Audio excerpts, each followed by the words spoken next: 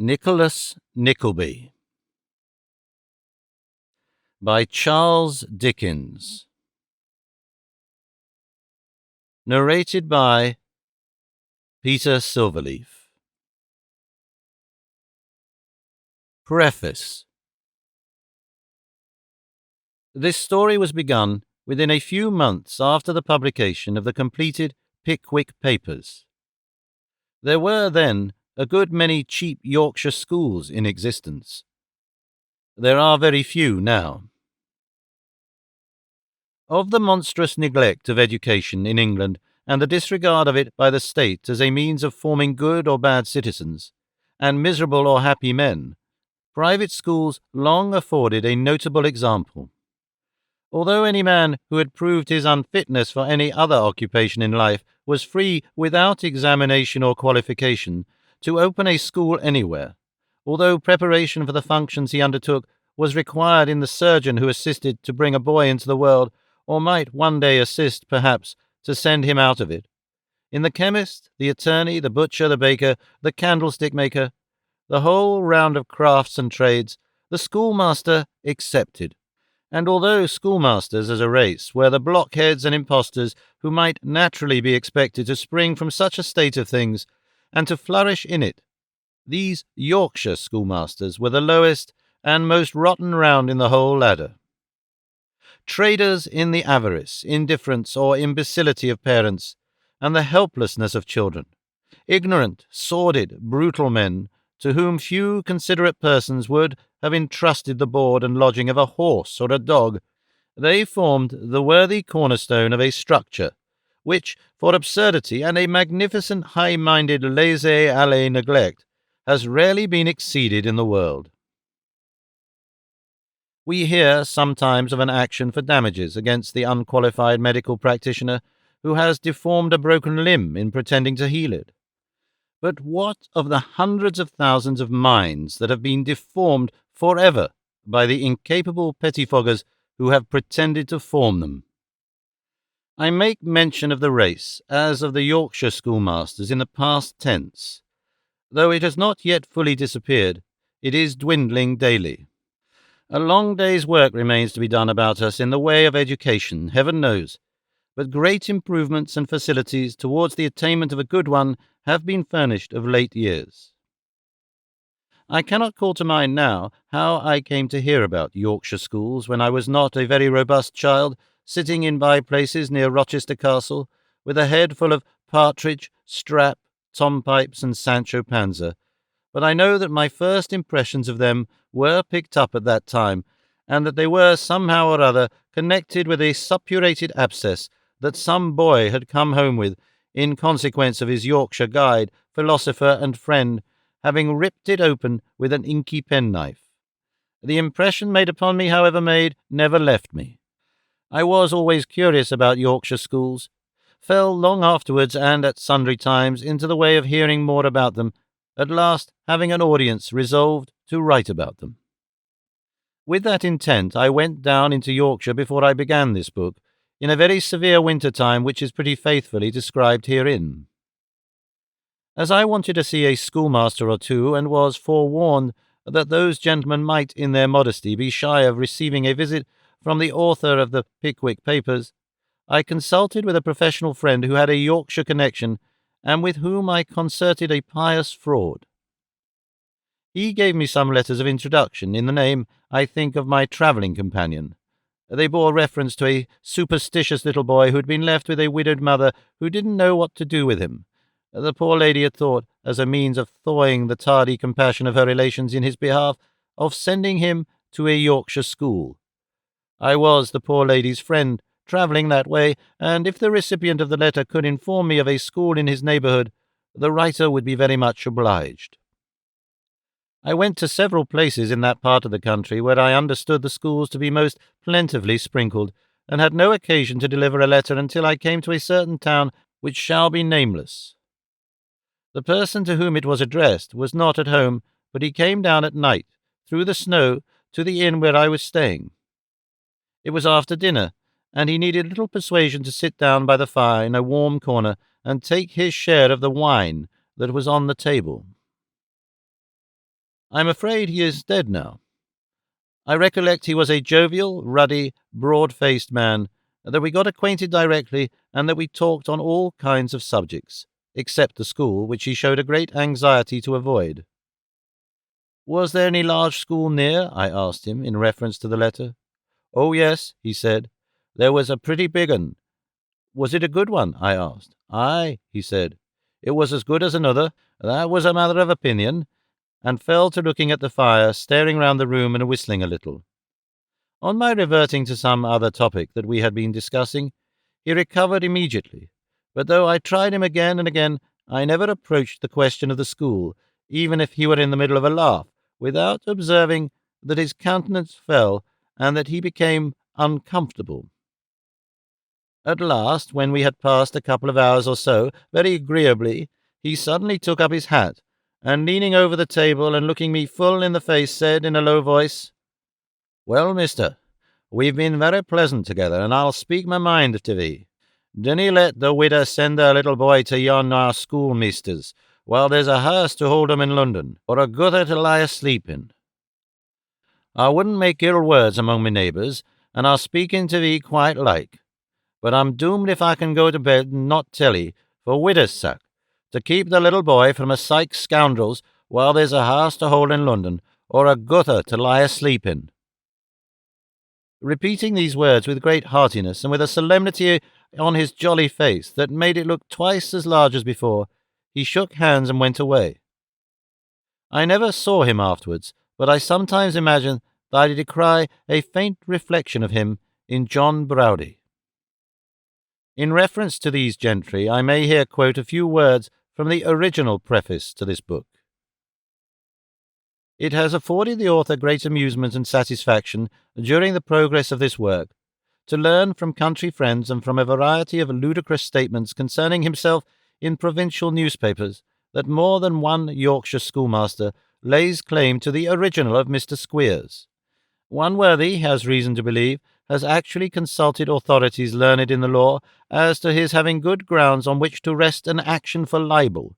Another has meditated a journey to London for the express purpose of committing an assault and battery on his traducer.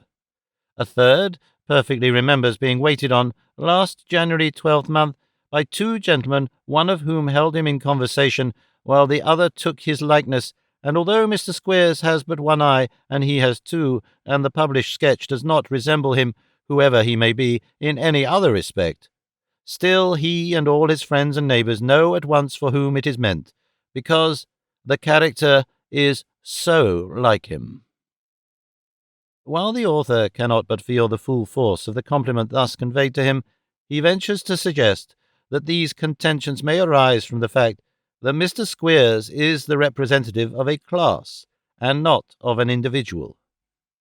Where imposture, ignorance, and brutal cupidity are the stock in trade of a small body of men, and one is described by these characteristics, all his fellows will recognize something belonging to themselves, and each will have a misgiving that the portrait is his own.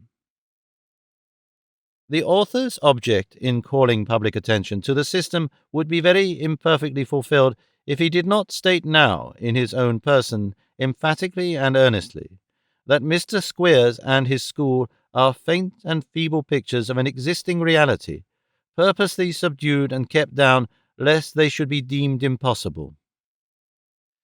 That there are, upon record, trials at law in which damages have been sought as a poor recompense for lasting agonies and disfigurements inflicted upon children by the treatment of the master in these places, involving such offensive and foul details of neglect, cruelty, and disease as no writer of fiction would have the boldness to imagine. And that, since he has been engaged upon these adventures, he has received, from private quarters, far beyond the reach of suspicion or distrust, accounts of atrocities, in the perpetration of which, upon neglected or repudiated children, these schools have been the main instruments, very far exceeding any that appear in these pages. This comprises all I need to say on the subject, except that if I had seen occasion, I had resolved to reprint a few of these details of legal proceedings from certain old newspapers. One other quotation from the same preface may serve to introduce a fact that my readers may think curious.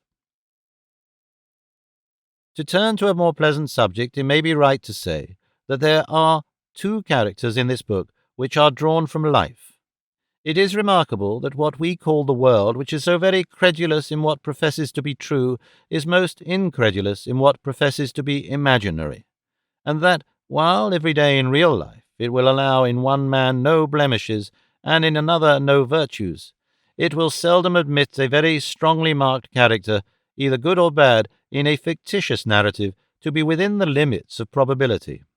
But those who take an interest in this tale will be glad to learn that the brothers Cheeryble live, and that their liberal charity, their singleness of heart, their noble nature, and their unbounded benevolence are no creations of the author's brain, but are prompting every day, and oftenest by stealth, some munificent and generous deed in that town of which they are the pride and honour. If I were to attempt to sum up the thousands of letters from all sorts of people in all sorts of latitudes and climates, which this unlucky paragraph brought down upon me, I should get into an arithmetical difficulty from which I could not easily extricate myself. Suffice it to say that I believe the applications for loans, gifts, and offices of profit that I have been requested to forward to the originals of the brothers Cheeryble, with whom I never interchanged any communication in my life, would have exhausted the combined patronage of all the Lord Chancellors since the accession of the House of Brunswick, and would have broken the rest of the Bank of England. The brothers are now dead. There is only one other point on which I would desire to offer a remark. If Nicholas be not always found to be blameless or agreeable, he is not always intended to appear so. He is a young man of an impetuous temper and of little or no experience, and I saw no reason why such a hero should be lifted out of nature.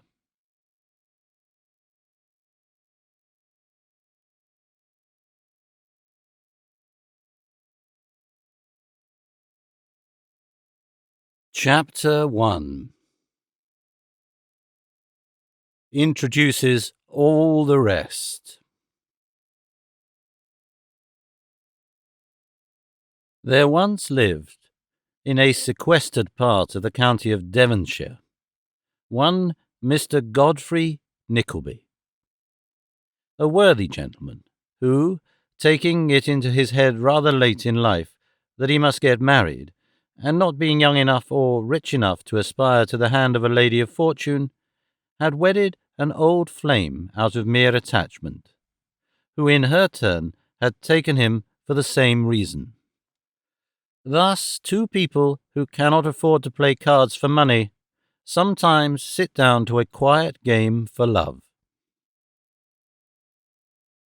Some ill-conditioned persons who sneer at the life matrimonial may perhaps suggest, in this place, that the good couple would be better likened to two principals in a sparring match, who, when fortune is low and backers scarce, will chivalrously set to for the mere pleasure of the buffeting, and in one respect, indeed, this comparison would hold good, for, as the adventurous pair of the Fives Court will afterwards send round a hat and trust to the bounty of the lookers-on for the means of regaling themselves, so Mr. Godfrey Nickelby and his partner, the honeymoon being over, looked out wistfully into the world, relying in no inconsiderable degree upon chance for the improvement of their means. Mr. Nickleby's income, at the period of his marriage, fluctuated between £60 and £80 per annum. There are enough people in the world, heaven knows, and even in London, where Mr. Nickleby dwelt in those days, but few complaints prevail of the population being scanty. It is extraordinary how long a man may look among the crowd without discovering the face of a friend, but it is no less true. Mr. Nickleby looked and looked, till his eyes became sore as his heart, but no friend appeared. And when, growing tired of the search, he turned his eyes homeward, he saw very little there to relieve his weary vision. A painter who has gazed too long upon some glaring colour refreshes his dazzled sight by looking upon a darker and more sombre tint. but everything that met Mr. Nickleby's gaze wore so black and gloomy a hue that he would have been beyond description refreshed by the very reverse of the contrast. At length, after 5 years, when Mrs. Nickleby had presented her husband with a couple of sons, and that embarrassed gentleman, impressed with the necessity of making some provision for his family, was seriously revolving in his mind a little commercial speculation of insuring his life next quarter-day, and then falling from the top of the monument by accident, there came one morning, by the general post, a black-bordered letter to inform him how his uncle, Mr. Ralph Nickleby, was dead, and had left him the bulk of his little property, amounting in all to £5,000 sterling. As the deceased had taken no further notice of his nephew in his lifetime than sending to his eldest boy, who had been christened after him on desperate speculation, a silver spoon in a morocco case, which, as he had not too much to eat with it, seemed a kind of satire upon his having been born without that useful article of plate in his mouth, Mr. Godfrey Nickleby could, at first, scarcely believe the tidings thus conveyed to him. On examination, however, they turned out to be strictly correct. The amiable old gentleman, it seemed, had intended to leave the whole to the Royal Humane Society, and had indeed executed a will to that effect. But the institution having been unfortunate enough a few months before to save the life of a poor relation to whom he paid a weekly allowance of 3 shillings and sixpence, he had, in a fit of natural exasperation, revoked the bequest in a codicil, and left it all to Mr. Godfrey Nickleby, with a special mention of his indignation, not only against the society for saving the poor relation's life, but against the poor relation also for allowing himself to be saved. With a portion of this property, Mr. Godfrey Nickleby purchased a small farm near Dawlish in Devonshire, whither he retired with his wife and 2 children, to live upon the best interest he could get for the rest of his money, and the little produce he could raise from his land.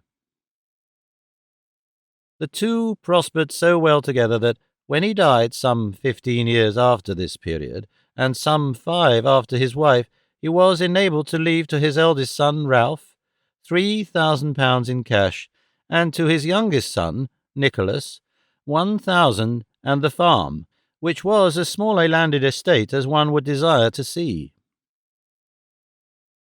These 2 brothers had been brought up together in a school at Exeter, and, being accustomed to go home once a week, had often heard from their mother's lips long accounts of their father's sufferings in his days of poverty, and of their deceased uncle's importance in his days of affluence, which recitals produced a very different impression on the 2. For, while the younger, who was of a timid and retiring disposition, gleaned from thence nothing but forewarnings to shun the great world and attach himself to the quiet routine of a country life, Ralph, the elder, deduced from the often repeated tale the 2 great morals that riches are the only true source of happiness and power, and that it is lawful and just to compass their acquisition by all means short of felony. And, reasoned Ralph with himself, if no good reason of my uncle's money when he was alive, a great deal of good came of it after he was dead, inasmuch as my father has got it now, and is saving it up for me, which is a highly virtuous purpose. And, going back to the old gentleman, good did come of it to him too, for he had the pleasure of thinking of it all his life long, and of being envied and courted by all his family besides. And Ralph always wound up these mental soliloquies by arriving at the conclusion that there was nothing like money. Not confining himself to theory, or permitting his faculties to rust, even at that early age, in mere abstract speculations, this promising lad commenced usurer on a limited scale at school, putting out at good interest a small capital of slate, pencil, and marbles, and gradually extending his operations until they aspired to the copper coinage of this realm, in which he speculated to considerable advantage. Nor did he trouble his borrowers with abstract calculations of figures, or references to ready reckoners, his simple rule of interest being all comprised in the one golden sentence, 2 pence for every halfpenny, which greatly simplified the accounts, and which, as a familiar precept, more easily acquired and retained in the memory than any known rule of arithmetic, cannot be too strongly recommended to the notice of capitalists, both large and small, and more especially of money-brokers and bill-discounters. Indeed, to do these gentlemen justice, many of them are to this day in the frequent habit of adopting it with eminent success. In like manner did young Ralph Nickleby avoid all those minute and intricate calculations of odd days, which nobody has worked sums in simple interest can fail to have found most embarrassing, by establishing the one general rule that all sums of principal and interest should be paid on pocket-money day, that is to say, on Saturday, and that whether a loan were contracted on the Monday or on the Friday, the amount of interest should be in both cases the same. Indeed, he argued, and with great show of reason, that it ought to be rather more for 1 day than for 5, inasmuch as the borrower might in the former case be very fairly presumed to be in great extremity, otherwise he would not borrow at all with such odds against him. This fact is interesting, as illustrating the secret connection and sympathy which always exist between great minds. Though Master Ralph Nickleby was not at that time aware of it, the class of gentlemen before alluded to proceed on just the same principle in all their transactions. From what we have said of this young gentleman, and the natural admiration the reader will immediately conceive of his character, it may perhaps be inferred that he is to be the hero of the work which we shall presently begin. To set this point at rest, for once and for ever, we hasten to undeceive them, and stride to its commencement. On the death of his father, Ralph Nickleby, who had been some time before placed in a mercantile house in London, applied himself passionately to his old pursuit of money-getting, in which he speedily became so buried and absorbed that he quite forgot his brother for many years. And if at times a recollection of his old playfellow broke upon him through the haze in which he lived, for gold conjures up a mist about a man, more destructive of all his old senses and lulling to his feelings than the fumes of charcoal, it brought along with it a companion thought, that if they were intimate, he would want to borrow money of him. So Mr. Ralph Nickleby shrugged his shoulders, and said things were better as they were. As for Nicholas, he lived a single man on the patrimonial estate until he grew tired of living alone, and then he took to wife the daughter of a neighbouring gentleman with a dower of £1,000. This good lady bore him 2 children, a son and a daughter, and when the son was about 19 and the daughter 14, as near as we can guess, impartial records of young ladies' ages being, before the passing of the new Act, nowhere preserved in the registries of this country, Mr. Nickleby looked about him for the means of repairing his capital, now sadly reduced by this increase in his family, and the expenses of their education. "Speculate with it," said Mrs. Nickleby. "Speculate, my dear," said Mr. Nickleby, as though in doubt. "Why not?" asked Mrs. Nickleby. "Because, my dear, if we should lose it," rejoined Mr. Nickleby, who was a slow and time-taking speaker, "if we should lose it, we shall no longer be able to live, my dear." "Fiddle," said Mrs. Nickleby. "I am not altogether sure of that, my dear," said Mr. Nickleby. "There's Nicholas," pursued the lady, "quite a young man. It's time he was in the way of doing something for himself, and Kate, too, poor girl, without a penny in the world. Think of your brother. Would he be what he is if he hadn't speculated?" "That's true," replied Mr. Nickleby. "Very good, my dear. Yes, I will. Speculate, my dear." Speculation is a round game. The players see little or nothing of their cards at first starting. Gains may be great, and so may losses. The run of luck went against Mr. Nickleby. A mania prevailed, a bubble burst, 4 stockbrokers took villa residences at Florence, 400 nobodies were ruined, and among them Mr. Nickleby.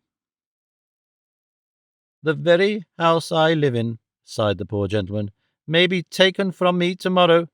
Not an article of my old furniture, but will be sold to strangers."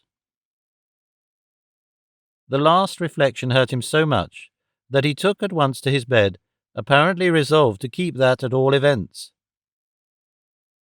"Cheer up, sir," said the apothecary. "You mustn't let yourself be cast down, sir," said the nurse. "Such things happen every day," remarked the lawyer. "And it is very sinful to rebel against them," whispered the clergyman. "And what no man with a family ought to do," added the neighbours.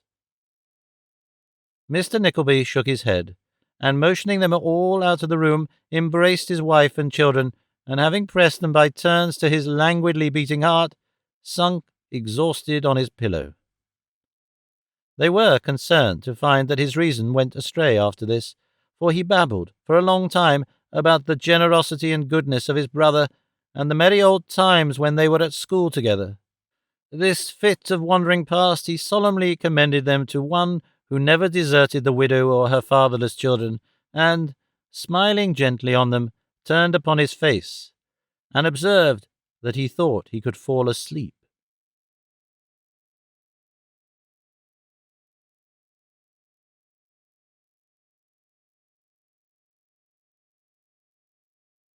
Chapter 2. Of Mr. Ralph Nickleby and his establishments, and his undertakings, and of a great joint stock company of vast national importance. Mr. Ralph Nickleby was not, strictly speaking, what you would call a merchant. Neither was he a banker, nor an attorney, nor a special pleader, nor a notary. He was certainly not a tradesman, and still less could he lay any claim to the title of a professional gentleman, for it would have been impossible to mention any recognized profession to which he belonged. Nevertheless, as he lived in a spacious house in Golden Square, which, in addition to a brass plate upon the street door, had another brass plate 2 sizes and a half smaller upon the left-hand door-post, surrounding a brass model of an infant's fist grasping a fragment of a skewer, and displaying the word "Office." It was clear that Mr. Ralph Nickleby did, or pretended to do, a business of some kind, and the fact, if it required any further circumstantial evidence, was abundantly demonstrated by the diurnal attendance, between the hours of 9:30 and 5, of a sallow-faced man in rusty brown, who sat upon an uncommonly hard stool in a species of butler's pantry at the end of the passage, and always had a pen behind his ear when he answered the bell. Although a few members of the graver professions live about Golden Square, it is not exactly in anybody's way to or from anywhere. It is one of the squares that have been a quarter of the town that has gone down in the world, and taken to letting lodgings. Many of its first and second floors are let, furnished, to single gentlemen, and it takes boarders besides. It is a great resort of foreigners. The dark-complexioned men who wear large rings and heavy watch-guards and bushy whiskers, and who congregate under the opera colonnade and about the box-office in the season between 4 and 5 in the afternoon, when they give away the orders, all live in Golden Square or within a street of it. 2 or 3 violins and a wind instrument from the opera band reside within its precincts. Its boarding-houses are musical, and the notes of pianos and harps float in the evening time round the head of the mournful statue, the garden genius of a little wilderness of shrubs in the centre of the square. On a summer's night, windows are thrown open, and groups of swarthy moustached men are seen by the passer-by, lounging at the casements and smoking fearfully. Sounds of gruff voices practising vocal music invade the evening silence, and the fumes of choice tobacco scent the air. There, snuff and cigars and German pipes and flutes and violins and violoncellos divide the supremacy between them. It is the region of song and smoke. Street bands are on their mettle in Golden Square, and itinerant glee singers quaver involuntarily as they raise their voices within its boundaries. This would not seem a spot very well adapted to the transaction of business, but Mr. Ralph Nickleby had lived there, notwithstanding, for many years, and uttered no complaint on that score. He knew nobody round about, and nobody knew him, although he enjoyed the reputation of being immensely rich. The tradesmen held that he was a sort of lawyer, and the other neighbours opined that he was a kind of general agent, both of which guesses were as correct and definite as guesses about other people's affairs usually are or need to be. Mr. Ralph Nickleby sat in his private office one morning, ready dressed to walk abroad. He wore a bottle green spencer over a blue coat, a white waistcoat, grey mixture pantaloons, and Wellington boots drawn over them. The corner of a small, plaited shirt frill struggled out, as if insisting to show itself from between his chin and the top button of his spencer, and the latter garment was not made low enough to conceal a long gold watch chain composed of a series of plain rings, which had its beginning at the handle of a gold repeater in Mr. Nickleby's pocket, and its termination in two little keys, one belonging to the watch itself, and the other to some patent padlock.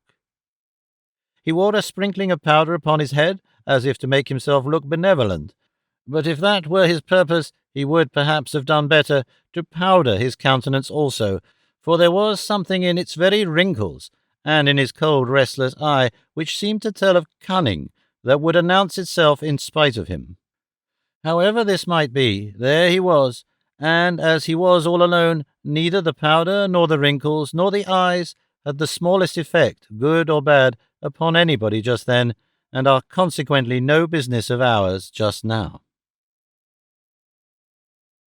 Mr. Nickleby closed an account-book which lay on his desk, and throwing himself back in his chair, gazed with an air of abstraction through the dirty window.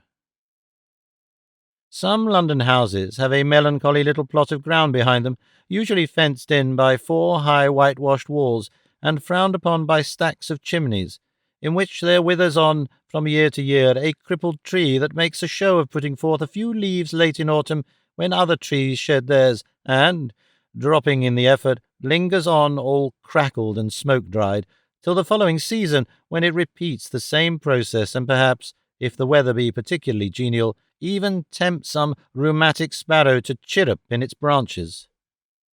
People sometimes call these dark yards gardens. It is not supposed that they were ever planted, but rather that they are pieces of unreclaimed land with the withered vegetation of the original brick field. No man thinks of walking in this desolate place, or of turning it to any account.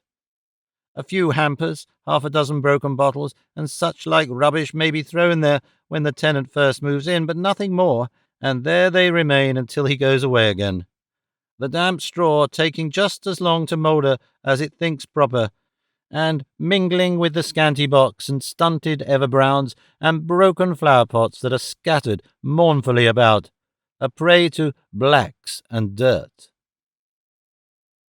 It was into this kind of place that Mr. Ralph Nickleby gazed as he sat with his hands in his pockets, looking out of the window. He had fixed his eyes upon a distorted fir tree, planted by some former tenant in a tub that had once been green and left there years before to rot away piecemeal. There was nothing very inviting in the object, but Mr. Nickleby was wrapped in a brown study, and sat contemplating it with far greater attention than, in a more conscious mood, he would have deigned to bestow upon the rarest exotic.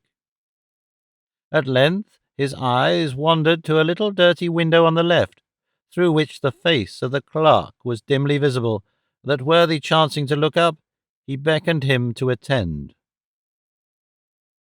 In obedience to this summons, the clerk got off the high stool to which he had communicated a high polish by countless gettings off and on, and presented himself in Mr. Nickleby's room. He was a tall man, of middle age, and 2 goggle eyes, whereof one was a fixture, a rubicund nose, a cadaverous face, and a suit of clothes, if the term be allowable when they suited him not at all, much the worse for wear, very much too small, and placed upon such a short allowance of buttons that it was marvellous how he contrived to keep them on. "Was that 12:30, Noggs?" said Mr. Nickleby in a sharp and grating voice. "Not more than 25 minutes by the—" Noggs was going to add public-house clock, but recollecting himself, substituted "regular time." "My watch has stopped," said Mr. Nickleby.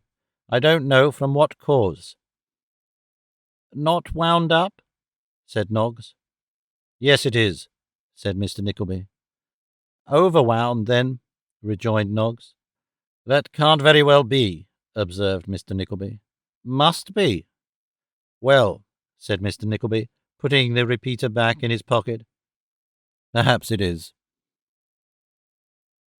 Noggs gave a peculiar grunt, as was his custom at the end of all disputes with his master, to imply that he, Noggs, triumphed, and, as he rarely spoke to anybody unless somebody spoke to him, fell into a grim silence and rubbed his hands slowly over each other, cracking the joints of his fingers and squeezing them into all possible distortions. The incessant performance of this routine on every occasion, and the communication of a fixed and rigid look to his unaffected eye so as to make it uniform with the other, and to render it impossible for anybody to determine where or at what he was looking, were two among the numerous peculiarities of Mr. Noggs, which struck an inexperienced observer at first sight.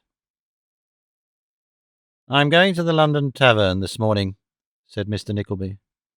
"Public meeting?" inquired Noggs. Mr. Nickleby nodded. "I expect a letter from the solicitor respecting that mortgage of Ruddles. If it comes at all, it will be here by the 2 o'clock delivery. I shall leave the city about that time and walk to Charing Cross on the left-hand side of the way. If there are any letters, come and meet me, and bring them with you." Noggs nodded, and as he nodded there came a ring at the office bell.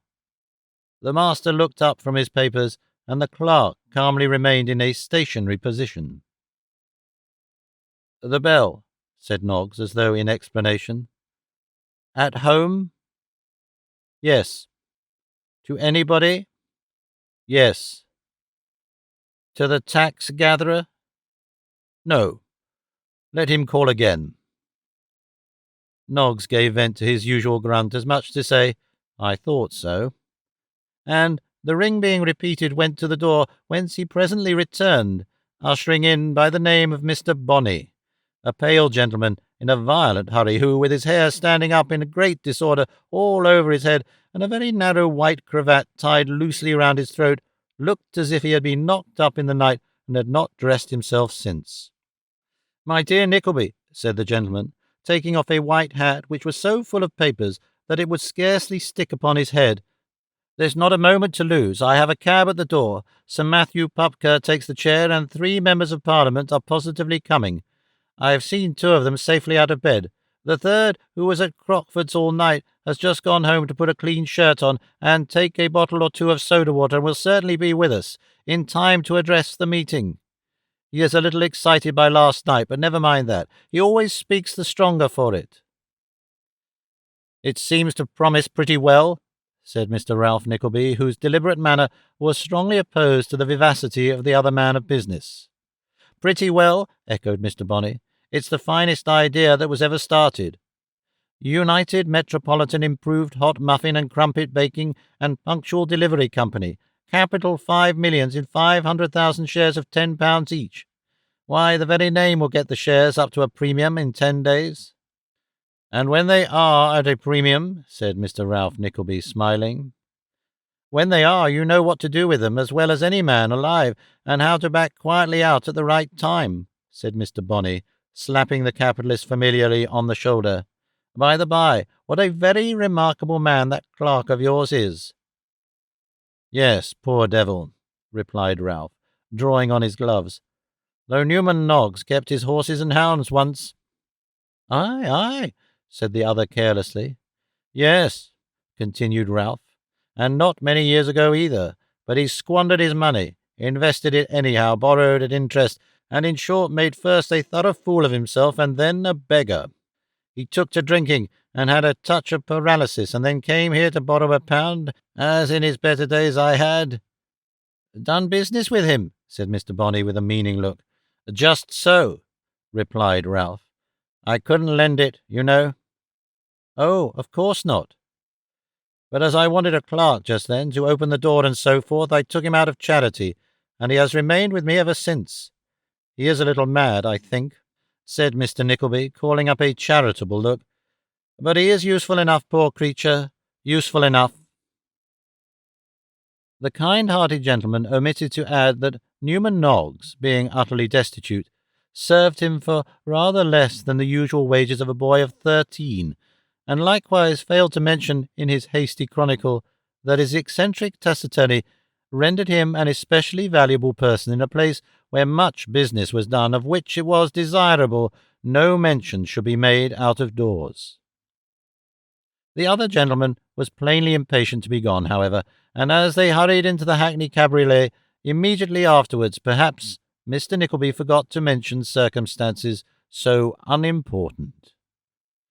There was a great bustle in Bishopsgate Street within, as they drew up, and, it being a windy day, 6 men were tacking across the road under a press of paper bearing gigantic announcements that a public meeting would be holden at 1 o'clock precisely, to take into consideration the propriety of petitioning Parliament in favour of the United Metropolitan Improved Hot Muffin and Crumpet Baking and Punctual Delivery Company, capital 5 millions, in 500,000 shares of £10 each, which sums were duly set forth in fat black figures of considerable size. Mr. Bonney elbowed his way briskly upstairs, receiving in his progress many low bows from the waiters who stood on the landings to show the way, and, followed by Mr. Nickleby, dived into a suite of apartments behind the great public room, in the second of which was a business-looking table and several business-looking people. "Here," cried a gentleman with a double chin, as Mr. Bonney presented himself. "Chair, gentlemen, chair." The newcomers were received with universal approbation, and Mr. Bonney bustled up to the top of the table, took off his hat, ran his fingers through his hair, and knocked a hackney coachman's knock on the table with a little hammer, whereat several gentlemen cried, "Here," and nodded slightly to each other, as much to say what spirited conduct that was. Just at this moment, a waiter, feverish with agitation, tore into the room, and throwing the door open with a crash, shouted, "Sir Matthew Pupker." The committee stood up and clapped their hands for joy, and while they were clapping them, in came Sir Matthew Pupker, attended by 2 live members of Parliament, one Irish and one Scotch, all smiling and bowing, and looking so pleasant that it seemed a perfect marvel how any man could have the heart to vote against them. Sir Matthew Pupker especially, who had a little round head with a flaxen wig on the top of it, fell into such a paroxysm of bows that the wig threatened to be jerked off every instant. When these symptoms had in some degree subsided, the gentlemen who were on speaking terms with Sir Matthew Pupker, or the 2 other members, crowded round them in 3 little groups, near one or the other of which the gentlemen who were not on speaking terms with Sir Matthew Pupker or the 2 other members stood lingering and smiling and rubbing their hands in the desperate hope of something turning up which might bring them into notice. All this time, Sir Matthew Pupker and the 2 other members were relating to their separate circles what the intentions of the government were about taking up the bill, with a full account of what the government had said in a whisper the last time they dined with it, and how the government had been observed to wink when it said so, from which premises they were at no loss to draw the conclusion that if the government had one object more at heart than another, that one object was the welfare and advantage of the United Metropolitan Improved Hot Muffin and Crumpet Baking and Punctual Delivery Company. Meanwhile, and pending the arrangement of the proceedings and a fair division of the speechifying, the public in the large room were eyeing by turns the empty platform and the ladies in the music gallery. In these amusements the greater portion of them had been occupied for a couple of hours before, and as the most agreeable diversions pall upon the taste on a too protracted enjoyment of them, the sterner spirits now begin to hammer the floor with their boot heels and to express their dissatisfaction by various hoots and cries. These vocal exertions, emanating from the people who had been there longest, naturally proceeded from those who were nearest to the platform and furthest from the policemen in attendance, who, having no great mind to fight their way through the crowd, but entertaining nevertheless a praiseworthy desire to do something to quell the disturbance, immediately began to drag forth, by the coat-tails and collars, all the quiet people near the door, at the same time dealing out various smart and tingling blows with their truncheons, after the manner of that ingenious actor, Mr. Punch, whose brilliant example, both in the fashion of his weapons and their use, this branch of the executive occasionally follows. Several very exciting skirmishes were in progress, when a loud shout attracted the attention even of the belligerents, and then there poured onto the platform, from a door at the side, a long line of gentlemen with their hats off, all looking behind them, and uttering vociferous cheers, the cause whereof was sufficiently explained when Sir Matthew Pupker and the two other real members of Parliament came to the front, amidst deafening shouts, and testified to each other in dumb motions that they had never seen such a glorious sight as that in the whole course of their public career. At length and at last the assembly left off shouting, but Sir Matthew Pupker being voted into the chair, they underwent a relapse which lasted 5 minutes. This over, Sir Matthew Pupker went on to say what must be his feelings on that great occasion, and what must be that occasion in the eyes of the world, and what must be the intelligence of his fellow countrymen before him, and what must be the wealth and respectability of his honourable friends behind him, and lastly, what must be the importance to the wealth, the happiness, the comfort, the liberty, the very existence of a free and great people, of such an institution as the United Metropolitan Improved Hot Muffin and Crumpet Baking and Punctual Delivery Company.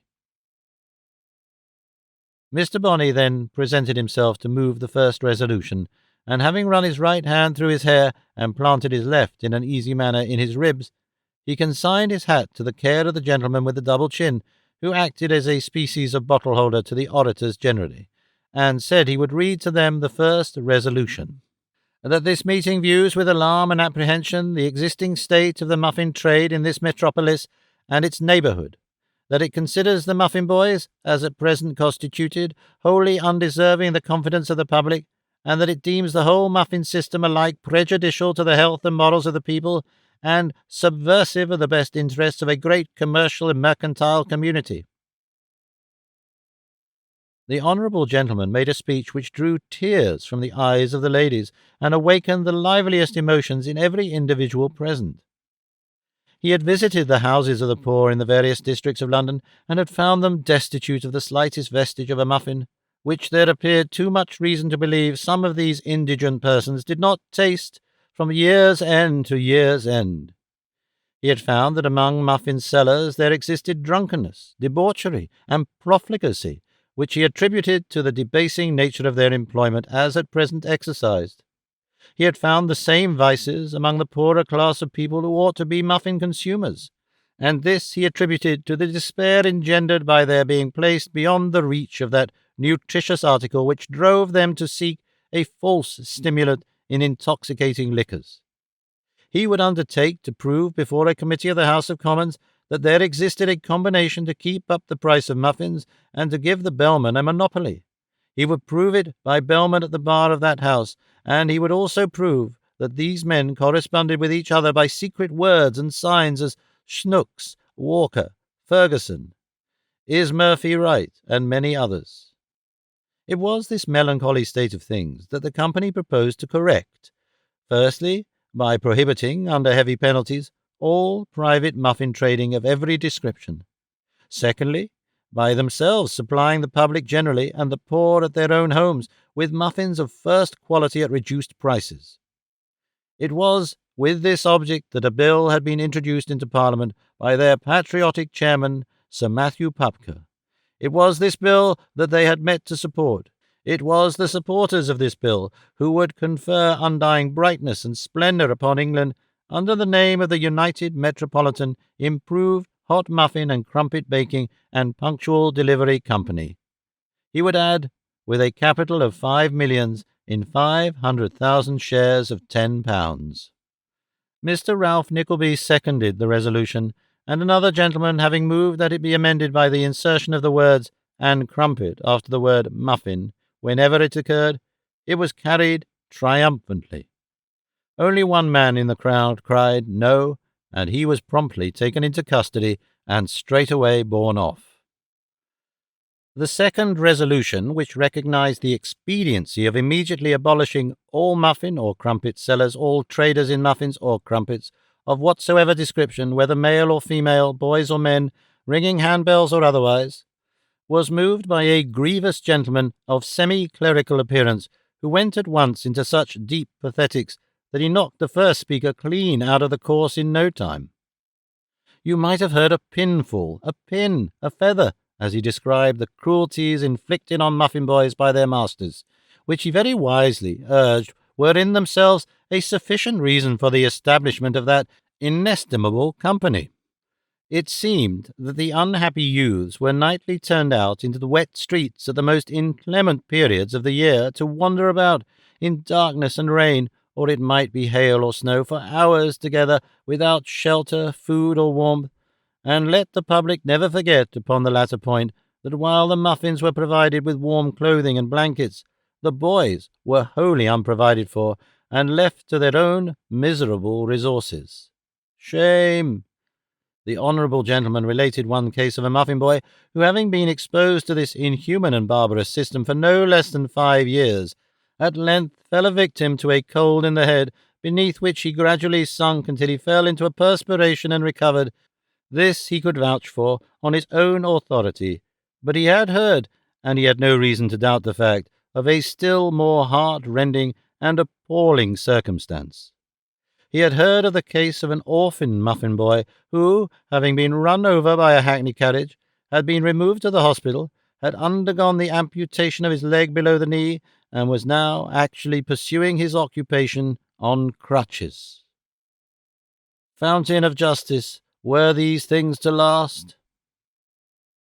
This was the department of the subject that took the meeting, and this was the style of speaking to enlist their sympathies. The men shouted, the ladies wept into their pocket-handkerchiefs till they were moist, and waved them till they were dry. The excitement was tremendous, and Mr. Nickleby whispered his friend that the shares were thenceforth at a premium of 25%.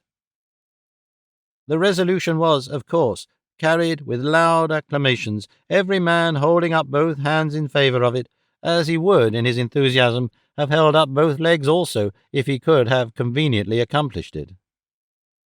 This done, the draft of the proposed petition was read at length, and the petition said, as all petitions do say, that the petitioners were very humble, and the petitions very honourable, and the object very virtuous. Therefore, said the petition, the bill ought to be passed into a law at once, to the everlasting honour and glory of the most honourable and glorious Commons of England in Parliament assembled. Then the gentleman who had been at Crockford's all night, and who looked something the worse about the eyes in consequence, came forward to tell his fellow countrymen what a speech he meant to make in favour of that petition whenever it should be presented, and how desperately he meant to taunt the Parliament if they rejected the bill, and to inform them also that he regretted his honourable friends had not inserted a clause rendering the purchase of muffins and crumpets compulsory upon all classes of the community, which he, opposing all half measures and preferring to go to the extreme animal, pledged himself to propose and divide upon in committee. After announcing this determination, the honourable gentleman grew jocular, and as patent boots, lemon-coloured kid gloves, and a fur coat collar assist jokes materially, there was immense laughter and much cheering, and moreover such a brilliant display of ladies' pocket-handkerchiefs as threw the grievous gentleman quite into the shade.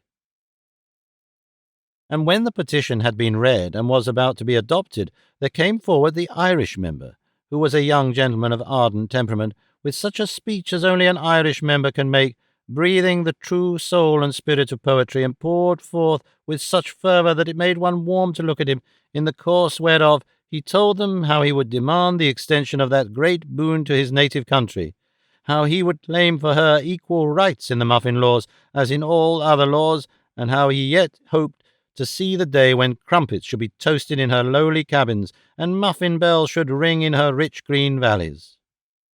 And after him came the Scotch member, with various pleasant allusions to the portable amount of profits, which increased the good humour that the poetry had awakened, and all the speeches put together did exactly what they were intended to do, and established in the hearers' minds that there was no speculation so promising, or at the same time so praiseworthy, as the United Metropolitan Improved Hot Muffin and Crumpet Baking and Punctual Delivery Company.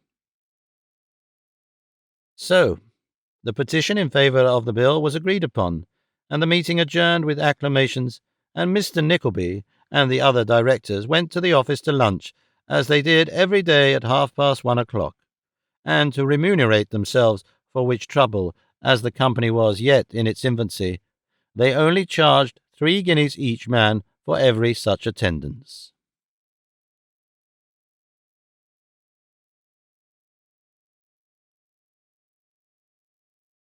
Chapter 3. Mr. Ralph Nickleby receives sad tidings of his brother, but bears up nobly against the intelligence communicated to him. The reader is informed how he liked Nicholas, who is herein introduced, and how kindly he proposed to make his fortune at once. Having rendered his zealous assistance towards dispatching the lunch with all the promptitude and energy which are among the most important qualities that men of business can possess, Mr. Ralph Nickleby took a cordial farewell of his fellow speculators, and bent his steps westward in unwonted good humour. As he passed St. Paul's, he stepped aside into a doorway to set his watch, and with his hand on the key and his eye on the cathedral dial, was intent upon so doing, when a man suddenly stopped before him. It was Newman Noggs. "Ah, Newman," said Mr. Nickleby, looking up as he pursued his occupation. "The letter about the mortgage has come, has it? I thought it would." "Wrong," replied Newman. "What? And nobody called respecting it?" inquired Mr. Nickleby, pausing. Noggs shook his head. "What has come, then?" inquired Mr. Nickleby. "I have," said Newman. "What else?" demanded the master sternly. "This," said Newman, drawing a sealed letter slowly from his pocket. "Postmark, Strand, black wax, black border, woman's hand, C.N. in the corner." "Black wax?" said Mr. Nickleby, glancing at the letter. "I know something of that hand, too, Newman. I shouldn't be surprised if my brother was dead." "I don't think you would," said Newman quietly. "Why not, sir?" demanded Mr. Nickleby. "You never are surprised," replied Newman. "That's all." Mr. Nickleby snatched the letter from his assistant, and fixing a cold look upon him, opened, read it, put it in his pocket, and having now hit the time to a second, began winding up his watch. "It is as I expected, Newman," said Mr. Nickleby, while he was thus engaged. "He is dead. Dear me. Well, that's a sudden thing. I shouldn't have thought it, really." With these touching expressions of sorrow, Mr. Nickleby replaced his watch in his fob, and fitting on his gloves to a nicety, turned upon his way, and walked slowly westward with his hands behind him. "Children alive?" inquired Noggs, stepping up to him. "Why, that's the very thing," replied Mr. Nickleby, as though his thoughts were about them at that moment. "They are both alive." "Both?" repeated Newman Noggs in a low voice. "And the widow, too," added Mr. Nickleby, "and all 3 in London, confound them, all 3 here, Newman." Newman fell a little behind his master, and his face was curiously twisted as by a spasm, but whether of paralysis or grief or inward laughter, nobody but himself could possibly explain. The expression of a man's face is commonly a help to his thoughts, or glossary on his speech. But the countenance of Newman Noggs, in his ordinary moods, was a problem which no stretch of ingenuity could solve. "Go home," said Mr. Nickleby, after they had walked a few paces, looking round at the clerk as if he were his dog. The words were scarcely uttered when Newman darted across the road, slunk among the crowd, and disappeared in an instant. "Reasonable, certainly," muttered Mr. Nickleby to himself as he walked on. "Very reasonable. My brother never did anything for me, and I never expected it. The breath is no sooner out of his body than I am to be looked to as the support of a great hearty woman and a grown boy and girl. What are they to me? I never saw them." Full of these and many other reflections of a similar kind, Mr. Nickleby made the best of his way to the Strand, and, referring to his letter as if to ascertain the number of the house he wanted, stopped at a private door about half-way down that crowded thoroughfare. A miniature painter lived there, for there was a large gilt frame screwed upon the street door, in which were displayed, upon a black velvet ground, two portraits of naval dress coats with faces looking out of them, and telescopes attached, one of a young gentleman in a very vermilion uniform, flourishing a sabre, and one of a literary character with a high forehead, a pen and ink, 6 books, and a curtain. There was, moreover, a touching representation of a young lady reading a manuscript in an unfathomable forest, and a charming whole length of a large-headed little boy sitting on a stool with his legs foreshortened to the size of salt-spoons. Besides these works of art, there were a great many heads of old ladies and gentlemen smirking at each other out of blue and brown skies, and an elegantly written card of terms with an embossed border. Mr. Nickleby glanced at these frivolities with great contempt, and gave a double knock, which, having been thrice repeated, was answered by a servant girl with an uncommonly dirty face. "Is Mrs. Nickleby at home, girl?" demanded Ralph sharply. "Her name ain't Nickleby," said the girl. "Nickleby, you mean."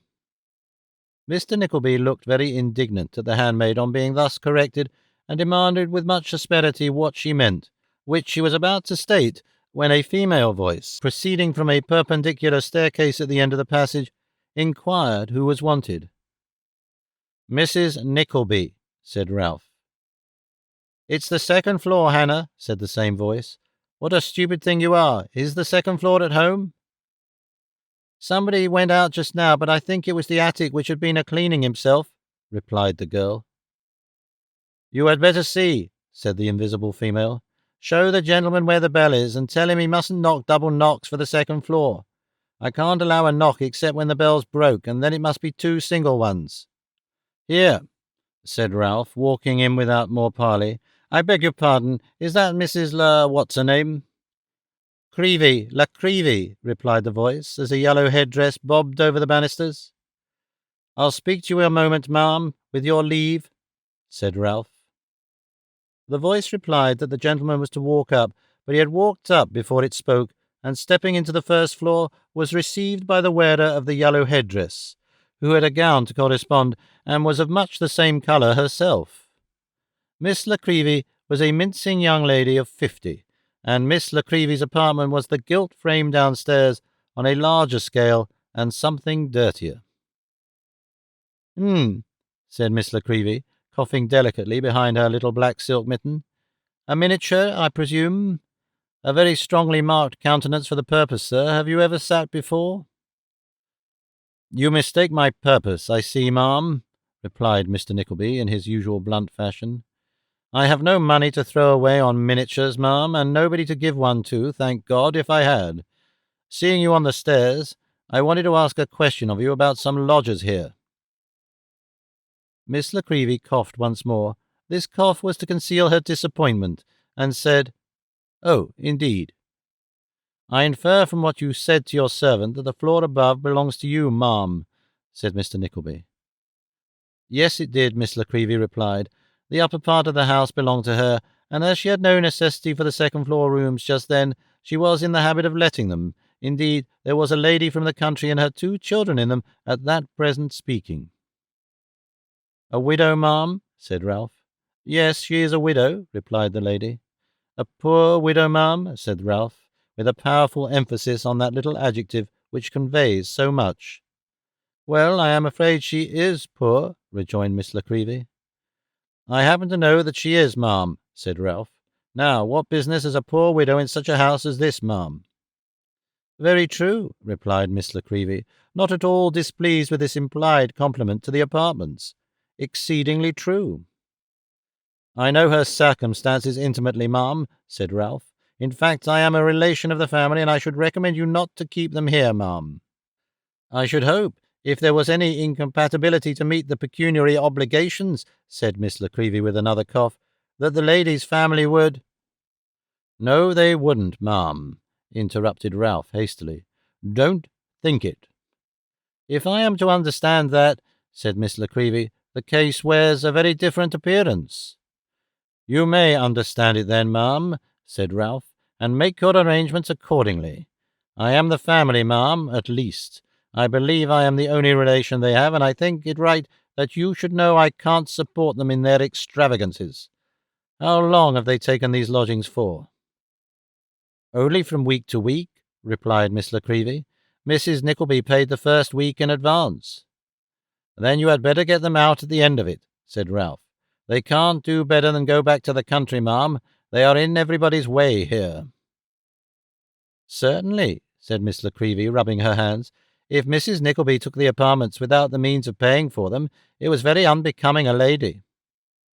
Of course it was, ma'am, said Ralph.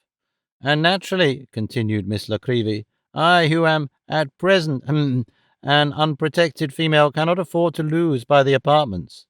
Of course you can't, ma'am, replied Ralph. Though at the same time, added Miss La Creevy, who was plainly wavering between her good nature and her interest, I have nothing whatever to say against the lady, who is extremely pleasant and affable, though, poor thing, she seems terribly low in her spirits, nor against the young people either, for nicer or better behaved young people cannot be. Very well, ma'am, said Ralph, turning to the door, for these encomiums on poverty irritated him. I have done my duty, and perhaps more than I ought. Of course, nobody will thank me for saying what I have. I am sure I am very much obliged to you, at least, sir, said Miss La Creevy in a gracious manner. Would you do me the favour to look at a few specimens of my portrait painting? You're very good, ma'am, said Mr. Nickleby, making off with great speed, but as I have a visit to pay upstairs and my time is precious, I really can't. At another time, when you are passing, I shall be most happy, said Miss La Creevy. Perhaps you will have the kindness to take a card of terms with you. Thank you. Good morning. Good morning, ma'am, said Ralph, shutting the door abruptly after him to prevent any further conversation.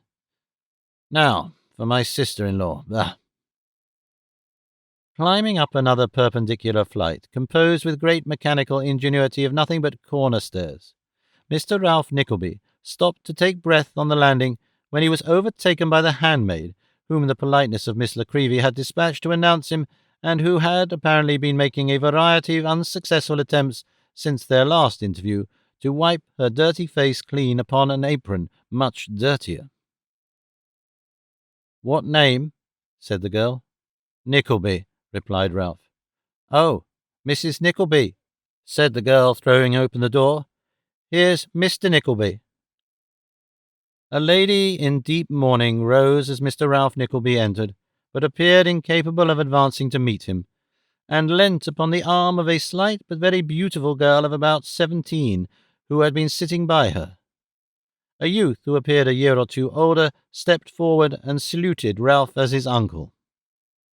Oh, growled Ralph, with an ill-favoured frown. You are Nicholas, I suppose? That is my name, sir, replied the youth. Put my hat down, said Ralph imperiously. Well, ma'am, how do you do? You must bear up against sorrow, ma'am. I always do. Mine was no common loss, said Mrs. Nickelby, applying her handkerchief to her eyes. It was no uncommon loss, ma'am, returned Ralph, as he coolly unbuttoned his spencer. Husbands die every day, ma'am, and wives too. And brothers also, sir, said Nicholas, with a glance of indignation. Yes, sir, and puppies and pug-dogs likewise, replied his uncle, taking a chair. You didn't mention in your letter what my brother's complaint was, ma'am. The doctors could attribute it to no particular disease, said Mrs. Nickelby, shedding tears. We have too much reason to fear that he died of a broken heart. Pooh, said Ralph. There's no such thing. I can understand a man's dying of a broken neck, or suffering from a broken arm, or a broken head, or a broken leg, or a broken nose, but a broken heart? Nonsense. It's the cant of the day. If a man can't pay his debts, he dies of a broken heart, and his widow's a martyr. Some people, I believe, have no hearts to break. observed Nicholas quietly. "How old is this boy, for God's sake?" inquired Ralph, wheeling back his chair and surveying his nephew from head to foot with intense scorn. "Nicholas is very nearly 19, replied the widow. 19, eh? Said Ralph. "And what do you mean to do for your bread, sir?" "Not to live upon my mother," replied Nicholas, his heart swelling as he spoke. "You'd have little enough to live upon if you did," retorted the uncle, eyeing him contemptuously. "Whatever it be," said Nicholas, flushed with anger, "I shall not look to you to make it more." "Nicholas, my dear, recollect yourself," remonstrated Mrs. Nickleby. "Dear Nicholas, pray," urged the young lady. "Hold your tongue, sir," said Ralph. "Upon my word, fine beginnings, Mrs. Nickleby, fine beginnings." Mrs. Nickleby made no other reply than entreating Nicholas by a gesture to keep silent, and the uncle and nephew looked at each other for some seconds without speaking. The face of the old man was stern, hard-featured, and forbidding. That of the young one open, handsome, and ingenuous. The old man's eye was keen with twinklings of avarice and cunning, the young man's bright with the light of intelligence and spirit. His figure was somewhat slight, but manly and well-formed, and apart from all the grace of youth and comeliness, there was an emanation from the warm young heart in his look and bearing which kept the old man down. However striking such a contrast as this may be to lookers-on, none ever feel it with half the keenness or acuteness of perfection with which it strikes to the very soul of him whose inferiority it marks. It galled Ralph to the heart's core, and he hated Nicholas from that hour. The mutual inspection was at length brought to a close by Ralph withdrawing his eyes, and with a great show of disdain, and calling Nicholas a boy. This word is much used as a term of reproach by elderly gentlemen towards their juniors, probably with the view of deluding society into the belief that if they could be young again, they wouldn't on any account. "Well, ma'am," said Ralph, impatiently, "the creditors have administered, you tell me, and there's nothing left for you." "Nothing," replied Mrs. Nickleby. "And you spent what little money you had in coming all the way to London to see what I could do for you," pursued Ralph. "I hoped," faltered Mrs. Nickleby, "that you might have an opportunity of doing something for your brother's children. It was his dying wish that I should appeal to you in their behalf."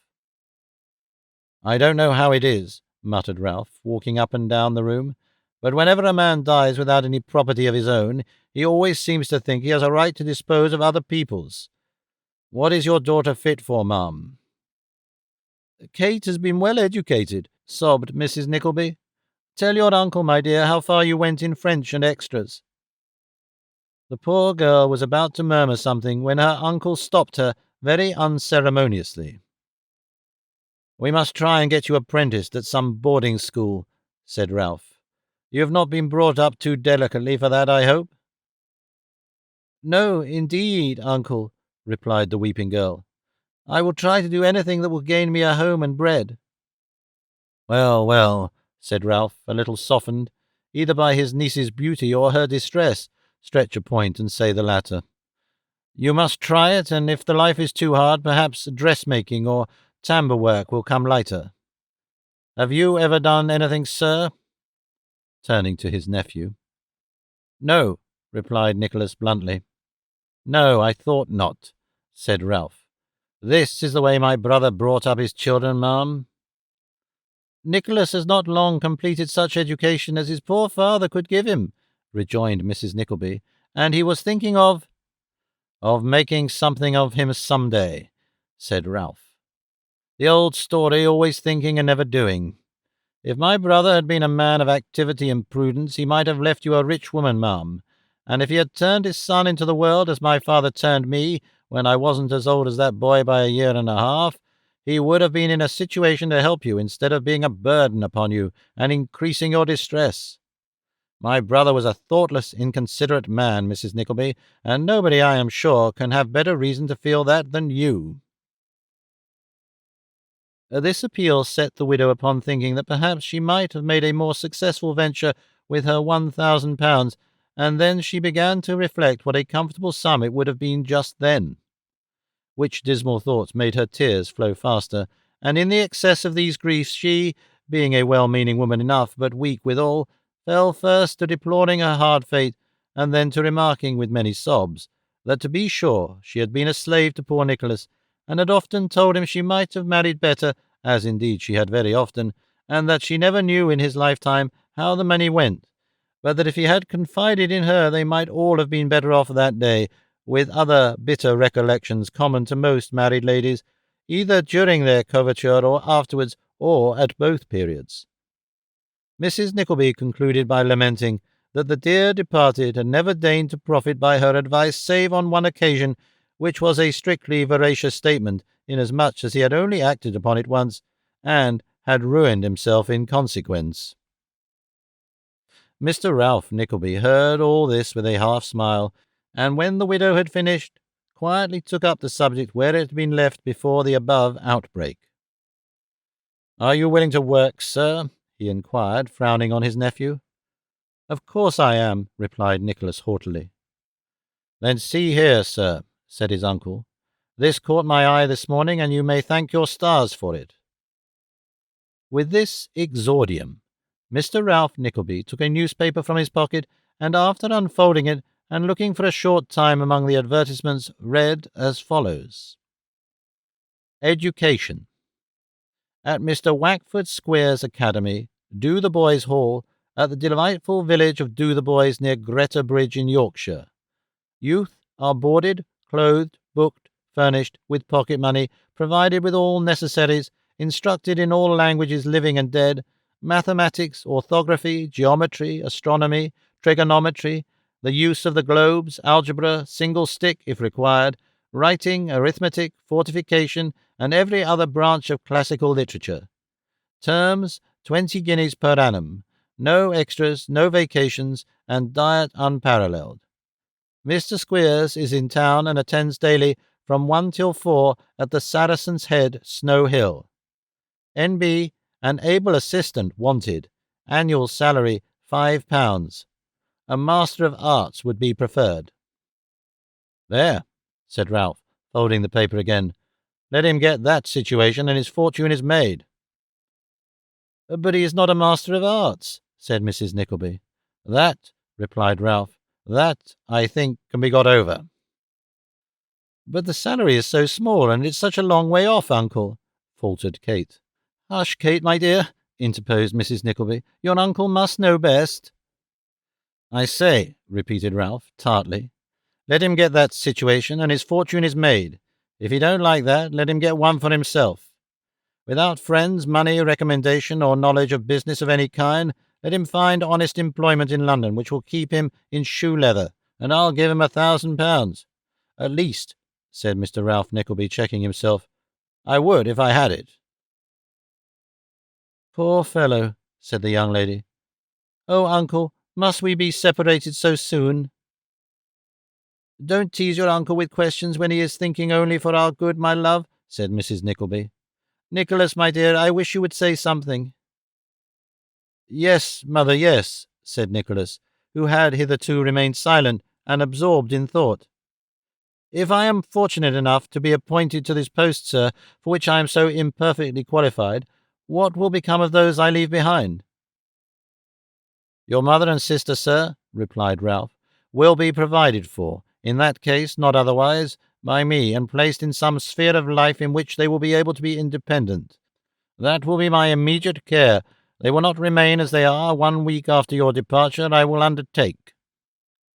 "Then," said Nicholas, starting gaily up and wringing his uncle's hand, "I am ready to do anything you wish me. Let us try our fortune with Mr. Squeers at once. He can but refuse." "He won't do that," said Ralph. "He will be glad to have you on my recommendation. Make yourself of use to him, and you'll rise to be a partner in the establishment in no time. Bless me, only think, if he were to die, why, your fortune's made at once." "To be sure, I see it all," said poor Nicholas, delighted with 1,000 visionary ideas that his good spirits and his inexperience were conjuring up before him. Or suppose some young nobleman who is being educated at the Hall were to take a fancy to me, and get his father to appoint me his travelling tutor when he left, and when we come back from the Continent procured me some handsome appointment, eh, uncle?" "Ah, to be sure," sneered Ralph. "And who knows but when he came to see me when I was settled, as he would of course, he might fall in love with Kate, who would be keeping my house, and marry her, eh, uncle? Who knows?" "Who indeed?" snarled Ralph. "How happy we should be!" cried Nicholas with enthusiasm. "The pain of parting is nothing to the joy of meeting again. Kate will be a beautiful woman, and I so proud to hear them say so, and mother so happy to be with us again, and all these sad times forgotten, and—" The picture was too bright a one to bear, and Nicholas, fairly overpowered by it, smiled faintly and burst into tears. This simple family, born and bred in retirement, and wholly unacquainted with what is called the world, a conventional phrase which, being interpreted, often signifieth all the rascals in it, mingled their tears together at the thought of their first separation, and this first gush of feeling over, were proceeding to dilate with all the buoyancy of untried hope on the bright prospects before them, when Mr. Ralph Nickleby suggested that if they lost time, some more fortunate candidate might deprive Nicholas of the stepping stone to fortune which the advertisement pointed out, and so undermine all their air-built castles. This timely reminder effectually stopped the conversation. Nicholas, having carefully copied the address of Mr. Squeers, the uncle and nephew issued forth together in quest of that accomplished gentleman. Nicholas firmly persuading himself that he had done his relative great injustice in disliking him at first sight, and Mrs. Nickleby being at some pains to inform her daughter that she was sure he was a much more kindly disposed person than he seemed, which Miss Nickleby dutifully remarked he might very easily be. To tell the truth, the good lady's opinion had been not a little influenced by her brother-in-law's appeal to her better understanding, and his implied compliment to her high deserts, and although she had dearly loved her husband, and still doted on her children, he had struck so successfully on one of those little jarring chords in the human heart— Ralph was well acquainted with its worst weaknesses, though he knew nothing of its best— that she had already begun seriously to consider herself the amiable and suffering victim of her late husband's imprudence.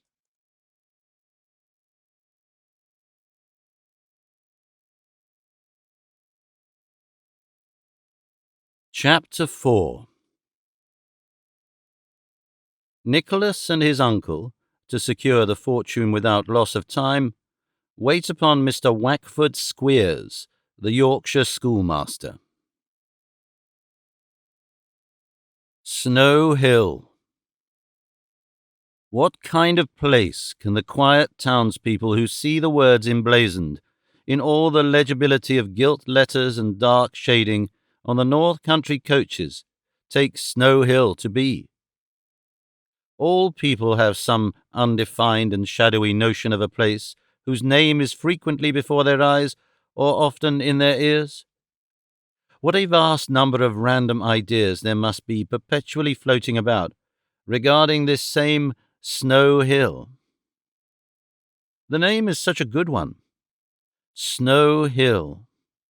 Snow Hill, too, coupled with a Saracen's Head, picturing to us by a double association of ideas something stern and rugged. A bleak, desolate tract of country, open to piercing blasts and fierce wintry storms, a dark, cold, gloomy heath, lonely by day and scarcely to be thought of by honest folks at night, a place which solitary wayfarers shun and where desperate robbers congregate.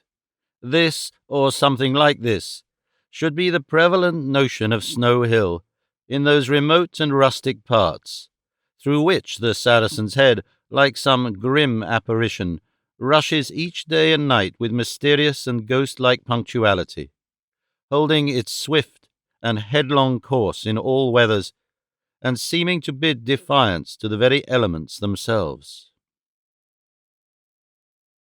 The reality is rather different, but by no means to be despised notwithstanding. There, at the very core of London, in the heart of its business and animation, in the midst of a whirl of noise and motion, stemming, as it were, the giant currents of life that flow ceaselessly on from different quarters, and meet beneath its walls, stands Newgate, and in that crowded street on which it frowns so darkly, within a few feet of the squalid tottering houses, upon the very spot on which the vendors of soup and fish and damaged fruit are now plying their trades, scores of human beings, amidst a roar of sounds to which even the tumult of a great city is as nothing, 4, 6, or 8 strong men at a time, have been hurried violently and swiftly from the world, when the scene has been rendered frightful with excess of human life, when curious eyes have glared from casement and housetop, and wall and pillar, and when in the mass of white and upturned faces, the dying wretch, in his all-comprehensive look of agony, has met not one, that bore the impress of pity or compassion. Near to the jail, and by consequence near to Smithfield also, and the Compter, and the bustle and noise of the city, and just on that particular part of Snow Hill where omnibus horses going eastward seriously think of falling down on purpose, and where horses in hackney cabriolets going westward not unfrequently fall by accident, is the coachyard of the Saracen's Head Inn. Its portal guarded by 2 Saracens' heads and shoulders, which it was once the pride and glory of the choice spirits of this metropolis to pull down at night, but which have for some time remained in undisturbed tranquillity, possibly because this species of humour is now confined to St. James's parish, where door-knockers are preferred as being more portable, and bell-wires esteemed as convenient toothpicks. Whether this be the reason or not, there they are, frowning upon you from each side of the gateway.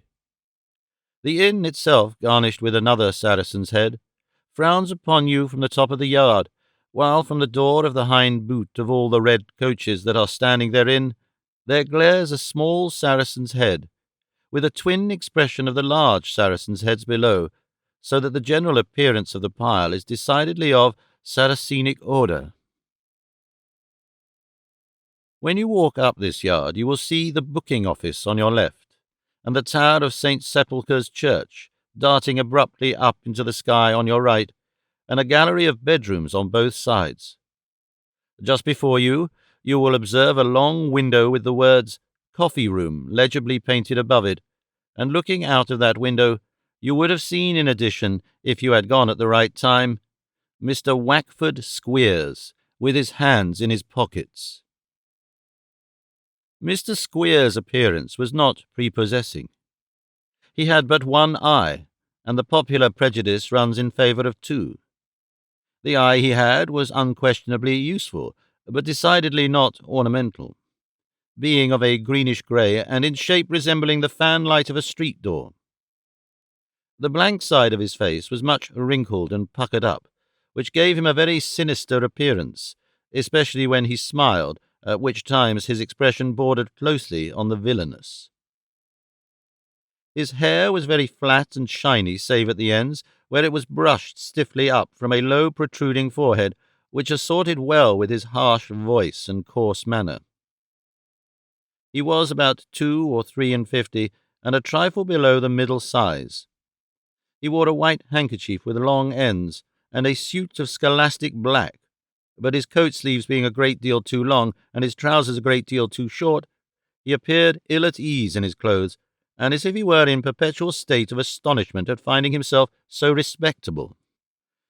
Mr. Squeers was standing in a box by one of the coffee-room fireplaces, fitted with one such table as is usually seen in coffee-rooms, and 2 of extraordinary shapes and dimensions made to suit the angles of the partition.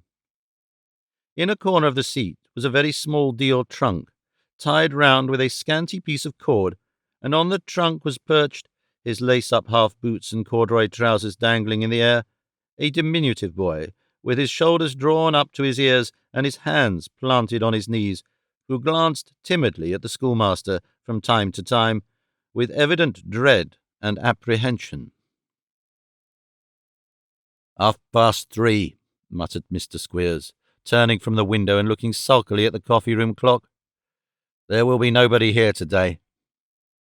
Much vexed by this reflection, Mr. Squeers looked at the little boy to see whether he was doing anything he could beat him for. As he happened not to be doing anything at all, he merely boxed his ears and told him not to do it again. "At midsummer," muttered Mr. Squeers, resuming his complaint, "I took down 10 boys. 10 20s is £200. I go back at 8 o'clock tomorrow morning, and I've got only 3. 3 oughts is an ought. 3 twos is £60. What's come of all the boys? What's parents got in their heads? What does it all mean?" Here the little boy on the top of the trunk gave a violent sneeze.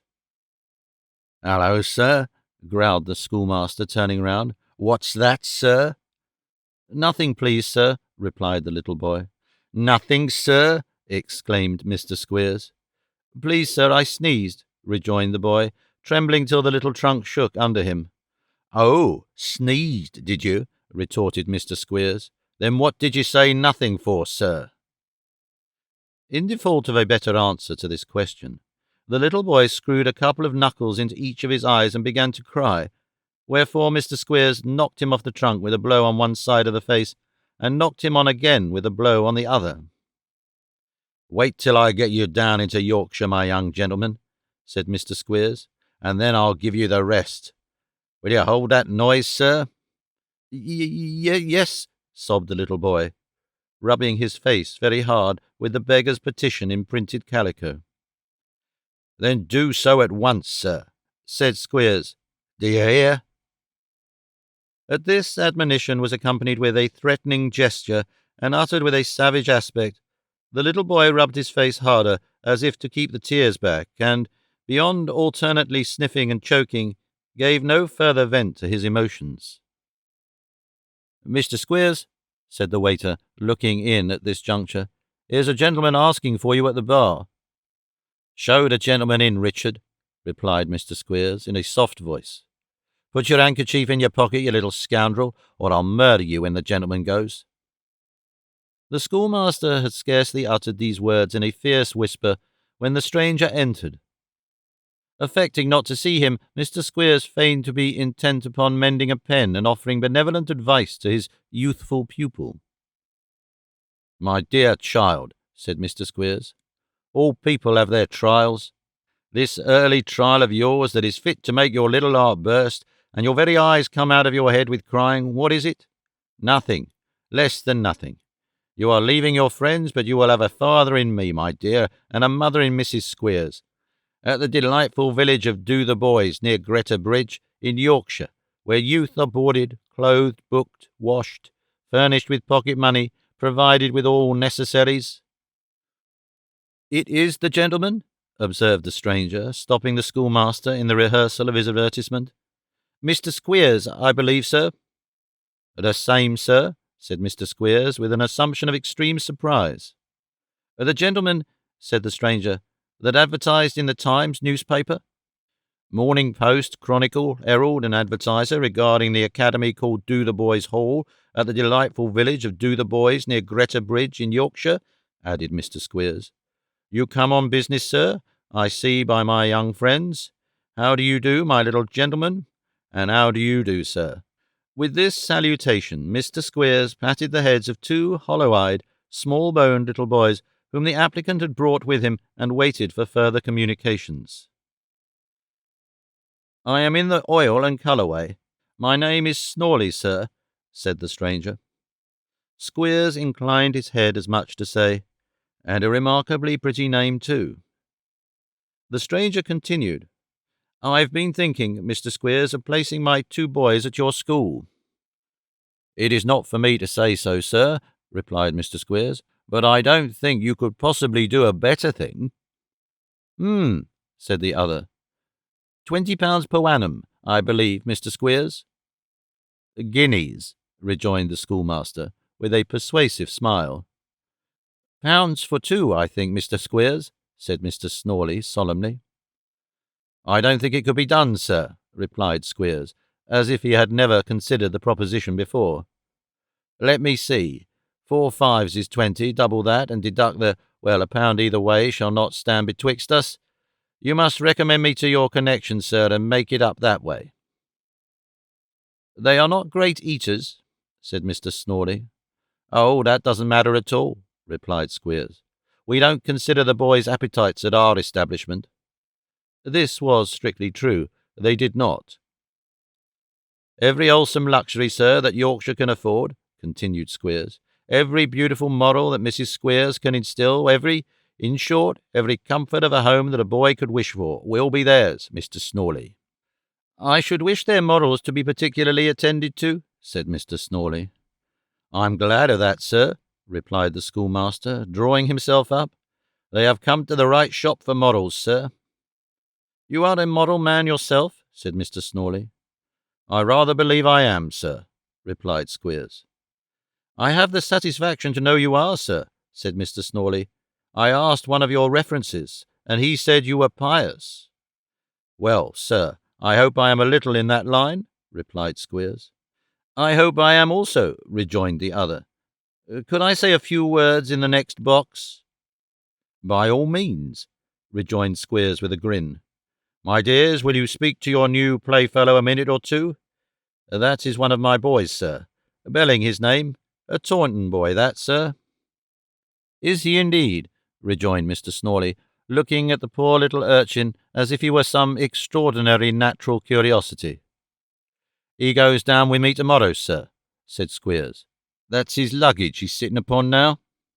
Each boy is required to bring, sir, 2 suits of clothes, 6 shirts, 6 pair of stockings, 2 nightcaps, 2 pocket handkerchiefs, 2 pair of shoes, 2 hats, and a razor." "A razor?" exclaimed Mr. Snawley as they walked into the next box. "What for?" "To shave with," replied Squeers in a slow and measured tone. There was not much in these 3 words, but there must have been something in the manner in which they were said to attract attention, for the schoolmaster and his companion looked steadily at each other for a few seconds, and then exchanged a very meaning smile. Snawley was a sleek, flat-nosed man, clad in sombre garments, and long black gaiters, and bearing in his countenance an expression of much mortification and sanctity, so his smiling without any obvious reason was the more remarkable. "Up to what age do you keep boys at your school, then?" he asked at length. "Just as long as their friends make the quarterly payments to my agent in town, or until such time as they run away," replied Squeers. "Let us understand each other. I see we may safely do so. What are these boys? Natural children?" "No," rejoined Snawley, meeting the gaze of the schoolmaster's one eye. "They ain't." "I thought that might be," said Squeers coolly. "We have a good many of them. That boy's one." "Him in the next box," said Snawley. Squeers nodded in the affirmative. His companion took another peep at the little boy on the trunk, and, turning round again, looked as if he were quite disappointed to see him so much like other boys, and said he should hardly have thought it. "He is," cried Squeers. "But about these boys of yours, you wanted to speak to me?" "Yes," replied Snawley. "The fact is, I am not their father, Mr. Squeers. I am only their father-in-law." "Oh, is that it?" said the schoolmaster. "That explains it at once. I was wondering what the devil you were going to send them to Yorkshire for. Oh, I understand now." "You see, I have married the mother," pursued Snawley. "It's expensive keeping boys at home, and as she has a little money in her own right, I am afraid women are so very foolish, Mr. Squeers, that she might be led to squander it on them, which would be their ruin, you know." "I see," returned Squeers, throwing himself back in his chair and waving his hand. "And this," resumed Snawley, "has made me anxious to put them to some school a good distance off, where there are no holidays, none of those ill-judged coming home twice a year that unsettle children's minds so, and where they might rough it a little. You comprehend?" "The payment's regular and no questions asked," said Squeers, nodding his head. "That's it, exactly," rejoined the other. "Morals strictly attended to, though?" "Strictly," said Squeers. "Not too much writing home allowed, I suppose?" said the father-in-law, hesitating. "None, except a circular at Christmas to say they never were so happy, and hope they may never be sent for," rejoined Squeers. "Nothing could be better," said the father-in-law, rubbing his hands. "Then, as we understand each other," said Squeers, "will you allow me to ask you whether you consider me a highly virtuous, exemplary, and well-conducted man in private life, and whether, as a person whose business it is to take charge of youth, you place the strongest confidence in my unimpeachable integrity, liberality, religious principles, and ability?" "Certainly I do," replied the father-in-law, reciprocating the schoolmaster's grin. "Perhaps you won't object to say that if I make you a reference—" "Not the least in the world." "That's your sort," said Squeers, taking up a pen. "This is doing business, and that's what I like." Having entered Mr. Snawley's address, the schoolmaster had next to perform the still more agreeable office of entering the receipt of the first quarter's payment in advance, which he had scarcely completed when another voice was heard inquiring for Mr. Squeers. "Here he is," replied the schoolmaster. "What is it?" "Only a matter of business, sir," said Ralph Nickelby, presenting himself, closely followed by Nicholas. "There was an advertisement of yours in the papers this morning." "There was, sir. This way, if you please," said Squeers, who had by this time got back to the box by the fireplace. "Won't you be seated?" "Why, I think I will," replied Ralph, suiting the action to the word and placing his hat on the table before him. "This is my nephew, sir, Mr. Nicholas Nickleby." "How do you do, sir?" said Squeers. Nicholas bowed, said he was very well, and seemed very much astonished at the outward appearance of the proprietor of Dotheboys Hall, as indeed he was. "Perhaps you recollect me?" said Ralph, looking narrowly at the schoolmaster. "You paid me a small account at each of my half-yearly visits to town for some years, I think, sir," replied Squeers.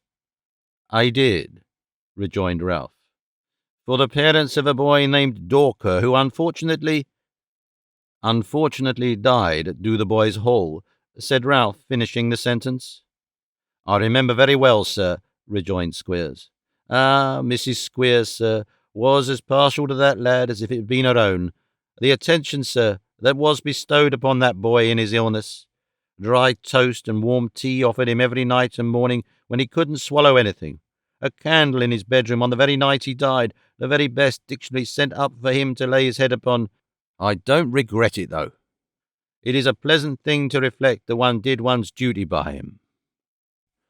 Ralph smiled, as if he meant anything but smiling, and looked round at the strangers present. "These are only some pupils of mine," said Wackford Squeers, pointing to the little boy on the trunk and the two little boys on the floor, who had been staring at each other without uttering a word, and writhing their bodies into most remarkable contortions, according to the custom of little boys when they first become acquainted. "This gentleman, sir, is a parent who is kind enough to compliment me upon the course of education adopted at Dotheboys Hall, which is situated, sir, at the delightful village of Dotheboys, near Greta Bridge in Yorkshire, where youth are boarded, clothed, booked, washed, furnished with pocket-money." "Yes, we know all about that, sir," interrupted Ralph testily. "It's in the advertisement." "You are very right, sir. It is in the advertisement," replied Squeers. "And in the matter of fact, besides," interrupted Mr. Snawley, "I feel bound to assure you, sir, that I am proud to have this opportunity of assuring you that I consider Mr. Squeers a gentleman highly virtuous, exemplary, well-conducted, and—" "I make no doubt of it, sir," interrupted Ralph, checking the torrent of recommendation. "No doubt of it at all. Suppose we come to business?"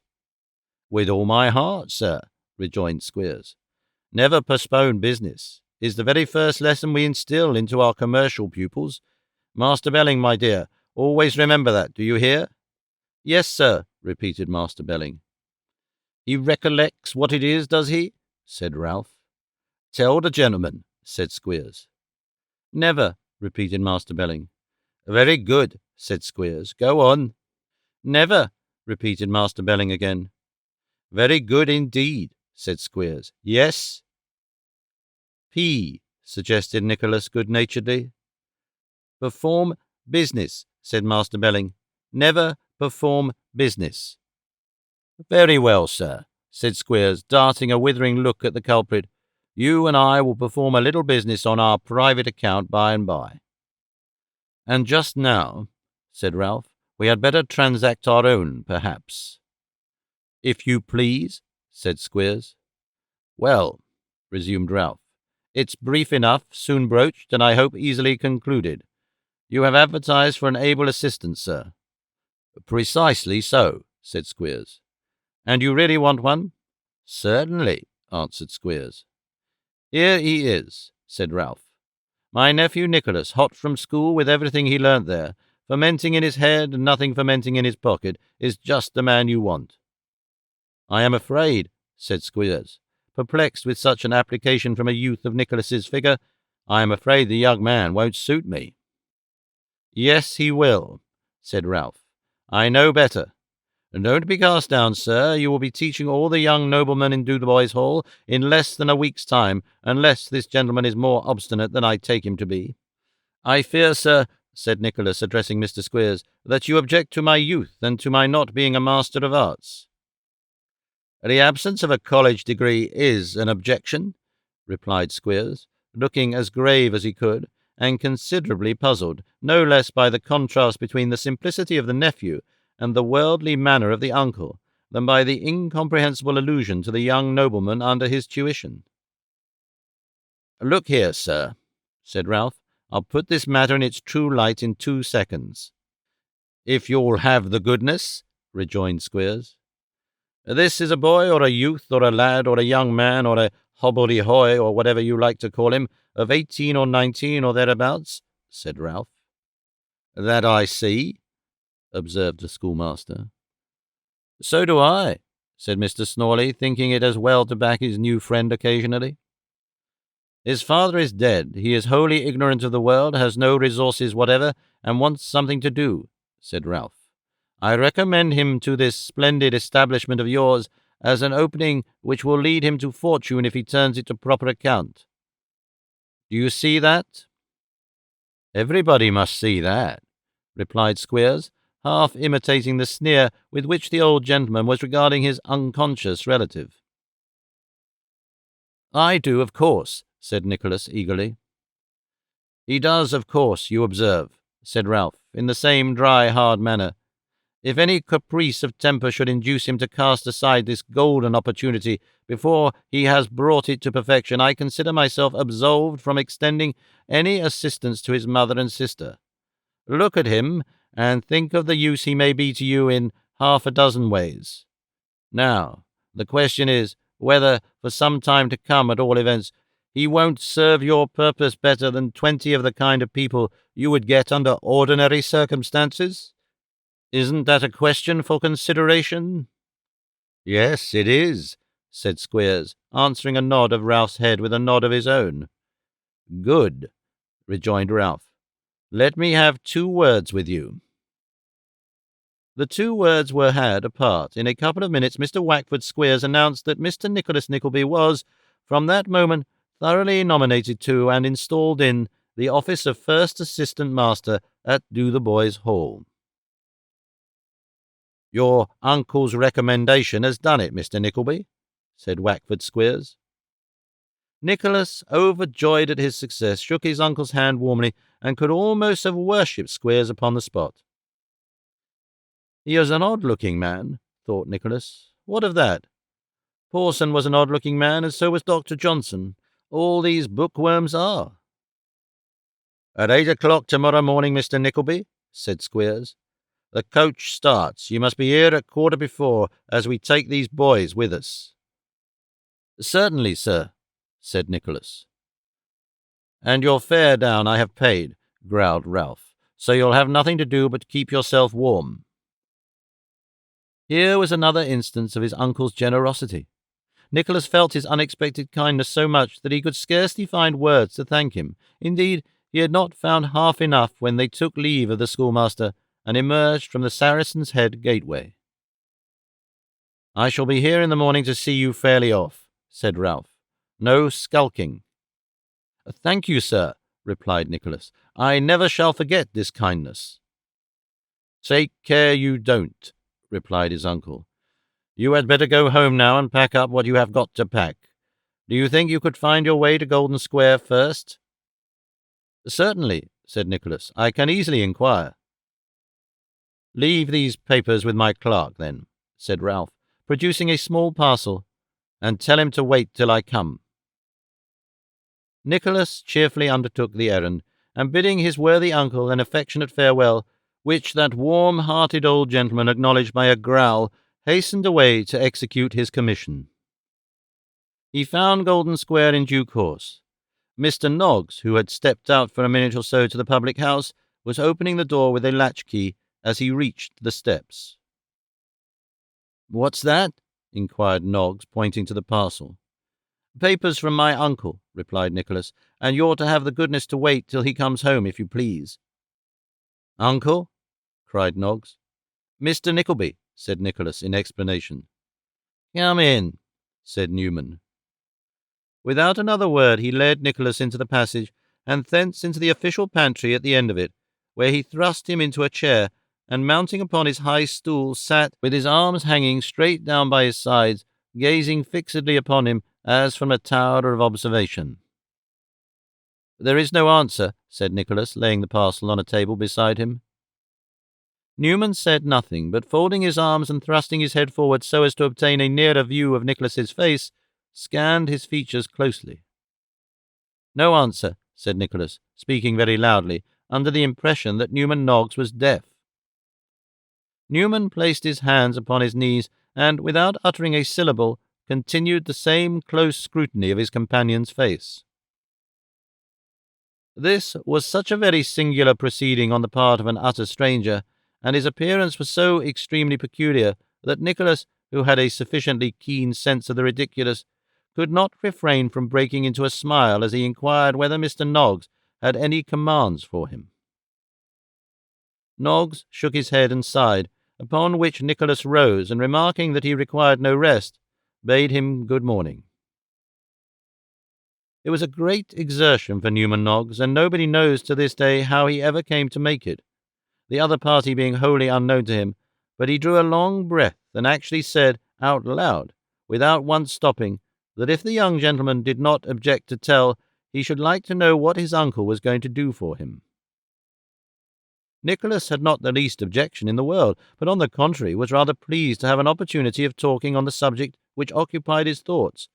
So he sat down again, and, his sanguine imagination warming as he spoke, entered into a fervent and glowing description of all the honours and advantages to be derived from his appointment at that seat of learning, Dotheboys Hall. "But what's the matter? Are you ill?" said Nicholas, suddenly breaking off as his companion, after throwing himself into a variety of uncouth attitudes, thrust his hands under the stool and cracked his finger-joints as if he were snapping all the bones in his hands. Newman Noggs made no reply, but went on shrugging his shoulders and cracking his finger-joints, smiling horribly all the time and looking steadfastly at nothing out of the tops of his eyes in a most ghastly manner.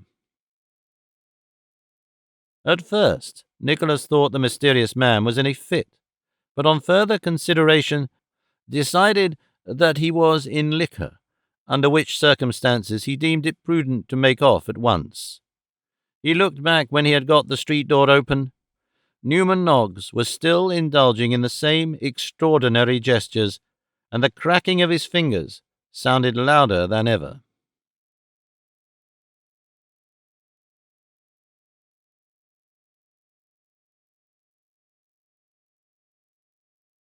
Chapter 5.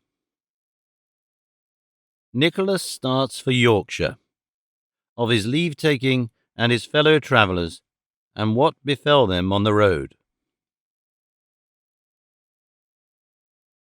If tears dropped into a trunk were charms to preserve its owner from sorrow and misfortune, Nicholas Nickleby would have commenced his expedition under most happy auspices.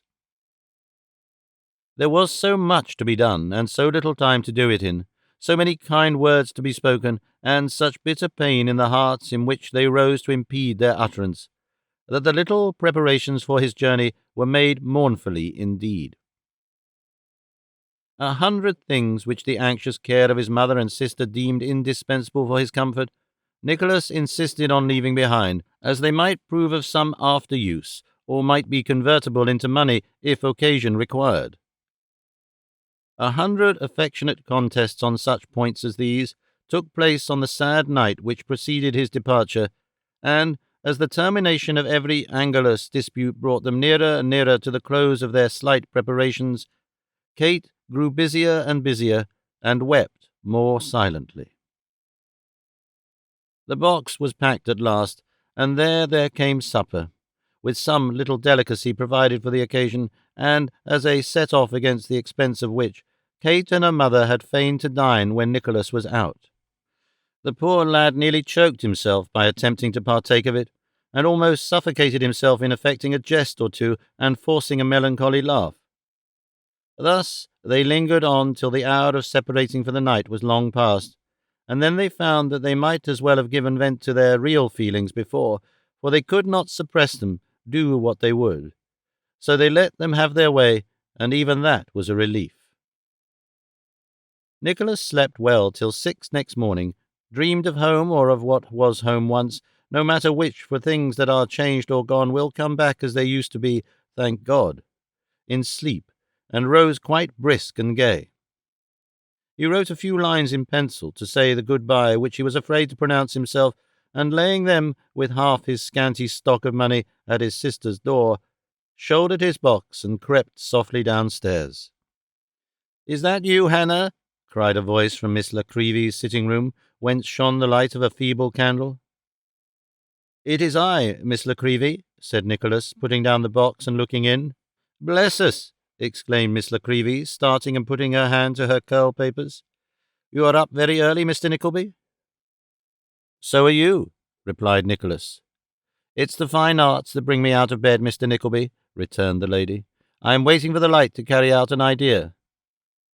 Miss La Creevy had got up early to put a fancy nose into a miniature of an ugly little boy, destined for his grandmother in the country, who was expected to bequeath him property if he was like the family.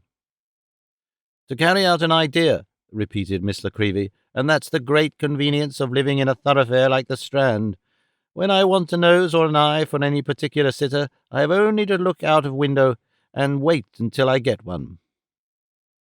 "Does it take long to get a nose now?" inquired Nicholas, smiling. "Why, that depends in great measure on the pattern," replied Miss La Creevy. "Snubs and Romans are plentiful enough, and there are flats of all sorts and sizes when there's a meeting at Exeter Hall, but perfect aquilines, I am sorry to say, are scarce, and we generally use them for uniforms or public characters." "Indeed," said Nicholas. "If I should meet with any in my travels, I'll endeavour to sketch them for you." "You don't mean to say that you really are going all the way down into Yorkshire this cold winter's weather, Mr. Nickleby?" said Miss La Creevy. "I heard something of it last night."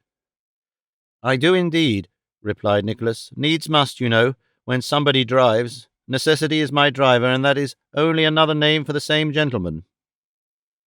"Well, I am very sorry for it, that's all I can say," said Miss La Creevy, "as much on your mother's and sister's account as on yours.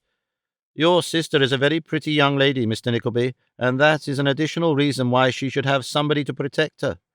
I persuaded her to give me a sitting or two for the street-door case. Ah, she'll make a sweet miniature."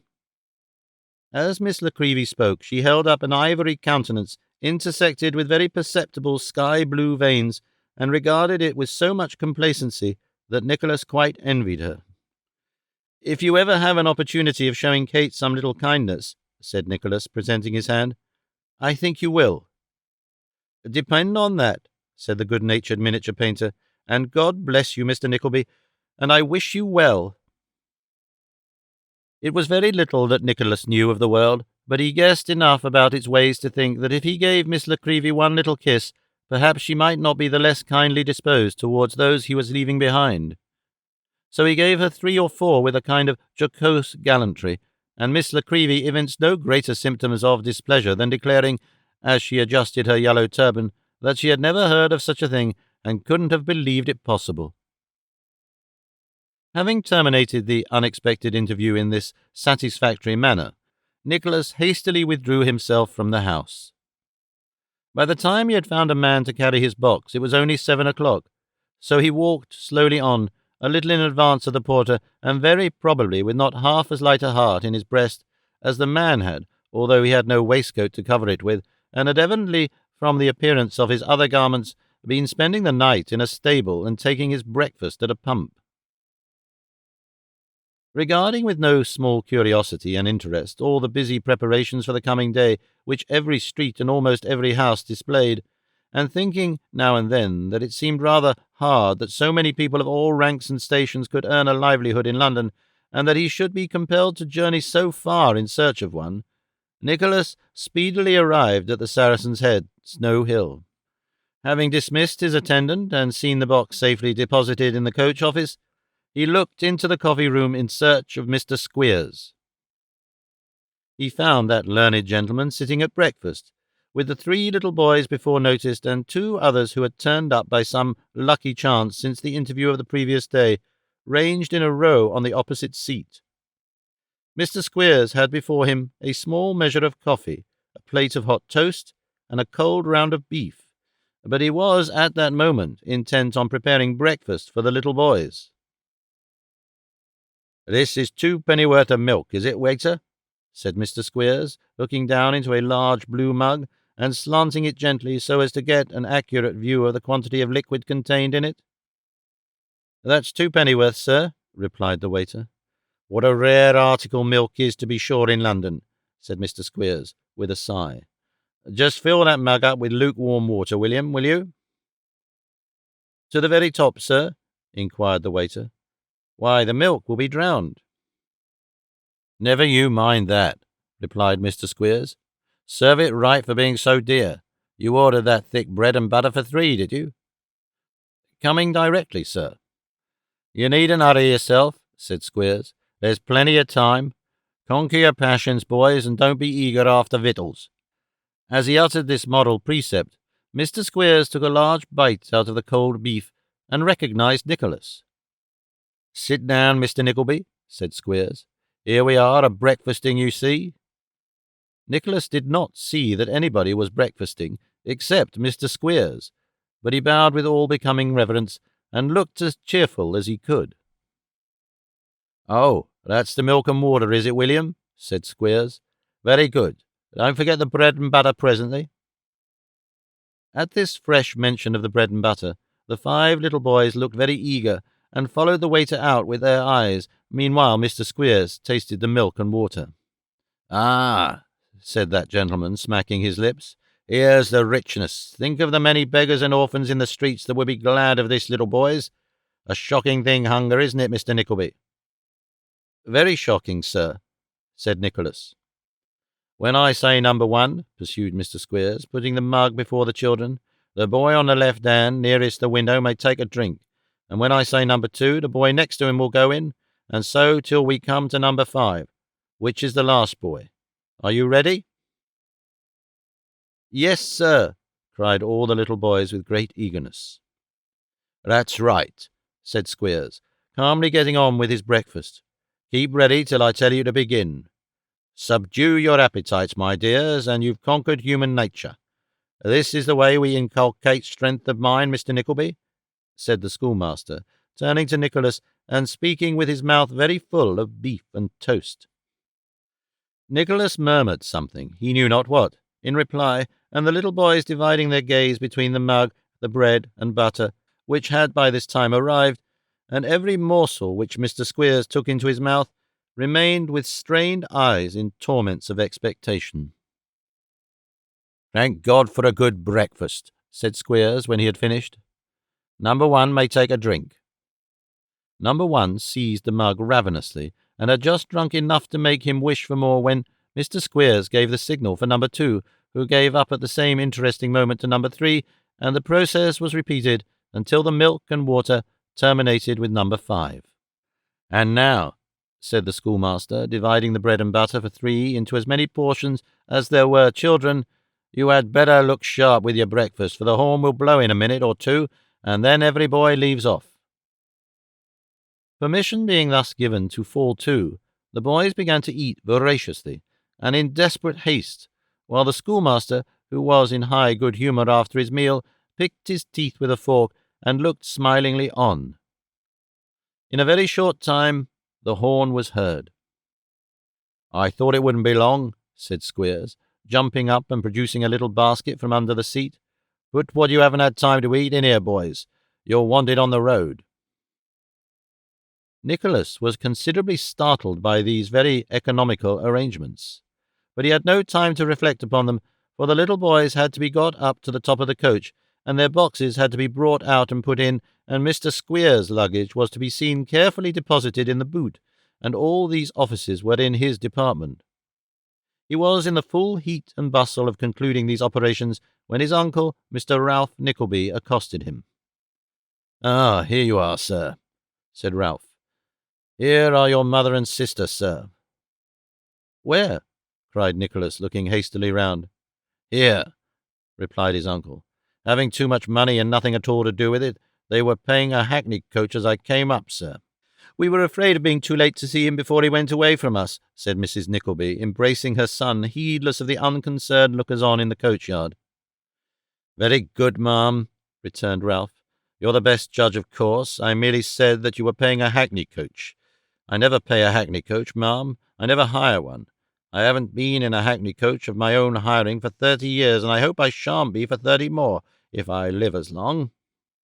"I should never have forgiven myself if I had not seen him," said Mrs. Nickleby.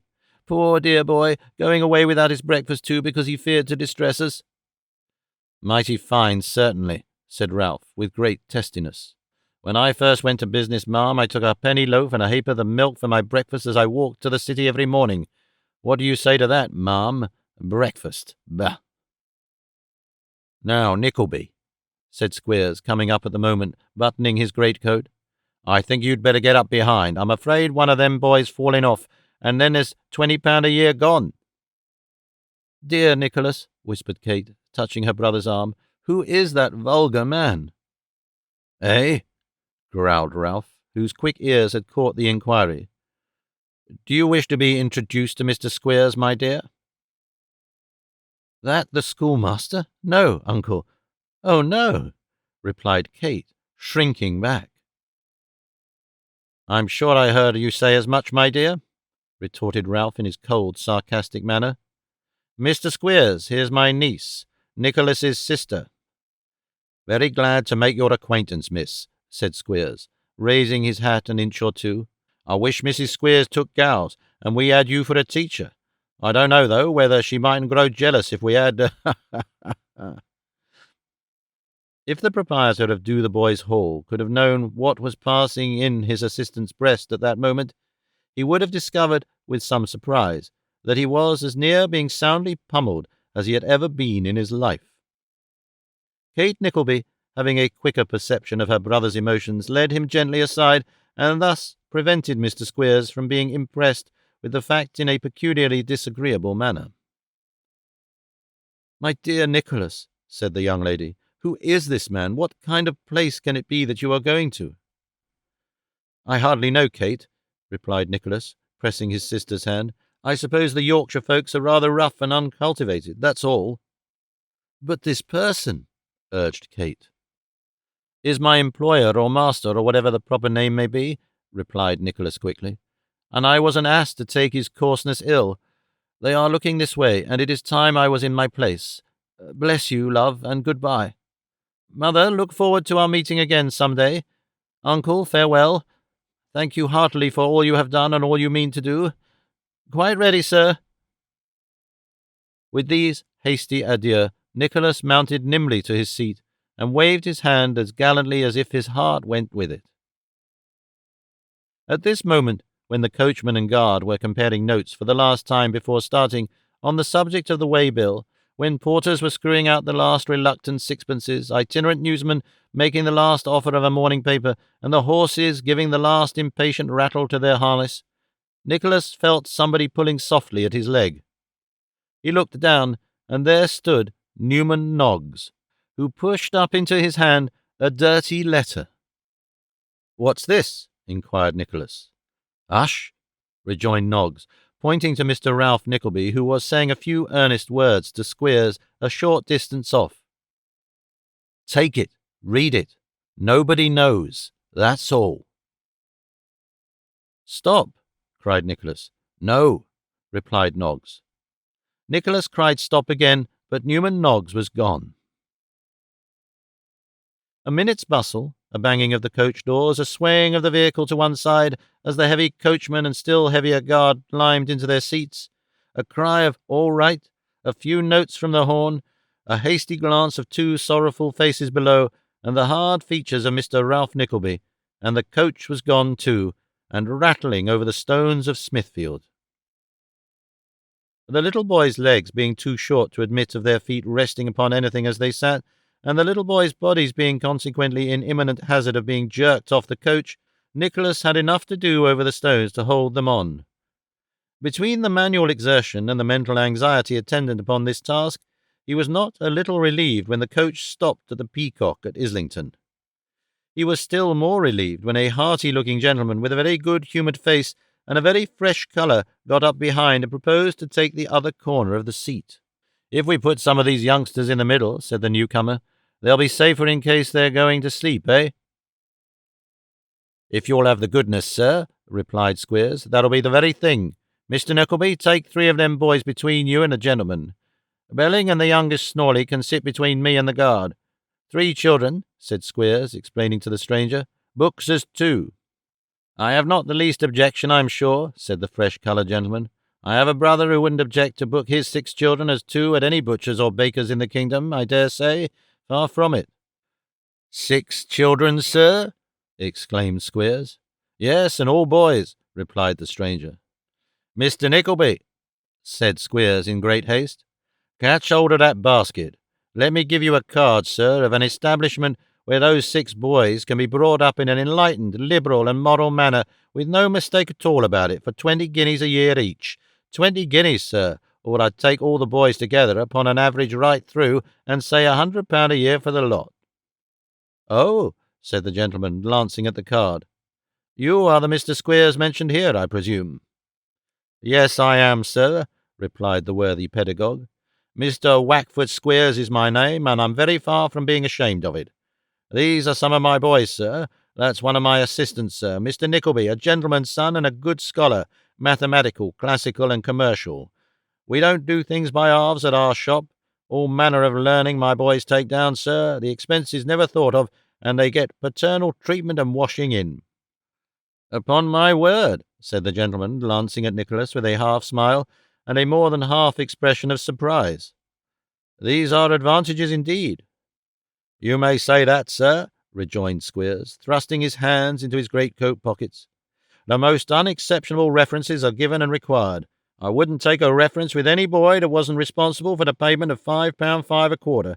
No, not if you went down on your knees and asked me, with the tears running down your face, to do it." "Highly considerate," said the passenger. "It's my great aim and end to be considerate, sir," rejoined Squeers.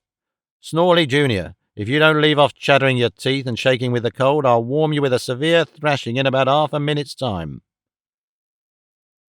"Sit fast, gentlemen," said the guard as he clambered up. "All right behind there, Dick," cried the coachman.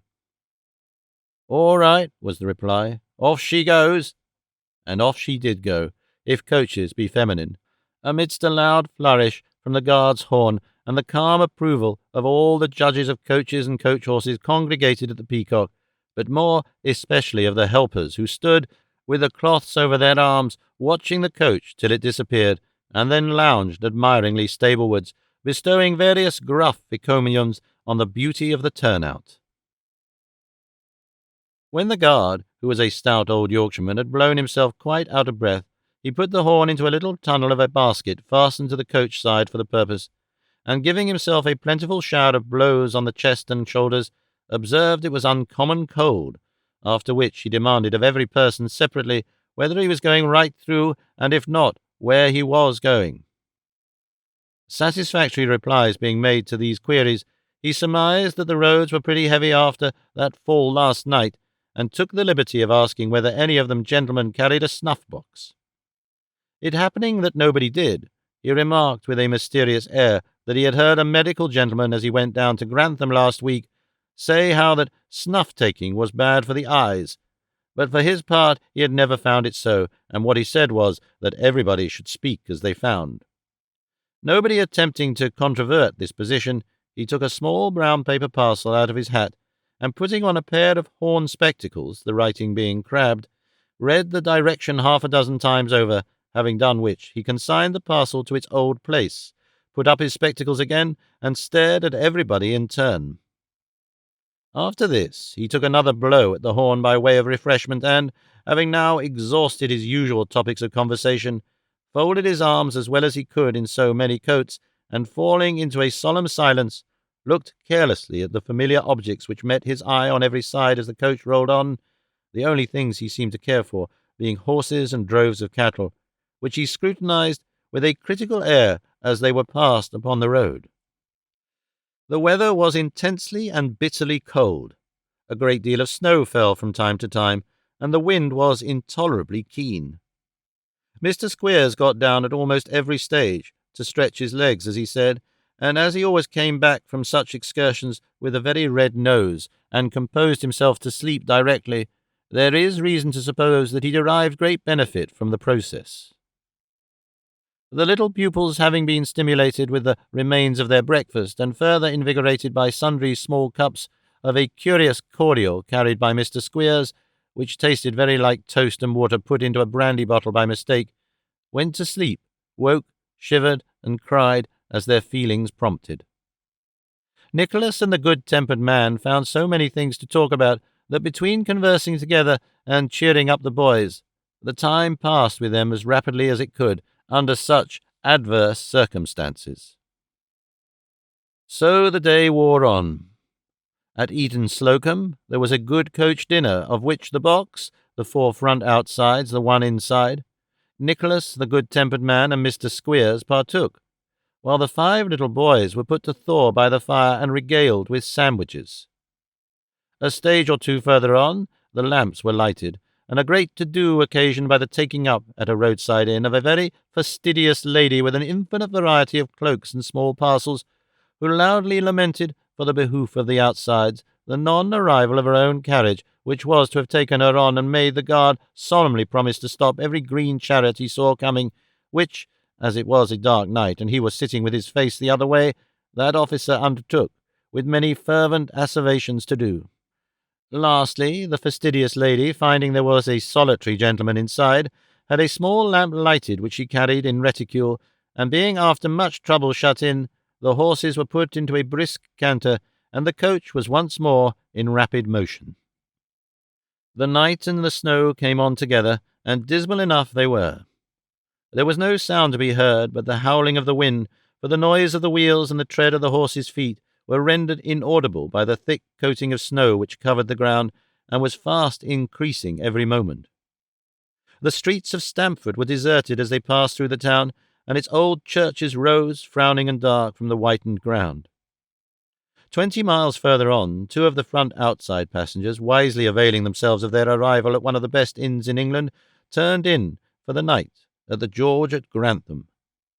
The remainder wrapped themselves more closely in their coats and cloaks, and leaving the light and warmth of the town behind them, pillowed themselves against the luggage, and prepared, with many half-suppressed moans, again to encounter the piercing blast which swept across the open country. They were little more than a stage out of Grantham, or about half-way between it and Newark, when Nicholas, who had been asleep for a short time, was suddenly roused by a violent jerk which nearly threw him from his seat. Grasping the rail, he found that the coach had sunk greatly on one side, though it was still dragged forward by the horses, and while, confused by their plunging and the loud screams of the lady inside, he hesitated for an instant whether to jump off or not. The vehicle turned easily over, and relieved him from all further uncertainty by flinging him into the road.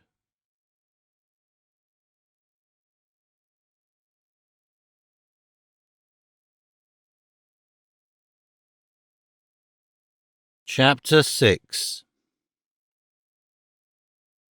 in which the occurrence of the accident mentioned in the last chapter affords an opportunity to a couple of gentlemen to tell stories against each other. "Woo-hoo!" cried the guard, on his legs in a minute, and running to the leaders' heads. "Is there any gentleman there as can lend a hand here? Keep quiet, dang ye! Whoa!" "What's the matter?" demanded Nicholas, looking sleepily up.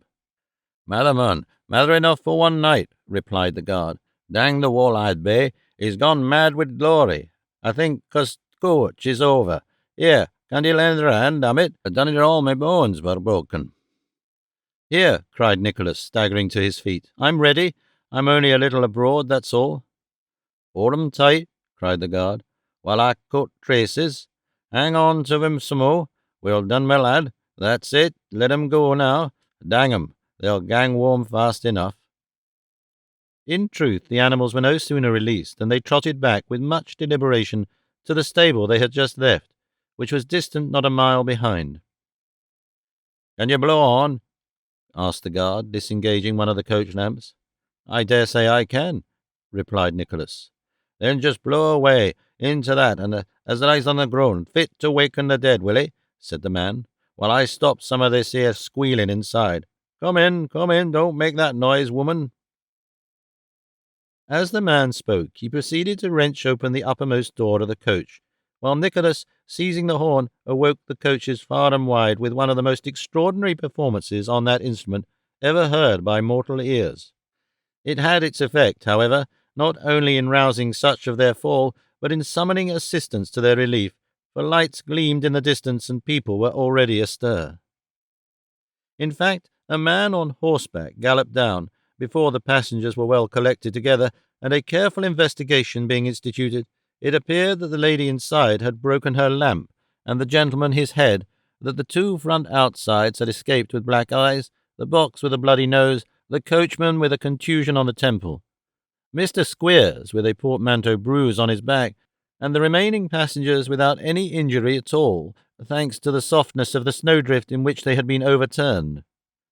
These facts were no sooner thoroughly ascertained than the lady gave several indications of fainting, but being forewarned that if she did, she must be carried on some gentleman's shoulders to the nearest public house, she prudently thought better of it, and walked back with the rest.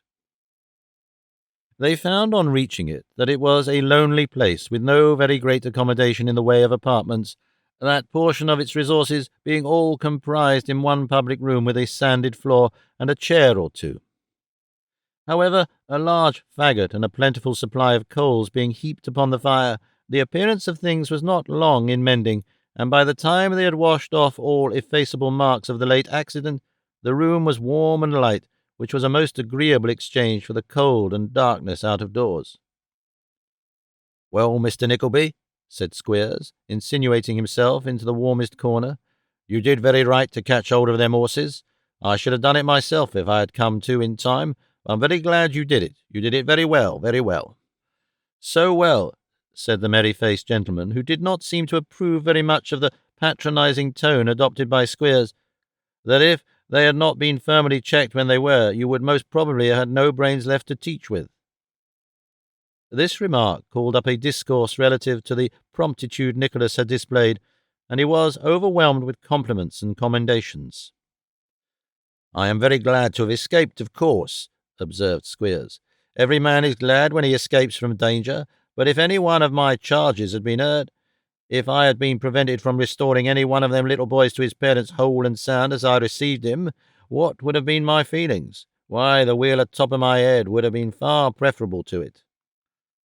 "Are they all brothers, sir?" inquired the lady who had carried the Davy or safety lamp. "In one sense they are, ma'am," replied Squeers, diving into his greatcoat pocket for cards. "They are all under the same parental and affectionate treatment. Mrs. Squeers and myself are a mother and father to every one of 'em. Mr. Nickleby, hand the lady them cards, and offer these to the gentleman. Perhaps they might know of some parents that would be glad to avail themselves of the establishment." Expressing himself to this effect, Mr. Squeers, who lost no opportunity of advertising gratuitously, placed his hands upon his knees and looked at the pupils with as much benignity as he could possibly affect, while Nicholas, blushing with shame, handed round the cards as directed. "I hope you suffer no inconvenience from the overturn, ma'am," said the merry-faced gentleman, addressing the fastidious lady, as though he were charitably desirous to change the subject. "No bodily inconvenience," replied the lady. "No mental inconvenience, I hope." "The subject is a very painful one to my feelings, sir," replied the lady with strong emotion, and I beg you as a gentleman not to refer to it.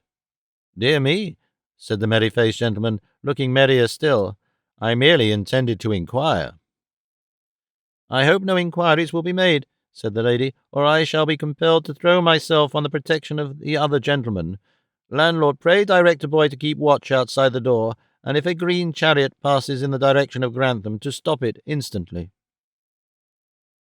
The people of the house were evidently overcome by this request, and when the lady charged the boy to remember, as a means of identifying the expected green chariot, that it would have a coachman with a gold-laced hat on the box, and a footman, most probably in silk stockings, behind, the attentions of the good woman of the inn were redoubled.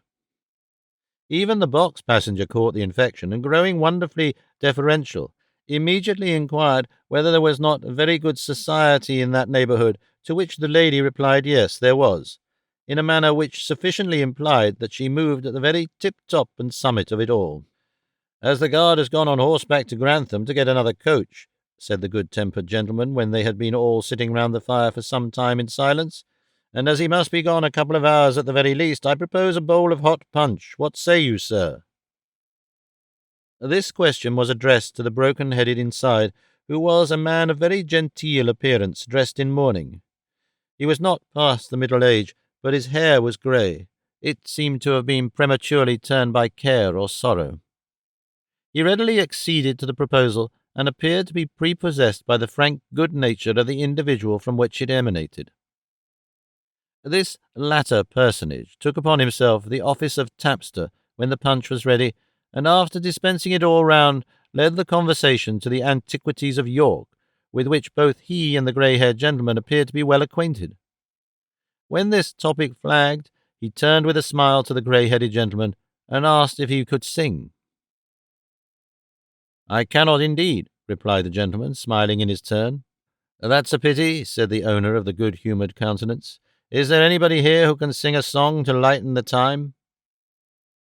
The passengers, one and all, protested that they could not, that they wished they could, that they couldn't remember the words of anything without the book, and so forth. Perhaps the lady would not object, said the president with great respect and a merry twinkle in his eye. Some little Italian thing out of the last opera brought out in town would be most acceptable, I am sure. As the lady condescended to make no reply, but tossed her head contemptuously, and murmured some further expression of surprise regarding the absence of the green chariot, one or two voices urged upon the president himself the propriety of making an attempt for the general benefit. I would if I could, said he of the good-tempered face, for I hold that in this, as in all other cases where people who are strangers to each other are thrown unexpectedly together, they should endeavour to render themselves as pleasant for the joint sake of the little community as possible. I wish the maxim were more generally acted on in all cases, said the grey-headed gentleman. I'm glad to hear it, returned the other. Perhaps as you can't sing, you'll tell us a story. Nay, I should ask you. After you, I will, with pleasure. Indeed, said the grey-haired gentleman, smiling. Well, let it be so. I fear the turn of my thoughts is not calculated to lighten the time you must pass here, but you have brought this upon yourselves and shall judge. We were speaking of York Minster just now. My story shall have some reference to it. Let us call it The 5 Sisters of York. After a murmur of approbation from the other passengers, during which the fastidious lady drank a glass of punch unobserved, the grey-headed gentleman thus went on. A great many years ago, for the 15th century was scarce 2 years old at the time, and King Henry IV sat upon the throne of England, there dwelt in the ancient city of York 5 maiden sisters, the subjects of my tale. These 5 sisters were all of surpassing beauty. The eldest was in her 23rd year, the second a year younger, the third a year younger than the second, and the fourth a year younger than the third. They were tall, stately figures, with dark, flashing eyes and hair of jet. Dignity and grace were in their every movement, and the fame of their great beauty had spread through all the country round. But if the 4 elder sisters were lovely, how beautiful was the youngest, a fair creature of 16. The blushing tints in the soft bloom on the fruit, or the delicate painting on the flower, are not more exquisite than was the blending of the rose and lily in her gentle face, or the deep blue of her eyes. The vine, in all its elegant luxuriance, is not more graceful than were the clusters of rich brown hair that sported round her brow. If we all had hearts like those which beat so lightly in the bosoms of the young and beautiful, what a heaven this earth would be! If, while our bodies grow old and withered, our hearts could but retain their early youth and freshness, of what avail would be our sorrows and sufferings? But the faint image of Eden, which is stamped upon them in childhood, chafes and rubs in our rough struggles with the world, and soon wears away, too often to leave nothing but a mournful blank remaining. The heart of this fair girl bounded with joy and gladness. Devoted attachment to her sisters and a fervent love of all beautiful things in nature were its pure affections. Her gleesome voice and merry laugh were the sweetest music of their home. She was its very light and life. The brightest flowers in the garden were reared by her, the caged birds sang when they heard her voice, and pined when they missed its sweetness. Alice, dear Alice, what living thing within the sphere of her gentle witchery could fail to love her? You may seek in vain now for the spot on which these sisters lived, for their very names have passed away, and dusty antiquaries tell of them as of a fable. But they dwelt in an old wooden house, old even in those days, with overhanging gables and balconies of rudely carved oak, which stood within a pleasant orchard, and was surrounded by a rough stone wall, whence a stout archer might have winged an arrow to St. Mary's Abbey. The old abbey flourished then, and the 5 sisters, living on its fair domains, paid yearly dues to the black monks of St. Benedict, to which fraternity it belonged. It was a bright and sunny morning in the pleasant time of summer when one of those black monks emerged from the abbey portal and bent his steps towards the house of the fair sisters. Heaven above was blue, and earth beneath was green. The river glistened like a path of diamonds in the sun. The birds poured forth their songs from the shady trees. The lark soared high above the waving corn, and the deep buzz of insects filled the air. Everything looked gay and smiling, but the holy man walked gloomily on, with his eyes bent upon the ground. The beauty of the earth is but a breath, and a man is but a shadow. What sympathy should a holy preacher have with either? With eyes bent upon the ground, then, or only raised enough to prevent his stumbling over such obstacles as lay in his way, the religious man moved slowly forward until he reached a small postern in the wall of the sisters' orchard, through which he passed, closing it behind him. The noise of soft voices in conversation and of merry laughter fell upon his ears ere he had advanced many paces, and raising his eyes higher than was his humble wont, he descried, at no great distance, the 5 sisters seated on the grass, with Alice in the centre, all busily plying their customary task of embroidering. "Save you, fair daughters," said the friar, and fair in truth they were. Even a monk might have loved them as choice masterpieces of his Maker's hand. The sisters saluted the holy man with becoming reverence, and the eldest motioned him to a mossy seat beside them. But the good friar shook his head and bumped himself down on a very hard stone, at which, no doubt, approving angels were gratified.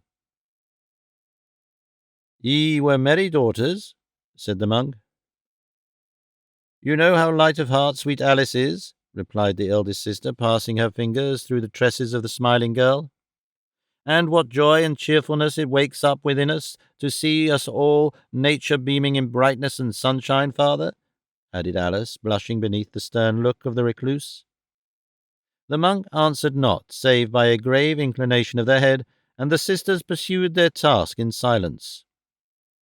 "Still wasting the precious hours," said the monk at length, turning to the eldest sister as he spoke, "still wasting the precious hours on this vain trifling?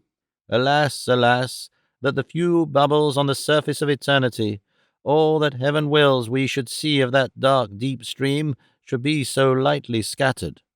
"Father," urged the maiden, pausing as did each of the others in her busy task, "we have prayed at matins, our daily alms have been distributed at the gate, the sick peasants have been tended, All our morning tasks have been performed. I hope our occupation is a blameless one." "See here," said the friar, taking the frame from her hand, "an intricate winding of gaudy colours, without purpose or object, unless it be that one day it is destined for some vain ornament, to minister to the pride of your frail and giddy sex. Day after day has been employed upon this senseless talk, and yet it is not half accomplished. The shade of each departed day falls upon our graves, and the worm exults as he beholds it, to know that we are hastening thither. Daughters, is there no better way to pass the fleeting hours?" The 4 elder sisters cast down their eyes as if abashed by the holy man's reproof, but Alice raised hers and bent them mildly on the friar. "Our dear mother," said the maiden, "heaven rest her soul." "Amen," cried the friar in a deep voice. "Our dear mother," faltered the fair Alice, "was living when these long tasks began, and bade us, when she should be no more, ply them in all discretion and cheerfulness. In our leisure hours, she said that if in harmless mirth and maidenly pursuits we passed those hours together, they would prove the happiest and most peaceful of our lives, and that if, in later times, we went forth into the world and mingled with its cares and trials, if, allured by its temptations and dazzled by its glitter, we ever forgot that love and duty, which should bind in holy ties the children of one loved parent, a glance at the old work of our common girlhood would awaken good thoughts of bygone days, and soften our hearts to affection and love." "Alice speaks truly, father," said the elder sister somewhat proudly, and so saying, she resumed her work, as did the others. It was a kind of sampler of large size that each sister had before her. The device was of a complex and intricate description, and the pattern and colours of all 5 were the same. The sisters bent gracefully over their work. The monk, resting his chin upon his hands, looked from one to the other in silence. "How much better," he said at length, "to shun all such thoughts and chances, and in the peaceful shelter of the church devote your lives to heaven. Infancy, childhood, the prime of life, and old age wither as rapidly as they crowd upon each other. Think how human dust rolls onward to the tomb, and turning your faces steadily towards that goal, avoid the cloud which takes its rise among the pleasures of the world, and cheats the senses of their votaries. The veil, daughters, the veil." "Never, sisters," cried Alice. "Barter not the light and air of heaven, and the freshness of earth, and all the beautiful things which breathe upon it, for the cold cloister and the cell. Nature's own blessings are the proper goods of life, and we may share them sinlessly together. To die is our heavy portion, but oh, let us die with life about us. When our cold hearts cease to beat, let warm hearts be beating near. Let our last look be upon the bounds which God has set to his own bright skies, and not on stone walls and bars of iron. Dear sisters, let us live and die, if you list, in this green garden's compass. Only shun the gloom and sadness of a cloister, and we shall be happy." The tears fell fast from the maiden's eyes as she closed her impassioned appeal and hid her face in the bosom of her sister. "Take comfort, Alice," said the eldest, kissing her fair forehead. "The veil shall never cast its shadow on thy young brow. How say you, sisters? For yourselves you speak, and not for Alice or for me." The sisters, as with one accord, cried that their lot was cast together, and that there were dwellings for peace and virtue beyond the convent's walls. "Father," said the eldest lady, rising with dignity, "you hear our final resolve. The same pious care which enriched the Abbey of St. Mary, and left us, orphans, to its holy guardianship, directed that no constraint should be imposed upon our inclinations, but that we should be free to live according to our choice. Let us hear no more of this, we pray you. Sisters, it is nearly noon. Let us take shelter until evening." With a reverence to the friar, the lady rose and walked towards the house, hand in hand with Alice. The other sisters followed. The holy man, who had often urged the same point before, but had never met with so direct a repulse, walked some little distance behind, with his eyes bent upon the earth and his lips moving, as if in prayer. As the sisters reached the porch, he quickened his pace and called upon them to stop. "Stay," said the monk, raising his right hand in the air and directing an angry glance by turns at Alice and the eldest sister. "Stay, and hear from me what these recollections are, which you would cherish above eternity and awaken, if in mercy they slumbered, by means of idle toys. The memory of earthly things is charged in after life with bitter disappointment, affliction, death, with dreary change and wasting sorrow. The time will one day come when a glance at those unmeaning baubles will tear open deep wounds in the hearts of some among you, and strike to your inmost souls. When that hour arrives, and mark me, come it will, turn from the world to which you clung to the refuge which you spurn. Find me in the cell which shall be colder than the fire of mortals grows when dimmed by calamity and trial, and there weep for the dreams of youth. These things are heaven's will, not mine," said the friar, subduing his voice as he looked round upon the shrinking girls. "The Virgin's blessing be upon you, daughters." With these words he disappeared through the postern, and the sisters, hastening into the house, were seen no more that day. But nature will smile, though priests may frown, and next day the sun shone brightly, and on the next, and the next again. And in the morning's glare and the evening's soft repose, the 5 sisters still walked, or worked, or beguiled the time by cheerful conversation in their quiet orchard. Time passed away as a tale that is told, faster indeed than many tales that are told, of which number I fear this may be one. The house of the 5 sisters stood where it did, and the same trees cast their pleasant shade upon the orchard grass. The sisters, too, were there, and lovely as at first, but a change had come over their dwelling. Sometimes there was the clash of armour and the gleaming of the moon on caps of steel, and at others jaded coursers were spurred up to the gate, and a female form glided hurriedly forth as if eager to demand tidings of the weary messenger. A goodly train of knights and ladies lodged one night within the abbey walls, and next day rode away with 2 of the fair sisters among them. Then horsemen began to come less frequently, and seemed to bring bad tidings when they did, and at length they ceased to come at all, and footsore peasants slunk to the gate after sunset, and did their errand there by stealth. Once a vassal was dispatched in haste to the abbey at dead of night, and when morning came, there were sounds of woe and wailing in the sisters' house, and after this a mournful silence fell upon it, and knight or lady, horse or armour, was seen about it no more. There was a sullen darkness in the sky, and the sun had gone angrily down, tinting the dull clouds with the last traces of his wrath, when the same black monk walked slowly on, with folded arms within a stone's throw of the abbey.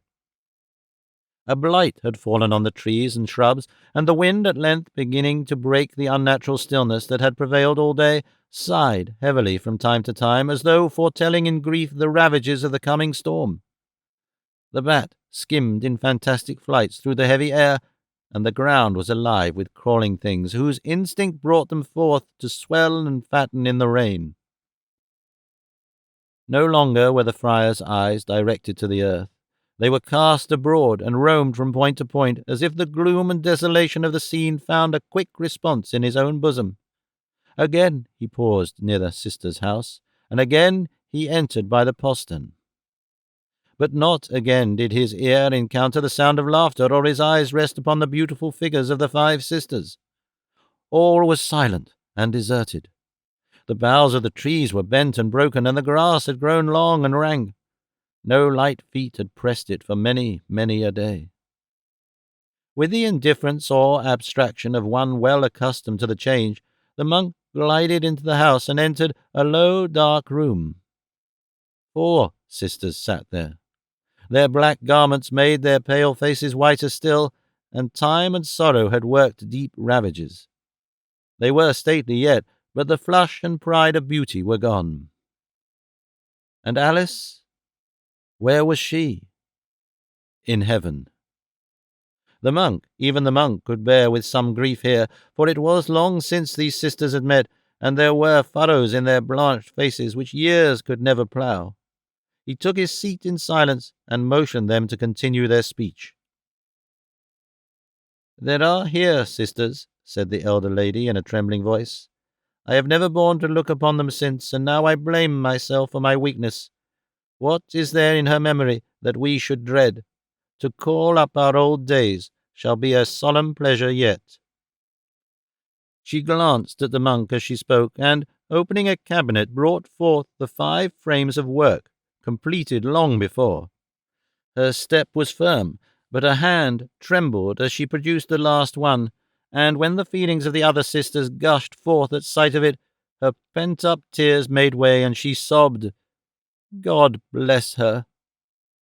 The monk rose and advanced towards them. "It was almost the last thing she touched in health," he said in a low voice. "It was," cried the elder lady, weeping bitterly. The monk turned to the second sister.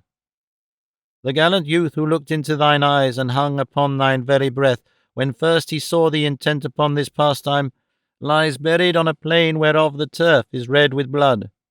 Rusty fragments of armour, once brightly burnished, lie rotting on the ground, and are as little distinguishable for his as are the bones that crumble in the mould." The lady groaned and wrung her hands. "The policy of courts," he continued, turning to the 2 other sisters, "drew ye from your peaceful home to scenes of revelry and splendour. The same policy and the restless ambition of proud and fiery men have sent ye back widowed maidens and humbled outcasts. Do I speak truly?" The sobs of the 2 sisters were their only reply. "There is little need," said the monk, with a meaning look, "to fritter away the time in gewgaws which shall raise up the pale ghosts of hopes of early years. Bury them, heap penance and mortification on their heads, keep them down, and let the convent be their grave." The sisters asked for 3 days to deliberate, and felt that night as though the veil were indeed the fitting shroud for their dead joys. But morning came again, and though the boughs of the orchard trees drooped and ran wild upon the ground, it was the same orchard still. The grass was coarse and high, but there was yet the spot on which they had so often sat together when change and sorrow were but names. There was every walk and nook which Alice had made glad, and in the minster nave was one flat stone beneath which she slept in peace. And could they, remembering how her young heart had sickened at the thought of cloistered walls, look upon her grave in garbs which would chill the very ashes within it? Could they bow down in prayer, and when all heaven turned to hear them, bring the dark shade of sadness on one angel's face? No. They sent abroad to artists of great celebrity in those times, and having obtained the Church's sanction to their work of piety, caused to be executed, in 5 large compartments of richly stained glass, a faithful copy of their old embroidery work. These were fitted into a large window until that time bare of ornament, and when the sun shone brightly, as she had so well loved to see it, the familiar patterns were reflected in their original colours, and throwing a stream of brilliant light upon the pavement, fell warmly on the name of Alice. For many hours in every day the sisters paced slowly up and down the nave, or knelt by the side of the flat broad stone. Only 3 were seen in the customary place after many years, then but 2, and, for a long time afterwards, but 1 solitary female bent with age.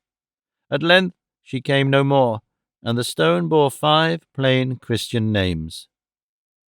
That stone has worn away and been replaced by others, and many generations have come and gone since then.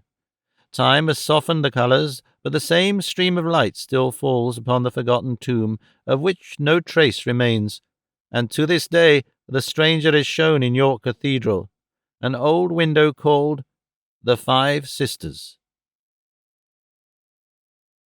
"That's a melancholy tale," said the merry-faced gentleman, emptying his glass. "It is a tale of life, and life is made up of such sorrows," returned the other, courteously, but in a grave and sad tone of voice.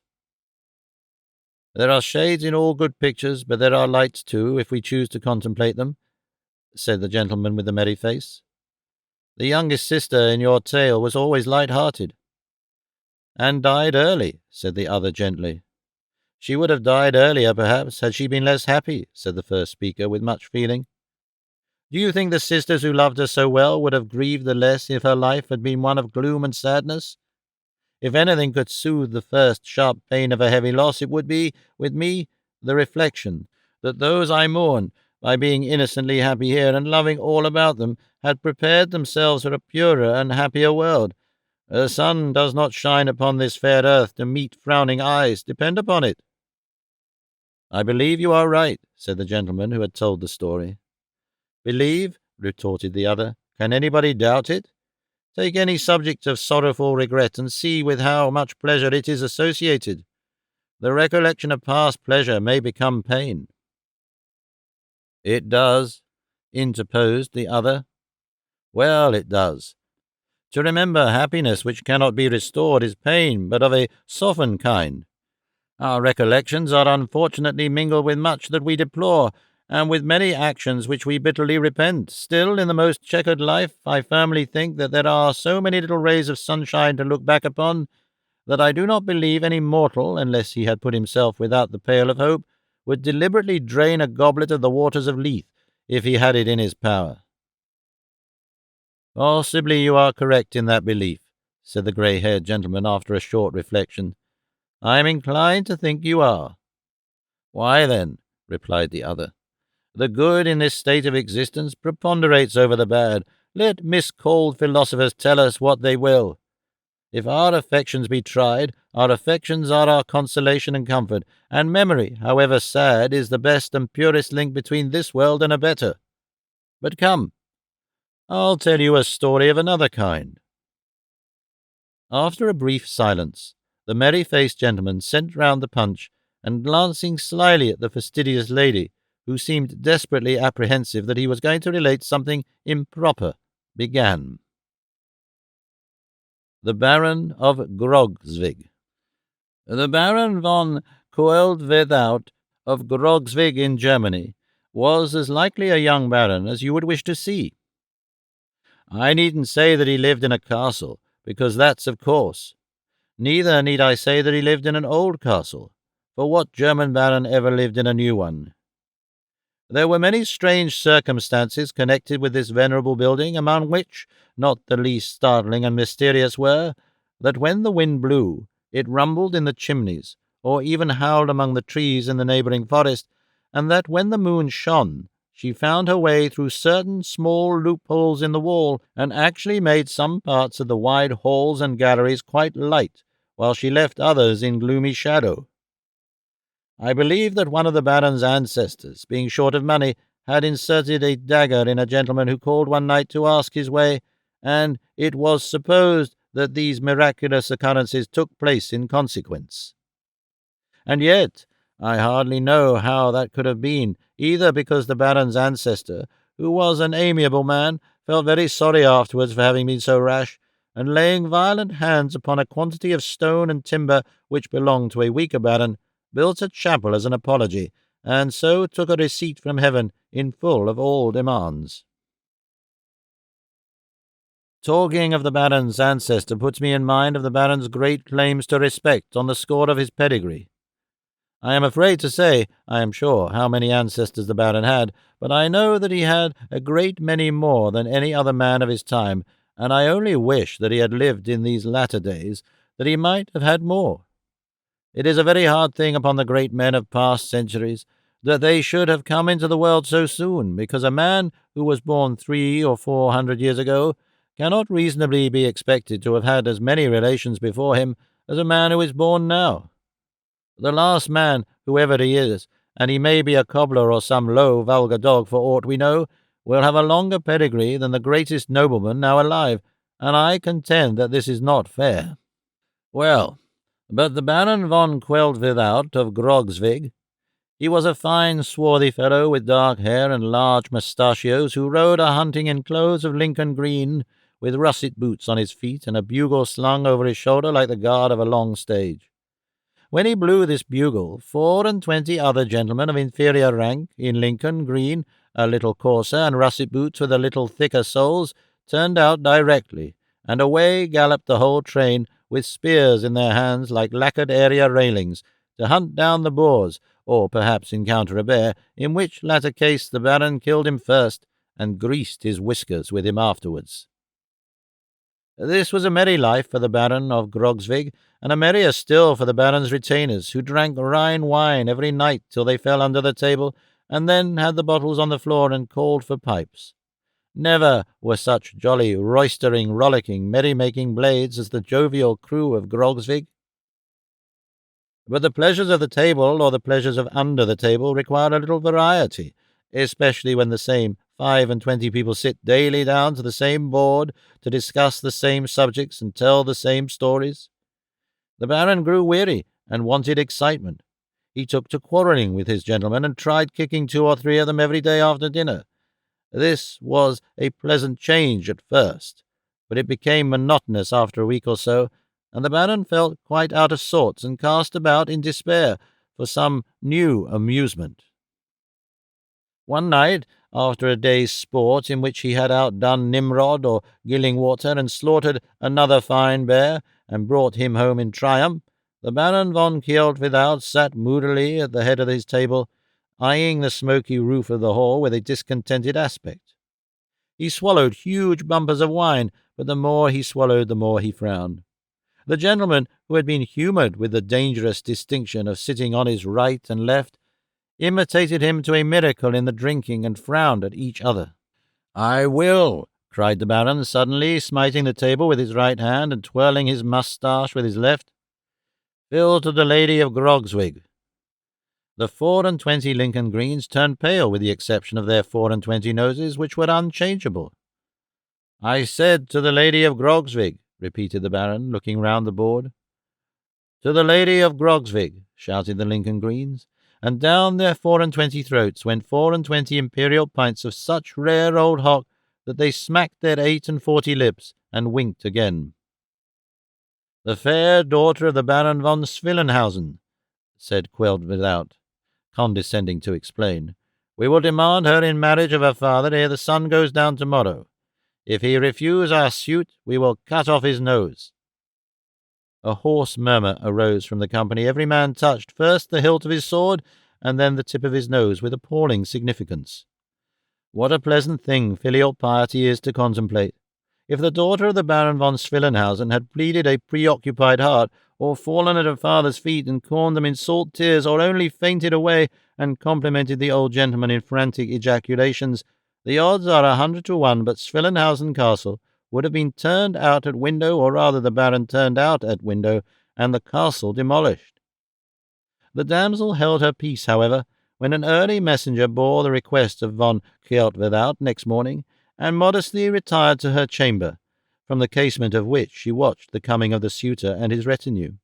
She was no sooner assured that the horseman with the large mustachios was her proffered husband than she hastened to her father's presence and expressed her readiness to sacrifice herself to secure his peace. The venerable Baron caught his child to his arms and shed a wink of joy. There was great feasting at the castle that day. The 24 Lincoln Greens of von Kielt exchanged vows of eternal friendship with 12 Lincoln Greens of von Swillenhausen, and promised the old Baron that they would drink his wine till all was blue, meaning probably until their whole countenances had acquired the same tint as their noses. Everybody slapped everybody else's back. When the time for parting came, and the Baron von Kielt and his followers rode gaily home. For 6 mortal weeks the bears and boars had a holiday. The houses of Kielt and Swillenhausen were united. The spears rusted, and the Baron's bugle grew hoarse for lack of blowing. Those were great times for the 24, but alas, their high and palmy days had taken boots to themselves, and were already walking off. "My dear," said the Baroness. "My love," said the Baron. "Those coarse, noisy men." "Which, ma'am?" said the Baron, starting. The Baroness pointed from the window at which they stood to the courtyard beneath, where the unconscious Lincoln Greens were taking a copious stirrup-cup preparatory to issuing forth after a board or two. "My hunting train, ma'am," said the Baron. "Disband them, love," murmured the Baroness. "Disband them?" cried the Baron in amazement. "To please me, love," replied the Baroness. "To please the devil, ma'am," answered the Baron. Whereupon the Baroness uttered a great cry and swooned away at the Baron's feet. What could the Baron do? He called for the lady's maid and roared for the doctor, and then, rushing into the yard, kicked the 2 Lincoln Greens who were the most used to it, and cursing the others all round, bade them go, but never mind where. I don't know the German for it, or I would put it delicately that way.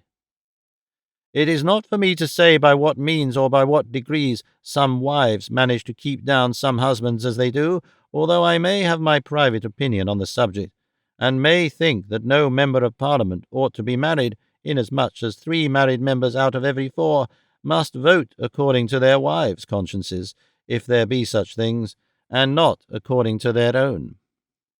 All I need say just now is that Baroness von Kildwithout somehow or other acquired great control over the Baron von Kildwithout, and that, little by little, and bit by bit, and day by day, and year by year, the Baron got the worst of some disputed question, or was slyly unhorsed from some old hobby, and that by the time he was a fat, hearty fellow of 48 or thereabouts, he had no feasting, no revelry, no hunting train, and no hunting. Nothing, in short, that he liked, or used to have, and that, although he was as fierce as a lion and as bold as brass, he was decidedly snubbed and put down by his own lady in his own castle of Grogzvig. Nor was this the whole extent of the Baron's misfortunes. About a year after his nuptials, there came into the world a lusty young baron, in whose honour a great many fireworks were let off, and a great many dozens of wine drunk. But next year there came a young baroness, and next year another young baron, and so on every year, either a baron or a baroness, and one year both together, until the baron found himself the father of a small family of 12.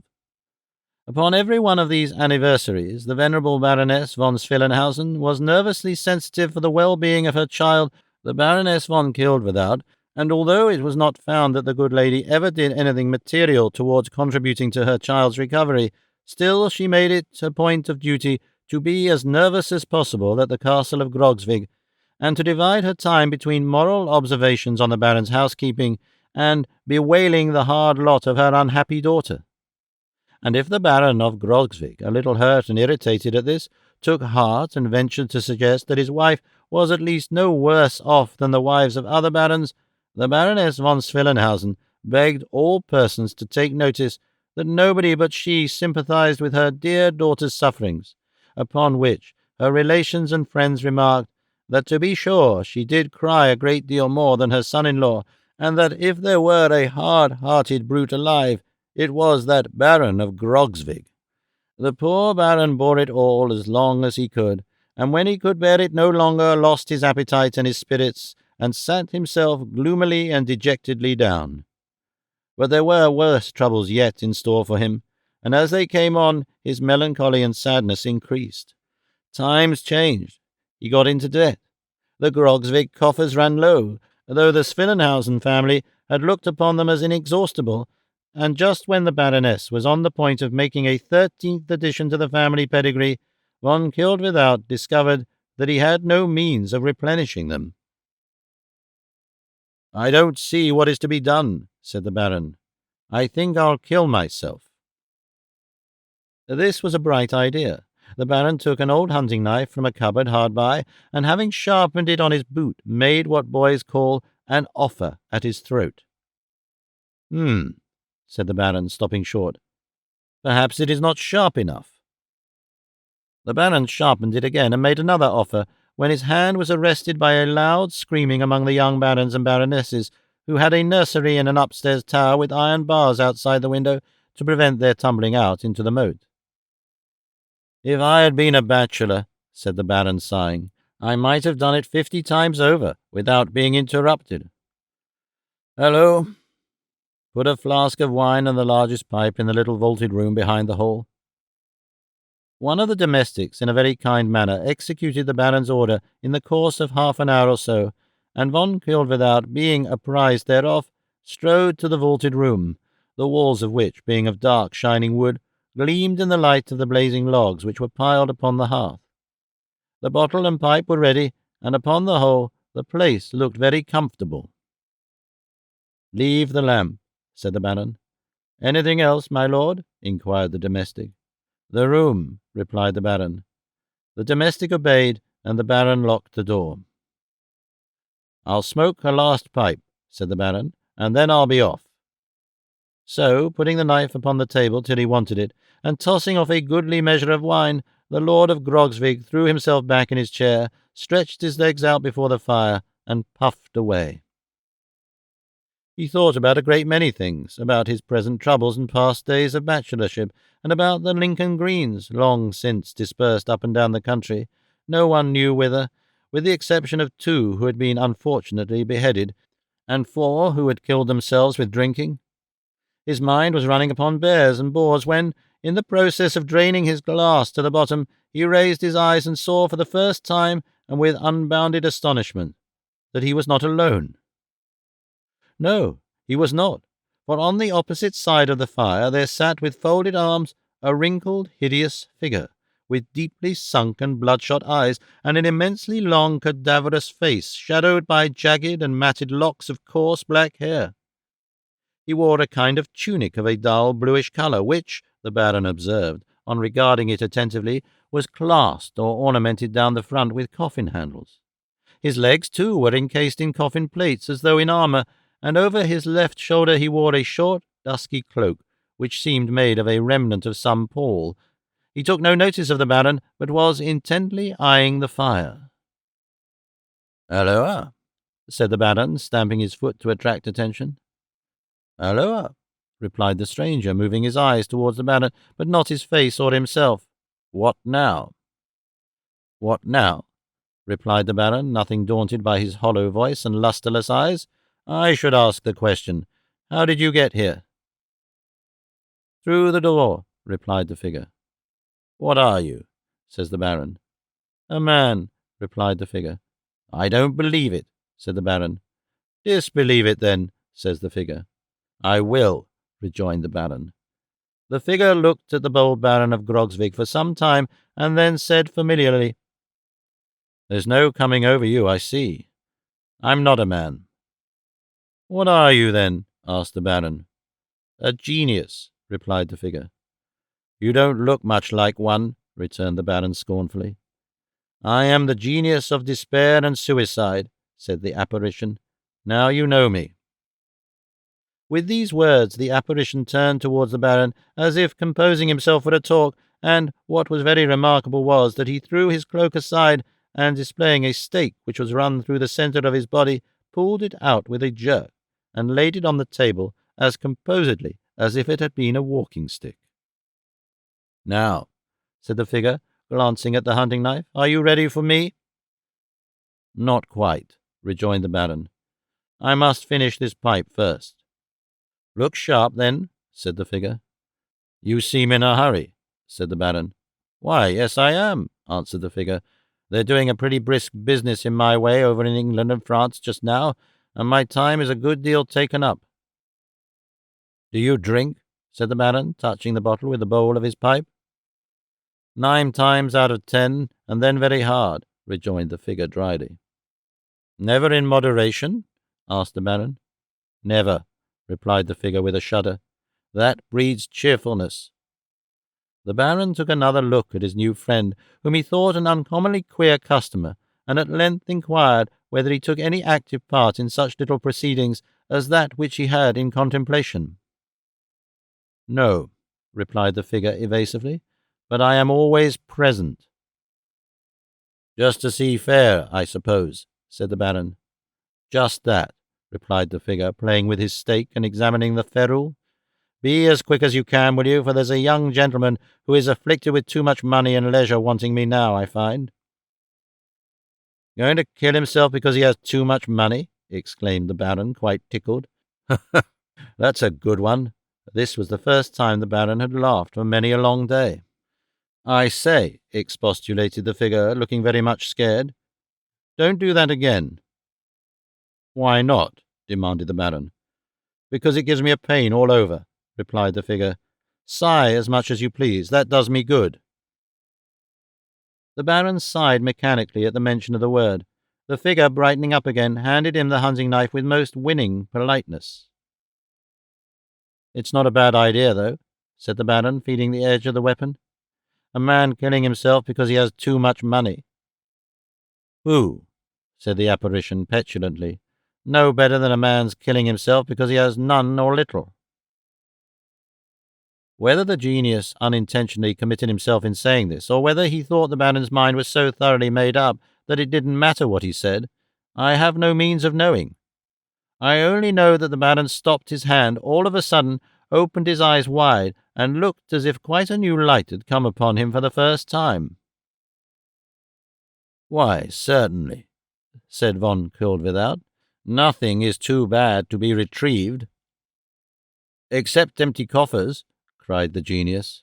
"Well, but they may be one day filled again," said the Baron. "Scolding wives," snarled the genius. "Oh, they may be made quiet," said the Baron. 13 children," shouted the genius. "Can't all go wrong, surely," said the Baron. The genius was evidently growing very savage with the Baron for holding these opinions all at once, but he tried to laugh it off, and said if he would let him know when he had left off joking, he should feel obliged to him. "But I am not joking. I was never farther from it," remonstrated the Baron. "Well, I'm glad to hear that," said the genius, looking very grim, "because a joke without any figure of speech is the death of me. Come, quit this dreary world at once." "I don't know," said the Baron, playing with the knife. "It's a dreary one, certainly, but I don't think yours is much better, for you have not the appearance of being particularly comfortable. That puts me in mind, what security have I that I shall be any the better for going out of the world after all?" he cried, starting up. "I never thought of that." "Dispatch!" cried the figure, gnashing his teeth. "Keep off," said the Baron. "I'll brood over miseries no longer, but put a good face on the matter, and try the fresh air and the bears again, and if that don't do, I'll talk to the Baroness soundly, and cut the von Swillenhausens dead." With this, the Baron fell into his chair, and laughed so loudly and boisterously that the room rang with it. The figure fell back a pace or two, regarding the Baron meanwhile with a look of intense terror, and when he had ceased, caught up the stake, plunged it violently into its body, uttered a frightful howl, and disappeared. Von Koeldwethout never saw it again. Having once made up his mind to action, he soon brought the Baroness and the von Swillenhausens to reason, and died many years afterwards. Not a rich man that I am aware of, but certainly a happy one, leaving behind him a numerous family who had been carefully educated in bear and boar hunting under his own personal eye. And my advice to all men is, that if ever they become hipped and melancholy from similar causes, as very many men do, they look at both sides of the question, applying a magnifying glass to the best one, and if they still feel tempted to retire without leave, that they smoke a large pipe and drink a full bottle first, and profit by the laudable example of the Baron of Grogzwig. "The fresh coach is ready, ladies and gentlemen, if you please," said a new driver, looking in. This intelligence caused the punch to be finished in a great hurry, and prevented any discussion relative to the last story. Mr. Squeers was observed to draw the grey-headed gentleman on one side, and to ask a question with great apparent interest. It bore reference to the 5 Sisters of York, and was, in fact, an inquiry whether he could inform him how much per annum the Yorkshire convents got in those days with their boarders. The journey was then resumed. Nicholas fell asleep towards morning, and, when he awoke, found, with great regret, that, during his nap, both the Baron of Grogzwig and the grey-haired gentleman had got down and were gone. The day dragged on uncomfortably enough. At about 6 o'clock that night, he and Mr. Squeers and the little boys and their united luggage were all put down together at the George and New Inn, Greta Bridge.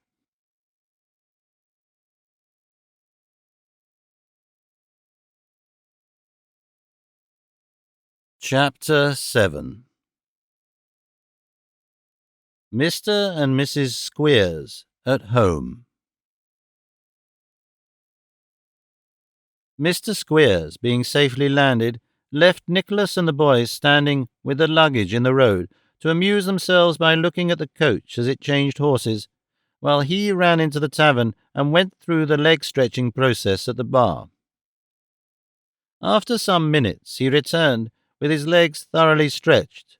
If the hue of his nose and a short hiccup afforded any criterion, and at the same time there came out of the yard a rusty pony chaise and a cart driven by 2 labouring men. "Put the boys and boxes in the cart," said Squeers, rubbing his hands, "and this young man and me will go on in the chaise. Get in, Nickleby." Nicholas obeyed, Mr. Squeers with some difficulty inducing the pony to obey also, and they started off, leaving the cartload of infant misery to follow at leisure. "Are you cold, Nickleby?" inquired Squeers, after they had travelled some distance in silence. "Rather, sir, I must say." "Well, I don't find fault with that," said Squeers. "It's a long journey this weather." "Is it much farther to Do the Boys Hall, sir?" asked Nicholas. "About 3 miles from here," replied Squeers, "but you needn't call it Hall down here."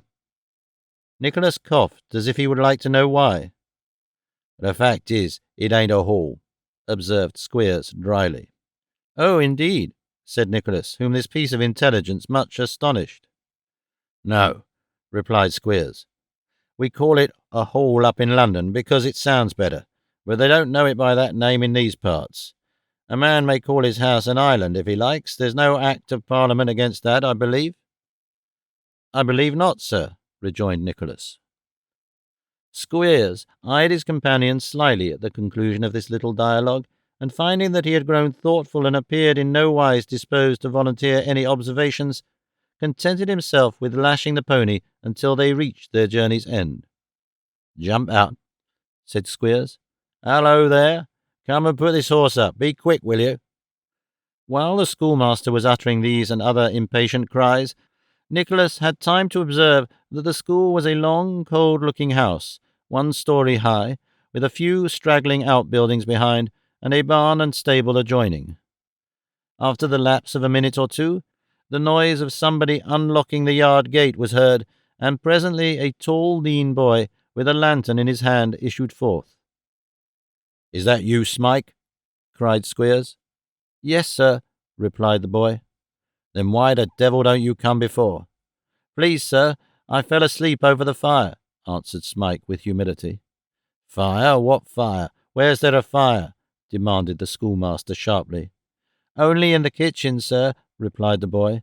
"Missus said I was sitting up. I might go in there for a warm."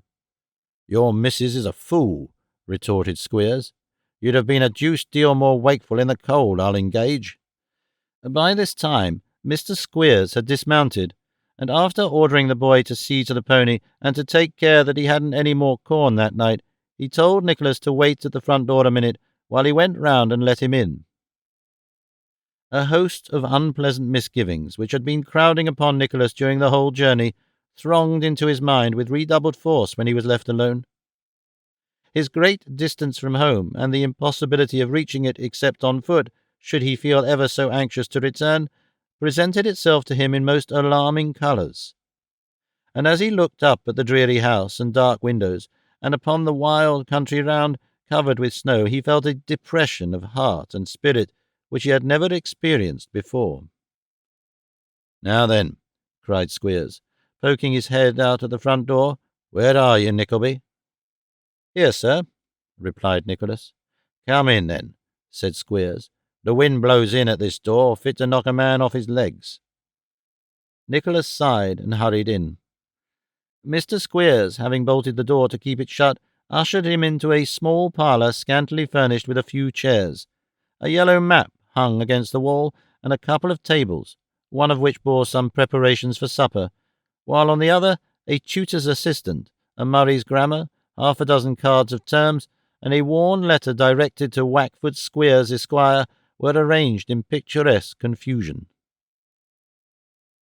They had not been in this apartment a couple of minutes, when a female bounced into the room and, seizing Mr. Squeers by the throat, gave him 2 loud kisses, one close after the other, like a postman's knock. The lady, who was of a large raw-boned figure, was about half a head taller than Mr. Squeers, and was dressed in a dimity night-jacket, and her hair in papers. She had also a dirty nightcap on, relieved by a yellow cotton handkerchief which tied it under the chin. "Where is my Squeery?" said this lady in playful manner and a hoarse voice. "Well, my love," replied Squeers, "how's the cows?" "All right, every one of 'em," answered the lady. "And the pigs," said Squeers, "as well as they were when you went away?" "Come, that's a blessing," said Squeers, pulling off his greatcoat. "The boys are all as they were, I suppose?" "Oh, yes, they're well enough," replied Mrs. Squeers snappishly. "That young picture's had a fever." "No," exclaimed Squeers. "Damn that boy, he's always at something of that sort." "Never was such a boy, I do believe," said Mrs. Squeers. "Whatever he has, he's always catching, too. I say it's obstinacy, and nothing shall ever convince me that it isn't. I'd beat it out of him, and I told you that 6 months ago." "So you did, my love," rejoined Squeers. "We'll try what can be done." Pending these little endearments, Nicholas had stood awkwardly enough in the middle of the room, not very well knowing whether he was expected to retire into the passage or to remain where he was. He was now relieved from his perplexity by Mr. Squeers. "This is the new young man, my dear," said that gentleman. "Oh," replied Mrs. Squeers, nodding her head at Nicholas and eyeing him coldly from top to toe. "You'll take a meal with us tonight," said Squeers, "and go among the boys tomorrow morning. You can give 'em a shake down here tonight, can't you?" "We must manage it somehow," replied the lady. "You don't much mind how you sleep, I suppose, sir?" "No, indeed," replied Nicholas. "I am not particular." "That's lucky," said Mrs. Squeers. And as the lady's humour was considered to lie chiefly in retort, Mr. Squeers laughed heartily and seemed to expect that Nicholas should do the same. After some further conversation between the master and mistress relative to the success of Mr. Squeers' trip and the people who had paid, and the people who had made default in payment, a young servant girl brought in a Yorkshire pie and some cold beef, which being set down upon the table, the boy Smike appeared with a jug of ale. Mr. Squeers was emptying his great-coat pockets of letters to different boys and other small documents which he had brought down in them. The boy glanced with an anxious and timid expression at the papers, as if with a sickly hope that one among them might relate to him. The look was a very painful one, and went to Nicholas's heart at once, for it told a long and very sad history. It induced him to consider the boy more attentively, and he was surprised to observe the extraordinary mixture of garments which formed his dress. Although he could not have been less than 18 or 19 years old, and was tall for that age, he wore a skeleton suit, such as is usually put upon very little boys, and which, though most absurdly short in the arms and legs, was quite wide enough for his attenuated frame. In order that the lower part of his legs might be in perfect keeping with this singular dress, he had a very large pair of boots, originally made for tops, which might have been once worn by some stout farmer, but were now too patched and tattered for a beggar. Heaven knows how long he had been there, but he still wore the same linen which he had first taken down, for round his neck was a tattered child's frill, only half concealed by a coarse man's neckerchief. He was lame, and as he feigned to be busy in arranging the table, glanced at the letters with a look so keen and yet so dispirited and hopeless that Nicholas could hardly bear to watch him. "What are you bothering about there, Smike?" cried Mrs. Squeers. "Let the things alone, can't you?" "Eh?" said Squeers, looking up. "Oh, it's you, is it?" "Yes, sir," replied the youth, pressing his hands together as though to control by force the nervous wandering of his fingers. "Is there—" "Well," said Squeers. Did anybody, has nothing been heard about me?" "Devil a bit," replied Squeers testily. The lad withdrew his eyes and, putting his hand to his face, moved towards the door. "Not a word," resumed Squeers, "and never will be. Now, this is a pretty sort of thing, isn't it, that you should have been left here all these years and no money paid after the first 6, nor notice taken, nor no clue to be got who you belong to? It's a pretty sort of thing that I should have to feed a great fellow like you and never hope to get 1 penny for it, isn't it?" The boy put his hand to his head, as if he were making an effort to recollect something, and then, looking vacantly at his questioner, gradually broke into a smile and limped away. "I'll tell you what, Squeers," remarked his wife as the door closed, "I think that young chap's turning silly." I hope not, said the schoolmaster, for he's an handy fellow out of doors, and worth his meat and drink anyway. I should think he'd have wit enough for us, though, if he was. But come, let's have supper, for I am hungry and tired and want to go to bed. This reminder brought in an exclusive steak for Mr. Squeers, who speedily proceeded to do it ample justice. Nicholas drew up his chair, but his appetite was effectually taken away. "How's the steak, Squeers?" said Mrs. S. "Tender as a lamb," replied Squeers. "Have a bit." "I couldn't eat a morsel," replied his wife. "What'll the young man take, my dear?" "Whatever he likes that's present," rejoined Squeers in a most unusual burst of generosity. "What do you say, Mr. Knuckleboy?" inquired Mrs. Squeers. "I'll take a little of the pie, if you please," replied Nicholas.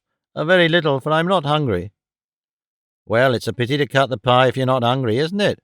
said Mrs. Squeers. "Will you try a bit of the beef?" "Whatever you please," replied Nicholas abstractedly. "It's all the same to me." Mrs. Squeers looked vastly gracious on receiving this reply, and nodding to Squeers, as much to say that she was glad to find the young man knew his station, assisted Nicholas to a slice of meat with her own fair hands. "All, Squeery?"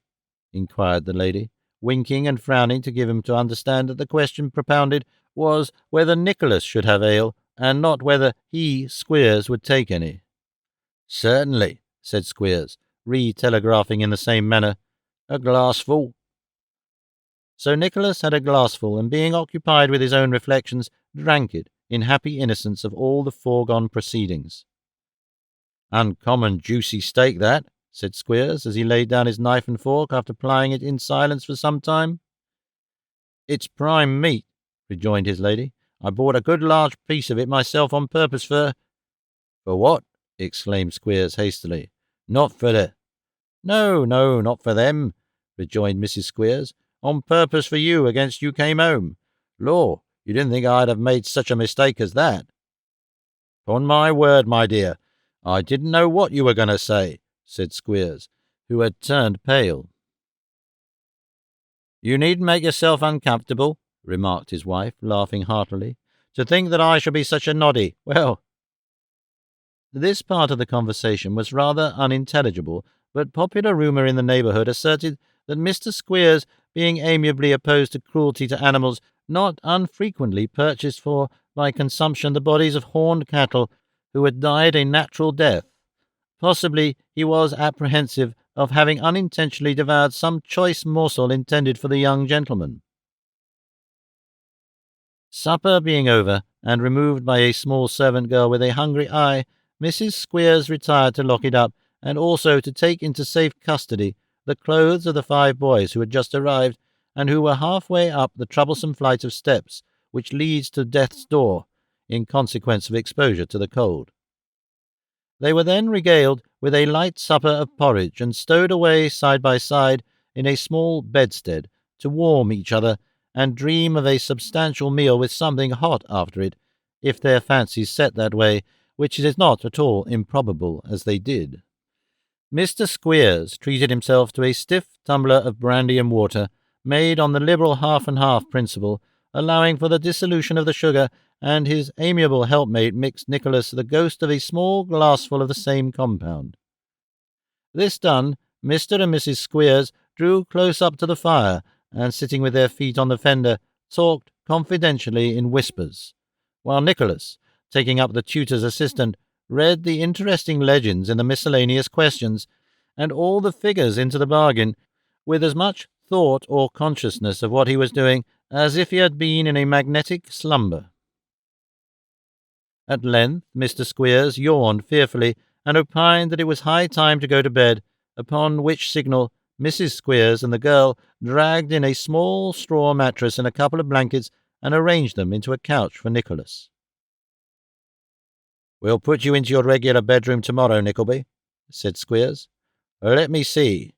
Who sleeps in Brooks's bed, my dear?" "In Brooks's?" said Mrs. Squeers, pondering. "There's Jennings, Little Boulder, Greymarsh, and what's his name?" "So there is," rejoined Squeers. "Yes, Brooks is full." "Full?" thought Nicholas. "I should think he was." "There's a place somewhere, I know," said Squeers, "but I can't at this moment call to mind where it is. However, we'll have all that settled to-morrow. Good night, Nickleby. 7 o'clock in the morning, mind." "I shall be ready, sir," replied Nicholas. "Good night." "I'll come in myself and show you where the well is," said Squeers. "You'll always find a little bit of soap in the kitchen window. That belongs to you." Nicholas opened his eyes, but not his mouth, and Squeers was again going away when he once more turned back. "I don't know, I am sure," he said, "whose towel to put you on, but if you'll make shift with something to-morrow morning, Mrs. Squeers will arrange that in the course of the day. My dear, don't forget." "I'll take care," replied Mrs. Squeers. "And mind you take care, young man, and get first wash.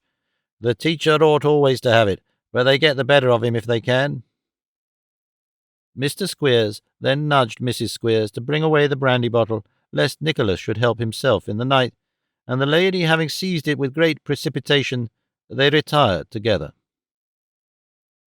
Nicholas, being left alone, took a half-dozen turns up and down the room in a condition of much agitation and excitement, but, growing gradually calmer, sat himself down in a chair, and mentally resolved that, come what come might, he would endeavour for a time to bear whatever wretchedness might be in store for him, and that, remembering the helplessness of his mother and sister, he would give his uncle no plea for deserting them in their need. Good resolutions seldom fail of producing some good effect in the mind from which they spring. He grew less desponding, and, so sanguine and buoyant his youth, even hoped that affairs at Dotheboys Hall might yet prove better than they promised. He was preparing for bed with something like renewed cheerfulness, when a sealed letter fell from his coat pocket. In the hurry of leaving London, it had escaped his attention and had not occurred to him since, but it at once brought back to him the recollection of the mysterious behaviour of Newman Noggs. "Dear me," said Nicholas, "what an extraordinary hand!" It was directed to himself, was written upon very dirty paper, and in such cramped and crippled writing as to be almost illegible. After great difficulty and much puzzling, he contrived to read as follows: "My dear young man, I know the world. Your father did not, or he would not have done me a kindness when there was no hope of return. You do not, or you would not be bound on such a journey. If you ever want a shelter in London, don't be angry at this. I once thought I never should. They know where I live, at the sign of the Crown in Silver Street, Golden Square. It is at the crown of Silver Street and James Street, with a bar door both ways. You can come at night. Once nobody was ashamed, never mind that. It's all over. Excuse errors. I shall forget how to wear a whole coat now. I've forgotten all my old ways. My spelling may have gone with them. Newman Noggs. P.S. If you should go near Barnard Castle, there is good ale at the King's Head. Say you know me, and I am sure they will not charge you for it. You may say Mr. Noggs there, for I was a gentleman then. I was indeed." It may be a very undignified circumstances to record, but after he had folded this letter and placed it in his pocket-book, Nicholas Nickleby's eyes were dimmed with a moisture that might have been taken for tears.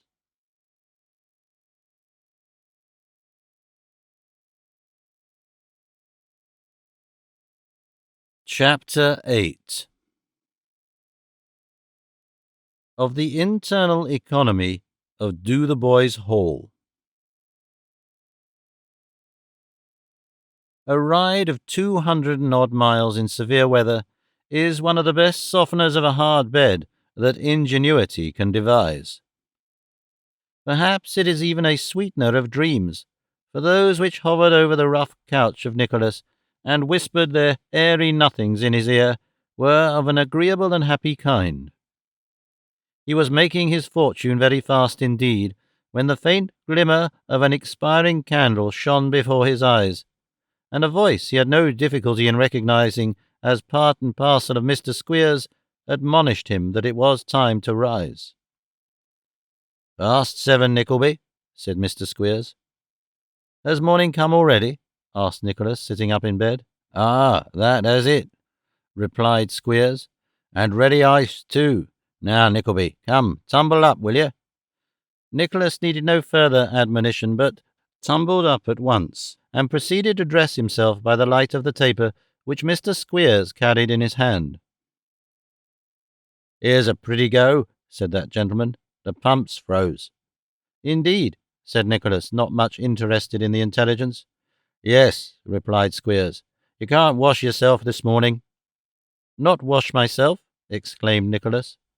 "No, not a bit of it," rejoined Squeers tartly. "So you must be content with giving yourself a dry polish till we break the ice in the well, and can get a bucketful out for the boys. Don't stand staring at me, but do look sharp, will you?" Offering no further observation, Nicholas huddled on his clothes. Squeers, meanwhile, opened the shutters and blew the candle out, when the voice of his amiable consort was heard in the passage, demanding admittance. "Come in, my love," said Squeers. Mrs. Squeers came in, still habited in the primitive night-jacket which had displayed the symmetry of her figure on the previous night, and further ornamented with a beaver bonnet of some antiquity, which she wore with much ease and lightness on the top of the nightcap before mentioned. "Drat the things," said the lady, opening the cupboard. "I can't find the school spoon anywhere." "Never mind it, my dear," observed Squeers in a soothing manner. "It's of no consequence." "No consequence? Why, how you talk," retorted Mrs. Squeers sharply. "Isn't it brimstone morning?" "I forgot, my dear," rejoined Squeers. "Yes, it certainly is. We purify the boys' bloods now and then, Nickleby." "Purify fiddlesticks' ends," said his lady. "Don't think, young man, that we go to the expense of flour of brimstone and molasses just to purify them, because if you think we carry on the business in that way, you'll find yourself mistaken, and so I'll tell you plainly." "My dear," said Squeers, frowning. "H'm." "Oh, nonsense," rejoined Mrs. Squeers. "If the young man comes to be a teacher here, let him understand at once that we don't want any foolery about the boys. They have the brimstone and treacle partly because if they hadn't something or other in the way of medicine, they'd be always ailing and giving a world of trouble, and partly because it spoils their appetites and comes cheaper than breakfast and dinner. So it does them good and us good at the same time, and that's fair enough, I'm sure." Having given this explanation, Mrs. Squeers put her head into the closet and instituted a stricter search after the spoon, in which Mr. Squeers assisted.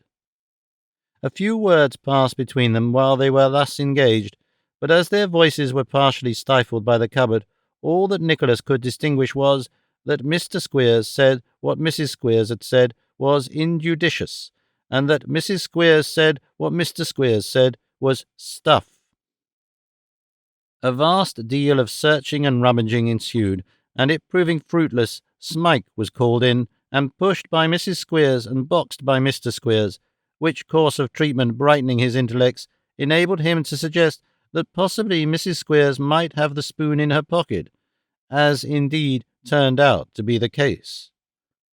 As Mrs. Squeers had previously protested, however, that she was quite certain that she had not got it, Smike received another box on the ear for presuming to contradict his mistress, together with the promise of a sound thrashing if he were not more respectful in future, so that he took nothing very advantageous by his motion. "A most invaluable woman, that Nickleby," said Squeers, when his consort had hurried away, pushing the drudge before her. "Indeed, sir," observed Nicholas. "I don't know her equal," said Squeers. "I do not know her equal. That woman, Nickleby, is always the same bustling, lively, active, saving creature that you see her now." Nicholas sighed involuntarily at the thought of the agreeable domestic prospect thus opened to him, but Squeers was, fortunately, too much occupied with his own reflections to perceive it. "It's my way to say when I am up in London," continued Squeers, "that to them boys she is a mother. But she is more than a mother to them, 10 times more. She does things for them boys, Nickleby, that I don't believe half the mothers going would do for their own sons." "I should think they would not, sir," answered Nicholas. Now the fact was that both Mr. and Mrs. Squeers viewed the boys in the light of their proper and natural enemies, Or, in other words, they held and considered that their business and profession was to get as much from every boy as could by possibility be screwed out of him. On this point they were both agreed, and behaved in unison accordingly. The only difference between them was that Mrs. Squeers waged war against the enemy openly and fearlessly, and that Squeers covered his rascality, even at home, with a spice of his habitual deceit, as if he really had a notion of some day or other being able to take himself in and persuade his own mind that he was a very good fellow. "But come," said Squeers, interrupting the progress of some thoughts to this effect in the mind of his usher, "let's go to the schoolroom, and lend me a hand with my school coat, will you?" Nicholas assisted his master to put on an old fustian shooting jacket, which he took down from a peg in the passage, and Squeers, arming himself with his cane, led the way across a yard to a door in the rear of the house. "There," said the schoolmaster as they stepped in together, "this is our shop, Nickelby." It was such a crowded scene, and there were so many objects to attract attention, that at first Nicholas stared about him, really without seeing anything at all. By degrees, however, the place resolved itself into a bare and dirty room, with a couple of windows, whereof a 10th part might be of glass, the remainder being stopped up with old copybooks and paper. There were a couple of long old rickety desks, cut and notched, and inked and damaged in every possible way, 2 or 3 forms, a detached desk for Squeers, and another for his assistant. The ceiling was supported, like that of a barn, by cross-beams and rafters, and the walls were so stained and discoloured that it was impossible to tell whether they had ever been touched with paint or whitewash. But the pupils, the young noblemen! How the last faint traces of hope, the remotest glimmering of any good to be derived from his efforts in this den, faded from the mind of Nicholas as he looked in dismay around.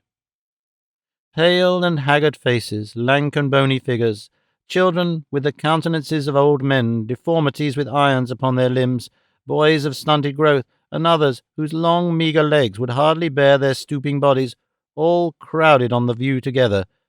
There were the bleared eye, the hare lip, the crooked foot, and every ugliness or distortion that told of unnatural aversion conceived by parents for their offspring, or of young lives which, from the earliest dawn of infancy, had been one horrible endurance of cruelty and neglect.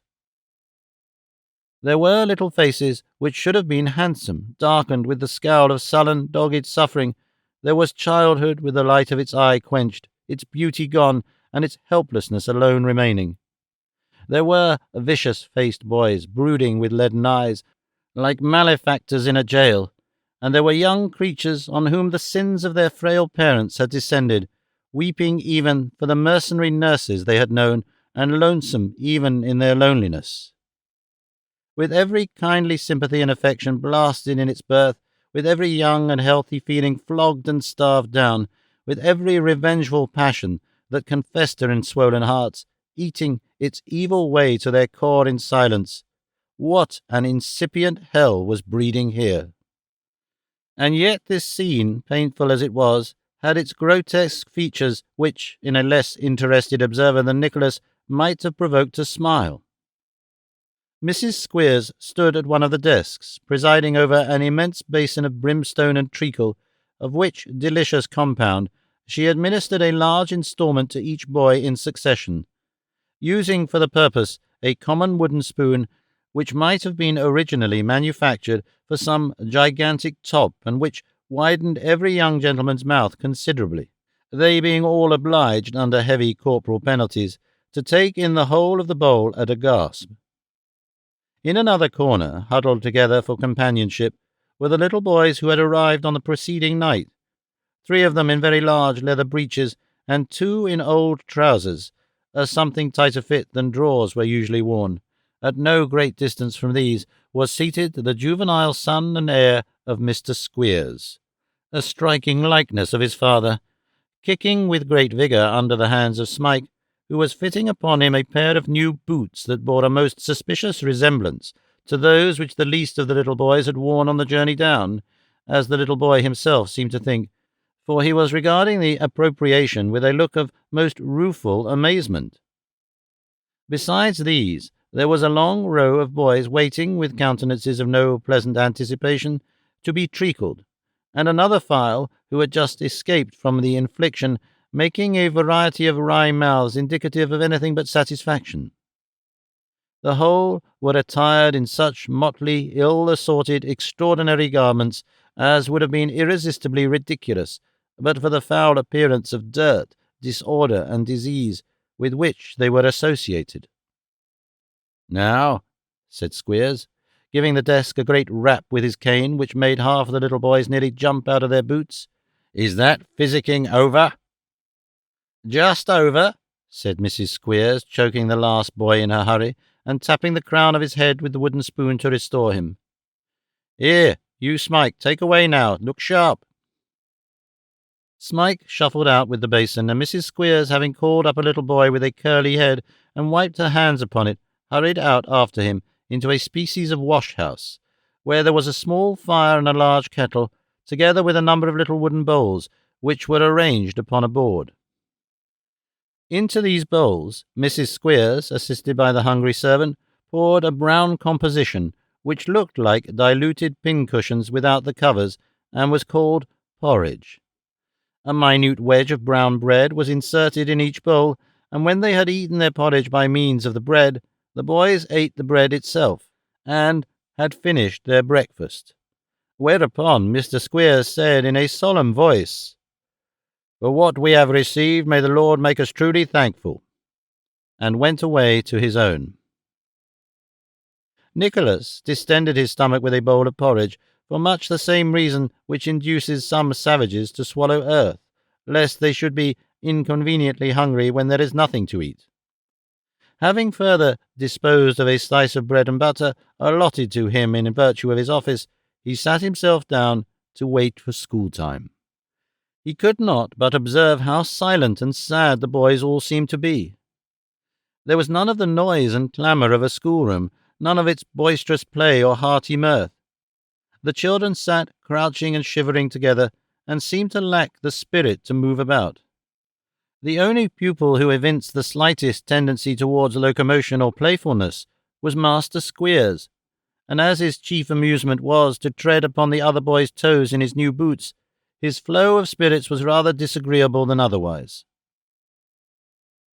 After some half-hour's delay, Mr. Squeers reappeared, and the boys took their places in their books, of which latter commodity the average might be about 1 to 8 learners. A few minutes having elapsed, during which Mr. Squeers looked very profound, as if he had a perfect apprehension of what was inside all the books, and could say every word of their contents by heart if he only chose to take the trouble, that gentleman called up the first class. Obedient to this summons, there arranged themselves in front of the schoolmaster's desk half a dozen scarecrows, out at knees and elbows, one of whom placed a torn and filthy book beneath his learned eye. "This is the first class in English spelling and philosophy, Nickelby," said Squeers, beckoning Nicholas to stand beside him. "We'll get up a Latin one, and hand that over to you. Now then, where's the first boy?" "Please, sir, he's cleaning the back parlour window," said the temporary head of the philosophical class. "So he is, to be sure," rejoined Squeers. "We go up upon the practical mode of teaching, Nickelby, the regular education system. C-L-E-A-N, clean, verb, active, to make bright, to scour. W-I-N, win, D-E-R, der, winder, a casement.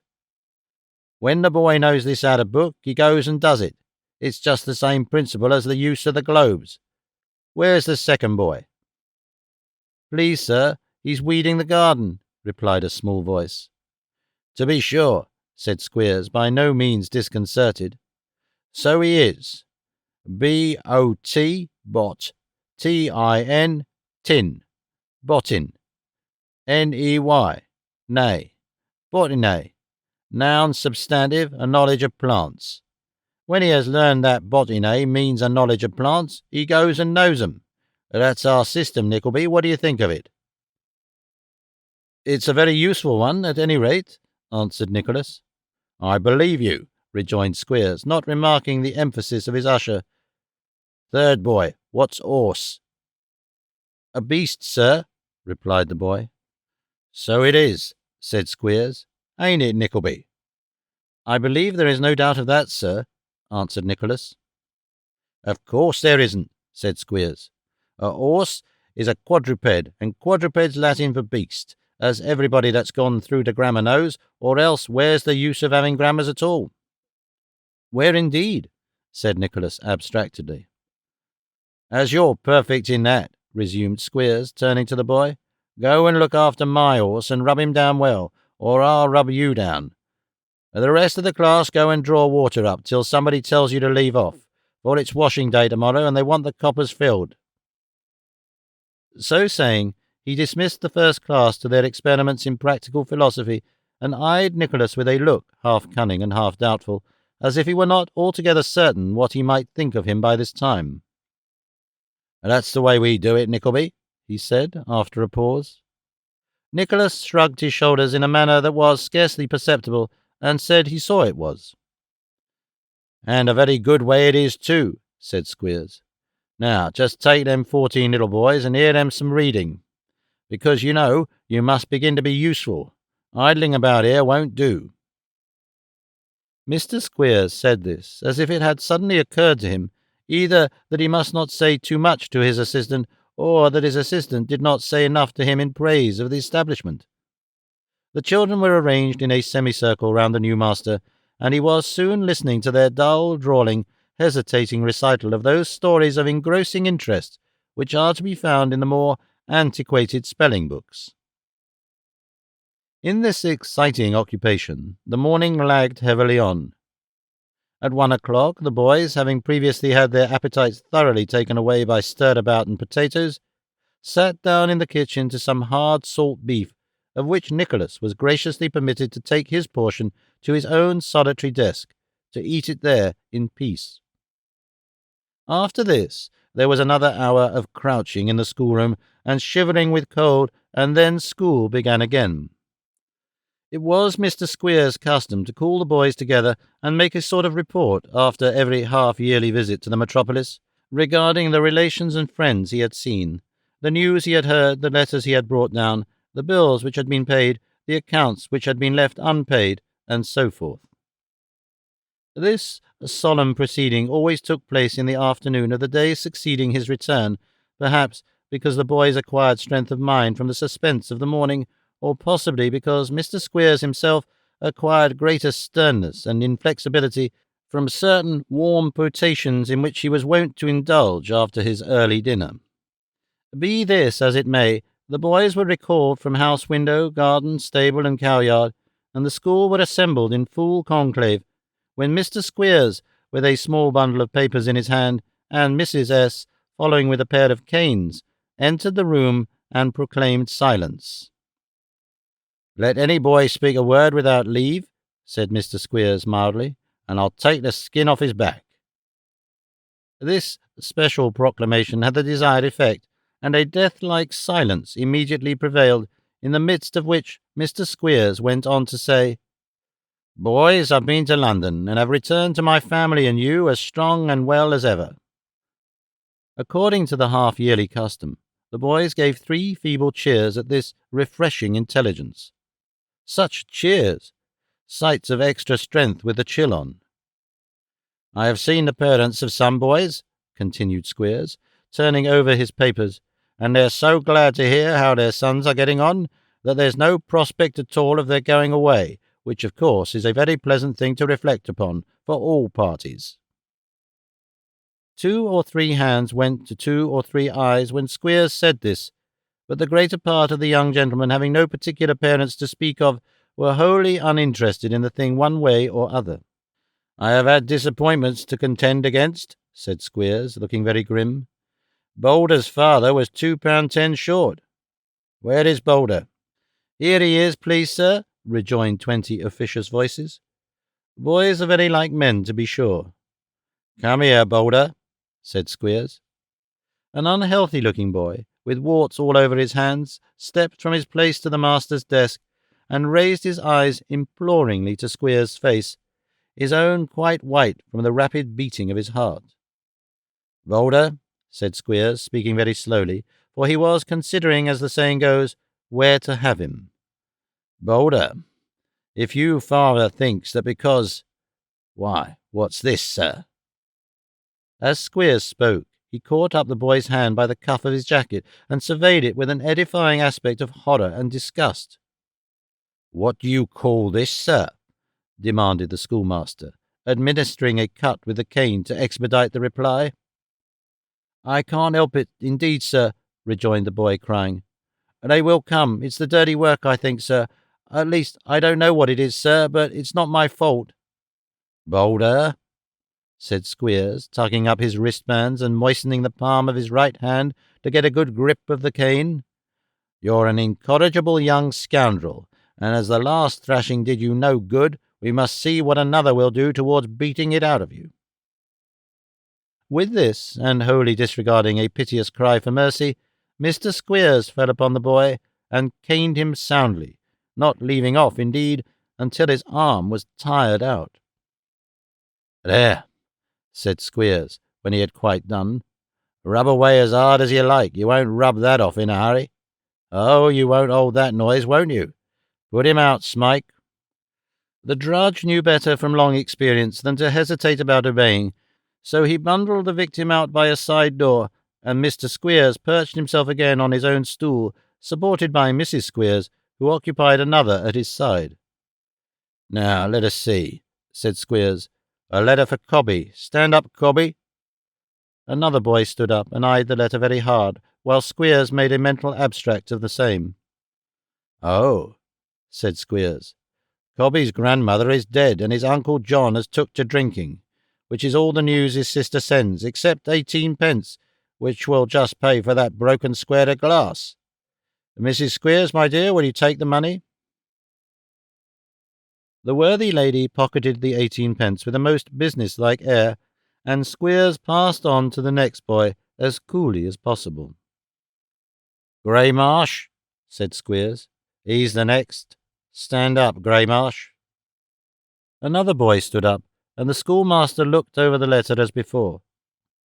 "Greymarsh's maternal aunt," said Squeers, when he had possessed himself of the contents, "is very glad to hear he's so well and happy, and sends her respectful compliments to Mrs. Squeers, and thinks she must be an angel. She likewise thinks Mr. Squeers is too good for this world, but hopes he may long be spared to carry on the business. Would have sent the 2 pair of stockings as desired, but is short of money, so forwards a tract instead, and hopes Greymarsh will put his trust in Providence. Hopes above all that he will study in everything to please Mr. and Mrs. Squeers, and look upon them as his only friends, and that he will love Master Squeers, and not object to sleeping 5 in a bed, which no Christian should." "Ah," said Squeers, folding it up, "a delightful letter. Very affecting indeed." It was affecting in one sense, for Greymarsh's maternal aunt was strongly supposed by her more intimate friends to be no other than his maternal parent. Squeers, however, without alluding to this part of the story, which would have sounded immoral before boys, proceeded with the business by calling out "Mobs," whereupon another boy rose, and Greymarsh resumed his seat. "Mob's stepmother," said Squeers, "took to her bed on hearing that he wouldn't eat fat, and has been very ill ever since. She wishes to know, by an early post, where he expects to go to if he quarrels with his victuals, and with what feelings he could turn up his nose at the cow's liver broth, after his good master had asked a blessing on it.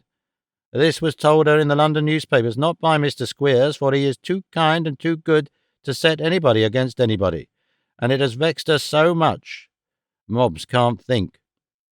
She is sorry to find he is discontented, which is sinful and horrid, and hopes Mr. Squeers will flog him into a happier state of mind, with which view she has also stopped his halfpenny a week pocket money, and given a double-bladed knife with a corkscrew in it to the missionaries, which she had bought on purpose for him." "A sulky state of feeling," said Squeers, after a terrible pause, during which he had moistened the palm of his right hand again. "Won't do. Cheerfulness and contentment must be kept up. Mobs, come to me." Mobbs moved slowly towards the desk, rubbing his eyes in anticipation of good cause for doing so, and he soon afterwards retired by the side door with as good cause as a boy need have. Mr. Squeers then proceeded to open a miscellaneous collection of letters, some enclosing money, which Mrs. Squeers took care of, and others referring to small articles of apparel, as caps and so forth, all of which the same lady stated to be too large or too small, and calculated for nobody but young Squeers, who would appear indeed to have had most accommodating limbs, since everything that came into the school fitted him to a nicety. His head, in particular, must have been singularly elastic, for hats and caps of all dimensions were alike to him. This business dispatched, a few slovenly lessons were performed, and Squeers retired to his fireside, leaving Nicholas to take care of the boys in the schoolroom, which was very cold, and where a meal of bread and cheese was served out shortly after dark. There was a small stove at that corner of the room which was nearest to the master's desk, and by it Nicholas sat down, so depressed and self-degraded by the consciousness of his position, that if death could have come upon him at that time, he would have been almost happy to meet it. The cruelty of which had been an unwilling witness, the coarse and ruffianly behaviour of Squeers, even in his best moods, the filthy place, the sights and sounds about him, all contributed to this state of feeling. But when he recollected that, being there as an assistant, he actually seemed, no matter what unhappy train of circumstances had brought him to that pass, to be the aider and abettor of a system which filled him with honest disgust and indignation. He loathed himself, and felt for the moment as though the mere consciousness of his present situation must, through all time to come, prevent his raising his head again. But for the present his resolve was taken, and the resolution he had formed on the preceding night remained undisturbed. He had written to his mother and sister, announcing the safe conclusion of his journey, and saying as little about Do the Boys Hall, and saying that little as cheerfully as he possibly could.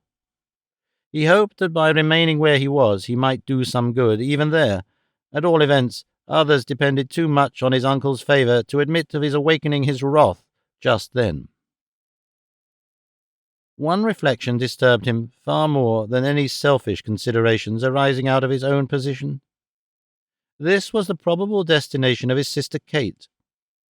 His uncle had deceived him, and might he not consign her to some miserable place where her youth and beauty would prove a far greater curse than ugliness and decrepitude? To a caged man bound hand and foot, this was a terrible idea. But no, he thought, his mother was there was the portrait painter too, simple enough, but still living in the world and of it. He was willing to believe that Ralph Nickelby had conceived a personal dislike to himself. Having pretty good reason by this time to reciprocate it, he had no great difficulty in arriving at this conclusion, and tried to persuade himself that the feeling extended no further than between them. As he was absorbed in these meditations, he all at once encountered the upturned face of Smike, who was on his knees before the stove, picking a few stray cinders from the hearth and planting them on the fire. He had paused to steal a look at Nicholas, and when he saw that he was observed, shrunk back, as if expecting a blow. "You need not fear me," said Nicholas kindly. "Are you cold?" No. "You are shivering." "I am not cold," replied Smike quickly. "I am used to it."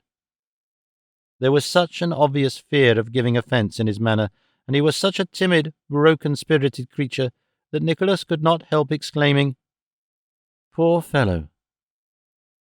If he had struck the drudge, he would have slunk away without a word, but now he burst into tears.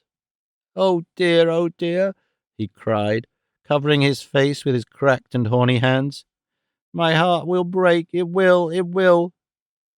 "Hush," said Nicholas, laying his hand upon his shoulders. "Be a man. You are nearly won by years, God help you." "By years," cried Smike. "Oh dear, how many of them since I was a little child, younger than any that are here now. Where are they all?"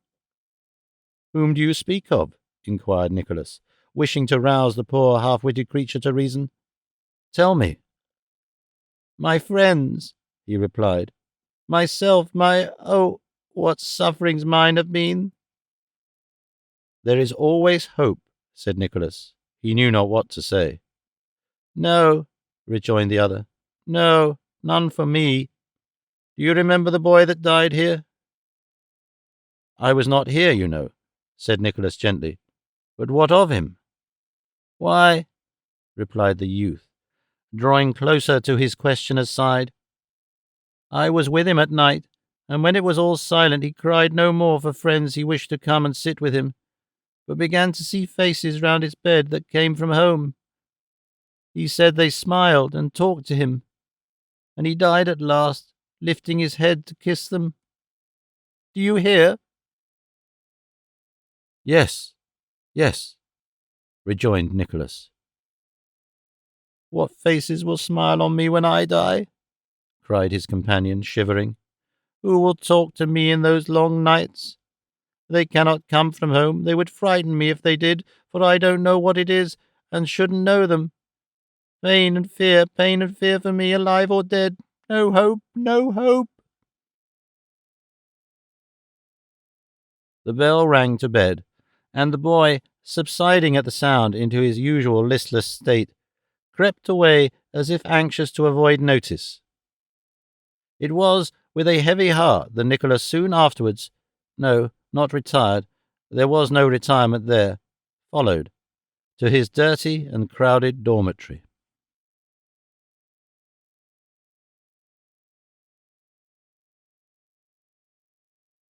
Chapter 9. Of Miss Squeers, Mrs. Squeers, Master Squeers, and Mr. Squeers, and of various matters and persons connected no less with the Squeerses than Nicholas Nickleby. When Mr. Squeers left the schoolroom for the night, he betook himself, as has been before remarked, to his own fireside, which was situated, not in the room in which Nicholas had supped on the night of his arrival, but in a smaller apartment in the rear of the premises, where his lady wife, his amiable son, and accomplished daughter were in the full enjoyment of each other's society. Mrs. Squeers being engaged in the matronly pursuit of stocking darning, and the young lady and gentleman being occupied in the adjustment of some youthful differences, by means of a pugilistic contest across the table, which, on the approach of their honoured parent, subsided into a noiseless exchange of kicks beneath it. And in this place it may be as well to apprise the reader that Miss Fanny Squeers was in her 23rd year. If there be any one grace or loveliness inseparable from that particular period of life, Miss Squeers may be presumed to have been possessed of it, as there is no reason to suppose that she was a solitary exception to an universal rule. She was not tall like her mother, but short like her father. From the former she inherited a voice of harsh quality, from the latter a remarkable expression of the right eye, something akin to having none at all. Miss Squeers had been spending a few days with a neighbouring friend, and had only just returned to the parental roof. To this circumstance may be referred her having heard nothing of Nicholas, until Mr. Squeers himself now made him the subject of conversation. "Well, my dear," said Squeers, drawing up his chair, "what do you think of him by this time?" "Think of who?" inquired Mrs. Squeers, who, as she often remarked, was no grammarian, thank heaven. "Of the young man, the new teacher. Who else could I mean?" "Oh, that Knuckleby," said Mrs. Squeers impatiently. "I hate him." "Why do you hate him for, my dear?" asked Squeers. "What's that to you?" retorted Mrs. Squeers. "If I hate him, that's enough, ain't it?" "Quite enough for him, my dear, and a great deal too much, I dare say, if he knew it," replied Squeers in a pacific tone. "I only ask from curiosity, my dear." "Well, then, if you want to know," rejoined Mrs. Squeers, "I'll tell you, because he's a proud, haughty, consequential, turned-up-nosed peacock. Mrs. Squeers, when excited, was accustomed to use strong language, and moreover to make use of a plurality of epithets, some of which were of a figurative kind, as the word peacock, and furthermore the allusion to Nicholas's nose, which was not intended to be taken in its literal sense, but rather to bear a latitude of construction according to the fancy of the hearers. Neither were they meant to bear reference to each other, so much as to the object on whom they were bestowed, as will be seen in the present case, a peacock with a turned-up nose being a novelty in ornithology, and a thing not commonly seen. Said Squeers, as if in mild deprecation of this outbreak. He is cheap, my dear. The young man is very cheap. Not a bit of it, retorted Mrs. Squeers. £5 a year, said Squeers. What of that? It's dear if you don't want him, isn't it? Replied his wife. But we do want him, urged Squeers. I don't see that you want him any more than the dead, said Mrs. Squeers. Don't tell me. You can put on the cards and in the advertisements, education by Mr. Wackford Squeers and able assistants, without having any assistants, can't you? Isn't it done every day by all the masters about? I've no patience with you. Haven't you? Said Squeers sternly. Now I'll tell you what, Mrs. Squeers. In this matter of having a teacher, I'll take my own way, if you please. A slave driver in the West Indies has allowed a man under him to see that his blacks don't run away or get up a rebellion, and I'll have a man under me to do the same with our blacks, till such time as little Wackford is able to take charge of the school. Am I to take care of the school when I grow up a man, father? Said Wackford junior, suspending, in the excess of his delight, a vicious kick which he was administering to his sister. You are, my son, replied Mr. Squeers in a sentimental voice. Oh, my eye, won't I give it to the boys? Exclaimed the interesting child, grasping his father's cane. Oh, father, won't I make 'em squeak again? It was a proud moment in Mr. Squeers' life when he witnessed that burst of enthusiasm in his young child's mind and saw in it a foreshadowing of his future eminence. He pressed a penny into his hand and gave vent to his feelings, as did his exemplary wife also, in a shout of approving laughter. The infantine appeal to their common sympathies at once restored cheerfulness to the conversation and harmony to the company. He's a nasty stuck-up monkey, that's what I consider him, said Mrs. Squeers, reverting to Nicholas. Supposing he is, said Squeers. He is as well stuck up in our schoolroom as anywhere else, isn't he? Especially as he don't like it. Well, observed Mrs. Squeers, there's something in that. I hope it'll bring his pride down, and it shall be no fault of mine if it don't. Now, a proud usher in a Yorkshire school was such a very extraordinary and unaccountable thing to hear of, any usher at all being a novelty, but a proud one, a being of whose existence the wildest imagination could never have dreamed, that Miss Squeers, who seldom troubled herself with scholastic matters, inquired with much curiosity who this Nickelby was that gave himself such airs. Nickelby, said Squeers, spelling the name according to some eccentric system which prevailed in his own mind. Your mother always calls things and people by their wrong names. No matter for that, said Mrs. Squeers. I see them with right eyes, and that's quite enough for me. I watched him when you were laying on to little Boulder this afternoon. He looked as black as thunder all the while, and one time started up as if he had more than got it in his mind to make a rush at you. I saw him, though he thought I didn't. Never mind that, father, said Miss Squeers, as the head of the family was about to reply. Who is the man?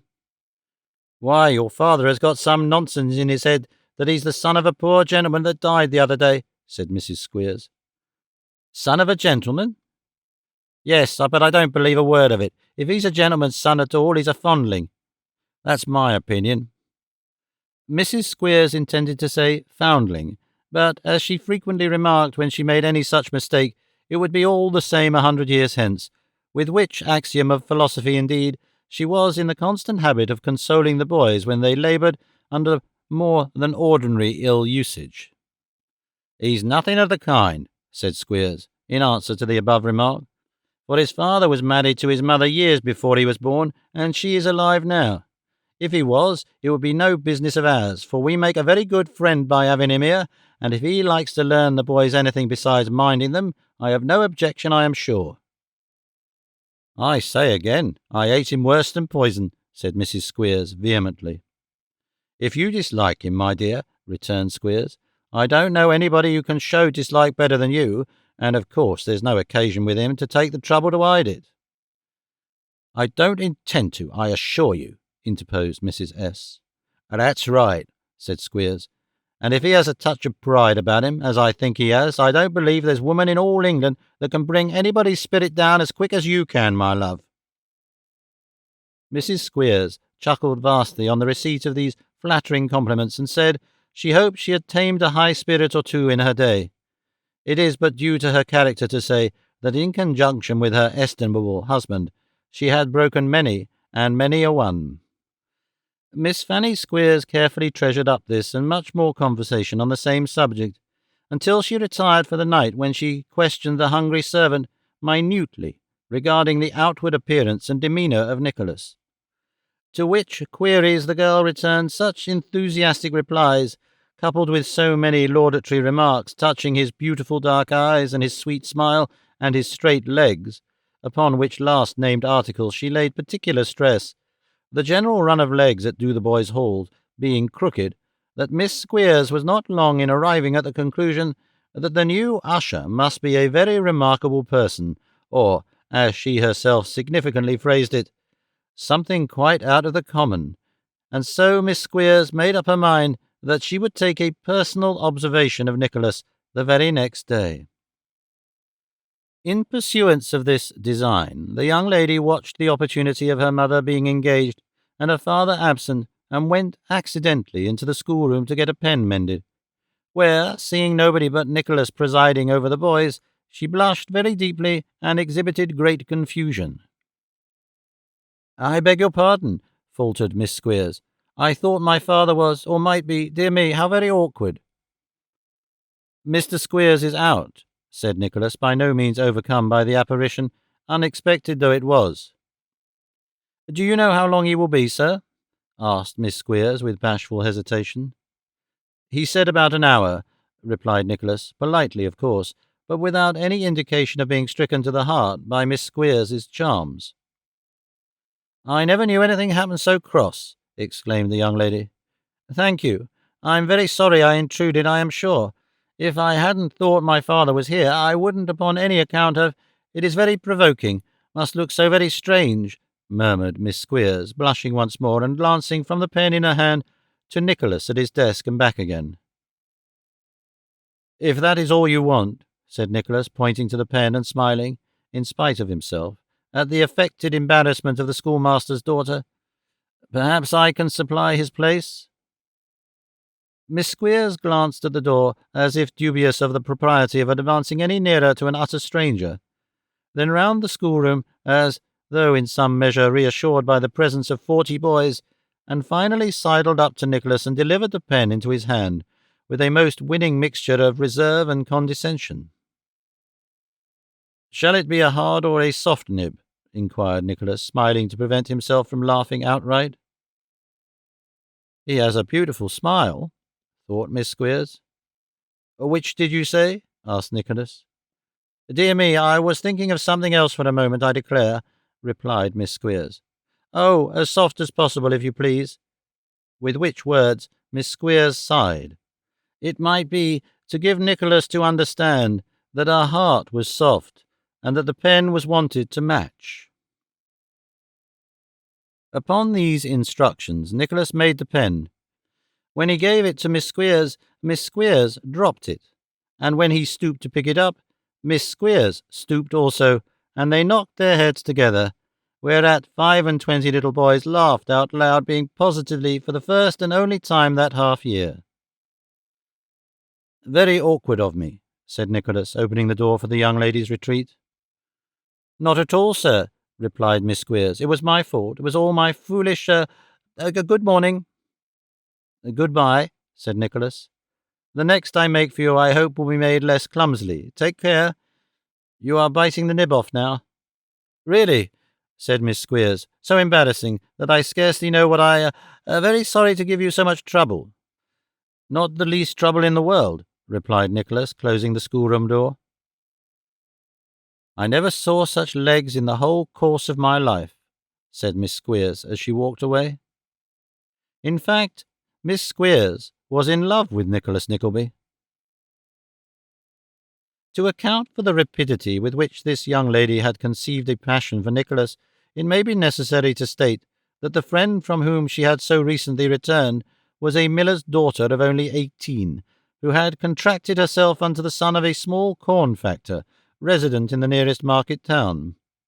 Miss Squeers and the miller's daughter, being fast friends, had covenanted together some 2 years before, according to a custom prevalent among young ladies, that whoever was first engaged to be married should straightway confide the mighty secret to the bosom of the other, before communicating it to any living soul, and bespeak her as bridesmaid without loss of time, in fulfilment of which pledge the miller's daughter, when her engagement was formed, came out express at 11 o'clock at night, as the corn factor's son made an offer of his hand and heart at 25 minutes past 10 by the Dutch clock in the kitchen, and rushed into Miss Squeers' bedroom with the gratifying intelligence. Now, Miss Squeers, being 5 years older and out of her teens, which is also a great matter, had since been more than commonly anxious to return the compliment and possess her friend with a similar secret, but either in consequence of finding it hard to please herself, or harder still to please anybody else, had never had an opportunity so to do, inasmuch as she had no such secret to disclose. The little interview with Nicholas had no sooner passed, as above described, however, than Miss Squeers, putting on her bonnet, made her way with great precipitation to her friend's house, and, upon a solemn renewal of divers old vows of secrecy, revealed how that she was not exactly engaged, but going to be, to a gentleman's son, none of your corn factors, but a gentleman's son of high descent, who had come down as teacher to do the boys' hall under most mysterious and remarkable circumstances. Indeed, as Miss Squeers more than once hinted, she had good reason to believe, induced by the fame of her many charms, to seek her out and woo and win her. "Isn't it an extraordinary thing?" said Miss Squeers, emphasizing the adjective strongly. "Most extraordinary," replied the friend. "But what has he said to you?" "Don't ask me what he said, my dear," rejoined Miss Squeers. "If you had only seen his looks and smiles, I never was so overcome in all my life." "Did he look in this way?" inquired the miller's daughter, counterfeiting, as nearly as she could, a favourite leer of the corn factor. "Very like that, only more genteel," replied Miss Squeers. "Ah," said the friend, "then he means something, depend on it." Miss Squeers, having slight misgivings on the subject, was by no means ill-pleased to be confirmed by a competent authority, and discovering, on further conversation and comparison of notes, a great many points of resemblance between the behaviour of Nicholas and that of the corn factor, grew so exceedingly confidential that she entrusted her friend with a vast number of things Nicholas had not said, which were all so very complimentary as to be quite conclusive.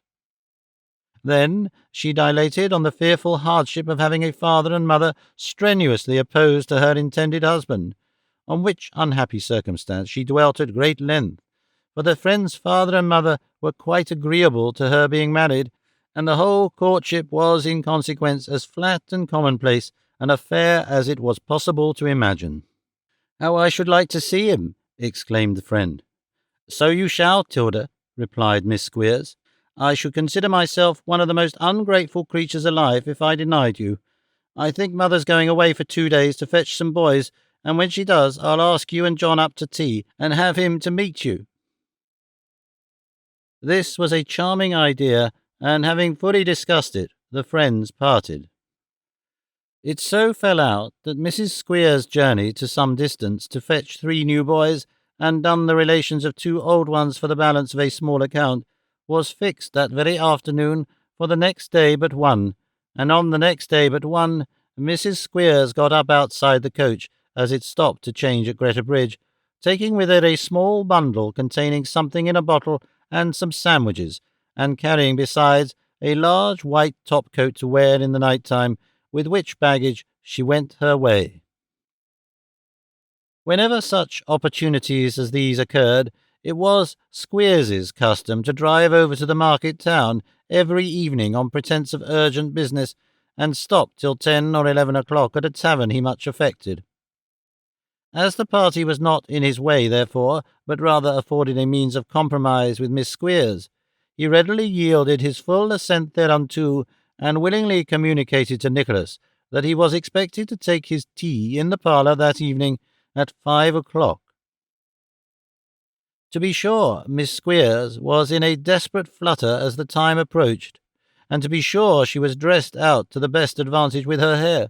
It had more than a tinge of red, and she wore it in a crop, curled in 5 distinct rows up to the very top of her head, and arranged dexterously over the doubtful eye, to say nothing of the blue sash which floated down her back, or the worked apron, or the long gloves, or the green gauze scarf worn over one shoulder and under the other, or any of the numerous devices which were to be as so many arrows to the heart of Nicholas.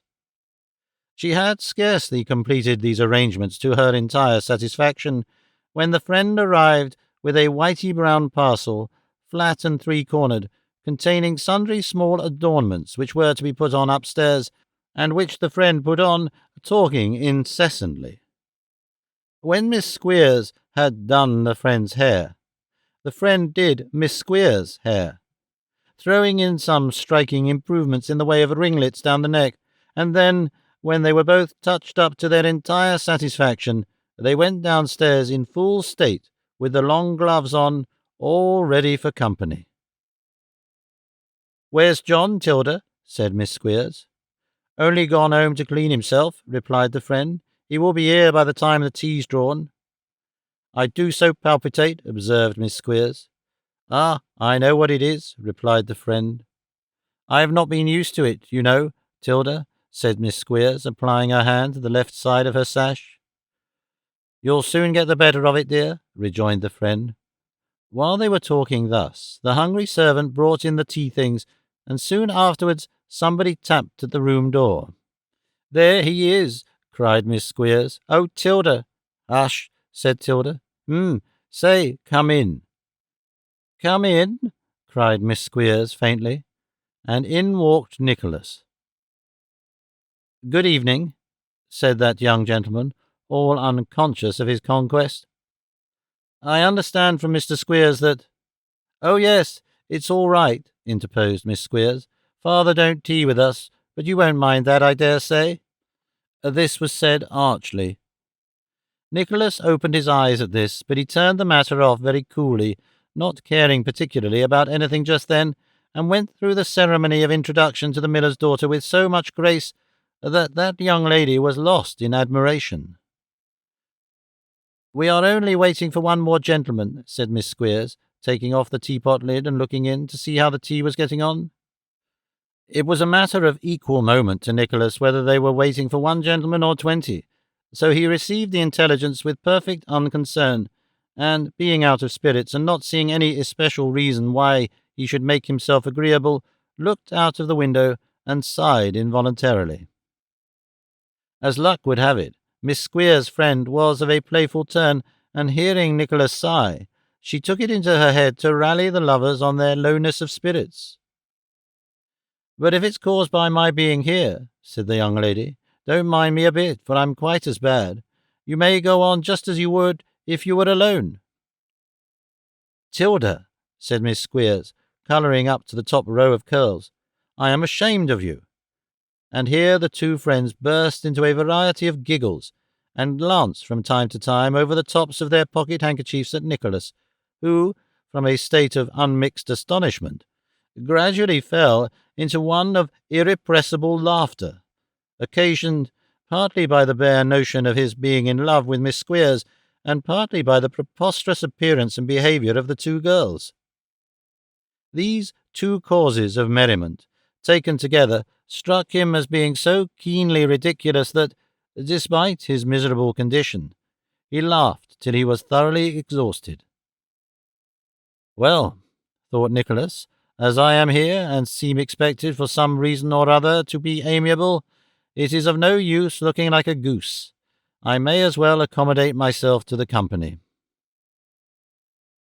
We blush to tell it, but his youthful spirits and vivacity getting, for the time, the better of his sad thoughts, he no sooner formed this resolution than he saluted Miss Squeers and the friend with great gallantry, and, drawing a chair to the tea-table, began to make himself more at home than in all probability an usher has ever done in his employer's house since ushers were first invented.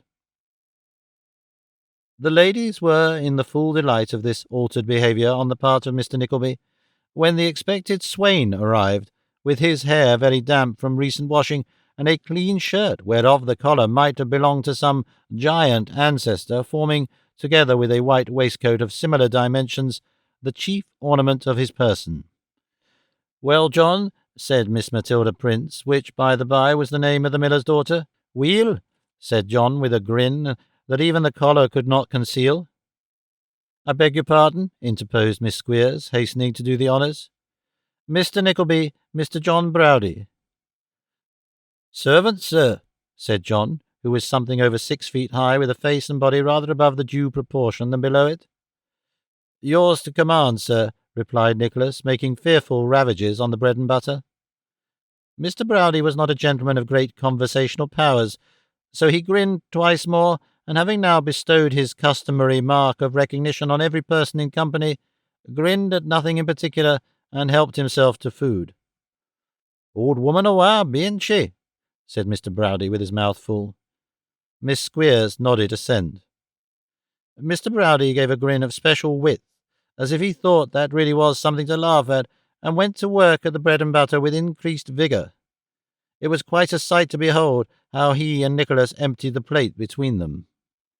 "You won't get bread and butter every night, I expect, mon," said Mr. Browdie, after he had sat staring at Nicholas a long time over the empty plate. Nicholas bit his lip and coloured, but affected not to hear the remark. "Ecod," said Mr. Browdie, laughing boisterously, "they didn't put too much invite in him. You'll be nowt but skin and bones if you stop here long enough. Ho, ho, ho!" "You are facetious, sir," said Nicholas scornfully.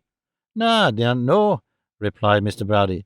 "But to the teacher, could he were learn you, we were."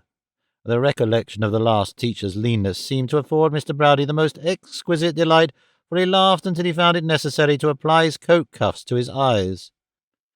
"I don't know whether your perceptions are quite keen enough, Mr. Browdie, to enable you to understand that your remarks are offensive," said Nicholas in a towering passion. "But if they are, have the goodness to—" "If you say another word, John," shrieked Miss Price, stopping her admirer's mouth as he was about to interrupt, "only half a word, I'll never forgive you or speak to you again." "Weel, my lass, I didn't care aboot un," said the corn factor, bestowing a hearty kiss on Miss Matilda. "Let un gang on, let un gang on." It now became Miss Squeers' turn to intercede with Nicholas, which she did with many symptoms of alarm and horror.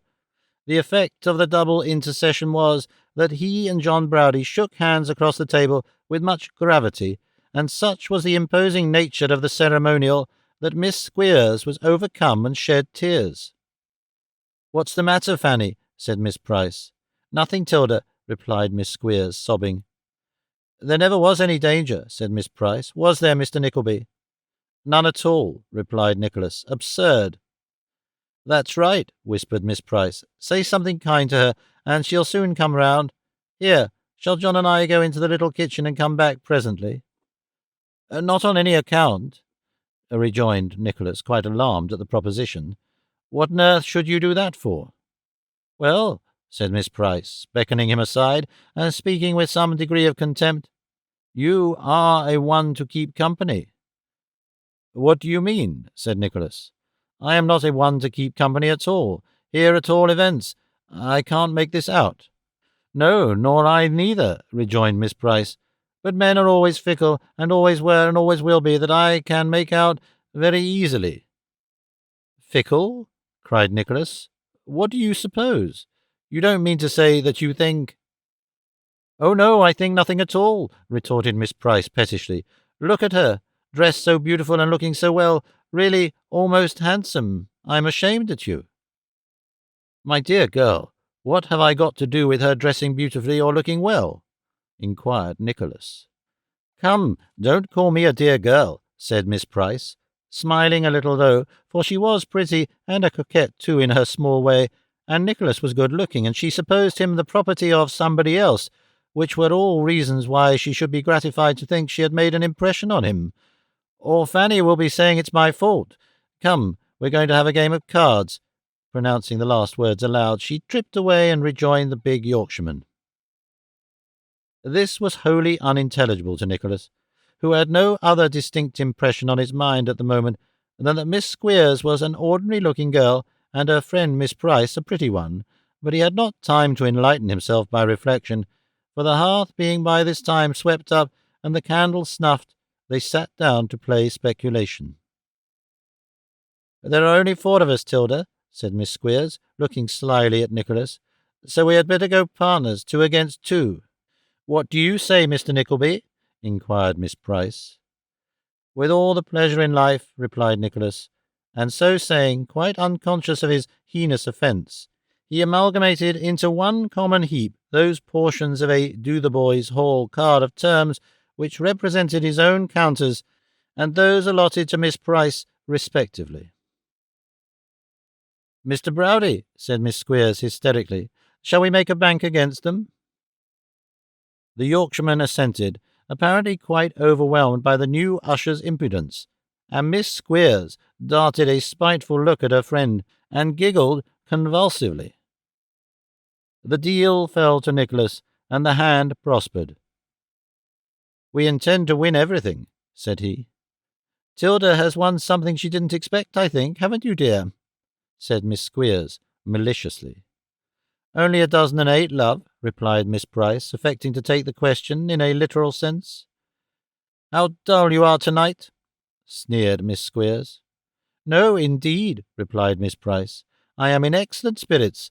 I was thinking you seemed out of sorts." "Me?" cried Miss Squeers, biting her lips and trembling with very jealousy. "Oh, no." "That's well," remarked Miss Price. "Your hair's coming out of curl, dear." "Never mind me," tittered Miss Squeers. "You had better attend to your partner." "Thank you for reminding her," said Nicholas. So she had. The Yorkshireman flattened his nose once or twice with his clenched fist, as if to keep his hand in till he had an opportunity of exercising it upon the features of some other gentleman, and Miss Squeers tossed her head with such indignation that the gust of wind raised by the multitudinous curls in motion nearly blew the candle out. "I never had such luck, really," exclaimed coquettish Miss Price, after another hand or two. "It's all along of you, Mr. Nickelby, I think. I should like to have you for a partner always." "I wish you had." "You'll have a bad wife, though, if you always win at cards," said Miss Price. "Not if your wish is gratified," replied Nicholas. "I am sure I shall have a good one in that case."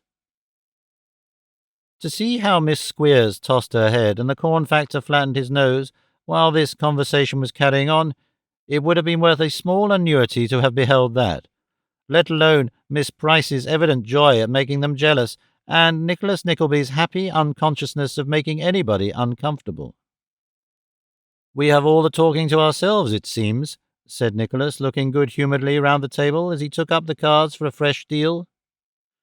"You do it so well," tittered Miss Squeers, "that it would be a pity to interrupt, wouldn't it, Mr. Browdie? He." "Nay," said Nicholas, "we do it in default of having anybody else to talk to." "We'll talk to you, you know, if you'll say anything," said Miss Price. "Thank you, Tilda dear," retorted Miss Squeers majestically. "Or you can talk to each other if you don't choose to talk to us," said Miss Price, rallying her dear friend. "John, why don't you say something?" "Say summat?" repeated the Yorkshireman. "Aye, and not sit there so silent and glum." "Weel, then," said the Yorkshireman, striking the table heavily with his fist, "what I say is this: dang my bones and body, if I stand this ony longer, do ye gang whoam wi' me, and do your own light on tonight, young whipster, look sharp out for a broken head next time he comes under my hand." "Mercy on us, what's all this?" cried Miss Price in affected astonishment. "Come, woman, tell 'ee, come, woman," replied the Yorkshireman sternly, and as he delivered the reply, Miss Squeers burst into a shower of tears, arising in part from desperate vexation, and in part from an impotent desire to lacerate somebody's countenance with her fair fingernails. This state of things had been brought about by divers means and workings. Miss Squeers had brought it about by aspiring to the high state and condition of being matrimonially engaged, without good grounds for doing so. Miss Price had brought it about by indulging in 3 motives of action. First, a desire to punish her friend for laying claim to a rivalship in dignity, having no good title. Secondly, the gratification of her own vanity in receiving the compliments of a smart young man. And thirdly, a wish to convince the corn factor of the great danger he ran in deferring the celebration of their expected nuptials, while Nicholas had brought it about by half an hour's gaiety and thoughtlessness, and a very sincere desire to avoid the imputation of inclining at all to Miss Squeers. So the means employed and the end produced were alike the most natural in the world, for young ladies will look forward to being married, and will jostle each other in the race to the altar, and will avail themselves of all opportunities of displaying their own attractions to the best advantage, down to the very end of time, as they have done from its beginning. "Why, and here's Fanny in tears now," exclaimed Miss Price, as if in fresh amazement. "What can be the matter?" "Oh, you don't know, miss, of course you don't know. Pray don't trouble yourself to inquire," said Miss Squeers, producing that change of countenance which children call making a face. "Well, I'm sure," exclaimed Miss Price. "And who cares whether you are sure or not, ma'am?" retorted Miss Squeers, making another face. "You are monstrous polite, ma'am," said Miss Price. "I shall not come to you to take lessons in the art, ma'am," retorted Miss Squeers. "You needn't take the trouble to make yourself plainer than you are, ma'am, however," rejoined Miss Price, "because that's quite unnecessary." Miss Squeers, in reply, turned very red, and thanked God that she hadn't got the bold faces of some people. Miss Price, in rejoinder, congratulated herself upon not being possessed of the envious feeling of other people, whereupon Miss Squeers made some general remark touching the danger of associating with low persons, in which Miss Price entirely coincided, observing that it was very true indeed, and she had thought so a long time. "Tilda," exclaimed Miss Squeers with dignity, "I hate you." "Ah, there's no love lost between us, I assure you," said Miss Price, tying her bonnet strings with a jerk. "You'll cry your eyes out when I'm gone, you know you will." "I scorn your words, minx," said Miss Squeers. "You pay me a great compliment when you say so," answered the miller's daughter, curtsying very low. "Wish you a very good night, ma'am, and pleasant dreams attend your sleep." With this parting benediction, Miss Price swept from the room, followed by the huge Yorkshireman, who exchanged with Nicholas, at parting, that peculiarly expressive scowl with which the cut-and-thrust counts, in melodramatic performances, inform each other they will meet again. They were no sooner gone than Miss Squeers fulfilled the prediction of her quondam friend by giving vent to a most copious burst of tears, and uttering various dismal lamentations and incoherent words. Nicholas stood looking on for a few seconds, rather doubtful what to do, but feeling uncertain whether the fit would end in his being embraced or scratched, and considering that either infliction would be equally agreeable. He walked off very quietly, while Miss Squeers was moaning in her pocket-handkerchief. "This is one consequence," thought Nicholas, when he had groped his way in the dark to the sleeping-room, "of my cursed readiness to adapt myself to any society in which chance carries me. If I had sat mute and motionless, as I might have done, this would not have happened." He listened for a few moments, but all was quiet. "I was glad," he murmured, "to grasp at any relief from the sight of this dreadful place, or the presence of its vile master. I have set these people by their ears, and made 2 new enemies, where, heaven knows, I needed none. Well, it is a just punishment for having forgotten, even for an hour, what is around me now." So saying, he felt his way among the throng of weary-hearted sleepers, and crept into his poor bed.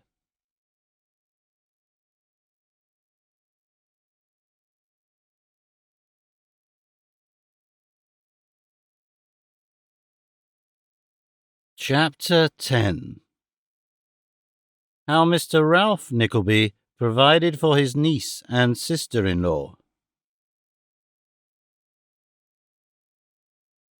On the second morning after the departure of Nicholas for Yorkshire, Kate Nickleby sat in a very faded chair raised upon a very dusty throne in Miss La Creevy's room, giving that lady a sitting for the portrait upon which she was engaged, and towards the full perfection of which Miss La Creevy had had the street-door case brought upstairs, in order that she might be the better able to infuse into the counterfeit countenance of Miss Nickleby a bright salmon-flesh tint which she had originally hit upon while executing the miniature of a young officer therein contained, and which bright salmon-flesh tint was considered by Miss La Creevy's chief friends and patrons to be quite a novelty in art, as indeed it was.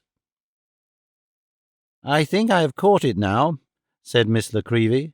"The very shade. This will be the sweetest portrait I have ever done, certainly."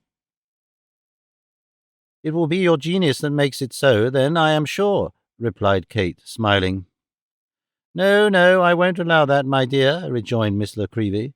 "It's a very nice subject indeed, though, of course, something depends upon the mode of treatment." "And not a little," observed Kate. "Why, my dear, you are right there," said Miss La Creevy. "In the main, you are right there, though I don't allow that it is of such very great importance in the present case." "Ah, the difficulties of art, my dear, are great." "They must be, I have no doubt," said Kate, humouring her good-natured little friend. "They are beyond anything you can form the faintest conception of," replied Miss La Creevy. "What with bringing out eyes with all one's power, and keeping down noses with all one's force, and adding to heads and taking away teeth altogether, you have no idea of the trouble one little miniature is." "The remuneration can scarcely repay you," said Kate. "Why, it does not, and that's the truth," answered Miss La Creevy. "And then people are so dissatisfied and unreasonable that 9 times out of 10 there's no pleasure in painting them. Sometimes they say, 'Oh, how very serious you have made me look, Miss La Creevy,' and at others, 'La Miss La Creevy, how very smirking,' when the very essence of a good portrait is that it must either serious or smirking, or it's no portrait at all." "Indeed," said Kate, laughing. "Certainly, my dear, because the sitters are always either the one or the other," replied Miss La Creevy. "Look at the Royal Academy. All those beautiful shiny portraits of gentlemen in black velvet waistcoats, with their fists doubled up on round tables or marble slabs, are serious, you know, and all the ladies who are playing with little parasols or little dogs or little children, it's the same rule in art, only varying the objects, are smirking. In fact," said Miss La Creevy, sinking her voice to a confidential whisper, "there are only 2 styles of portrait painting, the serious and the smirk, and we always use the serious for professional people, except actors sometimes, and the smirk for private ladies and gentlemen who don't care so much about looking clever." Kate seemed highly amused by this information, and Miss La Creevy went on painting and talking with immovable complacency. "What a number of officers you seem to paint," said Kate, availing herself of a pause in the discourse and glancing round the room. "Number of what, child?" inquired Miss La Creevy, looking up from her work. "Character portraits, oh yes. They're not real military men, you know." "No? Bless your heart, of course not. Only clerks and that who hire a uniform to be painted in, and send it here in a carpet-bag. Some artists," said Miss La Creevy, "keep a red coat and charge 7 and 6pence extra for hire and carmine. But I don't do that myself, for I don't consider it legitimate." Drawing herself up, as though she plumed herself greatly upon not resorting to these lures to catch sitters, Miss La Creevy applied herself more intently to her task, only raising her head occasionally to look with unspeakable satisfaction at some touch she had just put in, and now and then giving Miss Nickelby to understand what particular feature she was at work upon at the moment. "Not," she expressly observed, "that you should make it up for painting, my dear, but because it's our custom to tell sitters what part we are upon, in order that if there's any particular expression they want introduced, they may throw it in at the time, you know. And when said Miss La Creevy after a long silence, to wit, an interval of a full minute and a half. "When do you expect to see your uncle again?" "I scarcely know. I had expected to have seen him before now," replied Kate. "So I hope, for this state of uncertainty is worse than anything." "I suppose he has money, hasn't he?" inquired Miss La Creevy. "He is very rich, I have heard," rejoined Kate. "I don't know that he is, but I believe so." "Ah, you may depend upon it he is, or he wouldn't be so surly," remarked Miss La Creevy, who was an old little mixture of shrewdness and simplicity. "When a man's a bear, he is generally pretty independent." "His manner is rough," said Kate. "Rough?" cried Miss La Creevy. "A porcupine's a feather bed to him. I never met with such a cross-grained old savage." "It is only his manner, I believe," observed Kate timidly. "He was disappointed in early life. I think I have heard, or has had his temper soured by some calamity. I should be sorry to think ill of him until I knew he deserved it." "Well, that's very right and proper," observed the miniature painter, "and heaven forbid that I should be the cause of your doing so. But now, mightn't he, without feeling it himself, make you and your mamma some nice little allowance that would keep you both comfortable until you were well married, and be a little fortune to her afterwards? What would 100 a year, for instance, be to him?" "I don't know what it would be to him," said Kate with energy, "but it would be that to me I would rather die than take." "Hey day!" cried Miss La Creevy. "A dependence upon him," said Kate, "would embitter my whole life. I should feel begging a far less degradation." "Well," exclaimed Miss La Creevy, "this of a relation whom you will not hear an indifferent person speak ill of, my dear, sounds oddly enough, I confess." "I dare say it does," replied Kate, speaking more gently. "Indeed, I am sure it must. I only mean that with the feelings and recollection of better times upon me, I could not bear to live on anybody's bounty, not his particularly, but anybody's." Miss La Creevy looked slyly at her companion, as if she doubted whether Ralph himself were not the subject of dislike, but seeing that her young friend was distressed, made no remark. "I only ask of him," continued Kate, whose tears fell while she spoke, "that he will move so little out of his way in my behalf as to enable me by his recommendation, only by his recommendation, to earn literally my bread and remain with my mother. Whether we shall ever taste happiness again depends upon the fortunes of my dear brother, but if he will do this, and Nicholas only tells us that he is well and cheerful, I shall be contented." As she ceased to speak, there was a rustling behind the screen which stood between her and the door, and some person knocked at the wainscot. "Come in, whoever it is," cried Miss La Creevy. The person complied, and coming forward at once, gave to view the form and features of no less an individual than Mr. Ralph Nickleby himself. "Your servant, ladies," said Ralph, looking sharply at them by turns.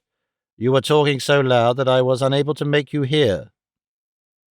When the man of business had a more than commonly vicious snarl lurking at his heart, he had a trick of almost concealing his eyes under their thick and protruding brows for an instant, and then displaying them in their full keenness.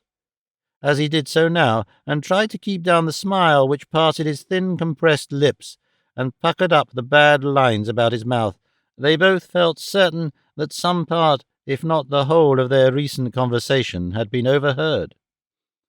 "I called in on my way upstairs, more than half expecting to find you here," said Ralph, addressing his niece and looking contemptuously at the portrait.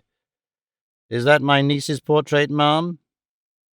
"Yes, it is, Mr. Nickleby," said Miss La Creevy, with a very sprightly air, "and between you and me and the post, sir, it will be a very nice portrait too, though I say it who am the painter."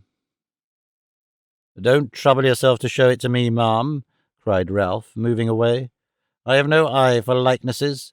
Is it nearly finished?"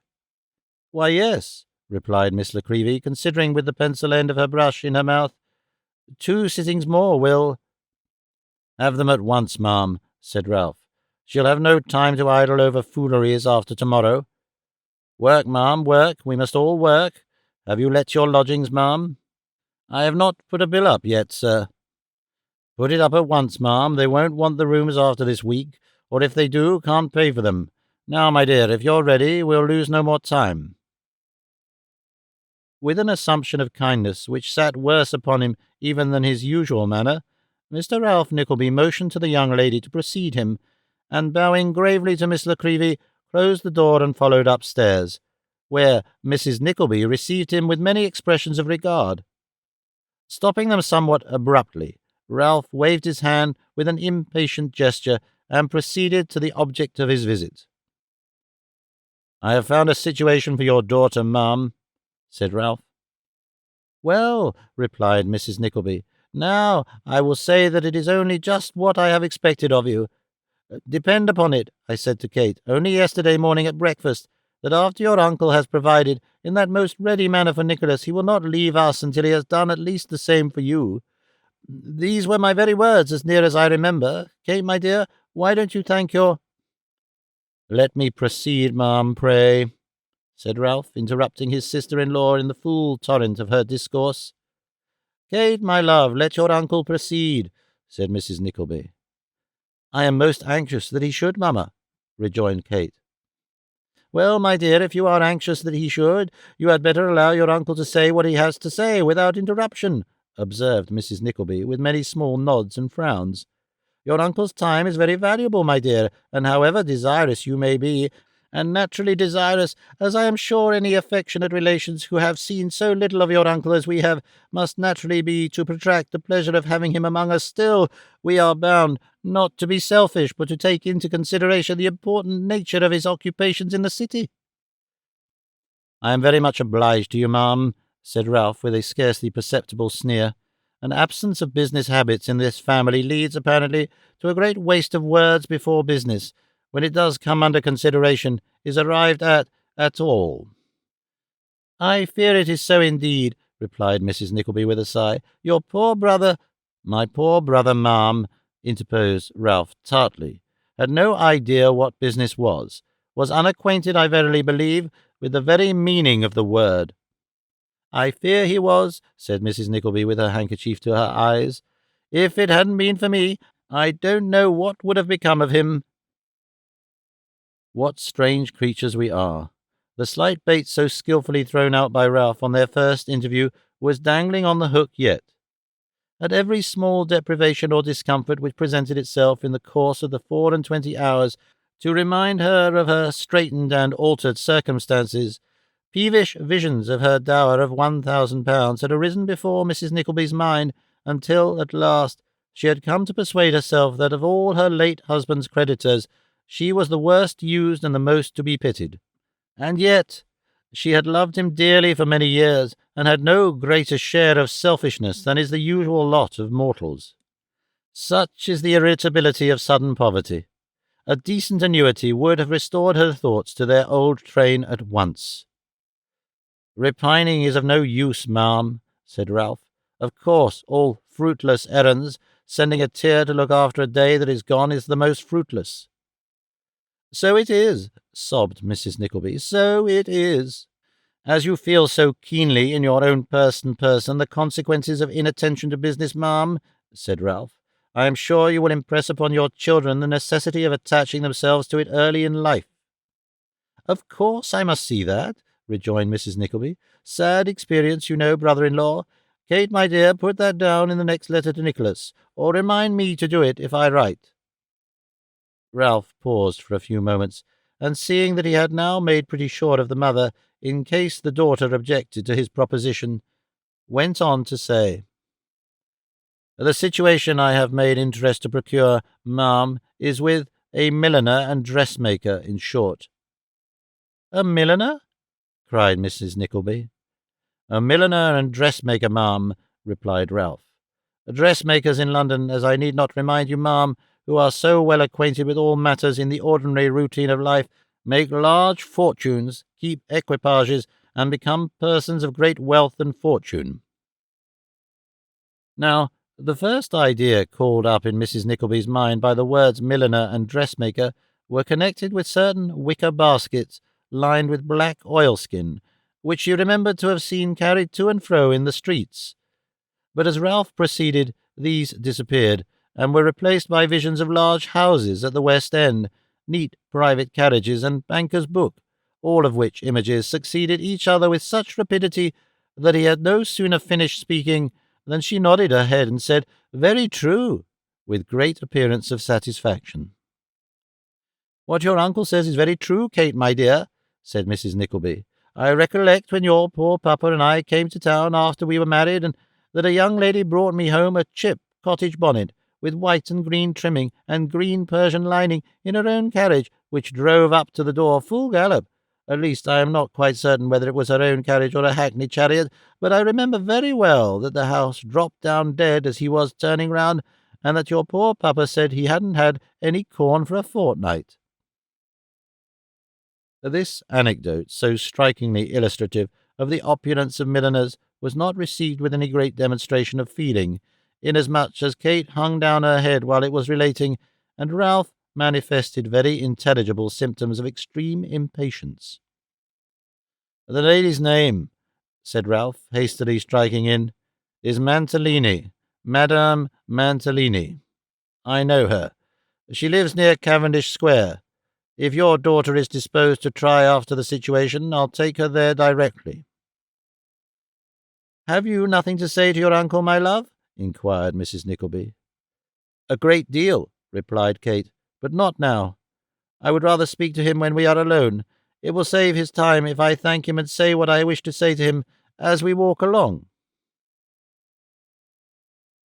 With these words, Kate hurried away to hide the traces of emotion that were stealing down her face, and to prepare herself for the walk, while Mrs. Nickleby amused her brother-in-law by giving him, with many tears, a detailed account of the dimensions of a rosewood cabinet piano they had possessed in their days of affluence, together with a minute description of 8 drawing-room chairs, with turned legs and green chintz squabs to match the curtains, which had cost £2 15 apiece, and had gone at the sale for a mere nothing.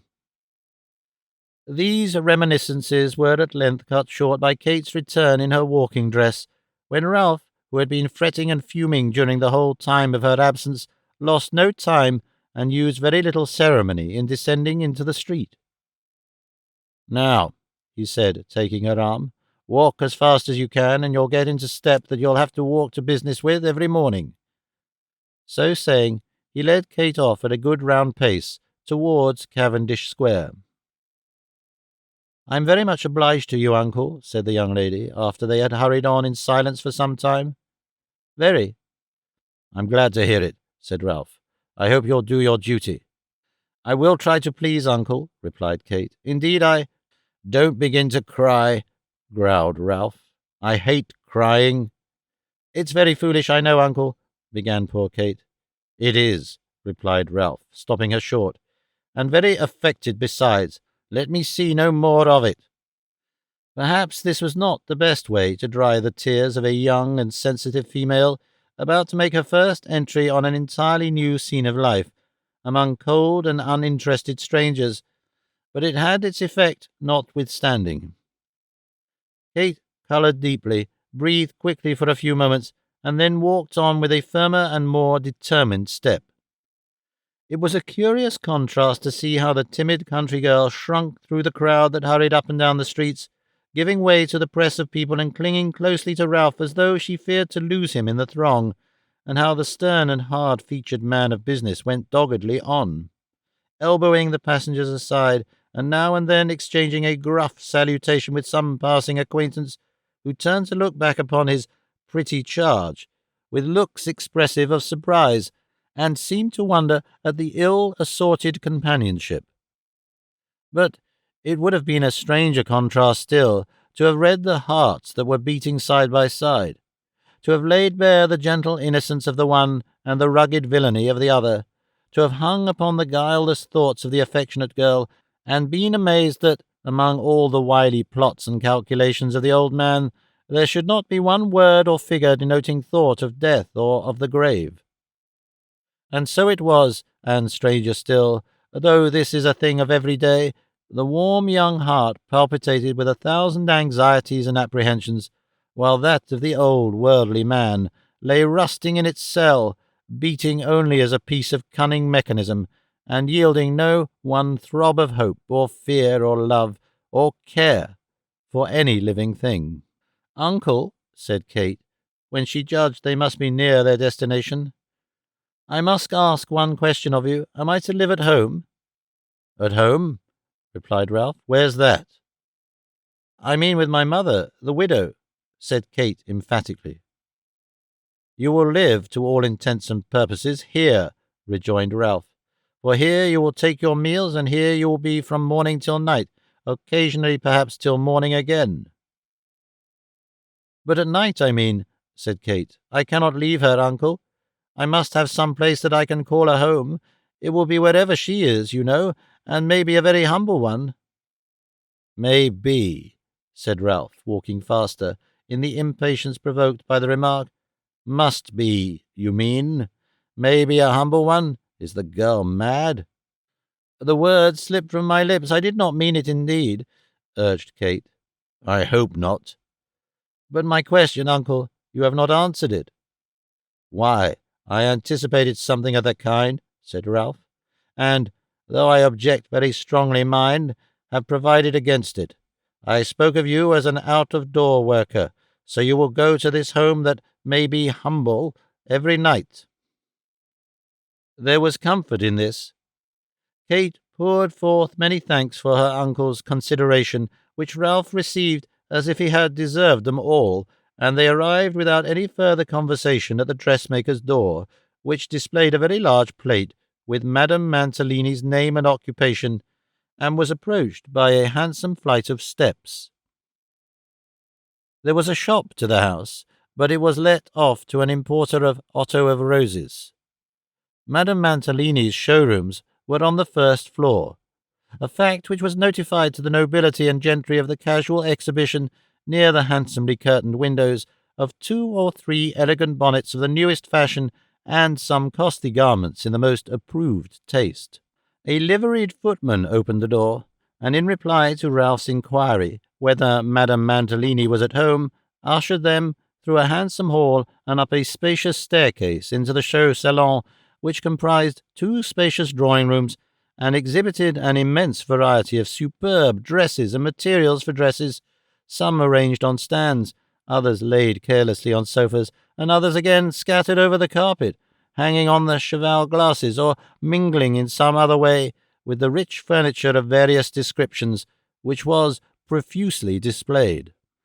They waited here a much longer time than was agreeable to Mr. Ralph Nickelby, who eyed the gaudy frippery about him with very little concern, and was at length about to pull the bell, when a gentleman suddenly popped his head into the room, and, seeing somebody there, as suddenly popped it out again. "Here! Hallo!" cried Ralph. "Who's that?" At the sound of Ralph's voice, the head reappeared, and the mouth, displaying a very long row of very white teeth, uttered in a mincing tone the words, "Damn it! What? Nickelby! Oh, damn it!" Having uttered which ejaculations, the gentleman advanced and shook hands with Ralph with great warmth. He was dressed in a gorgeous morning gown, with a waistcoat and Turkish trousers of the same pattern, a pink silk neckerchief, and bright green slippers, and had a very copious watch-chain wound round his body.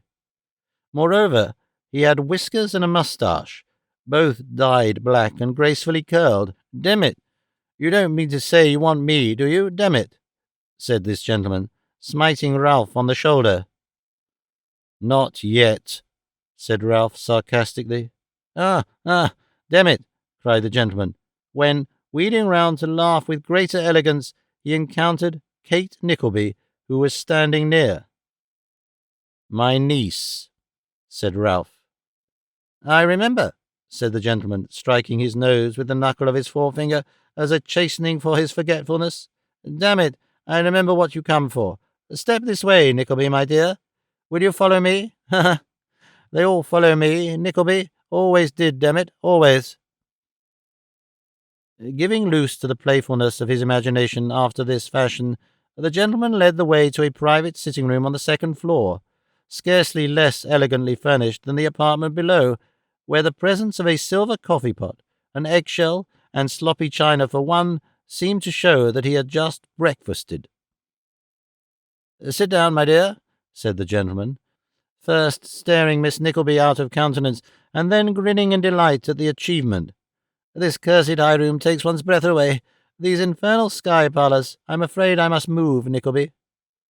"I would, by all means," replied Ralph, looking bitterly round. "What a damned rum fellow you are, Nickleby," said the gentleman. "The damnedest, longest-headed, queerest-tempered old coiner of gold and silver ever was, damn it." Having complimented Ralph to this effect, the gentleman rang the bell and stared at Miss Nickleby until it was answered, when he left off to bid the man desire his mistress to come quickly, after which he began again and left off no more until Madame Mantalini appeared. The dressmaker was a buxom person, handsomely dressed and rather good-looking, but much older than the gentleman in the Turkish trousers whom she had wedded some 6 months before. His name was originally Muntrell, but it had been converted by an easy transition into Mantalini, the lady rightly considering that an English appellation would be of serious injury to the business.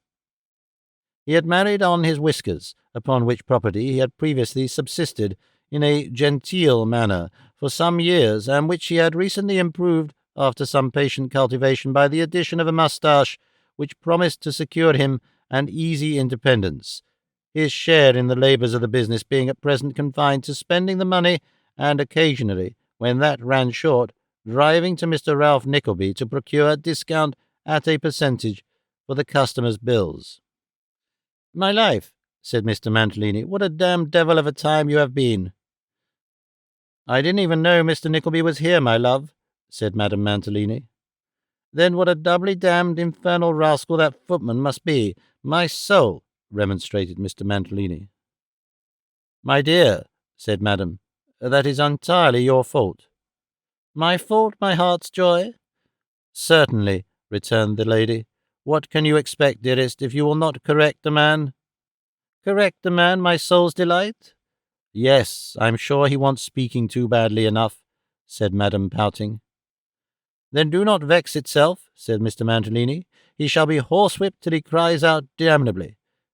With this promise, Mr. Mantalini kissed Madame Mantalini, and after that performance, Madame Mantalini pulled Mr. Mantalini playfully by the ear, which done, they descended to business. "Now, ma'am," said Ralph, who had looked on at all this with such scorn as few men can express in looks, "this is my niece." "Just so, Mr. Nickleby," said Madame Mantalini, surveying Kate from head to foot and back again. "Can you speak French, child?" "Yes, ma'am," replied Kate, not daring to look up, for she felt that the eyes of the odious man in the dressing-gown were directed towards her. "Like a damned native?" asked the husband. Miss Nickleby offered no reply to this inquiry, but turned her back upon the questioner, as if addressing herself to make answer to what his wife might demand. "We keep 20 young women constantly employed in the establishment," said Madame. "Indeed, ma'am," replied Kate timidly. "Yes, and some of 'em damned handsome too," said the master. "Mantalini!" exclaimed his wife in an awful voice. "My senses, idol," said Mantalini. "Do you wish to break my heart?" "Not for 20,000 hemispheres populated with little ballet dancers," replied Mantalini in a poetical strain. "Then you will, if you perceive in that mode of speaking," said his wife. "What can Mr. Nickleby think when he hears you?" "Oh, nothing, ma'am, nothing," replied Ralph. "I know his amiable nature and yours, mere little remarks that give a zest to your daily intercourse, lovers' quarrels that add sweetness to those domestic joys which promise to last so long. That's all, that's all."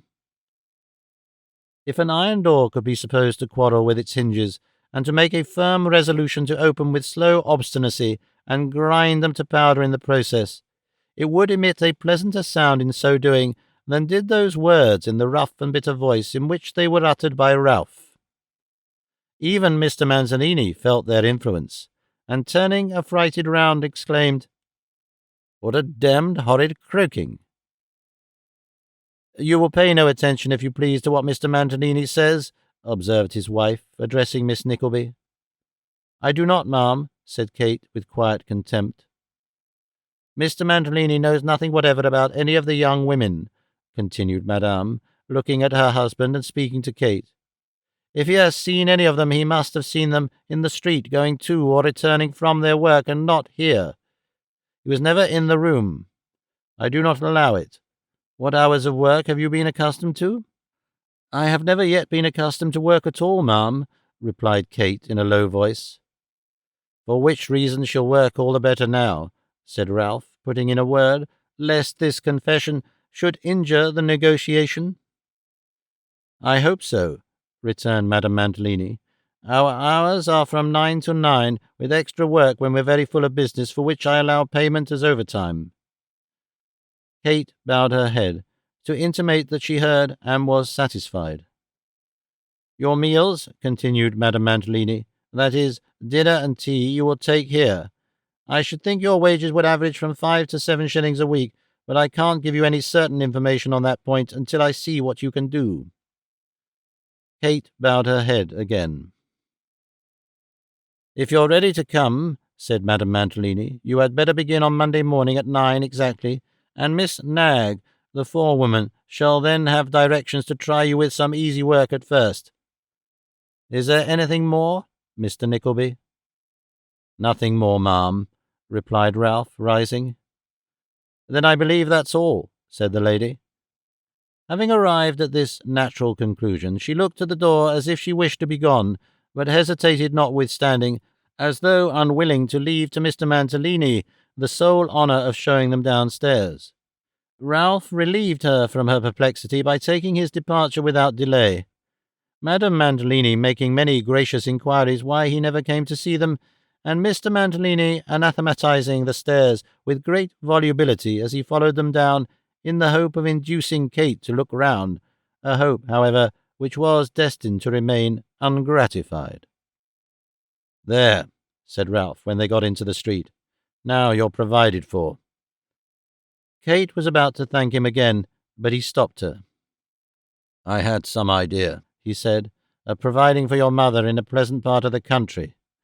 He had a presentation to some almshouses on the borders of Cornwall, which had occurred to him more than once. "But as you want to be together, I must do something else for her. She has a little money." "Very little," replied Kate. "A little will go a long way if it's used sparingly," said Ralph. "She must see how long she can make it last, living rent-free. You leave your lodgings on Saturday?" "You told us to do so, uncle." "Yes. There is a house empty that belongs to me, which I can put you in until it's let, and then, if nothing else turns up, perhaps I shall have another. You must live there." "Is it far from here, sir?" inquired Kate. "Pretty well," said Ralph, "in another quarter of the town, at the East End, but I'll send my clerk down to you at 5 o'clock on Saturday to take you there. Good-bye. You know your way? Straight on." Coldly shaking his niece's hand, Ralph left her at the top of Regent Street, and turned down by a thoroughfare intent on schemes of money-getting. Kate walked sadly back to their lodgings in the Strand.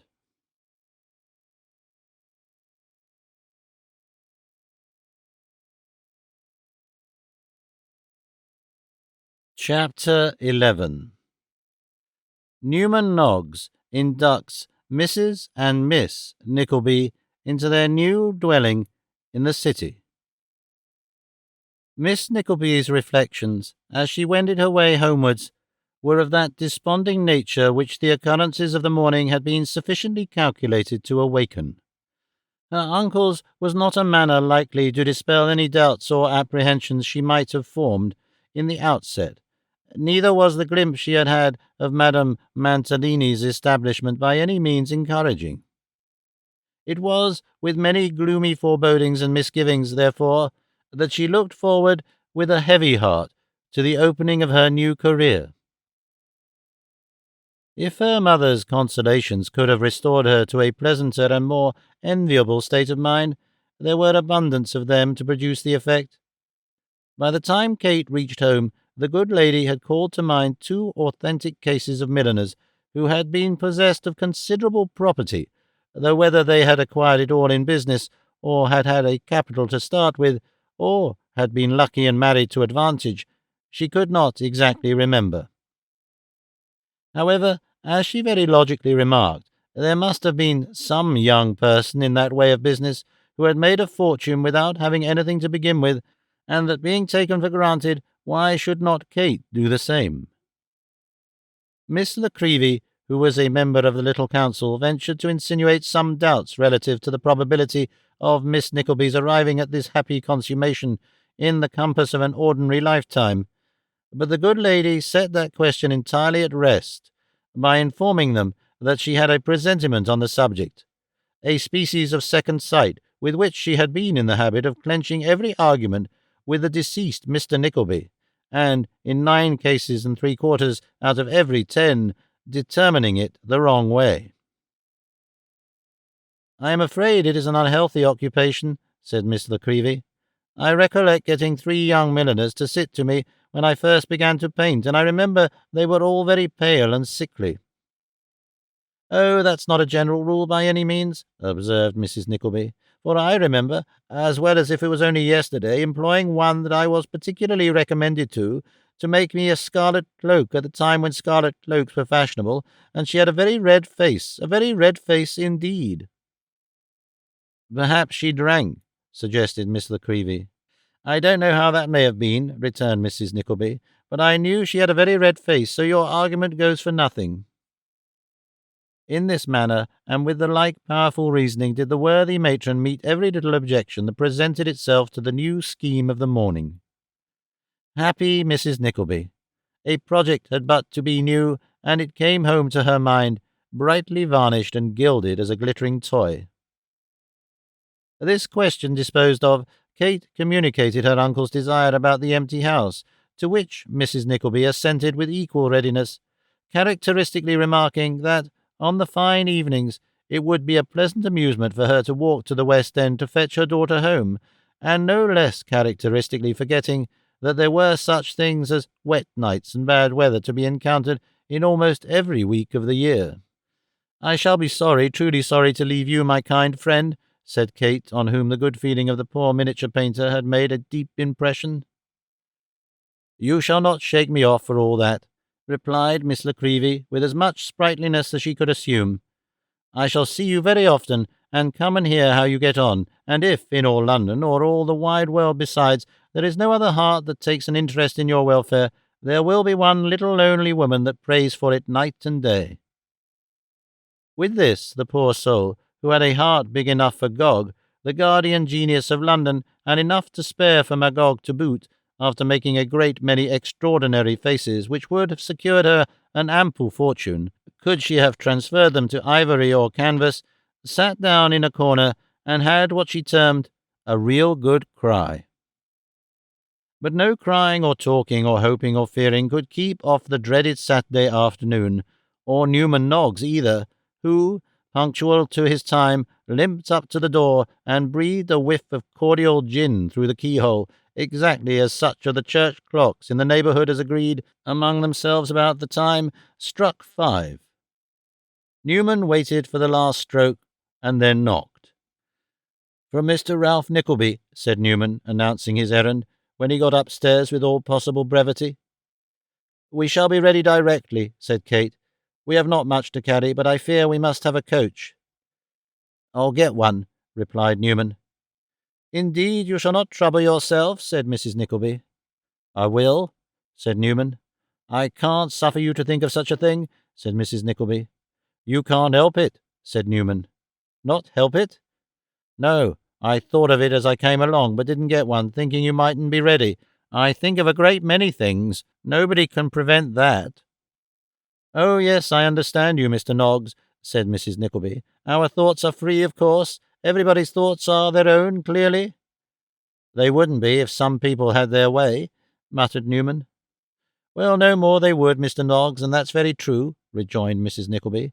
"Some people, to be sure, are such. How's your master?" Newman darted a meaning glance at Kate, and replied with a strong emphasis on the last word of his answer that Mr. Ralph Nickleby was well, and sent his love. "I am sure we are very much obliged to him," observed Mrs. Nickleby. "Very," said Newman. "I'll tell him so." It was no very easy matter to mistake Newman Noggs after having once seen him, and as Kate, attracted by the singularity of his manner, in which on this occasion, however, there was something respectful and even delicate, notwithstanding the abruptness of his speech, looked at him more closely, she recollected having caught a passing glimpse of that strange figure before. "Excuse my curiosity," she said, "but did I not see you in the coach-yard on the morning my brother went away to Yorkshire?"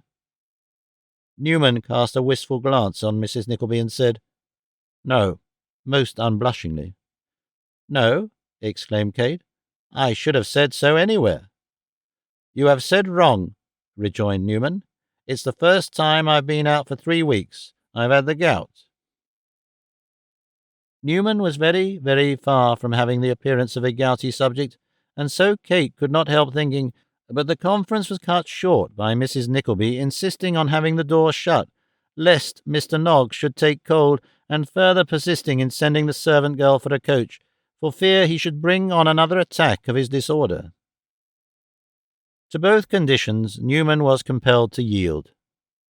Presently the coach came, and after many sorrowful farewells and a great deal of running backwards and forwards across the pavement on the part of Miss Nickleby, in the course of which the yellow turban came into violent contact with sundry foot passengers, it, that is to say the coach, not the turban, went away again, with the 2 ladies and their luggage inside, and Newman, despite all Mrs. Nickleby's assurance that it would be his death, on the box beside the driver. They went into the city, turning down by the riverside, and after a long and very slow drive, the streets being crowded at that hour with vehicles of every kind, stopped in front of a large, old, dingy house in Thames Street, the door and windows of which were so bespattered with mud that it would have appeared to have been uninhabited for years. The door of this deserted mansion Newman opened with a key which he took out of his hat, in which, by the by, in consequence of the dilapidated state of his pockets, he deposited everything, and would most likely have carried his money if he had had any, and the coach being discharged, he led the way into the interior of the mansion. Old and gloomy and black, in truth it was, and sullen and dark were the rooms, once so bustling with life and enterprise. There was a wharf behind, opening on the Thames. An empty dog kennel, some bones of animals, fragments of iron hoops, and staves of old casks lay strewn about, but no life was stirring there. It was a picture of cold, silent decay. "This house depresses and chills one," said Kate, "and seems as if some blight had fallen on it. If I were superstitious, I should be almost inclined to believe that some dreadful crime had been perpetrated within these old walls, and that the place had never prospered since. How frowning and how dark it looks!" "Lord, my dear," replied Mrs. Nickleby, "don't talk in that way, or you'll frighten me to death." "It is only my foolish fancy, mamma," said Kate, forcing a smile. "Well, then, my love, I wish you would keep your foolish fancy to yourself, and not wake up my foolish fancy to keep it company," retorted Mrs. Nickleby. "Why didn't you think of all this before? You are so careless. We might have asked Miss Nickleby to keep us company, or borrowed a dog, or 1,000 things, but it always was the way, and was just the same with your poor dear father, unless I thought of everything." This was Mrs. Nickleby's usual commencement of a general lamentation, running through a dozen or so of complicated sentences, addressed to nobody in particular, and into which she now launched until her breath was exhausted. Newman appeared not to hear these remarks, but preceded them to a couple of rooms on the first floor, which some kind of attempt had been made to render habitable. In one were a few chairs, a table, an old hearth-rug, and some faded baize, and a fire was ready laid in the grate. In the other stood an old tent bedstead, and a few scanty articles of chamber furniture. "Well, my dear," said Mrs. Nickleby, trying to be pleased, "now isn't this thoughtful and considerate of your uncle? Why, we should not have had anything but the bed we bought yesterday to lie down upon, if it hadn't been for this thoughtfulness." "Very kind indeed," replied Kate, looking round. Newman Noggs did not say that he had hunted up the old furniture they saw from attic and cellar, or that he had taken in the halfpenny worth of milk for tea that stood upon a shelf, or filled the rusty kettle on the hob, or collected the wood chips from the wharf, or begged the coals. But the notion of Ralph Nickleby having directed it to be done tickled his fancy so much that he could not refrain from cracking all his 10 fingers in succession, at which performance Mrs. Nickleby was rather startled at first, but supposing it to be in some remote manner connected with the gout, did not remark upon. "We need detain you no longer, I think," said Kate. "Is there nothing I can do?" asked Newman. "Nothing, thank you," rejoined Miss Nickleby. "Perhaps my dear Mr. Noggs would like to drink our healths," said Mrs. Nickleby, fumbling in her reticule for some small coin. "I think, mamma," said Kate, hesitating, and remarking Newman's averted face, "you would hurt his feelings if you offered it." Newman Noggs, bowing to the young lady more like a gentleman than the miserable wretch he seemed, placed his hand upon his breast, and, pausing for a moment with the air of a man who struggles to speak but is uncertain what to say, quitted the room.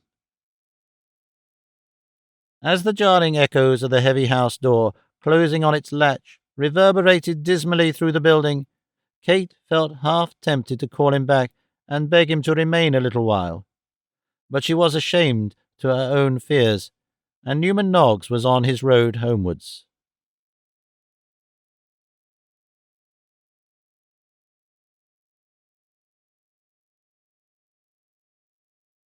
Chapter 12, whereby the reader will be enabled to trace the further course of Miss Fanny Squeer's love, and to ascertain whether it ran smooth or otherwise. It was a fortunate circumstance for Miss Fanny Squeers that when her worthy papa returned home on the night of the small tea-party, he was what the initiated term too far gone to observe the numerous tokens of extreme vexation of spirit which were plainly visible in her countenance. Being, however, of a rather violent and quarrelsome mood in his cups, it is not impossible that he might have fallen out with her, either on this or some imaginary topic, if the young lady had not, with a foresight and prudence highly commendable, kept a boy up on purpose to bear the first brunt of the good gentleman's anger, which, having vented itself in a variety of kicks and cuffs, subsided sufficiently to admit of his being persuaded to go to bed. Which he did, with his boots on, and an umbrella under his arm. The hungry servant attended Miss Squeers in her own room according to custom, to curl her hair, perform the other little offices of her toilet, and administer as much flattery as she could get up for the purpose, for Miss Squeers was quite lazy enough, and sufficiently vain and frivolous withal, to have been a fine lady, and it was only the arbitrary distinctions of rank and station which prevented her from being one. "How lovely your hair do curl tonight, miss," said the handmaiden. "I declare if it isn't a pity and a shame to brush it out." "Hold your tongue," replied Miss Squeers wrathfully. Some considerable experience prevented the girl from being at all surprised at any outbreak of ill temper on the part of Miss Squeers. Having a half-perception of what had occurred in the course of the evening, she changed her mode of making herself agreeable, and proceeded on the indirect tack. "Well, I couldn't help saying, miss, if you was to kill me for it," said the attendant, "that I never see nobody look so vulgar as Miss Prince this night." Miss Squeers sighed, and composed herself to listen. "I know it's very wrong in me to say so, miss," continued the girl, delighted to see the impression she was making, "Miss Price being a friend of yourn and all, but she do dress herself out so, and go in such a manner to get noticed that, oh, well, if people only saw themselves—" "What do you mean, Fib?" asked Miss Squeers, looking in her own little glass, where, like most of us, she saw, not herself, but the reflection of some pleasant image in her own brain. "How you talk." "Talk, miss? It's enough to make a tomcat talk French grammar only to see how she tosses her head," replied the handmaid. "She does toss her head," observed Miss Squeers with an air of abstraction. "So vain and so very, very plain," said the girl. "Poor Tilda," sighed Miss Squeers compassionately. And always laying herself out so to get to be admired," pursued the servant. "Oh dear, it's positive indelicate." "I can't allow you to talk in that way, Fib," said Miss Squeers. "Tilda's friends are low people, and if she don't know any better, it's their fault and not hers." "Well, but you know, miss," said Phoebe, for which name Fib was used as a patronising abbreviation, "if she was only to take copy by friend, if she only knew how wrong she was, and would but set herself right by you, what a nice young woman she might be in time." "Fib," rejoined Miss Squeers, with a stately air, "it's not proper for me to hear these comparisons drawn. They make Tilda look a coarse, improper sort of person. It seems unfriendly in me to listen to them.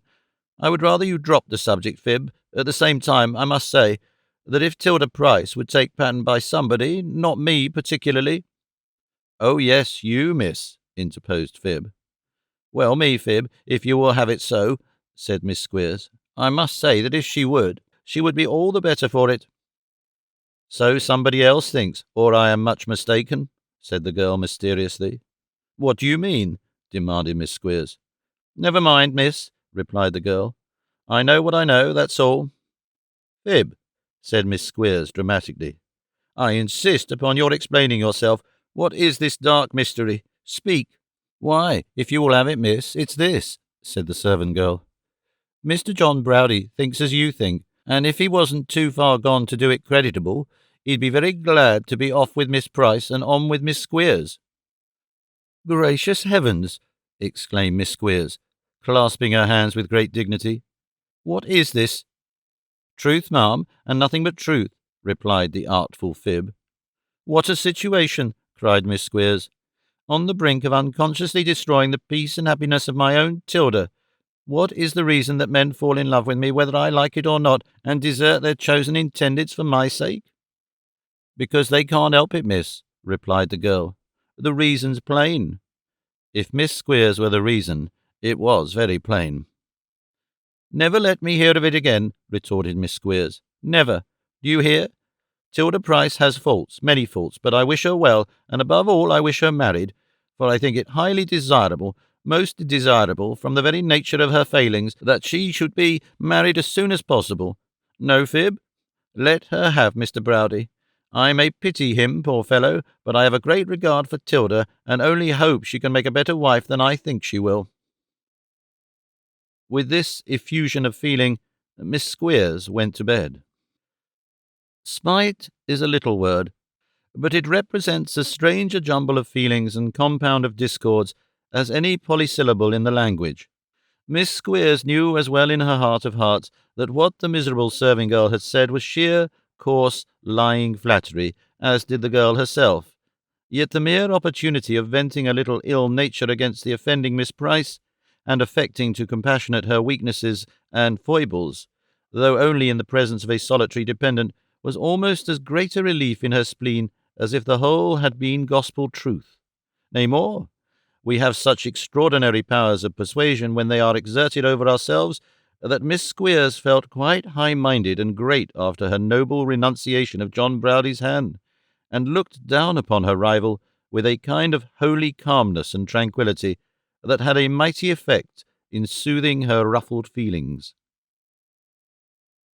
This happy state of mind had some influence in bringing about a reconciliation, for when a knock came at the front door next day, and the miller's daughter was announced, Miss Squeers betook herself to the parlour in a Christian frame of spirit, perfectly beautiful to behold. "Well, Fanny," said the miller's daughter, "you see I have come to see you, although we had some words last night." "I pity your bad passions, Tilda," replied Miss Squeers, "but I bear no malice. I am above it."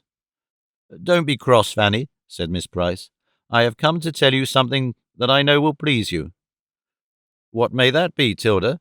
demanded Miss Squeers, screwing up her lips and looking as if nothing in earth, air, fire, or water could afford her the slightest gleam of satisfaction.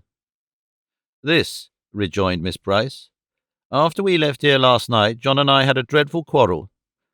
"That doesn't please me," said Miss Squeers, relaxing into a smile, though. "Law, I wouldn't think so bad of you as to suppose it did," rejoined her companion. "That's not it." "Oh," said Miss Squeers, relapsing into melancholy. "Go on." "After a great deal of wrangling and saying we would never see each other any more," continued Miss Price, "we made it up, and this morning John went and wrote our names down to be put up for the first time next Sunday, so we shall be married in 3 weeks, and I give you notice to get your frock made." There was mingled gall and honey in this intelligence. The prospect of the friends being married so soon was the gall, and the certainty of her not entertaining serious designs upon Nicholas was the honey.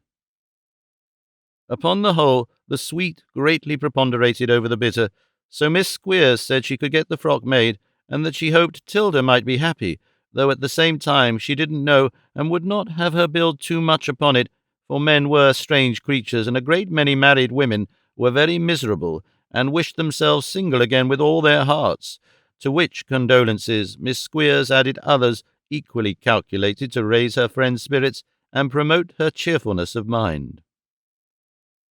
"But come now, Fanny," said Miss Price, "I want to have a word or two with you about young Mr. Nickleby."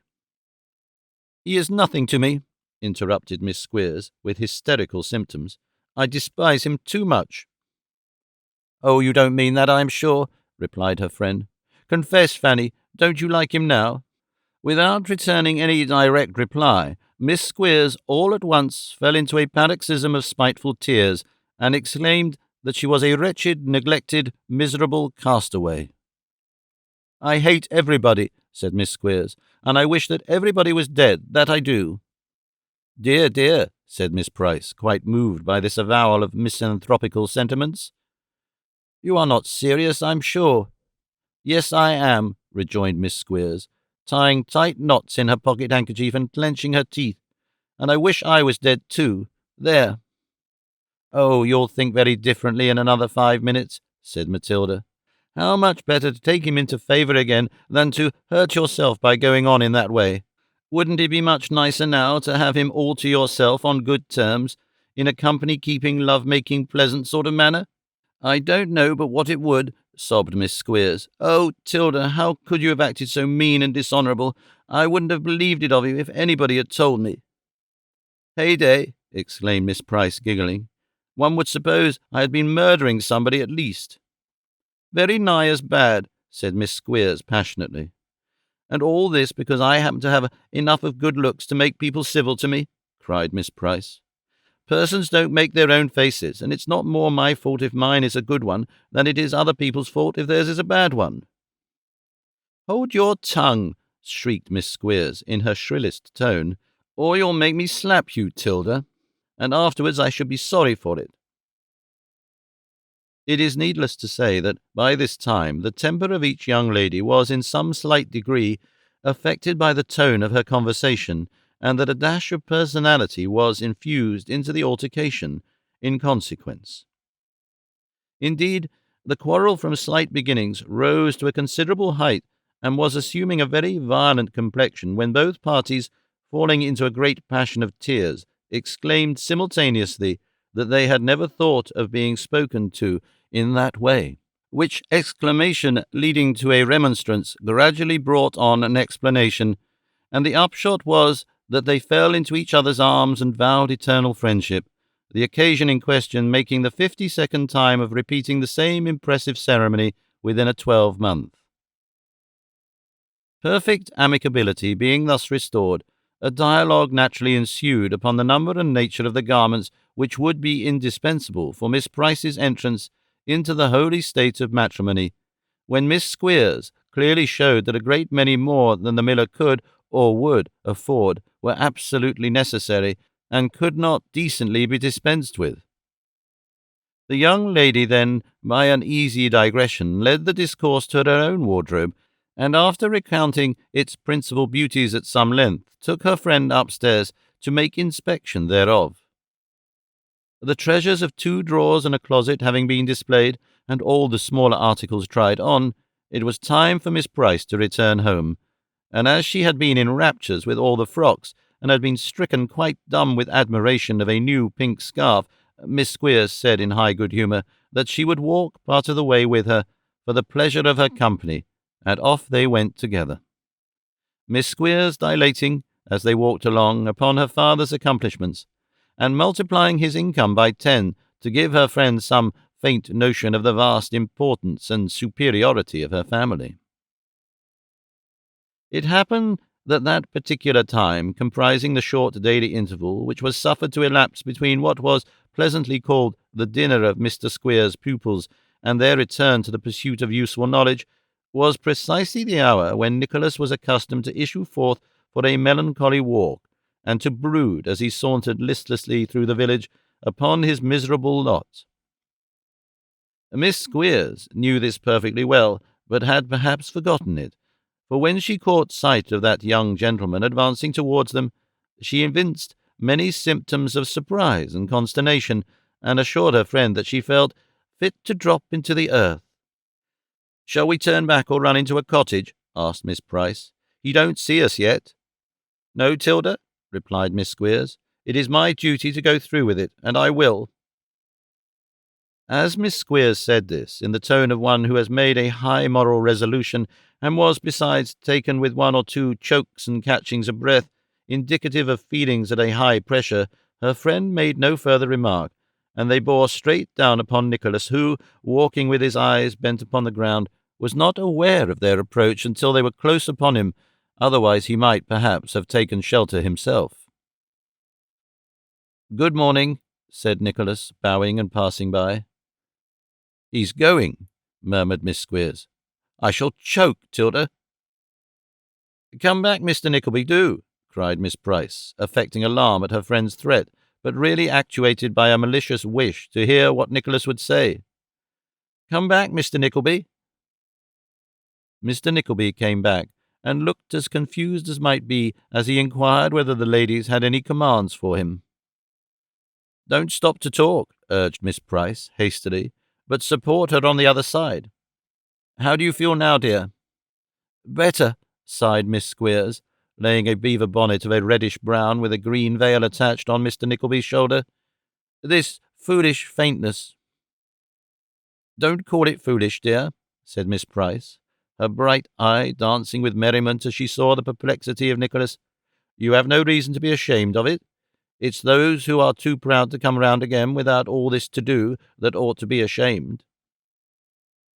"You are resolved to fix it upon me, I see," said Nicholas, smiling, "although I told you last night it was not my fault." "There, he says it was not his fault, my dear," remarked the wicked Miss Price. "Perhaps you are too jealous or too hasty with him. He says it was not his fault. You hear? I think that's apology enough." "You will not understand me," said Nicholas. "Pray dispense with this jesting, for I have no time and really no inclination to be the subject or promoter of mirth just now." "What do you mean?" asked Miss Price, affecting amazement. "Don't ask him, Tilda," cried Miss Squeers. "I forgive him." "Dear me," said Nicholas, as the brown bonnet went down on his shoulder again. "This is more serious than I supposed. Allow me, will you have the goodness to hear me speak?" Here he raised up the brown bonnet, and regarding with most unfeigned astonishment a look of tender reproach from Miss Squeers, shrunk back a few paces to be out of reach of the fair burden, and went on to say, "I am very sorry, truly and sincerely sorry, for having been the cause of any difference among you last night. I reproach myself most bitterly for having been so unfortunate as to cause the dissension that occurred, although I did so, I assure you, most unwittingly and heedlessly." "Well, that's not all you have got to say, surely," exclaimed Miss Price as Nicholas paused. "I fear there is something more," stammered Nicholas with a half-smile, and looking towards Miss Squeers. "It is a most awkward thing to say, but the very mention of such a supposition makes one look like a puppy. Still, may I ask if that lady supposes that I entertain in short, does she think that I am in love with her?" "Delightful embarrassment," thought Miss Squeers. "I have brought him to it at last. Answer for me, dear," she whispered to her friend. "Does she think so?" rejoined Miss Price. "Of course she does." "She does?" exclaimed Nicholas, with such energy of utterance as might have been for the moment mistaken for rapture. "Certainly," replied Miss Price. "If Mr. Nickleby has doubted that, Tilda," said the blushing Miss Squeers in softened accents, "he may set his mind at rest. His sentiments are "Stop!" cried Nicholas hurriedly. "Pray hear me.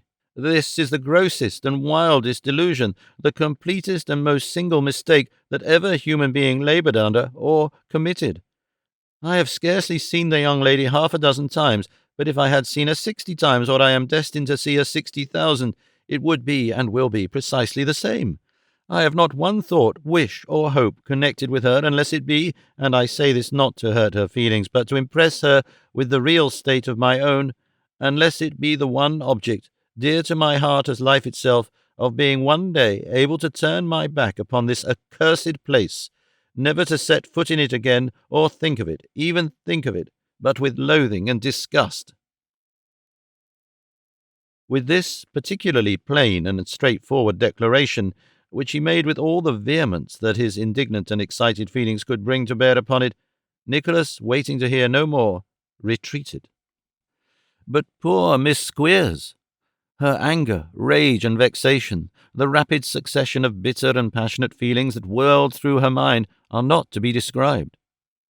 Refused by a teacher, picked up by advertisement at an annual salary of £5 payable at indefinite periods, and found in food and lodging like the very boys themselves, and this too in the presence of a little chit of a miller's daughter of 18, who was going to be married in 3 weeks' time to a man who had gone down on his very knees to ask her.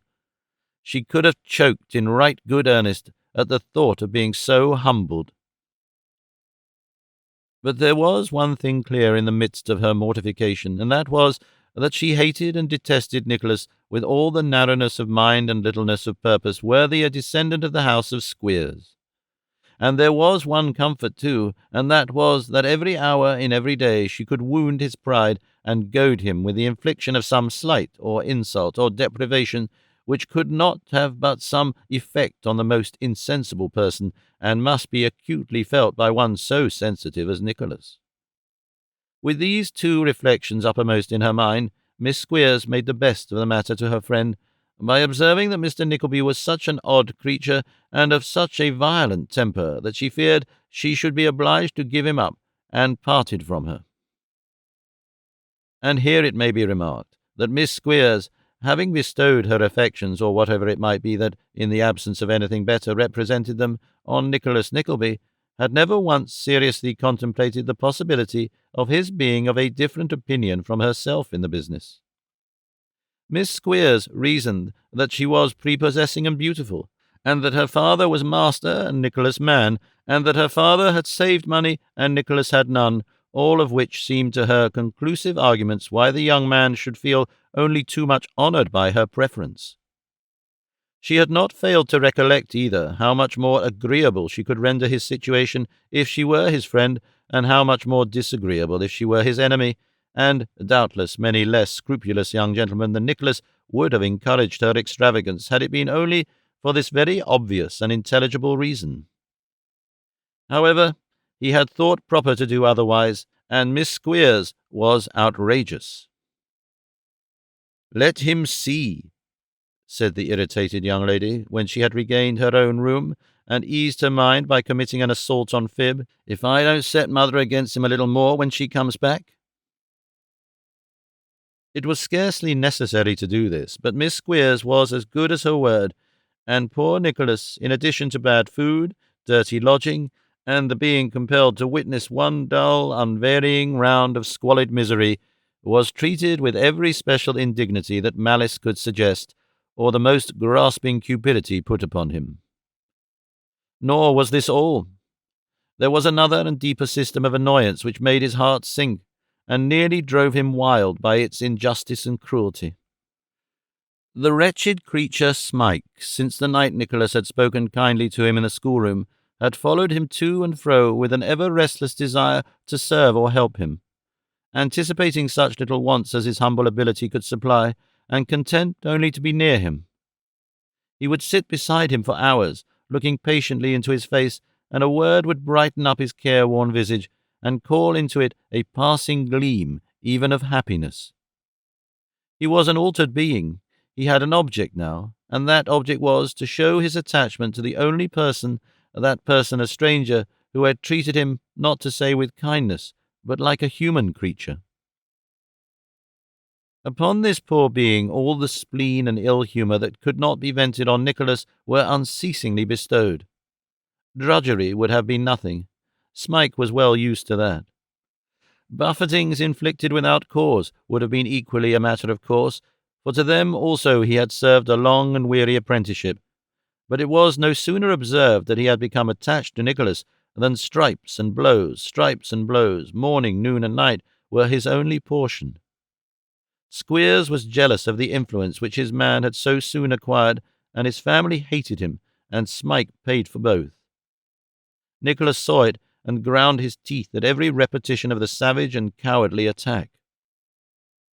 He had arranged a few regular lessons for the boys, and one night, as he paced up and down the dismal schoolroom, his swollen heart almost bursting to think that his protection and countenance should have increased the misery of the wretched being whose peculiar destitution had awakened his pity, he paused mechanically in a dark corner where sat the object of his thoughts.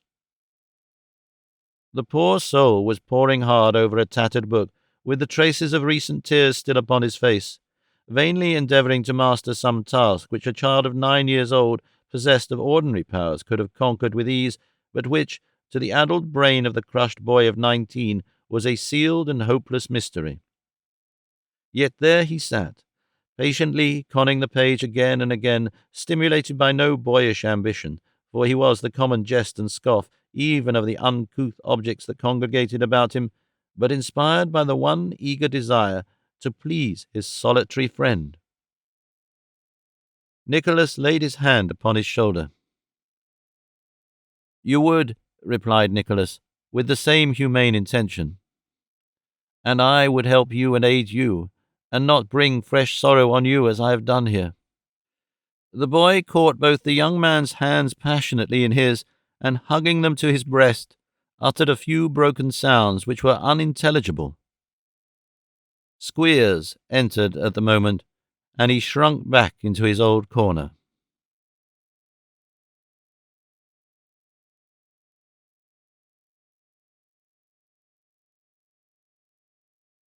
Chapter 13. Nicholas varies the monotony of Dotheboys Hall by a most vigorous and remarkable proceeding, which leads to consequences of some importance. The cold, feeble dawn of a January morning was stealing in at the windows of the common sleeping-room, when Nicholas, raising himself on his arm, looked among the prostrate forms which on every side surrounded him, as though in search of some particular object. It needed a quick eye to detect, from among the huddled mass of sleepers, the form of any given individual. As they lay closely packed together, covered for warmth's sake with their patched and ragged clothes, little could be distinguished but the sharp outlines of pale faces, over which the sombre light shed the same dull, heavy colour, with here and there a gaunt arm thrust forth, its thinness hidden by no covering, but fully exposed to view in all its shrunken ugliness. There were some who, lying on their backs, with upturned faces and clenched hands, just visible in the leaden light, bore more the aspect of dead bodies than of living creatures, and there were others coiled up into strange and fantastic postures, such as might have been taken for the uneasy efforts of pain to gain some temporary relief, rather than the freaks of slumber. A few, and these were among the youngest of the children, slept peacefully on, with smiles upon their faces, dreaming perhaps of home, but ever and again a deep and heavy sigh, breaking the stillness of the room, announced that some new sleeper had awakened to the misery of another day, and, as morning took the place of night, the smiles gradually faded away with the friendly darkness which had given them birth. Dreams are the bright creatures of poem and legend, who sport on earth in the night season, and melt away in the first beam of the sun, which lights grim care and stern reality on their daily pilgrimage through the world. Nicholas looked upon the sleepers, at first, with the air of one who gazes upon a scene which, though familiar to him, has lost none of its sorrowful effect in consequence, and afterwards with a more intense and searching scrutiny, as a man would who missed something his eye was accustomed to meet and had expected to rest upon. He was still occupied in this search, and had half risen from his bed in the eagerness of his quest, when the voice of Squeers was heard, calling from the bottom of the stairs. "Now then," cried that gentleman, "are you going to sleep all day up there?" "You lazy hounds," added Mrs. Squeers, finishing the sentence and producing at the same time a sharp sound like that which is occasioned by the lacing of stays. "We shall be down directly, sir," replied Nicholas. "Down directly," said Squeers. "Ah, you had better be down directly, or I'll be down up upon some of you in less. Where's that Smike?" Nicholas looked hurriedly round again, but made no answer. "Smike!" shouted Squeers. "Do you want your head broke in a fresh place, Smike?" demanded his amiable lady in the same key. Still there was no reply, and still Nicholas stared about him, as did the greater part of the boys, who were by this time roused. "Confound his impudence," muttered Squeers, rapping the stair-rail impatiently with his cane. "Nickleby!" "Well, sir?" "Send that obstinate scoundrel down. Don't you hear me calling?" "He is not here, sir," replied Nicholas. "Don't tell me a lie," retorted the schoolmaster. "He is." "He is not," retorted Nicholas angrily. "Don't tell me one." "We shall soon see that," said Mr. Squeers, rushing upstairs. "I'll find him, I warrant you." With which assurance Mr. Squeers bounced into the dormitory and, swinging his cane in the air ready for a blow, darted into the corner where the lean body of the drudge was usually stretched at night. The cane descended harmlessly upon the ground. There was nobody there. "What does this mean?" said Squeers, turning round with a very pale face. "Where have you hid him?" "I have seen nothing of him since last night," replied Nicholas. "Come," said Squeers, evidently frightened, though he endeavoured to look otherwise. "You won't save him this way. Where is he?" "At the bottom of the nearest pond, for aught I know," rejoined Nicholas in a low voice, and fixing his eyes full on the master's face. "Damn you, what do you mean by that?" retorted Squeers in great perturbation. Without waiting for a reply, he inquired of the boys whether any one among them knew anything of their missing schoolmate. There was a general hum of anxious denial, in the midst of which one shrill voice was heard to say, as indeed everybody thought, "Please, sir, I think Smike's run away, sir." "Ah!" cried Squeers, turning sharp round. "Who said that?" "Tomkins, please, sir," rejoined a chorus of voices. Mr. Squeers made a plunge into the crowd, and at one dive caught a very little boy, habited still in his night-gear, and the perplexed expression of whose countenance, as he was brought forward, seemed to intimate that he was as yet uncertain whether he was about to be punished or rewarded for the suggestion. He was not long in doubt. "You think he has run away, do you, sir?" demanded Squeers. "Yes, please, sir," replied the little boy. "And what, sir," said Squeers, catching the little boy suddenly by the arms and whisking up his drapery in a most dexterous manner, "what reason have you to suppose that any boy would want to run away from this establishment? Eh, sir?" The child raised a dismal cry by way of answer, and Mr. Squeers, throwing himself into the most favourable attitude for exercising his strength, beat him until the little urchin in his writhings actually rolled out of his hands, when he mercifully allowed him to roll away as he best could. "There," said Squeers. "Now, if any other boy thinks Smike has run away, I shall be glad to have a talk with him." There was, of course, a profound silence, during which Nicholas showed his disgust as plainly as looks could show it. "Well, Nickleby," said Squeers, eyeing him maliciously, "you think he has run away, I suppose?" "I think it extremely likely," replied Nicholas in a quiet manner.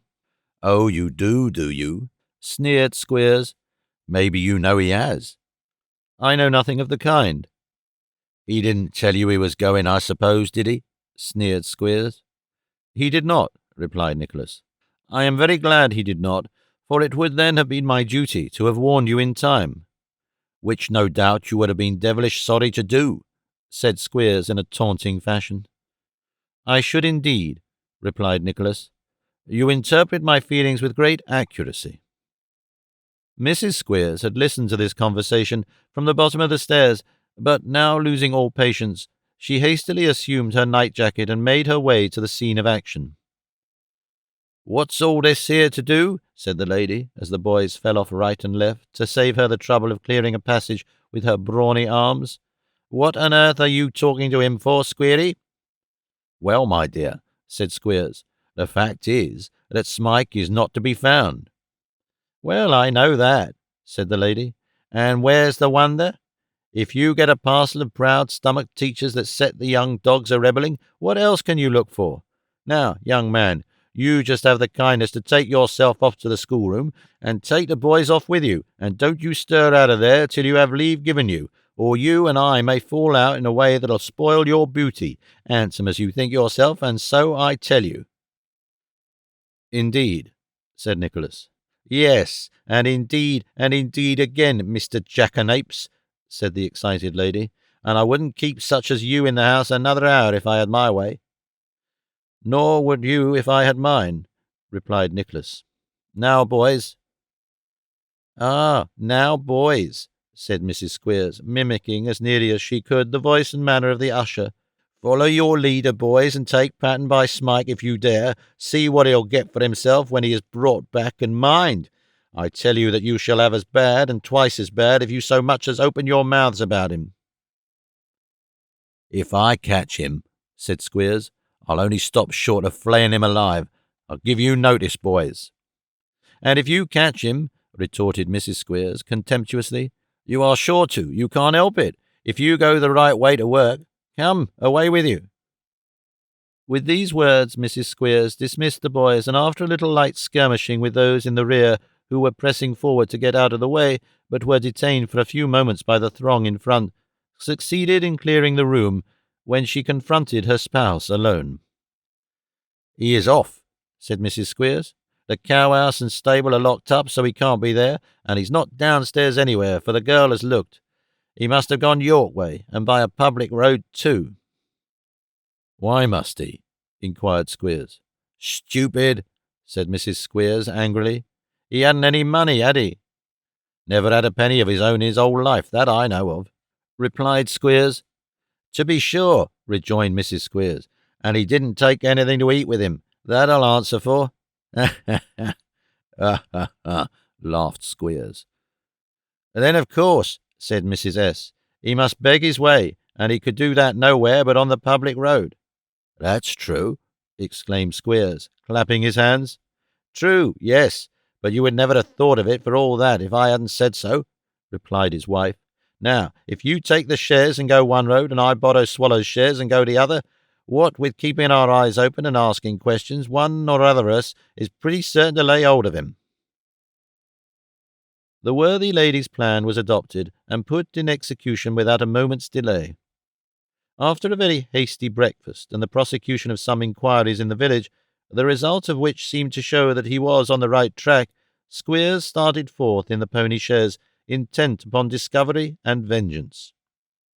Shortly afterwards, Mrs. Squeers, arrayed in the white top-coat and tied up in various shawls and handkerchiefs, issued forth in another chaise and another direction, taking with her a good-sized bludgeon, several odd pieces of strong cord, and a stout labouring man, all provided and carried upon the exhibition with the sole object of assisting in the capture and, once caught, ensuring the safe custody of the unfortunate Smike. Nicholas remained behind in a tumult of feeling, sensible that whatever might be the upshot of the boy's flight, nothing but painful and deplorable consequences were likely to ensue from it. Death from want and exposure to the weather was the best that could be expected from the protracted wandering of so poor and helpless a creature, alone and unfriended, through a country of which he was wholly ignorant. There was little, perhaps, to choose between this fate and a return to the tender mercies of the Yorkshire school, but the unhappy being had established a hold upon his sympathy and compassion, which made his heart ache at the prospect of the suffering he was destined to undergo. He lingered on, in restless anxiety, picturing 1,000 possibilities, until the evening of next day, when Squeers returned, alone and unsuccessful. "No news of the scamp," said the schoolmaster, who had evidently been stretching his legs on the old principle not a few times during the journey. "I'll have consolation for this out of somebody, Nickelby, if Mrs. Squeers don't hunt him down, so I give you warning." "It is not in my power to console you, sir," said Nicholas. "It is nothing to me." "Isn't it?" said Squeers in a threatening manner. "We shall see." "We shall," rejoined Nicholas. "Here's the pony run right off his legs, and me obliged to come home with a hack cob that'll cost 15 shillings besides other expenses," said Squeers. "Who's to pay for that, do you hear?" Nicholas shrugged his shoulders and remained silent. "I'll have it out of somebody, I tell you," said Squeers, his usual harsh, crafty manner changed to open bullying. "None of your whining vapourings here, Mr. Puppy, but be off to your kennel, for it's past your bedtime. Come, get out." Nicholas bit his lip and knit his hands involuntarily, for his finger ends tingled to avenge the insult. But remembering that the man was drunk, and that he could come to little but a noisy brawl, he contented himself with darting a contemptuous look at the tyrant, and walked as majestically as he could upstairs, not a little nettled, however, to observe that Miss Squeers and Master Squeers and the servant girl were enjoying the scene from a snug corner, the two former indulging in many edifying remarks about the presumption of poor upstarts, which occasioned a vast deal of laughter, in which even the most miserable of all miserable servant girls joined, while Nicholas, stung to the quick, drew over his head such bedclothes as he had, and sternly resolved that the outstanding account between himself and Mr. Squeers should be settled rather more speedily than the latter anticipated. Another day came, and Nicholas was scarcely awake when he heard the wheels of a chaise approaching the house. It stopped. The voice of Mrs. Squeers was heard, and, in exultation, ordering a glass of spirits for somebody, which was in itself a sufficient sign that something extraordinary had happened. Nicholas hardly dared to look out of the window, but he did so, and the very first object that met his eyes was the wretched Smike, so bedabbled with mud and rain, so haggard and worn and wild, that but for his garments being such as no scarecrow was ever seen to wear, he might have been doubtful even then of his identity. "Lift him out," said Squeers, after he had literally feasted his eyes in silence upon the culprit. "Bring him in. Bring him in." "Take care," cried Mrs. Squeers, as her husband proffered his assistance. "We tied his legs under the apron and made 'em fast to the chaise to prevent his giving us the slip again." With hands trembling with delight, Squeers unloosened the cord, and Smike, to all appearance more dead than alive, was brought into the house and securely locked up in a cellar until such time as Mr. Squeers should deem it expedient to operate upon him in presence of the assembled school. Upon a hasty consideration of the circumstances, it may be matter of surprise to some persons that Mr. and Mrs. Squeers should have taken so much trouble to repossess themselves of an encumbrance of which it was their wont to complain so loudly. But their surprise will cease when they are informed that the manifold services of the drudge, if performed by anybody else, would have cost the establishment some 10 or 12 shillings per week in the shape of wages, and furthermore that all runaways were, as a matter of policy, made severe examples of at Dotheboys Hall, inasmuch as, in consequence of the limited extent of its attractions, there was but little inducement, beyond the powerful impulse of fear, for any pupil, provided with the usual number of legs and the power of using them, to remain. The news that Smike had been caught and brought back in triumph ran like wildfire through the hungry community, and expectation was on tiptoe all the morning. On tiptoe it was destined to remain, however, until afternoon, when Squeers, having refreshed himself with his dinner and further strengthened himself by an extra libation or so, made his appearance, accompanied by his amiable partner, with a countenance of portentous import and a fearful instrument of flagellation, strong, supple, wax-ended, and new. In short, purchased that morning expressly for the occasion. "Is every boy here?" asked Squeers in a tremendous voice. Every boy was there, but every boy was afraid to speak, so Squeers glared along the lines to assure himself, and every eye drooped and every head cowered down as he did so.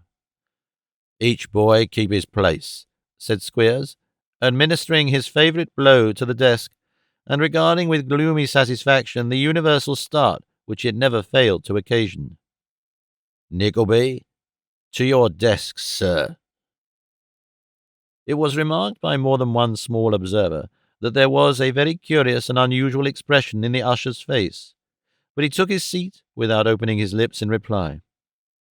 Squeers, casting a triumphant glance at his assistant and a look of most comprehensive despotism on the boys, left the room, and shortly afterwards returned, dragging Smike by the collar, or rather by that fragment of his jacket which was nearest the place where his collar would have been had he boasted such a decoration.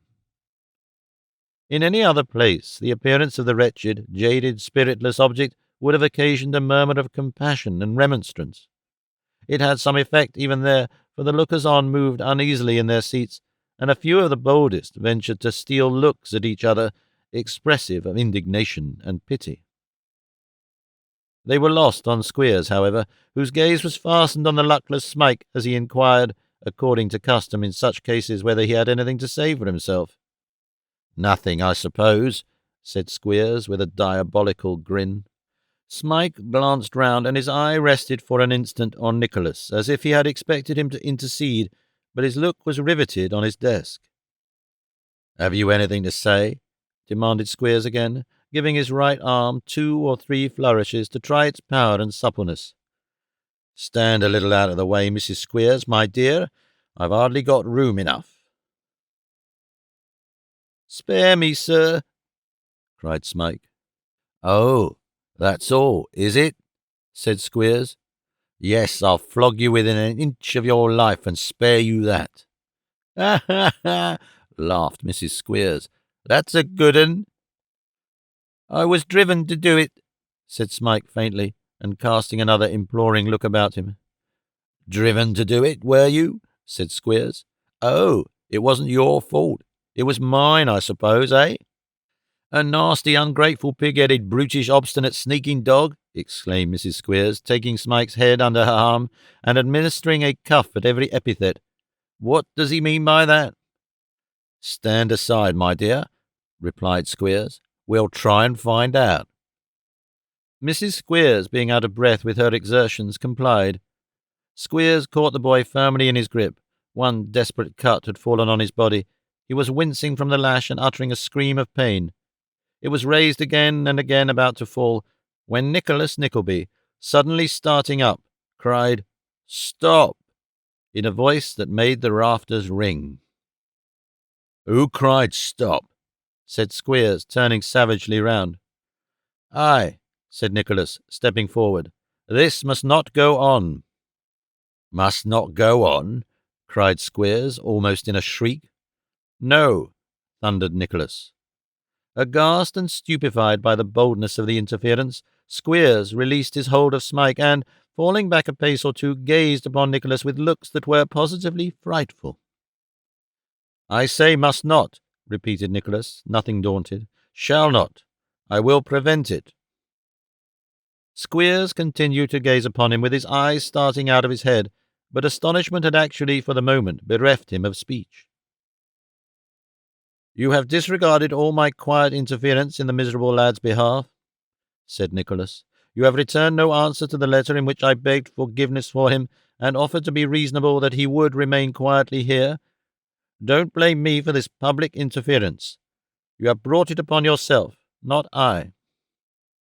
"Sit down, beggar," screamed Squeers, almost beside himself with rage, and seizing Smike as he spoke. "Wretch!" rejoined Nicholas, fiercely.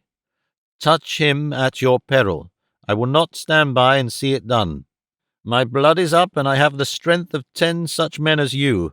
Look to yourself, for by heaven I will not spare you if you drive me on." "Stand back," cried Squeers, brandishing his weapon. "I have a long series of insults to avenge," said Nicholas, flushed with passion, "and my indignation is aggravated by the dastardly cruelties practised on helpless infancy in this foul den. Have a care, for if you do raise the devil within me, the consequences shall fall heavily upon your own head." He had scarcely spoken when Squeers, in a violent outbreak of wrath, and with a cry like the howl of a wild beast, spat upon him, and struck him a blow across the face with his instrument of torture, which raised up a bar of livid flesh as it was inflicted. Smarting with the agony of the blow, and concentrating into that one moment all his feelings of rage, scorn, and indignation, Nicholas sprang upon him, wrested the weapon from his hand, and, pinning him by the throat, beat the ruffian till he roared for mercy. The boys, with the exception of Master Squeers, who, coming to his father's assistance, harassed the enemy in the rear, moved not hand or foot. But Mrs. Squeers, with many shrieks for aid, hung on to the tail of her partner's coat and endeavoured to drag him from his infuriated adversary, while Miss Squeers, who had been peeping through the keyhole in expectation of a very different scene, darted in at the very beginning of the attack, and after launching a shower of inkstands at the usher's head, beat Nicholas to her heart's content, animating herself at every blow with the recollection of his having refused her proffered love, and thus imparting additional strength to an arm which, as she took after her mother in this respect, was at no time one of the weakest. Nicholas, in the full torrent of his violence, felt the blows no more than if they had been dealt with feathers, but, becoming tired of the noise and uproar, and feeling that his arm grew weak besides, he threw all his remaining strength into a half a dozen finishing cuts, and flung Squeers from him with all the force that he could muster. The violence of his fall precipitated Mrs. Squeers completely over an adjacent form, and Squeers, striking his head against it in his descent, lay at his full length on the ground, stunned and motionless.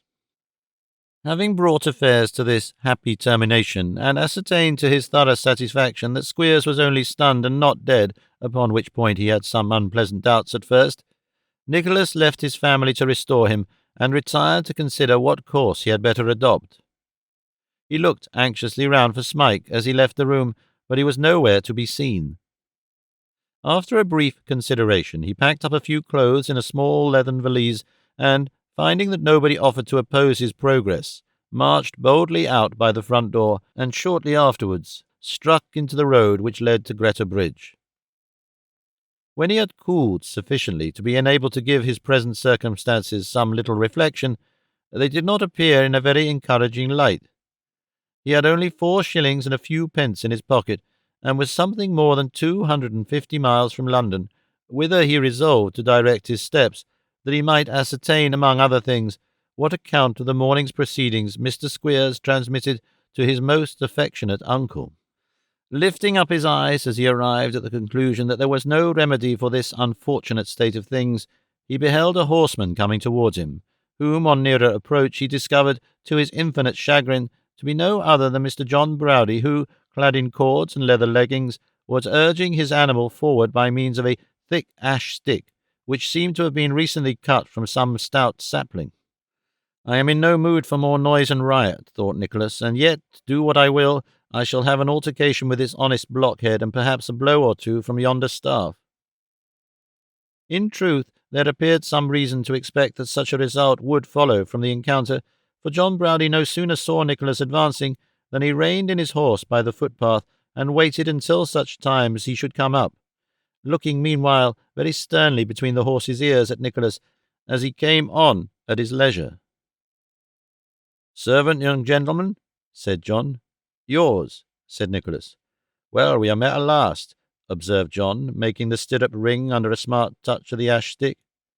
"Yes," replied Nicholas, hesitating. "Come," he said frankly, after a moment's pause. "We parted on no very good terms the last time we met. It was my fault, I believe, but I had no intention of offending you, and no idea that I was doing so. I was very sorry for it afterwards. Will you shake hands?" "Shake hands?" cried the good-humoured Yorkshireman. "Ah, that I will." At the same time he bent down from the saddle and gave Nicholas's fist a huge wrench. "But what be the matter with thy face, mon? It be all broken like." "It is a cut," said Nicholas, turning scarlet as he spoke. "A blow, but I returned it to the giver, and with good interest too." "No, did he though?" exclaimed John Browdie. "Well, d'ye I like un for that." "The fact is," said Nicholas, not very well knowing how to make the avowal, "the fact is that I have been ill-treated." "No," interposed John Browdie in a tone of compassion, for he was a giant in strength and stature, and Nicholas, very likely in his eyes, seemed a mere dwarf. "Dinna say that." Yes, I have, replied Nicholas. By that man Squeers, and I've beaten him soundly, and am leaving this place in consequence. What? Cried John Browdie with such an ecstatic shout that the horse quite shied at it. Beaten the schoolmeaster? Beaten the schoolmeaster. Who ever heard of the like that knew? Give us the hand again, youngster. Beaten the schoolmeaster? Dang it, I love 'ee for it. With these expressions of delight, John Browdie laughed and laughed again, so loud that the echoes far and wide sent back nothing but jovial peals of merriment, and shook Nicholas by the hand meanwhile no less heartily. When his mirth had subsided, he inquired what Nicholas meant to do. On his informing him to go straight to London, he shook his head doubtfully and inquired if he knew how much the coaches charged to carry passengers so far. No, I do not, said Nicholas, but it is of no great consequence to me, for I intend walking. Going away to London afoot? Cried John in amazement. Every step of the way, replied Nicholas. I should be many steps further on by this time, and so good-bye. Nay, no, replied the honest countryman, reining in his impatient horse. Stand still, Tilly. How much cash hast he gotten? Not much, said Nicholas, colouring, but I can make it enough. Where there's a will, there's a way, you know.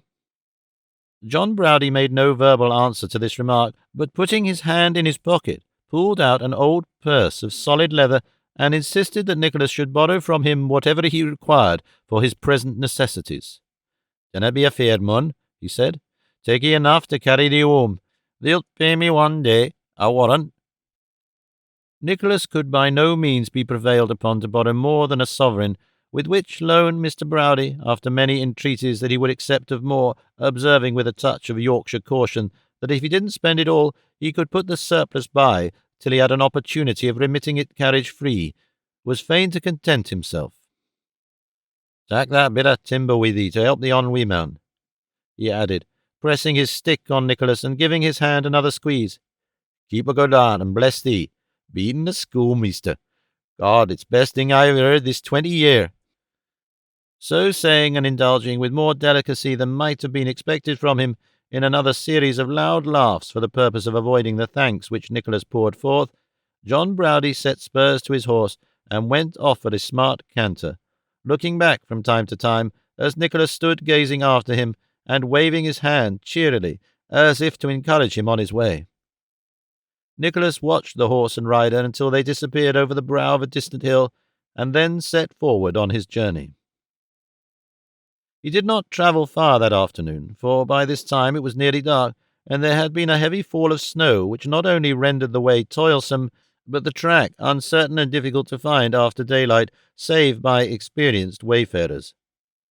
He lay that night at a cottage where beds were let at a cheap rate to the more humble class of travellers, and rising betimes next morning, made his way before night to Boroughbridge. Passing through that town in search of some cheap resting-place, he stumbled upon an empty barn within a couple of 100 yards of the roadside, in a warm corner of which he stretched his weary limbs and soon fell asleep. When he awoke next morning and tried to recollect his dreams, which had been all connected with his recent sojourn at Dotheboys Hall, he sat up, rubbed his eyes and stared, not with the most composed countenance possible, at some motionless object which seemed to be stationed within a few yards in front of him. "Strange," cried Nicholas. "Can this be some lingering creation of the visions that have scarcely left me? It cannot be real, and yet I am awake. Smike!" The form moved, rose, advanced, and dropped upon its knees at his feet. It was Smike indeed. "Why do you kneel to me?" said Nicholas, hastily raising him. "To go with you, anywhere, everywhere, to the world's end, to the churchyard grave," replied Smike, clinging to his hand. "Let me, oh, do let me. You are my home, my kind friend. Take me with you, pray." "I am a friend who can do little for you," said Nicholas kindly. "How came you here?" He had followed him, it seemed, had never lost sight of him all the way, had watched while he slept, and when he halted for refreshment, and had feared to appear before, lest he should be sent back. He had not intended to appear now, but Nicholas had awakened more suddenly than he looked for, and he had no time to conceal himself. "Poor fellow," said Nicholas. "Your hard fate denies you any friend but one, and he is nearly as poor and helpless as yourself." "May I go with you?" asked Smike, timidly. "I will be your faithful, hard-working servant. I will, indeed. I want no clothes," added the poor creature, drawing his rags together. "These will do very well. I only want to be near you." "And you shall," cried Nicholas, "and the world shall deal by you as it does by me, till one or both of us shall quit it for a better. Come." With these words he strapped his burden on his shoulders, and taking his stick in one hand, extended the other to his delighted charge, and so they passed out of the old barn together.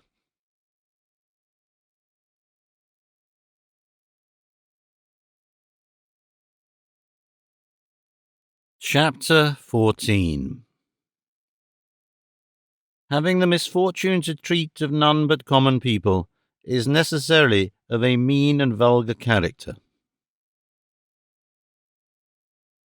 In that quarter of London in which Golden Square is situated, there is a bygone, faded, tumble-down street, with two irregular rows of tall, meagre houses, which seem to have stared each other out of countenance years ago.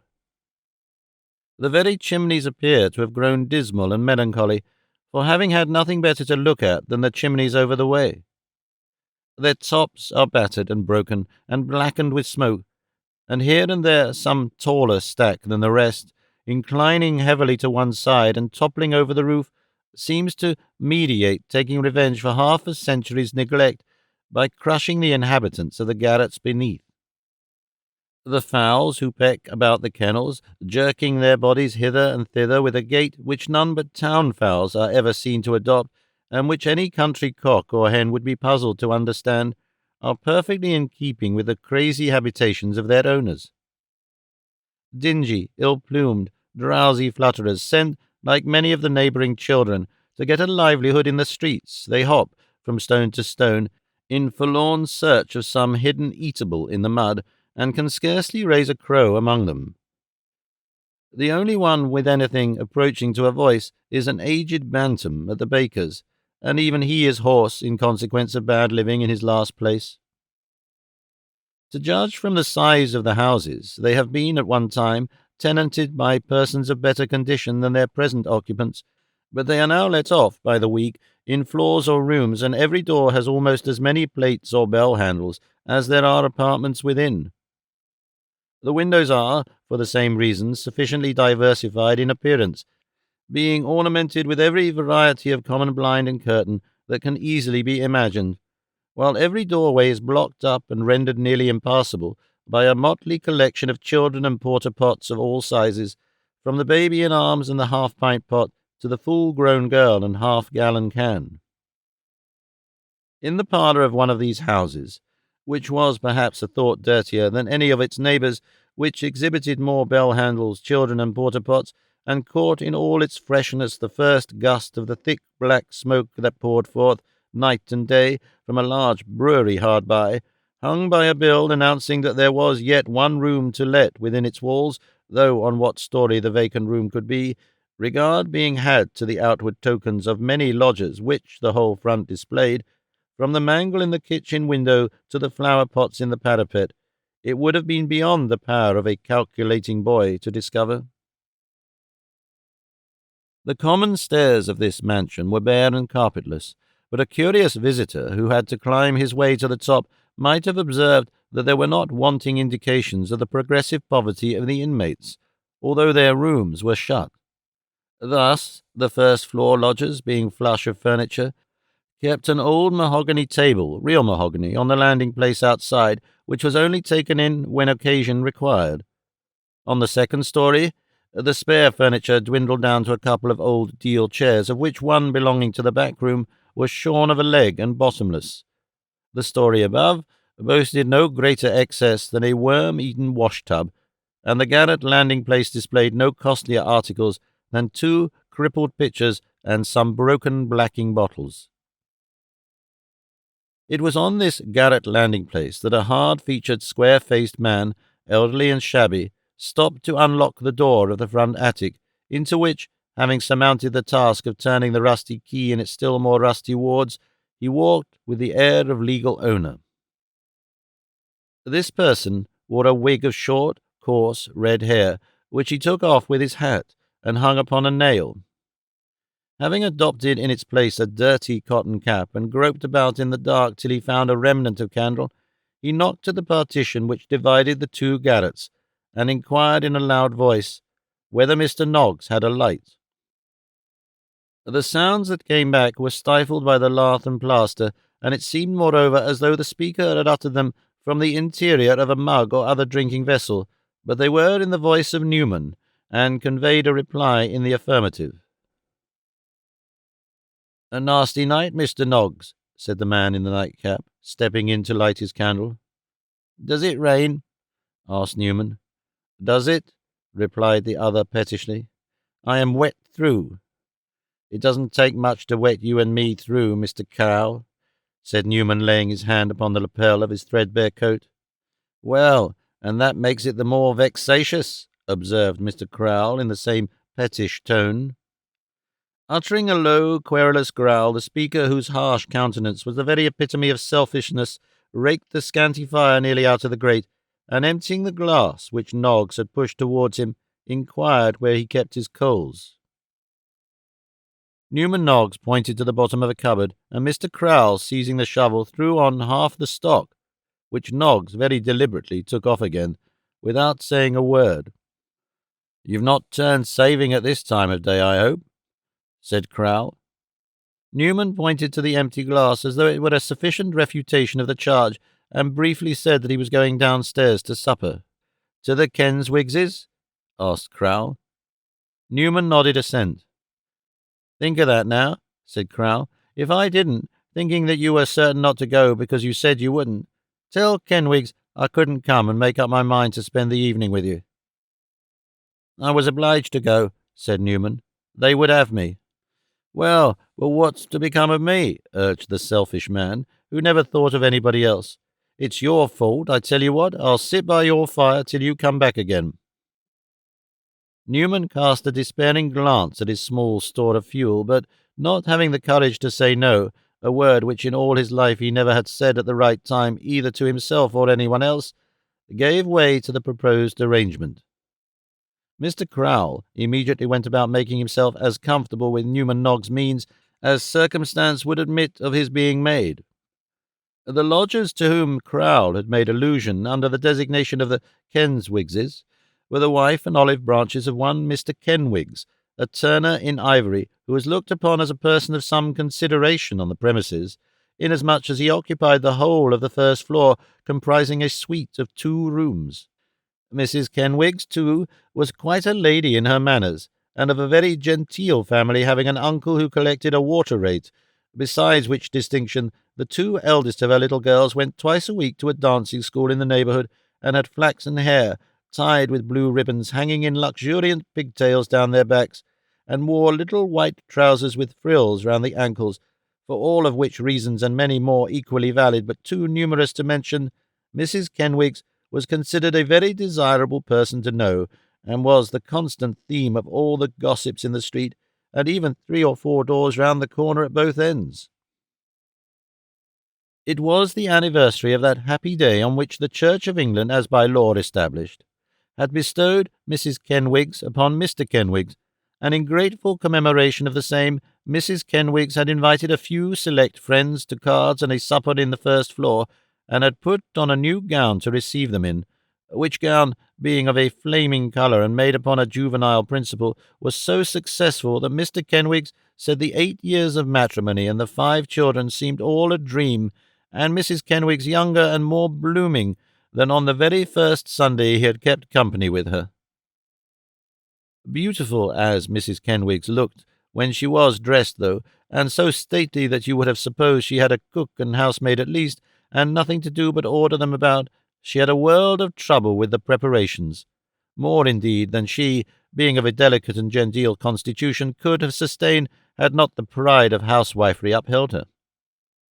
At last, however, all the things that had to be got together were got together, and all the things that had to be got out of the way were got out of the way, and everything was ready, and the collector himself, having promised to come, fortune smiled upon the occasion. The party was admirably selected. There were, first of all, Mr. Kenwigs and Mrs. Kenwigs, and 4 Olive Kenwigses, who sat up to supper firstly, because it was but right that they should have a treat on such a day, and secondly, because their going to bed in presence of the company would have been inconvenient, not to say improper. Then there was a young lady who had made Mrs. Kenwig's dress, and who it was the most convenient thing in the world, living in the 2-pair back, gave up her bed to the baby, and got a little girl to watch it.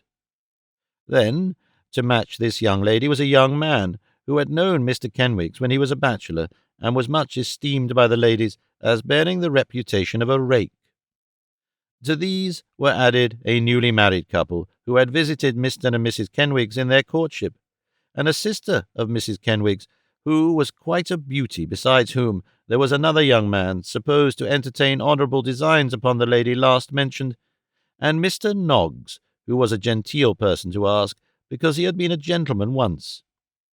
There was also an elderly lady from the back parlour, and one more young lady who, next to the collector, perhaps was the great lion of the party, being the daughter of a theatrical fireman who went on in the pantomime, and had the greatest turn for the stage that ever was known, being able to sing and recite in a manner that brought the tears into Mrs. Kenwig's eyes. There was only one drawback upon the pleasure of seeing such friends, and that was that the lady in the back parlour, who was very fat and turned of 60, came in a low book muslin dress and short kid gloves, which so exasperated Mrs. Kenwigs that lady assured her visitors in private that if it hadn't happened that the supper was cooking at the back parlour grate at that moment, she certainly would have requested its representative to withdraw. "My dear," said Mr. Kenwigs, "wouldn't it be better to begin a round game?" "Kenwigs, my dear," returned his wife, "I am surprised at you. Would you begin without my uncle?" "I forgot the collector," said Kenwigs. "Oh, no, that would never do." "He is so particular," said Mrs. Kenwigs, turning to the other married lady, "that if we began without him, I should be out of his will for ever." "Dear," cried the married lady. "You have no idea what he is," replied Mrs. Kenwigs, "and yet as good a creature as ever breathed." "The kindest-hearted man as ever was," said Kenwigs. "It goes to his heart, I believe, to be forced to cut the water off when the people don't pay," observed the bachelor friend, intending a joke. "George," said Mr. Kenwigs, solemnly, "none of that, if you please." "It was only my joke," said the friend, abashed. "George," rejoined Mr. Kenwigs, "a joke is a very good thing, but when that joke is made at the expense of Mrs. Kenwigs' feelings, I set my face against it. A man in public life expects to be sneered at. It is the fault of his elevated situation, not of himself. Mrs. Kenwigs' relation is a public man, and that he knows, George, and that he can bear, but putting Mrs. Kenwigs out of the question, if I could put Mrs. Kenwigs out of the question on such an occasion as this, I have the honour to be connected with a collector by marriage, and I cannot allow these remarks in my—" Mr. Kenwigs was going to say house, but he rounded the sentence with apartments. At the conclusion of these observations, which drew forth evidences of acute feeling from Mrs. Kenwigs, and had the intended effect of impressing the company with a deep sense of the collector's dignity, a ring was heard at the bell. "That's him," whispered Mr. Kenwigs, greatly excited. "Morlena, my dear, run down and let your uncle in, and kiss him directly you get the door open. Let's be talking." Adopting Mr. Kenwigs' suggestion, the company spoke very loudly to look easy and unembarrassed, and almost as soon as they had begun to do so, a short gentleman in drabs and gaiters, with a face that might have been carved out of lignum vitae for anything that appeared to the contrary, was led playfully in by Miss Morlena Kenwigs, regarding whose uncommon Christian name it may be here remarked that it had been invented and composed by Mrs. Kenwigs previous to her first lying in, for the special distinction of her eldest child, in case it should prove a daughter. "Oh, uncle, I am so glad to see you," said Mrs. Kenwigs, kissing the collector affectionately on both cheeks. "So glad." Many happy returns of the day, my dear, replied the collector, returning the compliment. Now this was an interesting thing. Here was a collector of water rates, without his book, without his pen and ink, without his double knock, without his intimidation, actually kissing an agreeable female and leaving taxes, summonses, notices that he had called, or announcements that he would never call again, for 2/4 due, wholly out of the question. It was pleasant to see how the company looked on, quite absorbed in the sight, and to behold the nods and winks with which they expressed their gratification at finding so much humanity in a tax-gatherer. "Where will you sit, uncle?" said Mrs. Kenwigs, in the full glow of family pride, which the appearance of her distinguished relation occasioned. "Anywheres, my dear," said the collector. "I am not particular." Not particular! What a meek collector! If he had been an author who knew his place, he couldn't have been more humble. "Mr. Lillyvick," said Kenwigs, addressing the collector, "some friends here, sir, are very anxious for the honour of, thank you, Mr. and Mrs. Cutler, Mr. Lillyvick." "Proud to know you, sir," said Mr. Cutler. "I've heard of you very often." These were not mere words of ceremony, for Mr. Cutler, having kept house in Mr. Lillyvick's parish, had heard of him very often indeed. His attention in calling had been quite extraordinary. "George, you know, I think, Mr. Lillyvick," said Kenwigs. "Lady from downstairs, Mr. Lillyvick. Mr. Snooks, Mr. Lillyvick. Miss Green, Mr. Lillyvick. Mr. Lillyvick, Miss Petowker of the Theatre Royal, Drury Lane. Very glad to make 2 public characters acquainted. Mrs. Kenwigs, my dear, will you sort the counters?" Mrs. Kenwigs, with the assistance of Newman Noggs, who, as he performed sundry little acts of kindness for the children at all times and seasons, was humoured in his request to be taken no notice of, and was merely spoken about in a whisper as the decayed gentleman, did as he was desired, and the greater part of the guests sat down to speculation, while Newman himself, Mrs. Kenwigs, and Miss Petowker of the Theatre Royal, Drury Lane, looked after the supper-table. While the ladies were thus busying themselves, Mr. Lillyvick was intent upon the game in progress, and as all should be fish that comes to a water-collector's net, the dear old gentleman was by no means scrupulous in appropriating to himself the property of his neighbours, which, on the contrary, he abstracted whenever an opportunity presented itself, smiling good-humouredly all the while, and making so many condescending speeches to the owners that they were delighted with his amiability, and thought in their hearts that he deserved to be Chancellor of the Exchequer at least. After a great deal of trouble, and the administration of many slaps on the head to the infant Kenwigses, whereof 2 of the most rebellious were summarily banished, the cloth was laid with much elegance, and a pair of boiled fowls, a large piece of pork, apple pie, potatoes, and greens were served, at sight of which the worthy Mr. Lillyvick vented a great many witticisms, and plucked up amazingly, to the immense delight and satisfaction of the whole body of admirers. Very well and very fast the supper went off, no more serious difficulties occurring than those which arose from the incessant demand for clean knives and forks, which made poor Mrs. Kenwigs wish, more than once, that private society adopted the principle of schools, and required that every guest should bring his own knife, fork, and spoon, which doubtless would be a great accommodation in many cases, and to no one more so than to the lady and gentleman of the house, especially if the school principle were carried out to the full extent, and the articles were expected as a matter of delicacy not to be taken away again. Everybody having eaten everything, the table was cleared in a most alarming hurry, and with great noise, and the spirits whereat the eyes of Newman Noggs glistened, being arranged in order, with water both hot and cold, the party composed themselves for conviviality. Mr. Lillyvick being stationed in a large armchair by the fireside, and the 4 little Kenwigses disposed on a small form in front of the company, with their flaxen tails towards them, and their faces to the fire, an arrangement which was no sooner perfected than Mrs. Kenwigs was overpowered by the feelings of a mother, and fell upon the left shoulder of Mr. Kenwigs, dissolved in tears. "They are so beautiful," said Mrs. Kenwigs, sobbing. "Oh dear," said all the ladies, "so they are. It's very natural you should feel proud of that, but don't give way, don't. I can not help it, and it don't signify, sobbed Mrs. Kenwigs. Oh, they're too beautiful to live, much too beautiful.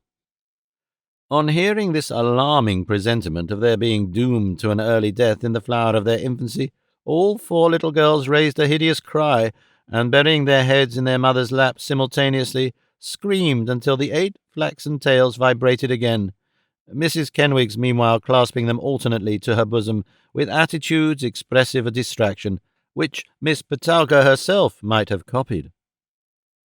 At length the anxious mother permitted herself to be soothed into a more tranquil state, and the little Kenwigses, being also composed, were distributed among the company to prevent the possibility of Mrs. Kenwigs being again overcome by the blaze of their combined beauty.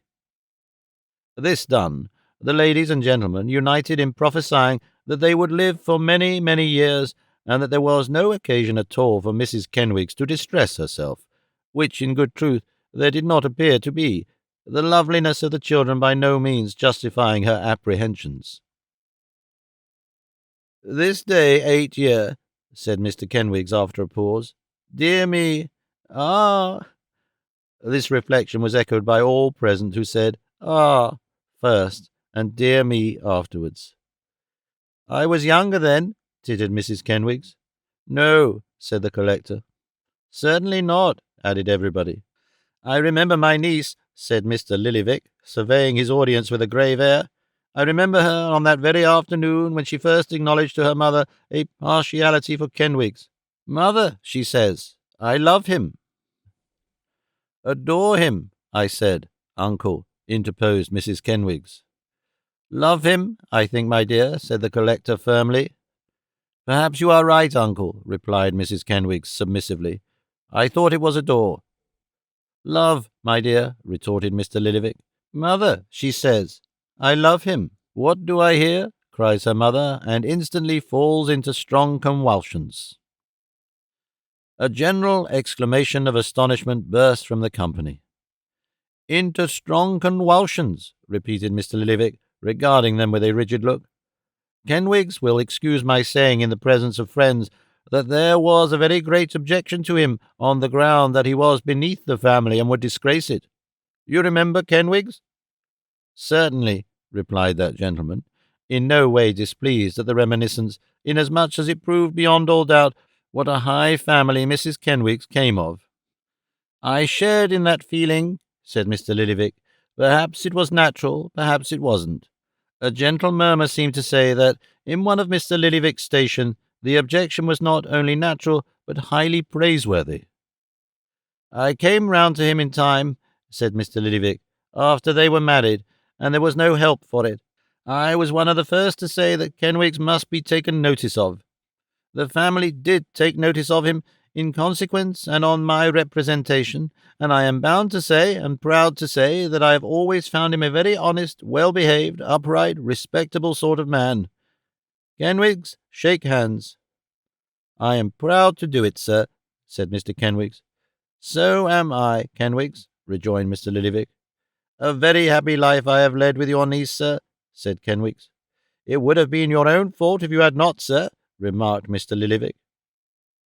"Morlena Kenwigs," cried her mother at this crisis, much affected, "kiss your dear uncle."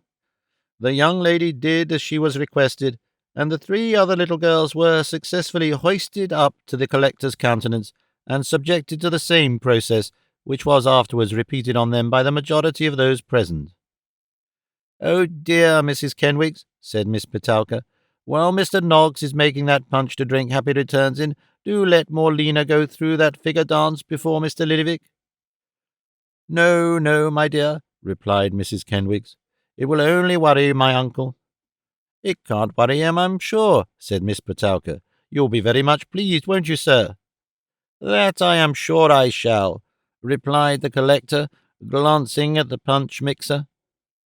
"Well, then, I'll tell you what," said Mrs. Kenwigs. "Morlena shall do the steps, if uncle can persuade Miss Petowker to recite us the blood-drinker's burial afterwards." There was a great clapping of hands and stamping of feet at this proposition, the subject whereof gently inclined her head several times in acknowledgment of the reception. "You know," said Miss Petowker reproachfully, "that I dislike doing anything professional in private parties." "Oh, but not here," said Mrs. Kenwigs. "We are all so very friendly and pleasant that you might as well be going through it in your own room, besides the occasion." "I can't resist that," interrupted Miss Petowker. "Anything in my humble power I shall be delighted to do." Mrs. Kenwigs and Miss Petowker had arranged a small programme of the entertainments between them, of which this was the prescribed order, but they had settled to have a little pressing on both sides because it looked more natural.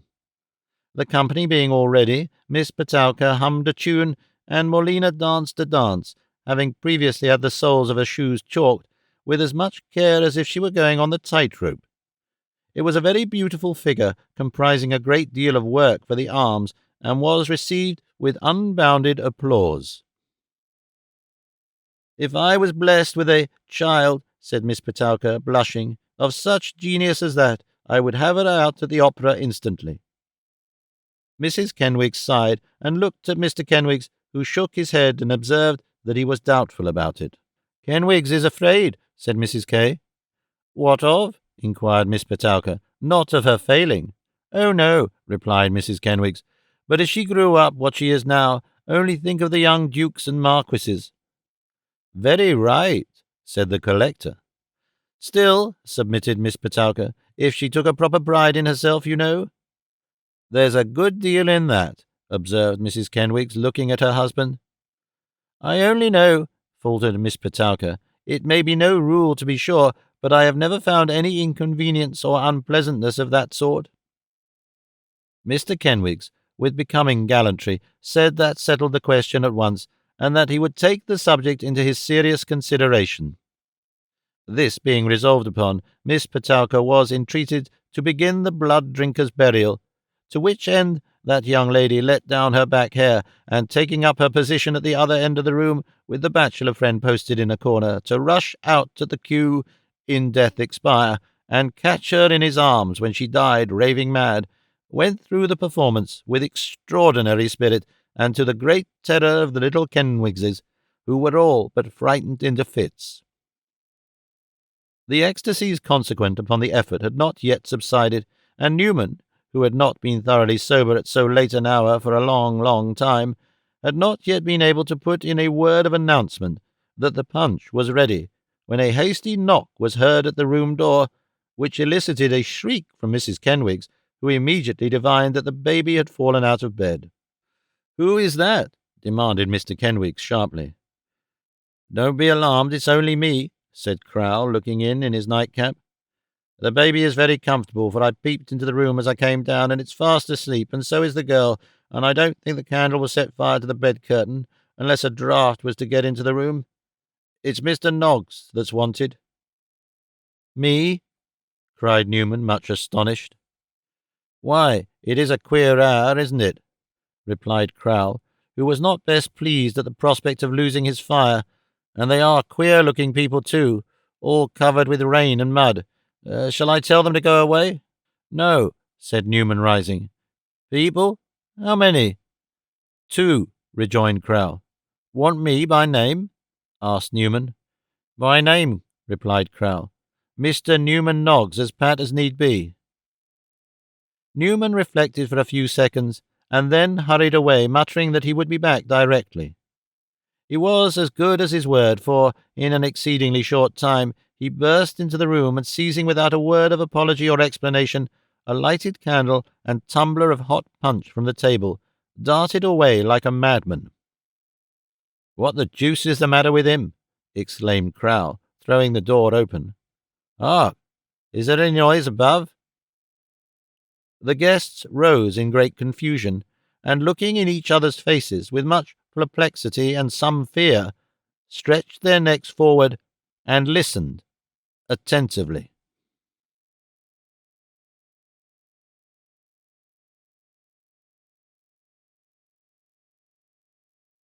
Chapter 15 acquaints the reader with the cause and origin of the interruption described in the last chapter, and with some other matters necessary to be known. Newman Noggs scrambled in violent haste upstairs with the steaming beverage, which he had so unceremoniously snatched from the table of Mr. Kenwigs, and indeed from the very grasp of the water-rate collector, who was eyeing the contents of the tumbler at the moment of its unexpected abstraction with lively marks of pleasure visible in his countenance. He bore his prize straight to his own back garret, where, footsore and nearly shoeless, wet, dirty, jaded, and disfigured with every mark of fatiguing travel, sat Nicholas and Smike, at once the cause and partner of his toil, both perfectly worn out by their unwonted and protracted exertion. Newman's first act was to compel Nicholas, with gentle force, to swallow half of the punch at a breath, nearly boiling as it was, and his next to pour the remainder down the throat of Smike, who, never having tasted anything stronger than aperient medicine in his whole life, exhibited various odd manifestations of surprise and delight during the passage of the liquor down his throat, and turned up his eyes most emphatically when it was all gone. "You are wet through," said Newman, passing his hand hastily over the coat which Nicholas had thrown off. "And I haven't even a change," he added, with a wistful glance at the shabby clothes he wore himself.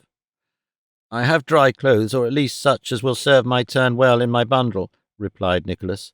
"If you look so distressed to see me, you will add to the pain I feel already at being compelled for one night to cast myself upon your slender means for aid and shelter."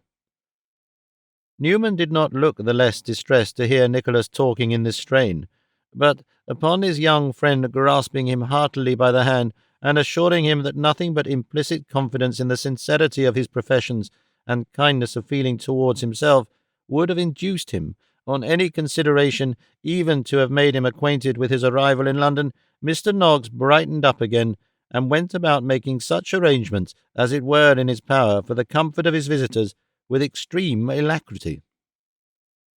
These were simple enough. Poor Newman's means halting at a very considerable distance short of his inclinations, but, slight as they were not made without much bustling and running about.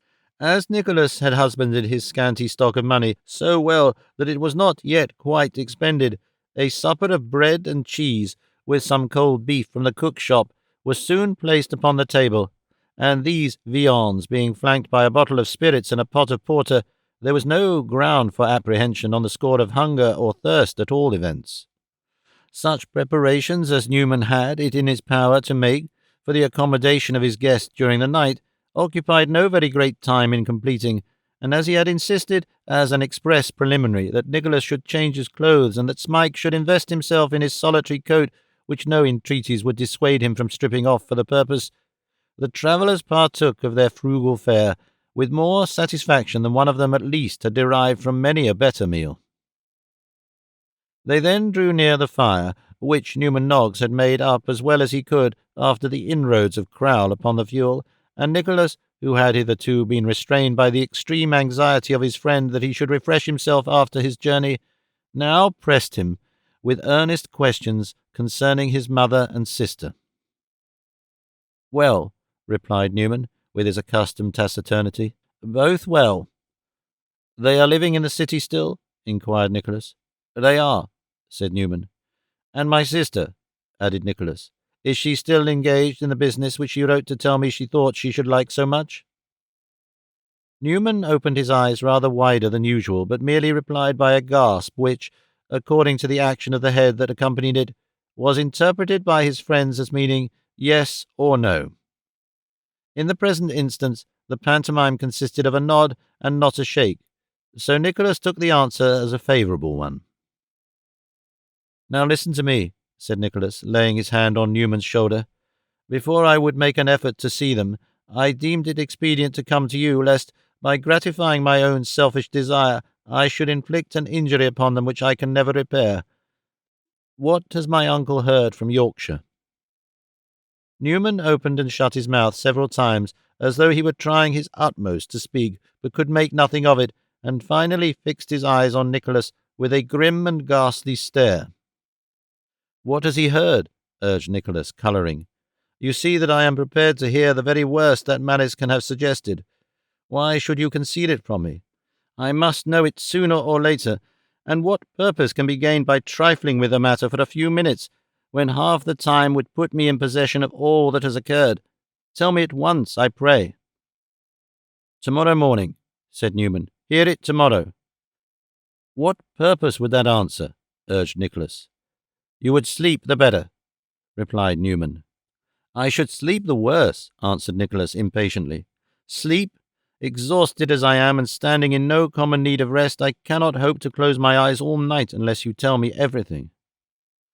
"And if I should tell you everything?" said Newman, hesitating.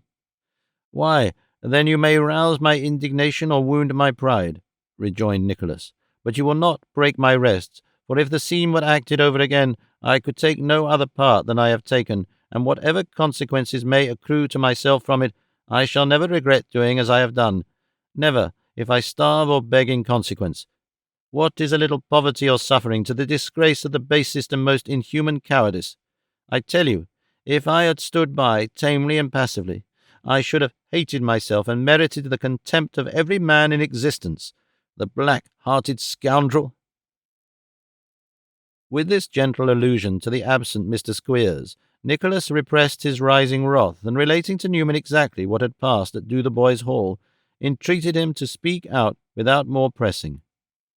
Thus adjured, Mr. Noggs took from an old trunk a sheet of paper, which appeared to have been scrawled over in great haste, and after sundry extraordinary demonstrations of reluctance, delivered himself in the following terms: "My dear young man, you mustn't give way to— this sort of thing will never do, you know— as to getting on in the world if you take everybody's part that's ill-treated. Damn it, I am proud to hear of it, and would have done it myself."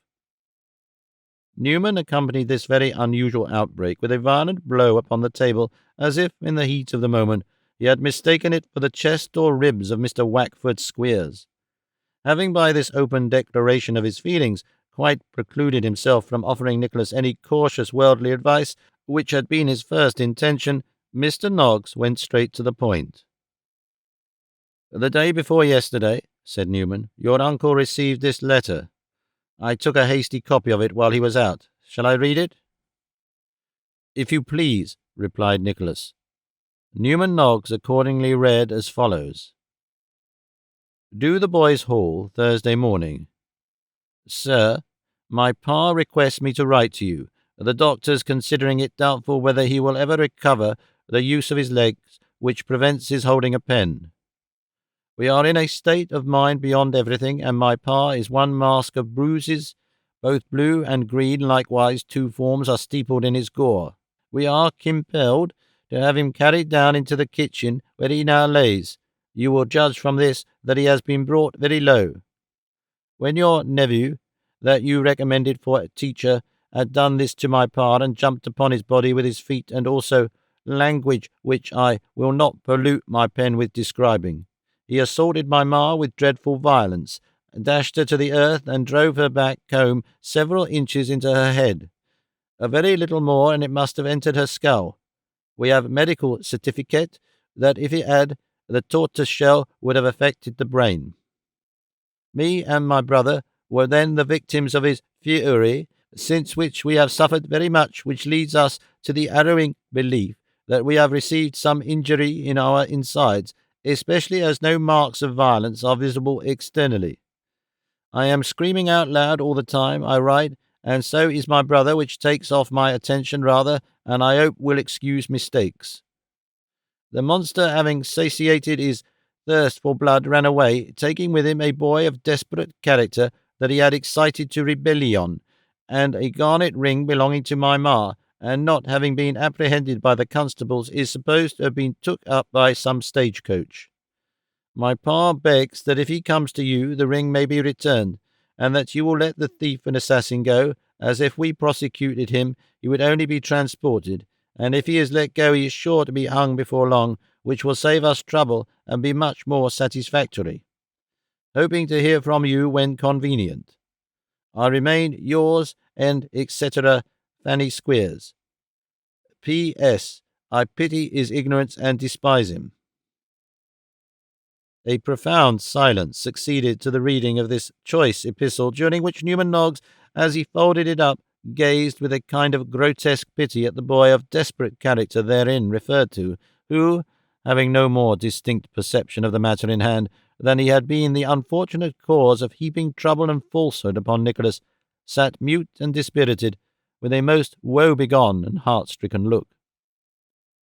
"Mr. Noggs," said Nicholas, after a few moments' reflection, "I must go out at once." "Go out?" cried Newman. "Yes," said Nicholas, "to Golden Square. Nobody who knows me would believe this story of the ring, but it may suit the purpose or gratify the hatred of Mr. Ralph Nickleby to feign to attach credence to it. It is due, not to him but to myself, that I should state the truth, and moreover, I have a word or two to exchange with him which will not keep cool."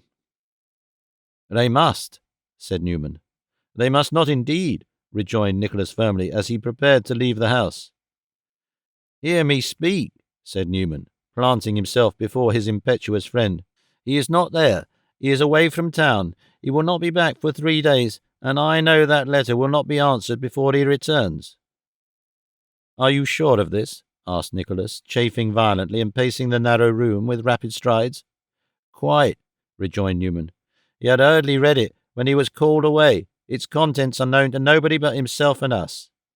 "Are you certain?" demanded Nicholas, precipitately. "Not even to my mother or sister? If I thought that I will go there. I must see them. Which is the way? Where is it?"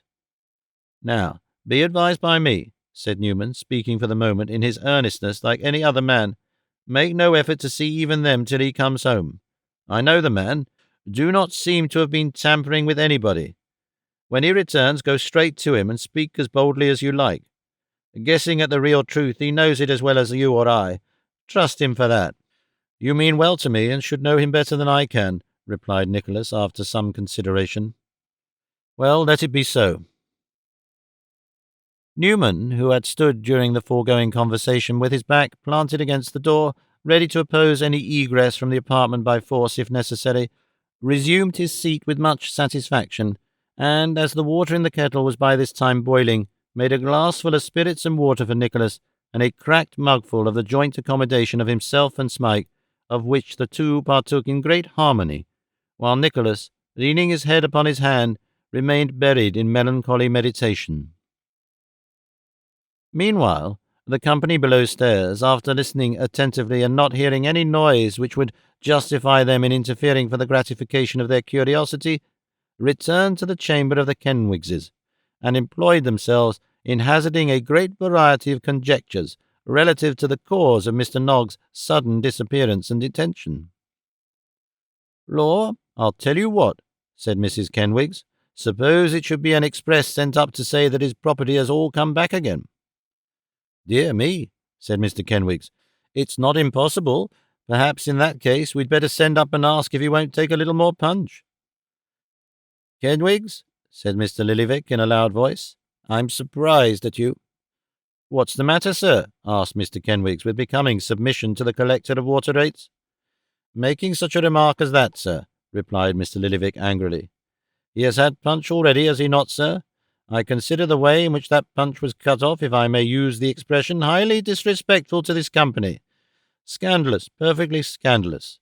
It may be the custom to allow such things in this house, but it is not the kind of behaviour that I've been used to see displayed, and so I don't mind telling you, Kenwigs. A gentleman has a glass of punch before him to which he is just about to set his lips, when another gentleman comes and collars that glass of punch without a 'with your leave' or 'by your leave,' and carries that glass of punch away. This may be good manners, I dare say it is, but I don't understand it, that's all, and what's more, I don't care if I never do. It's my way to speak my mind, Kenwigs, and that is my mind, and if you don't like it, it's past my regular time for going to bed, and I can find my way home without making it later."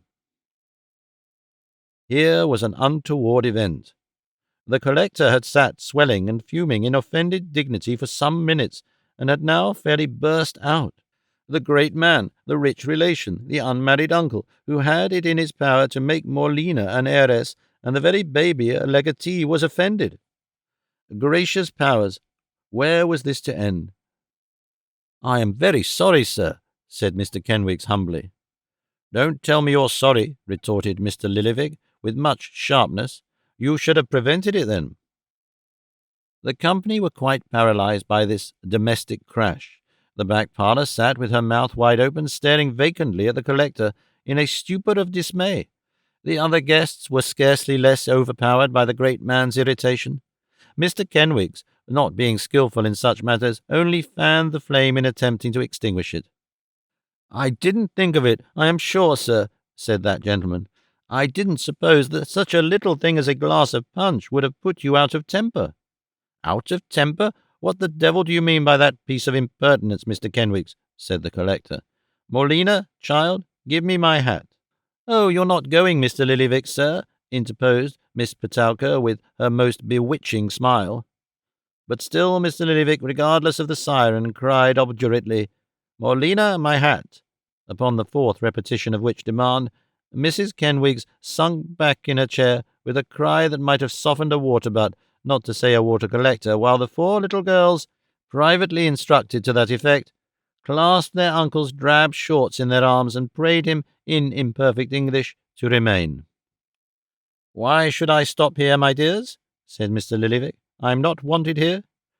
"Oh, do not speak so cruelly, uncle," sobbed Mrs. Kenwigs, "unless you wish to kill me." "I shouldn't wonder if some people were out to say I did," replied Mr. Lillyvick, glancing angrily at Kenwigs. "Out of temper." "Oh, I cannot bear to see him look so at my husband," cried Mrs. Kenwigs. "It's so dreadful in families. Oh!"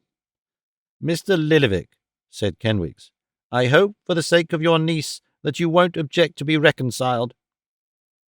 The collector's features relaxed as the company added their entreaties to those of his nephew-in-law. He gave up his hat and held out his hand. "There, Kenwigs," said Mr. Lillyvick, "and let me tell you at the same time, to show you how much out of temper I was, that if I had gone away without another word, it would have made no difference respecting that pound or two which I shall leave among your children when I die." "Morlina Kenwigs," cried her mother in a torrent of affection, "go down upon your knees to your dear uncle and beg him to love you all his life through, for he's more an angel than a man, and I've always said so." Miss Morlina, approaching to do homage, in compliance with this injunction, was summarily caught up and kissed by Mr. Lillyvick, and thereupon Mrs. Kenwigs darted forward and kissed the collector, and an irrepressible murmur of applause broke from the company who had witnessed his magnanimity. The worthy gentleman then became once more the life and soul of the society, being again reinstated in his old post of lion, from which high station the temporary distraction of their thoughts had for a moment dispossessed him. Quadruped lions are said to be savage only when they are hungry. Biped lions are rarely sulky longer than when their appetite for distinction remains unappeased.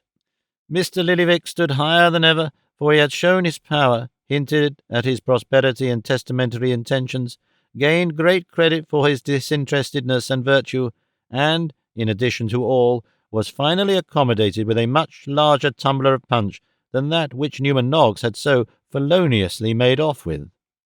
"I say, I beg everybody's pardon for intruding again," said Crowle, looking in at this happy juncture, "but what a queer business this is, isn't it?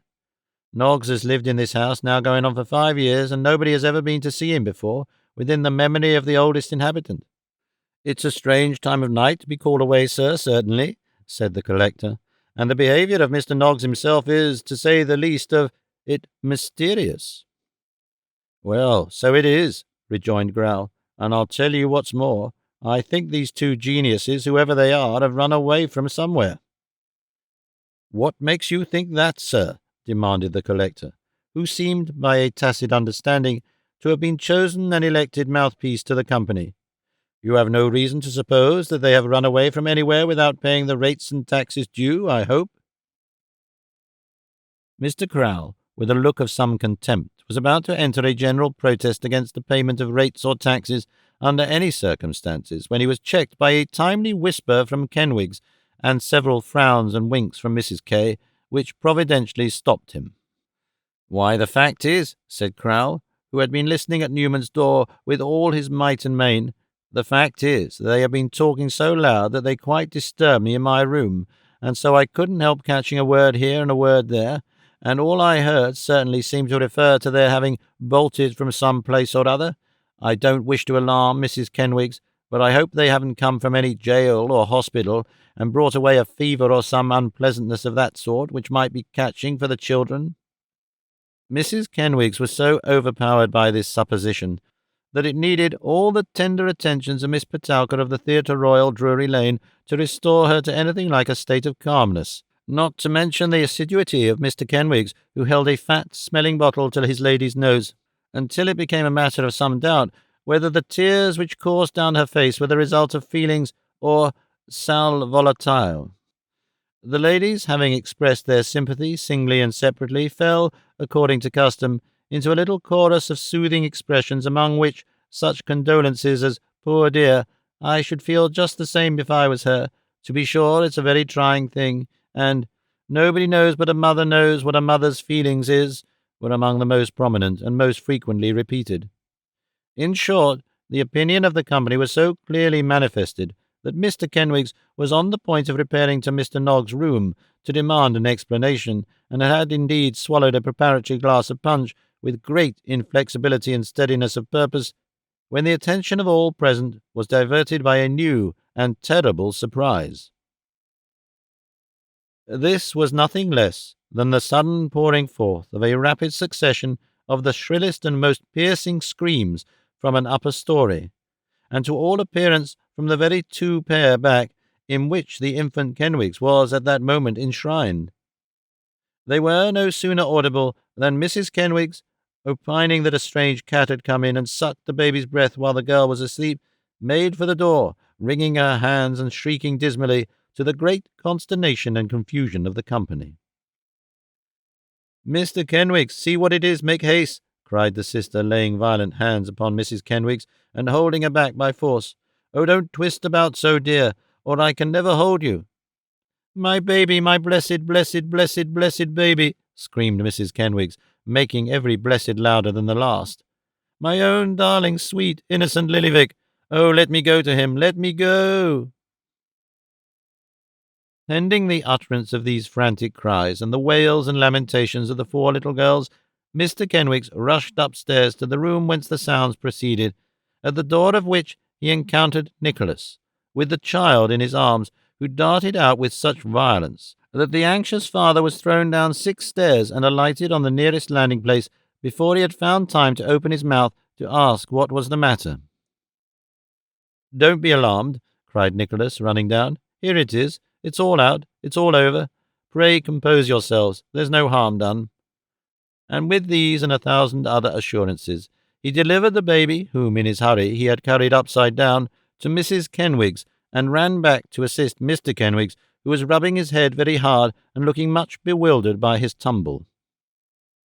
Reassured by this cheering intelligence, the company in some degree recovered from their fears, which had been productive of some most singular instances of a total want of presence of mind. Thus, the bachelor friend had, for a long time, supported in his arms Mrs. Kenwigs' sister instead of Mrs. Kenwigs, and the worthy Mr. Lillyvick had been actually seen, in the perturbation of his spirits, to kiss Miss Petowker several times behind the room door, as calmly as if nothing distressing were going forward. "It is a mere nothing," said Nicholas, returning to Mrs. Kenwigs. "The little girl who was watching the child, being tired, I suppose, fell asleep and set her hair on fire." "Oh, you malicious little wretch!" cried Mrs. Kenwigs, impressively shaking her forefinger at the small unfortunate, who might be 13 years old, and was looking on with a singed head and a frightened face. "I heard her cries," continued Nicholas, "and ran down in time to prevent her setting fire to anything else. You may depend upon it that the child is not hurt, for I took it off the bed myself, and brought it here to convince you." This brief explanation over, the infant, who, as he was christened after the collector, rejoiced in the names of Lillyvick Kenwigs, was partially suffocated under the caresses of the audience, and squeezed to his mother's bosom until he roared again.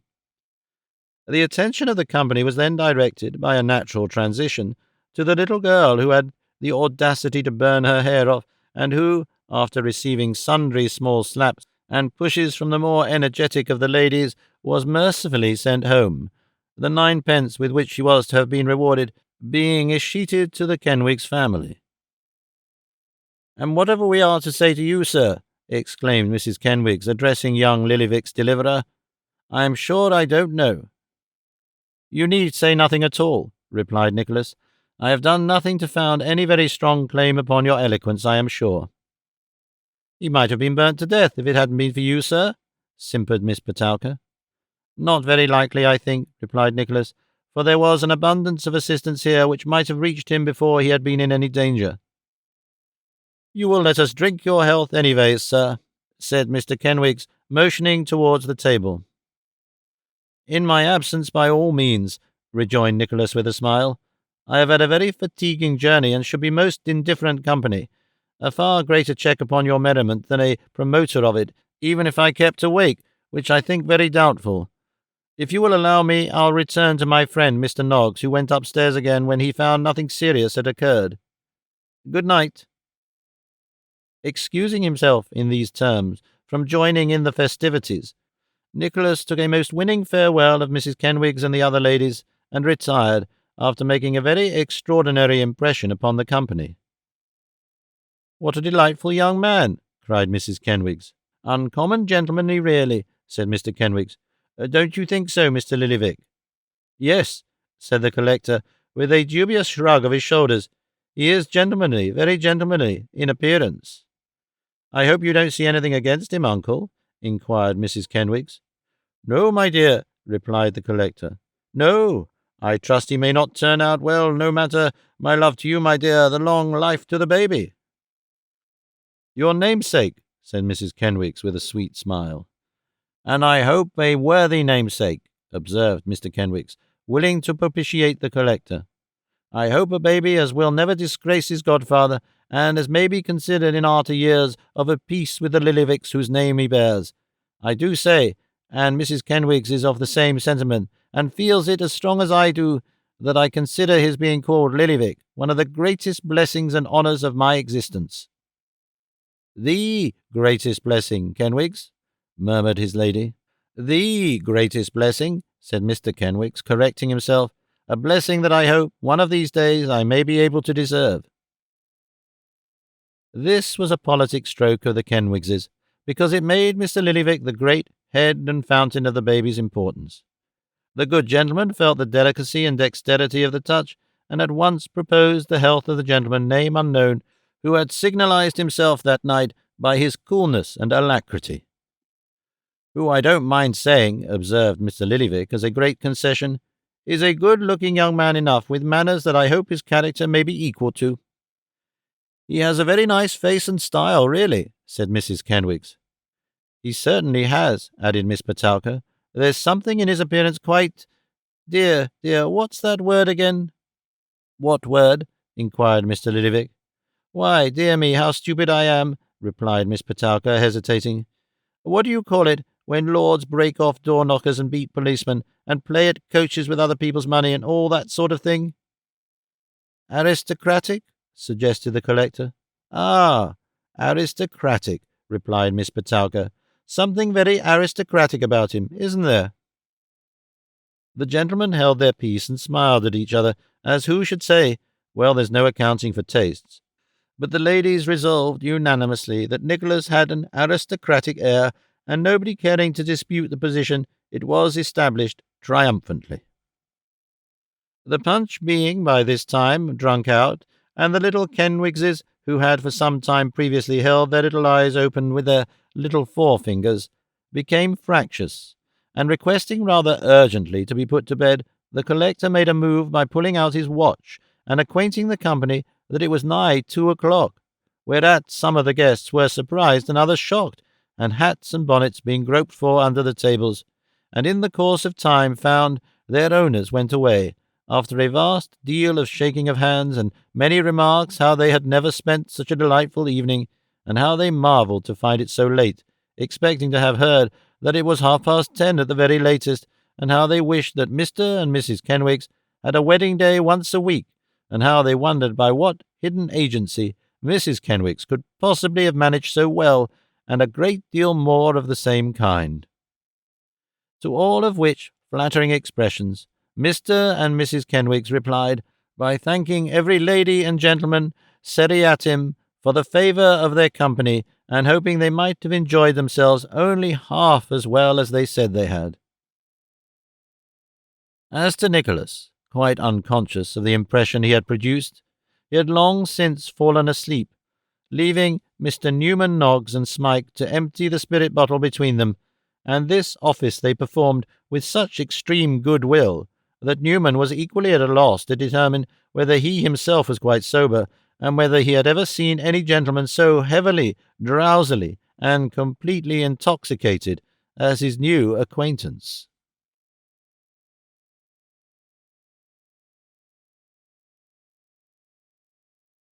Chapter 16.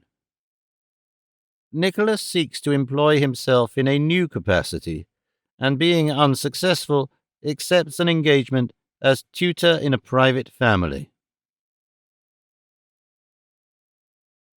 The first care of Nicholas next morning was to look after some room in which, until better times dawned upon him, he could contrive to exist without trenching upon the hospitality of Newman Noggs, who would have slept upon the stairs with pleasure, so that his young friend was accommodated. The vacant apartment to which the bill in the parlour window bore reference appeared on inquiry to be a small back room on the second floor, reclaimed from the leads and overlooking a soot-bespectacled prospect of tiles and chimney-pots.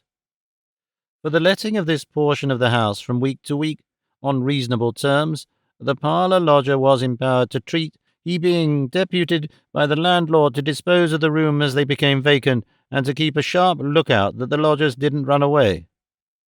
As a means of securing the punctual discharge of which last service, he was permitted to live rent-free, lest he should at any time be tempted to run away himself. Of this chamber Nicholas became the tenant, and having hired a few common articles of furniture from a neighbouring broker, and paid the first week's hire in advance out of a small fund raised by the conversion of some spare clothes into ready money, he sat himself down to ruminate upon his prospects, which, like the prospect outside his window, were sufficiently confined and dingy.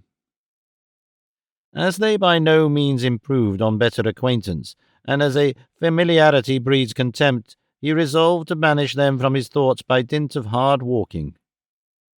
So, taking up his hat, and leaving poor Smike to arrange and rearrange the room with as much delight as if it had been the costliest palace, he betook himself to the streets, and mingled with the crowd which thronged them.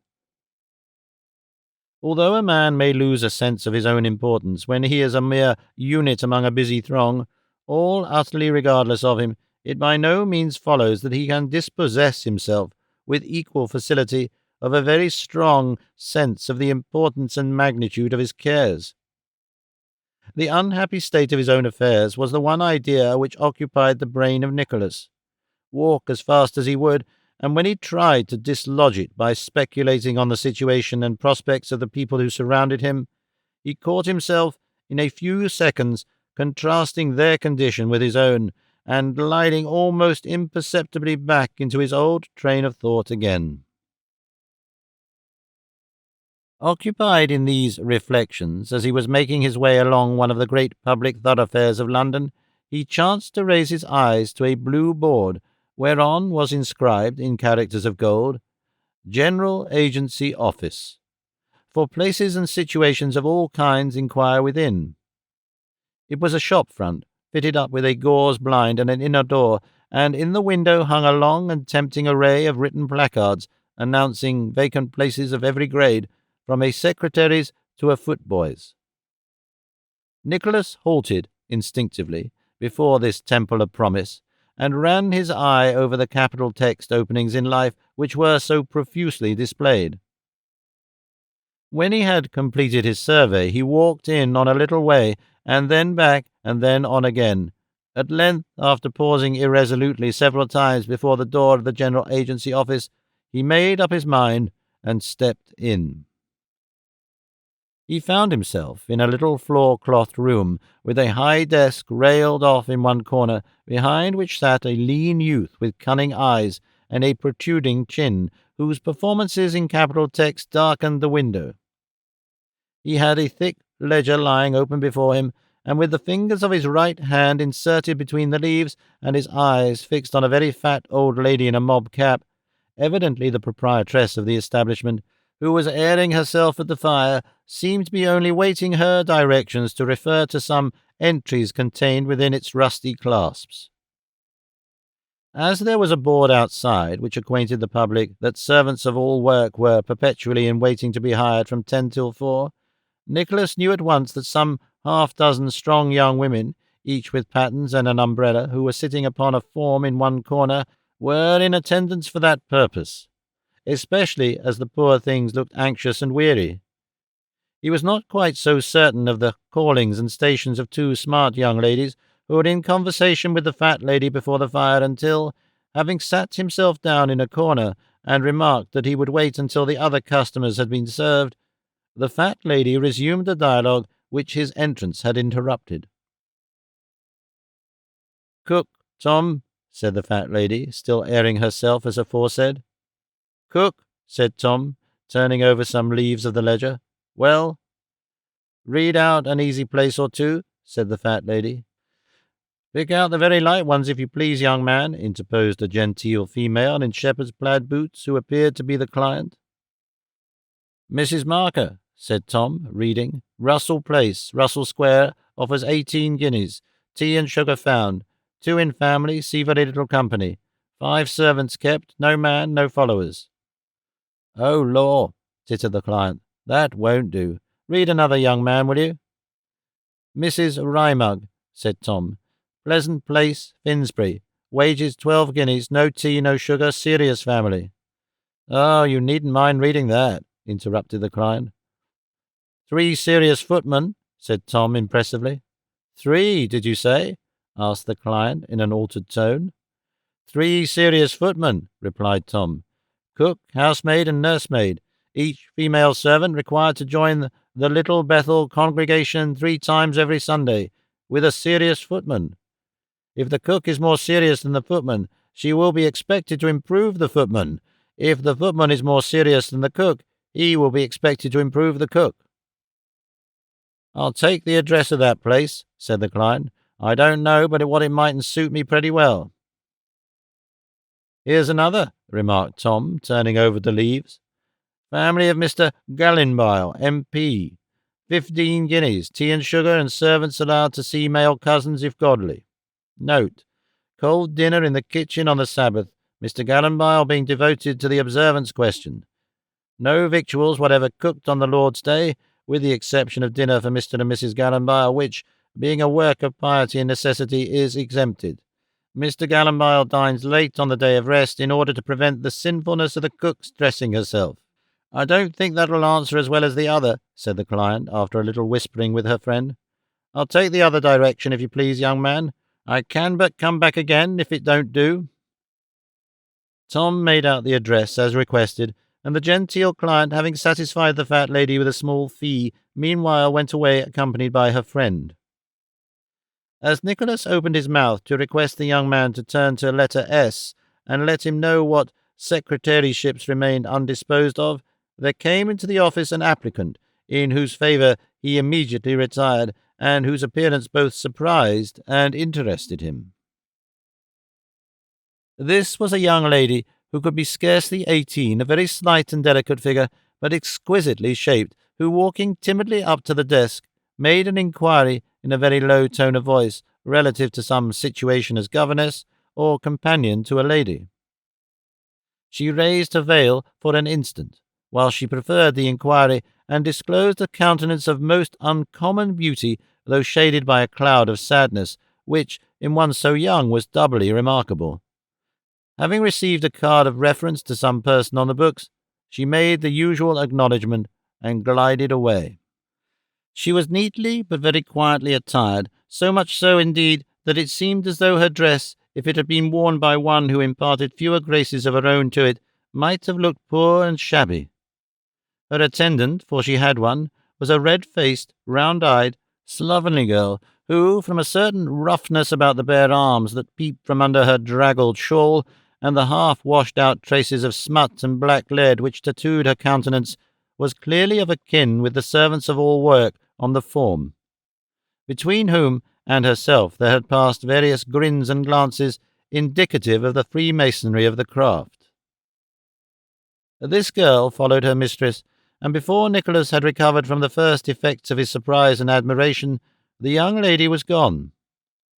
It was not a matter of such complete and utter improbability as some sober people may think, that he would have followed them out, had he not been restrained by what passed between the fat lady and her bookkeeper.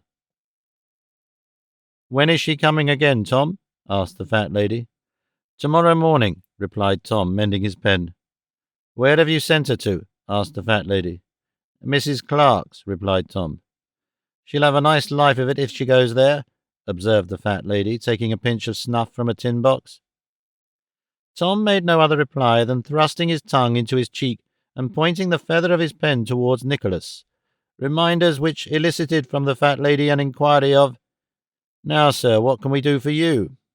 Nicholas briefly replied that he wanted to know whether there was any such post to be had as secretary or amanuensis to a gentleman. "Any such?" rejoined the mistress. "A dozen such. Aren't there, Tom?" "I should think so," answered that young gentleman, and as he said it, he winked towards Nicholas with a degree of familiarity which he, no doubt, intended for a rather flattering compliment, but with which Nicholas was most ungratefully disgusted. Upon reference to the book, it appeared that the dozen secretaryships had dwindled down to one. Mr. Gregsbury, the great Member of Parliament of Manchester Buildings, Westminster, wanted a young man to keep his papers and correspondence in order, and Nicholas was exactly the sort of young man that Mr. Gregsbury wanted. "I don't know what the terms are, as he said he'd settle them himself with the party," observed the fat lady, "but they must be pretty good ones, because he's a Member of Parliament." Inexperienced as he was, Nicholas did not feel quite assured of the force of this reasoning, or the justice of this conclusion, but without troubling himself to question it, he took down the address and resolved to wait upon Mr. Gregsbury without delay. "I don't know what the number is," said Tom, "but Manchester Buildings isn't a large place, and if the worst comes to the worst, it won't take you very long to knock at all the doors on both sides of the way till you find him out. I say, what a good-looking gal that was, wasn't she?" "What gal?" demanded Nicholas sternly. "Oh, yes, I know. What gal, eh?" whispered Tom, shutting one eye and cocking his chin in the air. "You didn't see her, you didn't? I say, you don't wish you was me when she comes tomorrow morning." Nicholas looked at the ugly clerk, as if he had a mind to reward his admiration of the young lady by beating the ledger about his ears, but he refrained, and strode haughtily out of the office, setting at defiance in his indignation those ancient laws of chivalry which not only made it proper and lawful for all good knights to hear the praise of the ladies to whom they were devoted, but rendered it incumbent upon them to roam about the world and knock at head all such matter-of-fact and unpoetical characters as declined to exalt above all the earth damsels whom they had never chanced to look upon or hear of, as if that were any excuse. Thinking no longer of his own misfortunes, but wondering what could be those of the beautiful girl he had seen, Nicholas, with many wrong turns and many inquiries, and almost as many misdirections, bent his steps towards the place whither he had been directed. Within the precincts of the ancient city of Westminster, and within half a quarter of a mile of its ancient sanctuary, is a narrow and dirty region, the sanctuary of the smaller members of Parliament in modern days. It is all comprised in one street of gloomy lodging-houses, from whose windows in vacation time there frown long melancholy rows of bills which say, as plainly as did the countenances of their occupiers, ranged on ministerial and opposition benches in the session which slumbers with its fathers, "To let, to let." In busier periods of the year these bills disappear, and the houses swarm with legislators. There are legislators in the parlours, in the first floor, in the second, in the third, in the garrets. The small apartments reek with the breath of deputations and delegates. In damp weather, the place is rendered close by the steams of moist acts of Parliament and fruzy petitions. General postmen grow faint as they enter its infected limits, and shabby figures in quest of franks flit restlessly to and fro like the troubled ghosts of complete letter-writers departed. This is Manchester Buildings, and here, at all hours of the night, may be heard the rattling of latch-keys in their respective keyholes, with now and then, when a gust of wind sweeping across the water which washes the building's feet impels the sound towards its entrance, the weak, shrill voice of some young member practising tomorrow's speech. All the livelong day there is a grinding of organs and clashing and clanging of little boxes of music. For Manchester Buildings is an eel-pot which has no outlet but its awkward mouth, a case-bottle which has no thoroughfare and a short and narrow neck, and in this respect it may be typical of the fate of some few among its more adventurous residents who, after wriggling themselves into Parliament by violent efforts and contortions, find that it, too, is no thoroughfare for them, that, like Manchester Buildings, it leads to nothing beyond itself, and that they are fain at last to back out, no wiser, no richer, not one whit more famous than they went in. Into Manchester Buildings Nicholas turned, with the address of the great Mr. Gregsbury in his hand. As there was a stream of people pouring into a shabby house not far from the entrance, he waited until they made their way in, and then, making up to the servant, ventured to inquire if he knew where Mr. Gregsbury lived. The servant was a very pale, shabby boy, who looked as if he had slept underground from his infancy, as very likely he had. "Mr. Gregsbury," said he. "Mr. Gregsbury lodges here. It's all right. Come in." Nicholas thought he might as well get in while he could, so in he walked, and he had no sooner done so than the boy shut the door and made off. This was odd enough, but what was more embarrassing was that all along the passage and all along the narrow stairs, blocking up the window and making the dark entry darker still, was a confused crowd of persons with great importance depicted in their looks, who were, to all appearance, waiting in silent expectation of some coming event.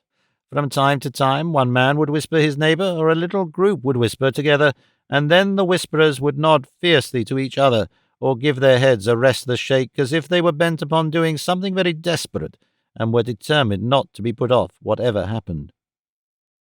A few minutes elapsed without anything occurring to explain this phenomenon, and as he felt his own position a peculiarly uncomfortable one, Nicholas was on the point of seeking some information from the man next him, when a sudden move was visible on the stairs, and a voice was heard to cry, "Now, gentlemen, have the goodness to walk up." So far from walking up, the gentleman on the stairs began to walk down with great alacrity, and to entreat with extraordinary politeness that the gentleman nearest the street would go first. The gentleman nearest the street retorted, with equal courtesy, that they couldn't think of such a thing on any account, but they did it without thinking of it, inasmuch as the other gentleman, pressing some half-dozen, among whom was Nicholas, forward, and closing up behind, pushed them not merely up the stairs, but into the very sitting-room of Mr. Gregsbury, which they were thus compelled to enter with most unseemly precipitation, and without the means of retreat, the press behind them more than filling the apartment. "Gentlemen," said Mr. Gregsbury, "you are welcome. I am rejoiced to see you."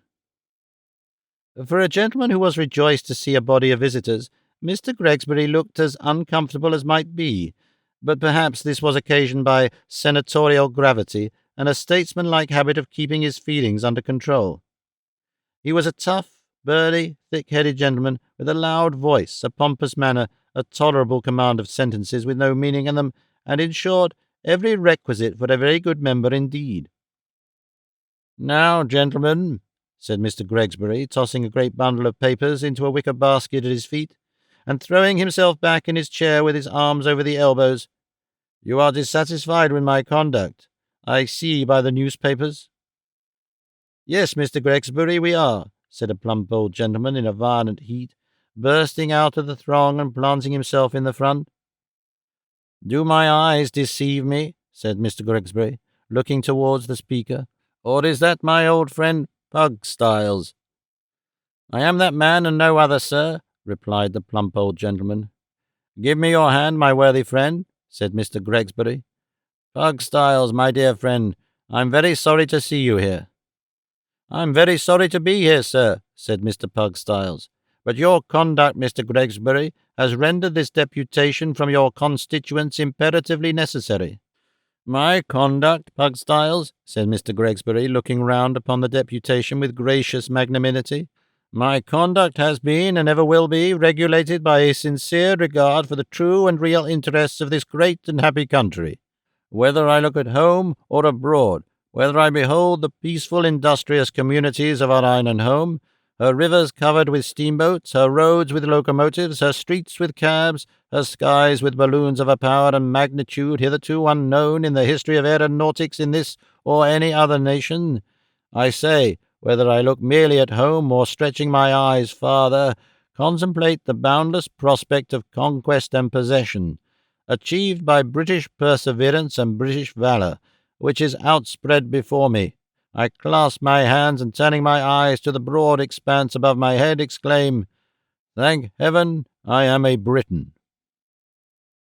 The time had been when this burst of enthusiasm would have been cheered to the very echo, but now the deputation received it with chilling coldness. The general impression seemed to be that, as an explanation of Mr. Gregsbury's political conduct, it did not enter quite enough into detail, and one gentleman in the rear did not scruple to remark aloud that, for his purpose, it savoured rather too much of a gammon tendency. The meaning of that term gammon, said Mr. Gregsbury, is unknown to me. If it means that I grow a little too fervid, or perhaps even hyperbolical, in extolling my native land, I admit the full justice of the remark. I am proud of this free and happy country. My form dilates, my eye glistens, my breast heaves, my heart swells, my bosom burns, when I call to mind her greatness and her glory. We wish, sir, remarked Mr. Pugstyles calmly, to ask you a few questions. If you please, gentlemen, my time is yours, and my country's, said Mr. Gregsbury. This permission being conceded, Mr. Pugstyles put on his spectacles and referred to a written paper which he withdrew from his pocket, whereupon nearly every other member of the deputation pulled a written paper from his pocket, to check Mr. Pugstyles off as he read the questions. This done, Mr. Pugstyles proceeded to business. Question number 1. Whether, sir, you did not give a voluntary pledge previous to your election that in event of your being returned you would immediately put down the practice of coughing and groaning in the House of Commons, and whether you did not submit to be coughed and groaned down in the very first debate of the session, and have since made no effort to effect a reform in this respect. Whether you did not also pledge yourself to astonish the government and make them shrink in their shoes, and whether you have astonished them and made them shrink in their shoes or not. Go on to the next one, my dear Pugstyles, said Mr. Gregsbury. Have you any explanation to offer with reference to that question, sir? Asked Mr. Pugstyles. Certainly not, said Mr. Gregsbury. The members of the deputation looked fiercely at each other and afterwards at the member. Dear Pugstyles, having taken a very long stare at Mr. Gregsbury over the tops of his spectacles, resumed his list of inquiries. Question number 2. Whether, sir, you did not likewise give a voluntary pledge that you would support your colleague on every occasion, and whether you did not, the night before last, desert him and vote upon the other side because the wife of a leader on that other side had invited Mrs. Gregsbury to an evening party. Go on, said Mr. Gregsbury. Nothing to say on that either, sir? Asked the spokesman. Nothing whatever, replied Mr. Gregsbury. The deputation, who had only seen him at canvassing or election time, was struck dumb by his coolness. He didn't appear like the same man. Then he was all milk and honey. Now he was all starch and vinegar. But men are so different at different times. Question number 3, and last, said Mr. Pugstyles emphatically. Whether you did not state upon the hustings that it was your firm and determined intention to oppose everything proposed, to divide the House upon every question, to move for returns on every subject, to place a notion on the books every day, and, in short, in your own memorable words, to play the very devil with everything and everybody. With this comprehensive inquiry, Mr. Pugstyles folded up his list of questions, as did all his backers. Mr. Gregsbury reflected, blew his nose, threw himself further back in his chair, came forward again, leaning his elbows on the table, made a triangle with his 2 thumbs and his 2 forefingers, and tapping his nose with the apex thereof, replied, smiling as he said it, "I deny everything." At this unexpected answer, a hoarse murmur arose from the deputation, and the same gentleman who had expressed an opinion relative to the gammoning nature of the introductory speech again made a monosyllabic demonstration by growling out, "Resign," which growl, being taken up by his fellows, swelled into a very earnest and general remonstrance. "I am requested, sir, to express a hope," said Mr. Pugstyles, with a great distant bow, "that on receiving a requisition to that effect from a great majority of your constituents, you will not object at once to resign your seat in favour of some candidate whom they think they can better trust."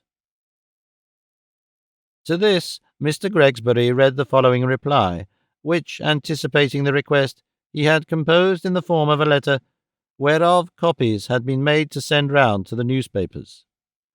"My dear Mr. Pugstyles, next to the welfare of our beloved island, this great and free and happy country, whose powers and resources are, I sincerely believe, illimitable, I value that noble independence which is an Englishman's proudest boast, and which I fondly hope to bequeath to my children, untarnished and unsullied. Actuated by no personal motives, but moved only by high and great constitutional considerations, which I will not attempt to explain, for they are really beneath the comprehension of those who have not made themselves masters, as I have, of the intricate and arduous study of politics, I would rather keep my seat, and intend doing so. Will you do me the favour to present my compliments to the constituent body, and acquaint them with this circumstance? With great esteem, my dear Pugstyles, etc., etc. "Then you will not resign under any circumstances?" asked the spokesman. Mr. Gregsbury smiled and shook his head. "Then good morning, sir," said Pugstyles angrily. "Heaven bless you," said Mr. Gregsbury, and the deputation, with many growls and scowls, filed off as quickly as the narrowness of the staircase would allow of their getting down. The last man being gone, Mr. Gregsbury rubbed his hands and chuckled, as merry fellows will, when they think they have said or done a more than commonly good thing. He was so engrossed in this self-congratulation that he did not observe that Nicholas had been left behind in the shadow of the window curtains until that young gentleman, fearing he might otherwise overhear some soliloquy intended to have no listeners, coughed twice or thrice to attract the member's notice. "What's that?" said Mr. Gregsbury in sharp accents. Nicholas stepped forward and bowed. "What do you do here, sir?" asked Mr. Gregsbury. "A spy upon my privacy, a concealed voter? You have heard my answer, sir. Pray follow the deputation." "I should have done so if I had belonged to it, but I do not," said Nicholas. "Then how come you here, sir?" was the natural inquiry of Mr. Gregsbury, MP. "And where the devil have you come from, sir?" was the question which followed it. "I brought this card from the General Agency Office, sir," said Nicholas, "wishing to offer myself as your secretary, and understanding that you stood in need of one." "That's all you have come for, is it?" said Mr. Gregsbury, eyeing him in some doubt. Nicholas replied in the affirmative. "You have no connection with any of those rascally papers, have you?" said Mr. Gregsbury. "You didn't get into the room to hear what was going forward, and put it in print, eh?" "I have no connection, I am sorry to say, with anything at present," rejoined Nicholas, politely enough, but quite at his ease. "Oh," said Mr. Gregsbury. "How did you find your way up here, then?" Nicholas related how he had been forced up by the deputation. "That was the way, was it?" said Mr. Gregsbury. "Sit down." Nicholas took a chair, and Mr. Gregsbury stared at him for a long time, as if to make certain, before he asked any further questions, that there were no objections to his outward appearance. "You want to be my secretary, do you?" he said at length. "I wish to be employed in that capacity, sir," replied Nicholas. "Well," said Mr. Gregsbury, "now what can you do?" "I suppose," replied Nicholas, smiling, "that I can do what usually falls to the lot of other secretaries." What's that? Inquired Mr. Gregsbury. What is it? Replied Nicholas. Ah, what is it? Retorted the member, looking shrewdly at him, with his head on one side. A secretary's duties are rather difficult to define, perhaps, said Nicholas, considering. They include, I presume, correspondence? Good, interposed Mr. Gregsbury. The arrangement of papers and documents? Very good. Occasionally, perhaps, the writing from your dictation, and possibly, sir, said Nicholas with a half-smile, the copying of your speech for some public journal, when you have made one of more than usual importance? Certainly, rejoined Mr. Gregsbury. What else? Really, said Nicholas, after a moment's reflection, I am not able at this instant to recapitulate any other duty of a secretary beyond the general one of making himself as agreeable and useful to his employer as he can, consistently with his own respectability, and without overstepping that line of duties which he undertakes to perform, and which the designation of his office is usually understood to imply. Mr. Gregsbury looked fixedly at Nicholas for a short time, and then, glancing warily round the room, said, in a suppressed voice, This is all very well, Mr. What is your name? Nickelby. This is all very well, Mr. Nickelby, and very proper so far as it goes. So far as it goes, but it doesn't go far enough. There are other duties, Mr. Nickelby, which a secretary to a parliamentary gentleman must never lose sight of. I should require to be crammed, sir. I beg your pardon, interposed Nicholas, doubtful whether he had heard aright. To be crammed, sir, repeated Mr. Gregsbury. May I beg your pardon again if I inquire what you mean, sir? Said Nicholas. My meaning, sir, is perfectly plain, replied Mr. Gregsbury, with a solemn aspect. My secretary would have to make himself master of the foreign policy of the world, as it is mirrored in the newspapers, to run his eye over all accounts of public meetings, all leading articles and accounts of the proceedings of public bodies, and to make notes of anything which it appeared to him might be made a point of in any little speech upon the question of some petition lying on the table, or anything of that kind. Do you understand? I think I do, sir, replied Nicholas. Then, said Mr. Gregsbury, it would be necessary for him to make himself acquainted from day to day with newspaper paragraphs on passing events, such as mysterious disappearance and supposed suicide of a potboy, or anything of that sort, upon which I might found a question to the Secretary of State for the Home Department.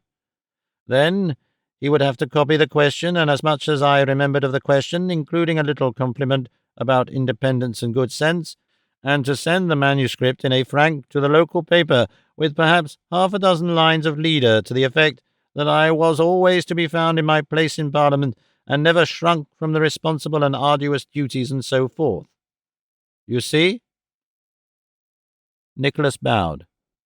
Besides which, continued Mr. Gregsbury, I should expect him, now and then, to go through a few figures in the printed tables, and to pick out a few results, so that I might come out pretty well on timber duty questions and finance questions and so on, and I should like him to get up a few little arguments about the disastrous effects of a return to cash payments and a metallic currency, with a touch now and then about the exportation of bullion, and the Emperor of Russia, and banknotes, and all that kind of thing which it's only necessary to talk fluently about, because nobody understands it. Do you take me? I think I understand, said Nicholas. With regard to such questions as are not political, continued Mr. Gregsbury, warming, and which one can't be expected to care a curse about, beyond the natural care of not allowing inferior people to be as well off as ourselves, else where are our privileges? I should wish my secretary to get together a few little flourishing speeches of a patriotic cast. For instance, if any preposterous bill were brought forward for giving poor grubbing devils of authors a right to their own property, I should like to say that I, for one, would never consent to opposing an insurmountable bar to the diffusion of literature among the people. Do you understand? That the creations of the pocket, being man's might belong to one man, or one family, but that the creations of the brain, being God's, ought, as a matter of course, to belong to the people at large. And if I was pleasantly disposed, I should like to make a joke about posterity, and say that those who wrote for posterity should be content to be rewarded by the approbation of posterity. It might take with the house, and could never do me any harm, because posterity can't be expected to know anything about me or my jokes either. Do you see?" "I see that, sir," replied Nicholas. "You must always bear in mind, in such cases as this, where our interests are not affected," said Mr. Gregsbury. "To put it very strong about the people, because it comes out very well at election time, and you could be as funny as you liked about the authors, because I believe the greater part of them live in lodgings and are not voters. This is a hasty outline of the chief things you'd have to do, except waiting in the lobby every night, in case I forgot anything, and should want fresh cramming, and now and then during great debates sitting in the front row of the gallery, and saying to the people about, 'You see that gentleman with his hand to his face and his arm twisted round the pillar? That's Mr. Gregsbury, the celebrated Mr. Gregsbury,' with any other little eulogium that might strike you at the moment. And for salary," said Mr. Gregsbury, winding up with great rapidity, for he was out of breath, "and for salary, I don't mind saying at once in round numbers to prevent any dissatisfaction, though it's more than I've been accustomed to give, 15 shillings a week, and find yourself. There." With this handsome offer, Mr. Gregsbury once more threw himself back in his chair, and looked like a man who had been most profligately liberal, but is determined not to repent of it notwithstanding. 15 shillings a week is not much," said Nicholas mildly. "Not much? 15 shillings a week not much, young man?" cried Mr. Gregsbury. 15 shillings "Pray, do not suppose that I quarrel with the sum, sir," replied Nicholas, "for I am not ashamed to confess that whatever it may be in itself, to me it is a great deal. But the duties and responsibilities make the recompense small, and they are so very heavy that I fear to undertake them." "Do you decline to undertake them, sir?" inquired Mr. Gregsbury, with his hand on the bell-rope. "I fear they are too great for my powers, however good my will may be, sir," replied Nicholas. "That is as much as to say you had rather not accept the place, and that you consider 15 shillings a week too little," said Mr. Gregsbury, ringing. "Do you decline it, sir?" "I have no alternative but to do so," replied Nicholas. "Door, Matthews," said Mr. Gregsbury, as the boy appeared. "I am sorry I have troubled you unnecessarily, sir," said Nicholas. "I am sorry you have," rejoined Mr. Gregsbury, turning his back upon him. "Door, Matthews." "Good morning, sir," said Nicholas. "Door, Matthews," cried Mr. Gregsbury. The boy beckoned Nicholas, and tumbling lazily downstairs before him, opened the door and ushered him into the street. With a sad and pensive air, he retraced his steps homewards. Smike had scraped a meal together from the remnant of last night's supper, and was anxiously awaiting his return. The occurrences of the morning had not improved Nicholas's appetite, and by him the dinner remained untasted. He was sitting in a thoughtful attitude, with the plate which the poor fellow had assiduously filled with the choicest morsels untouched by his side, when Newman Noggs looked into the room. "Come back?" asked Newman. "Yes," replied Nicholas, "tired to death, and what is worse, might have remained at home for all the good I have done." "Couldn't expect to do much in one morning," said Newman. "Maybe so, but I am sanguine, and did expect," said Nicholas, "and am proportionately disappointed." Saying which, he gave Newman an account of his proceedings. "If I could do anything," said Nicholas, "anything, however slight, until Ralph Nickelby returns, and I have eased my mind by confronting him, I should feel happier.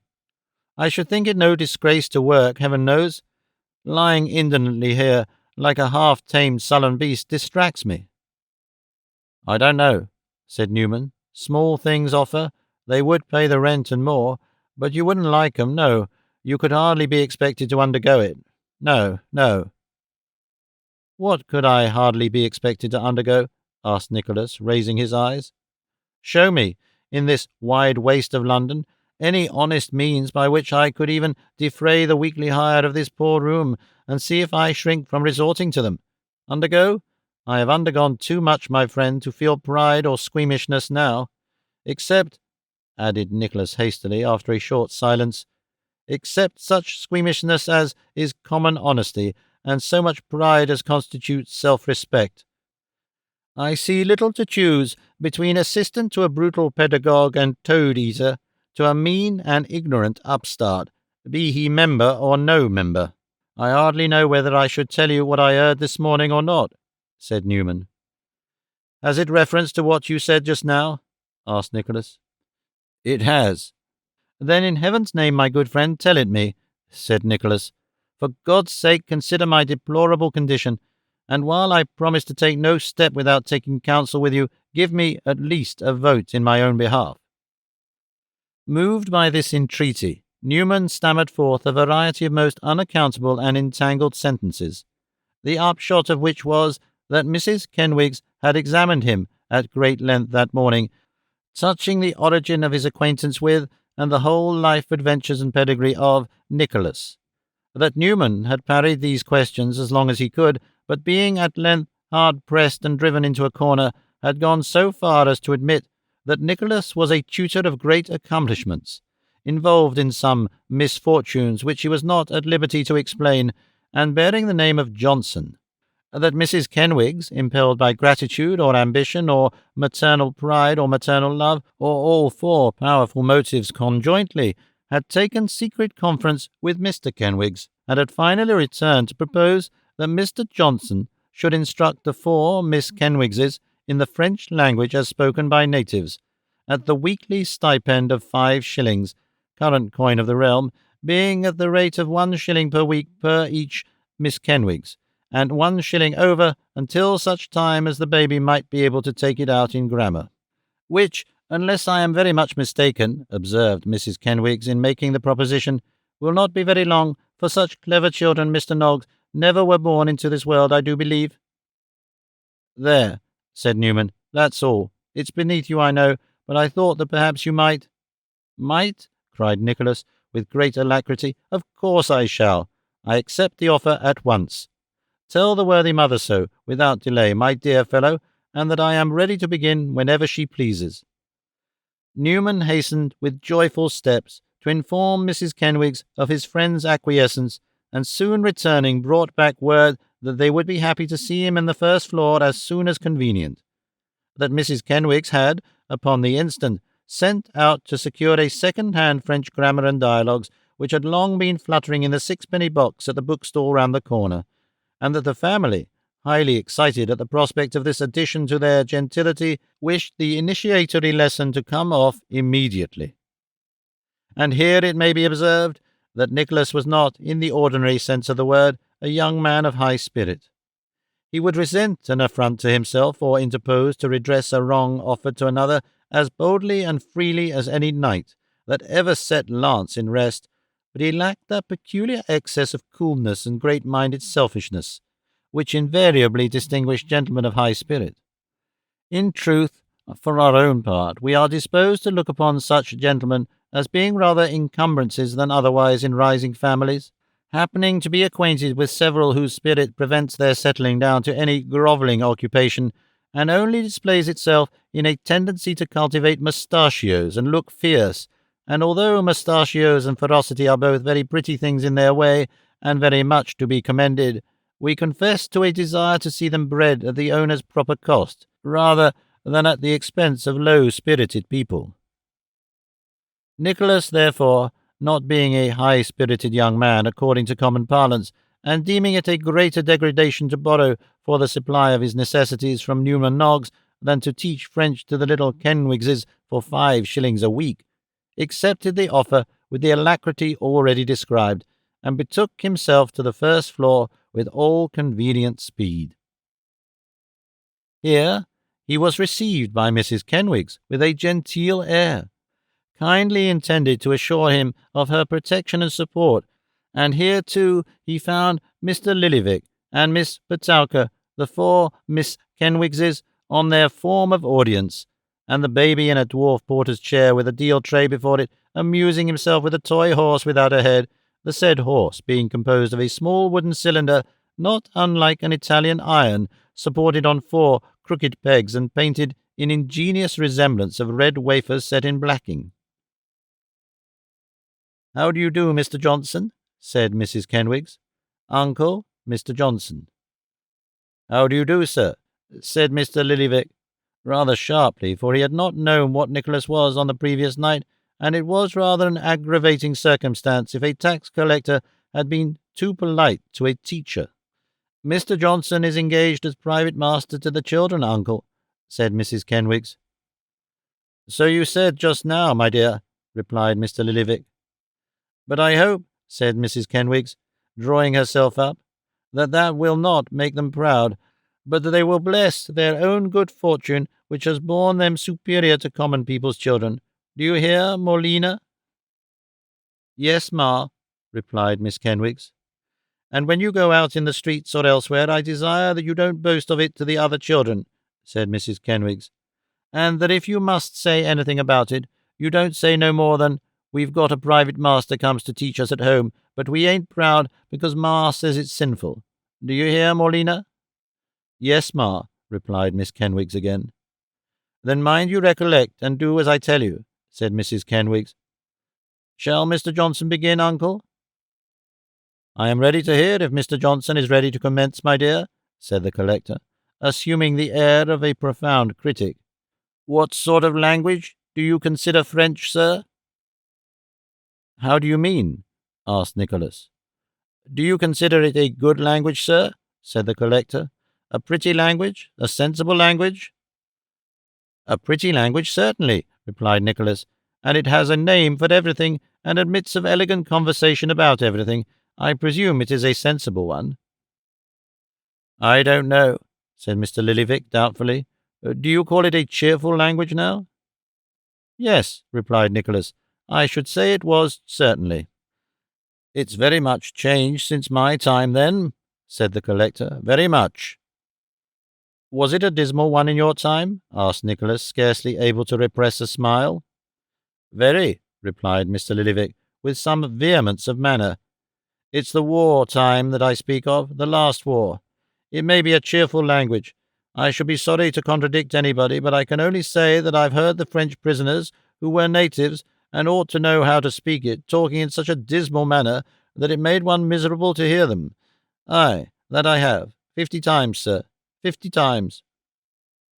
Mr. Lillyvick was waxing so cross that Mrs. Kenwigs thought it expedient to motion to Nicholas not to say anything, and it was not until Miss Petowker had practised several blandishments to soften the excellent old gentleman that he deigned to break silence by asking, "What's the water in French, sir?"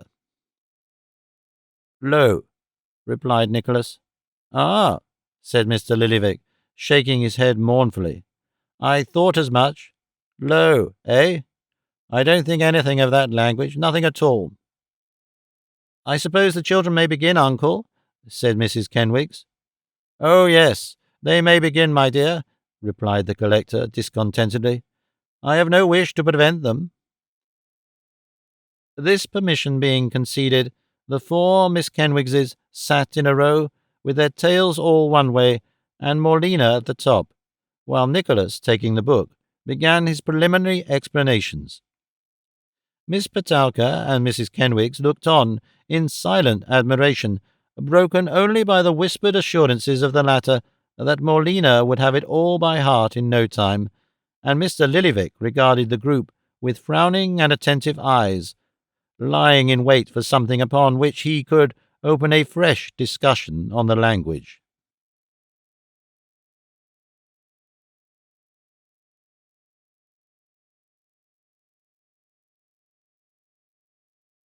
Chapter 17 follows the fortunes of Miss Nickleby. It was with a heavy heart and many sad forebodings which no effort could banish that Kate Nickleby, on the morning appointed for the commencement of her engagement with Madame Mantalini, left the city when its clocks yet wanted a quarter of an hour of 8, and threaded her way alone, amid the noise and bustle of the streets, towards the West End of London. At this early hour, many sickly girls, whose business, like that of the poor worm, is to produce with patient toil the finery that bedecks the thoughtless and luxurious, traverse our streets, making towards the scene of their daily labour, and catching, as if by stealth, in their hurried walk, the only gasp of wholesome air and glimpse of sunlight which cheer their monotonous existence during the long train of hours that make a working day. As she drew nigh to the more fashionable quarter of the town, Kate marked many of this class as they passed by, hurrying like herself to their painful occupation, and saw, in their unhealthy looks and feeble gait, but too clear an evidence that her misgivings were not wholly groundless. She arrived at Madame Mantalini's some minutes before the appointed hour, and after walking a few times up and down in the hope that some other female might arrive and spare her the embarrassment of stating her business to the servant, knocked timidly at the door, which after some delay was opened by the footman, who had been putting on his striped jacket as he came upstairs, and was now intent on fastening his apron. "Is Madame Mantalini in?" faltered Kate. "Not often out at this time, miss," replied the man in a tone which rendered "miss" something more offensive than "my dear." "Can I see her?" "Eh?" replied the man, holding the door in his hand and honouring the inquirer with a stare and a broad grin. "Lord, no." "I came by her own appointment," said Kate. I am to be employed here."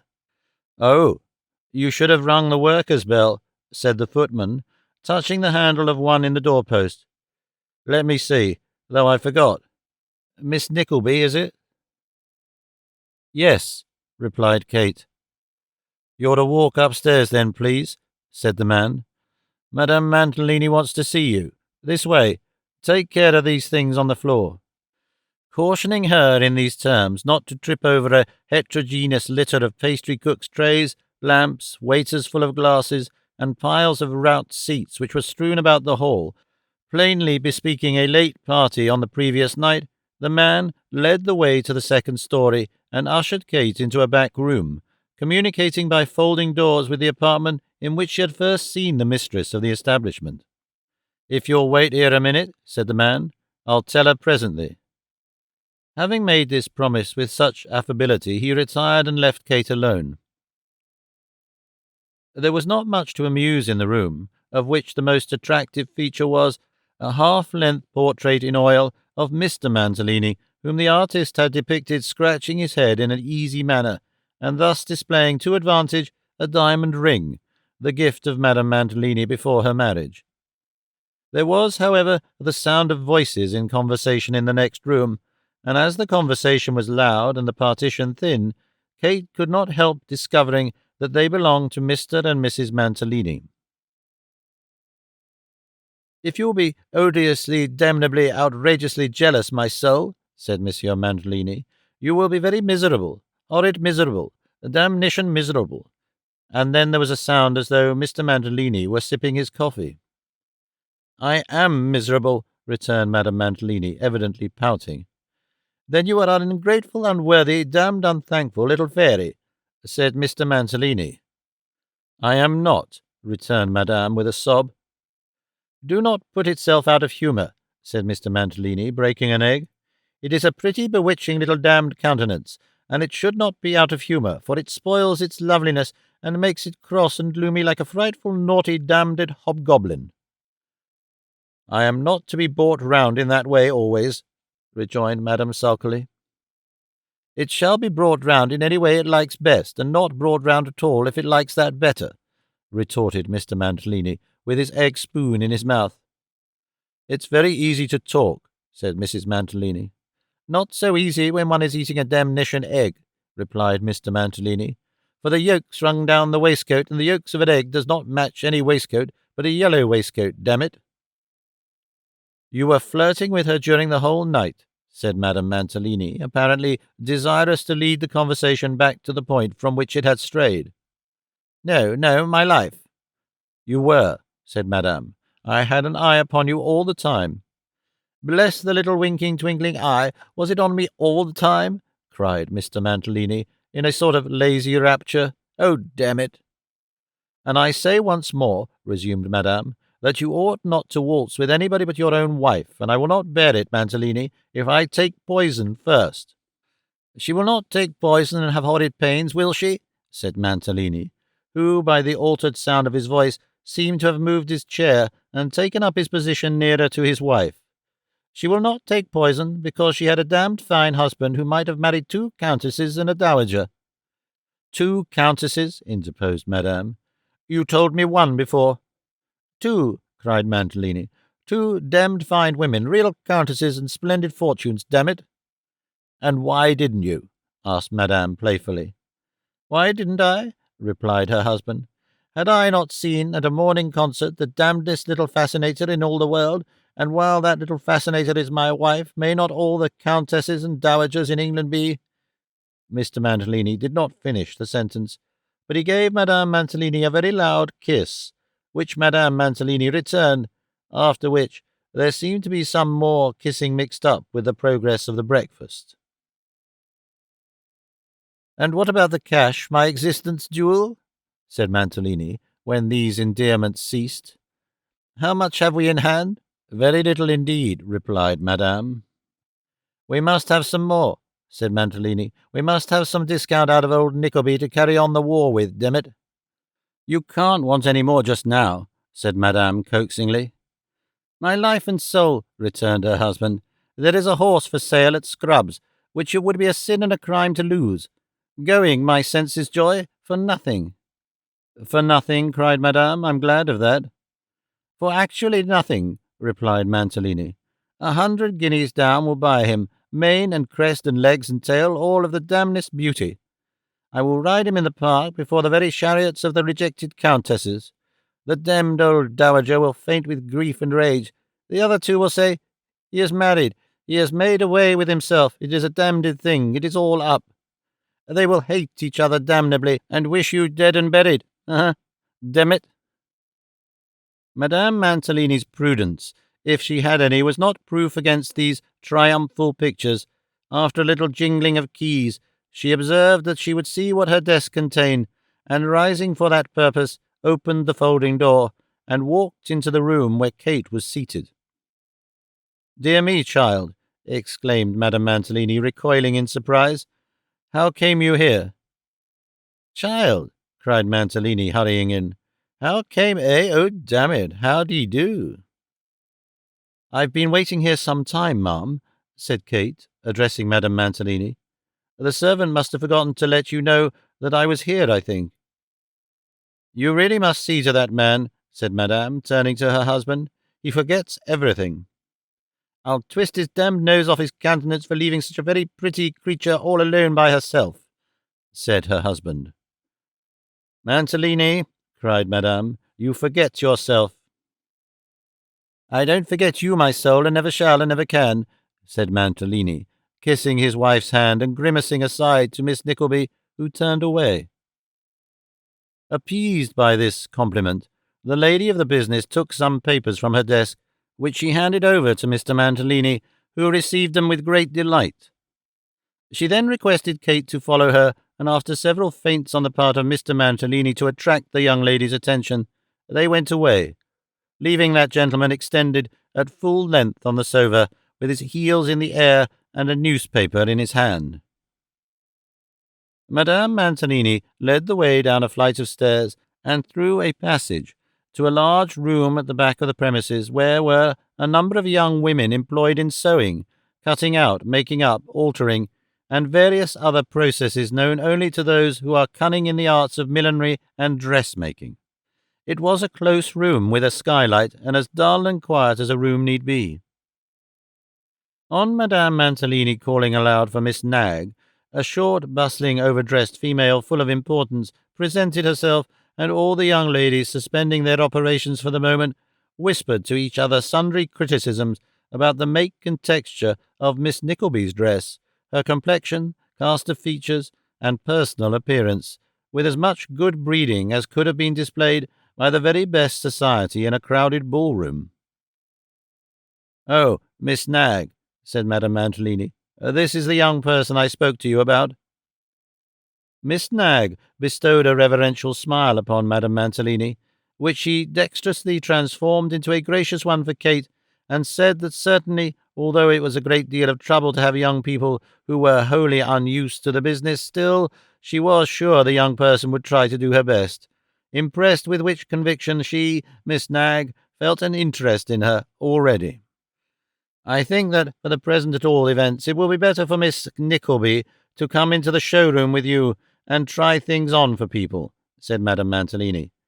"She will not be able for the present to be of much use in any other way, and her appearance will—" "Suit very well with mine, Madame Mantalini," interrupted Miss Knag. "So it will, and to be sure I might have known that you would not be long in finding that out, for you have so much taste in all those matters that really, as I often say to the young ladies, I do not know how, when, or where you possibly could have acquired all you know. Miss Nickleby and I are quite a pair, Madame Mantalini, only I am a little darker than Miss Nickleby, and, I think my foot may be a little smaller. Miss Nickleby, I am sure, will not be offended at my saying that when she hears that our family always have been celebrated for small feet ever since our family had any feet at all, indeed, I think. I had an uncle once, Madame Mantalini, who lived in Cheltenham, and had a most excellent business as a tobacconist, who had such small feet that they were no bigger than those which are usually joined to wooden legs, the most symmetrical feet, Madame Mantalini, that even you can imagine." "They must have had something of the appearance of club feet, Miss Knag," said Madame. "Well, now, that is so like you," returned Miss Knag. "Ha! Of club feet. Oh, very good, as I often remark to the young ladies. Well, I must say, and I do not care who knows it, of all the ready humour I ever heard anywhere, and I have heard a good deal, for when my dear brother was alive, I kept house for him, Miss Nickleby. We had to supper once a week 2 or 3 young men highly celebrated in those days for their humour, Madame Mantalini. Of all the ready humour, I say to the young ladies, I ever heard, Madame Mantalini's is the most remarkable. It is so gentle, so sarcastic, and yet so good-natured, as I was observing to Miss Simmons only this morning, that how or when or by what means she acquired it is to me a mystery indeed." Here Miss Knag paused to take breath, and while she pauses, it may be observed, not that she was marvellously loquacious and marvellously deferential to Madame Mantalini, since these are facts which require no comment, but that every now and then she was accustomed, in the torrent of her discourse, to introduce a loud, shrill, clear the import and meaning of which was variously interpreted by her acquaintance, some holding that Miss Knag dealt in exaggeration, and introduced the monosyllable when any fresh invention was in course of coinage in her brain; others, that when she wanted a word she threw it in to gain time, and prevent anybody else from striking into the conversation. It may be further remarked that Miss Knag still aimed at youth, although she had shot beyond it years ago, and that she was weak and vain, and one of those people who are best described by the axiom that you may trust them as far as you can see them, and no further. "You'll take care that Miss Nickleby understands her hours, and so forth," said Madame Mantalini, "and so I'll leave her with you. You'll not forget my directions, Miss Knag?"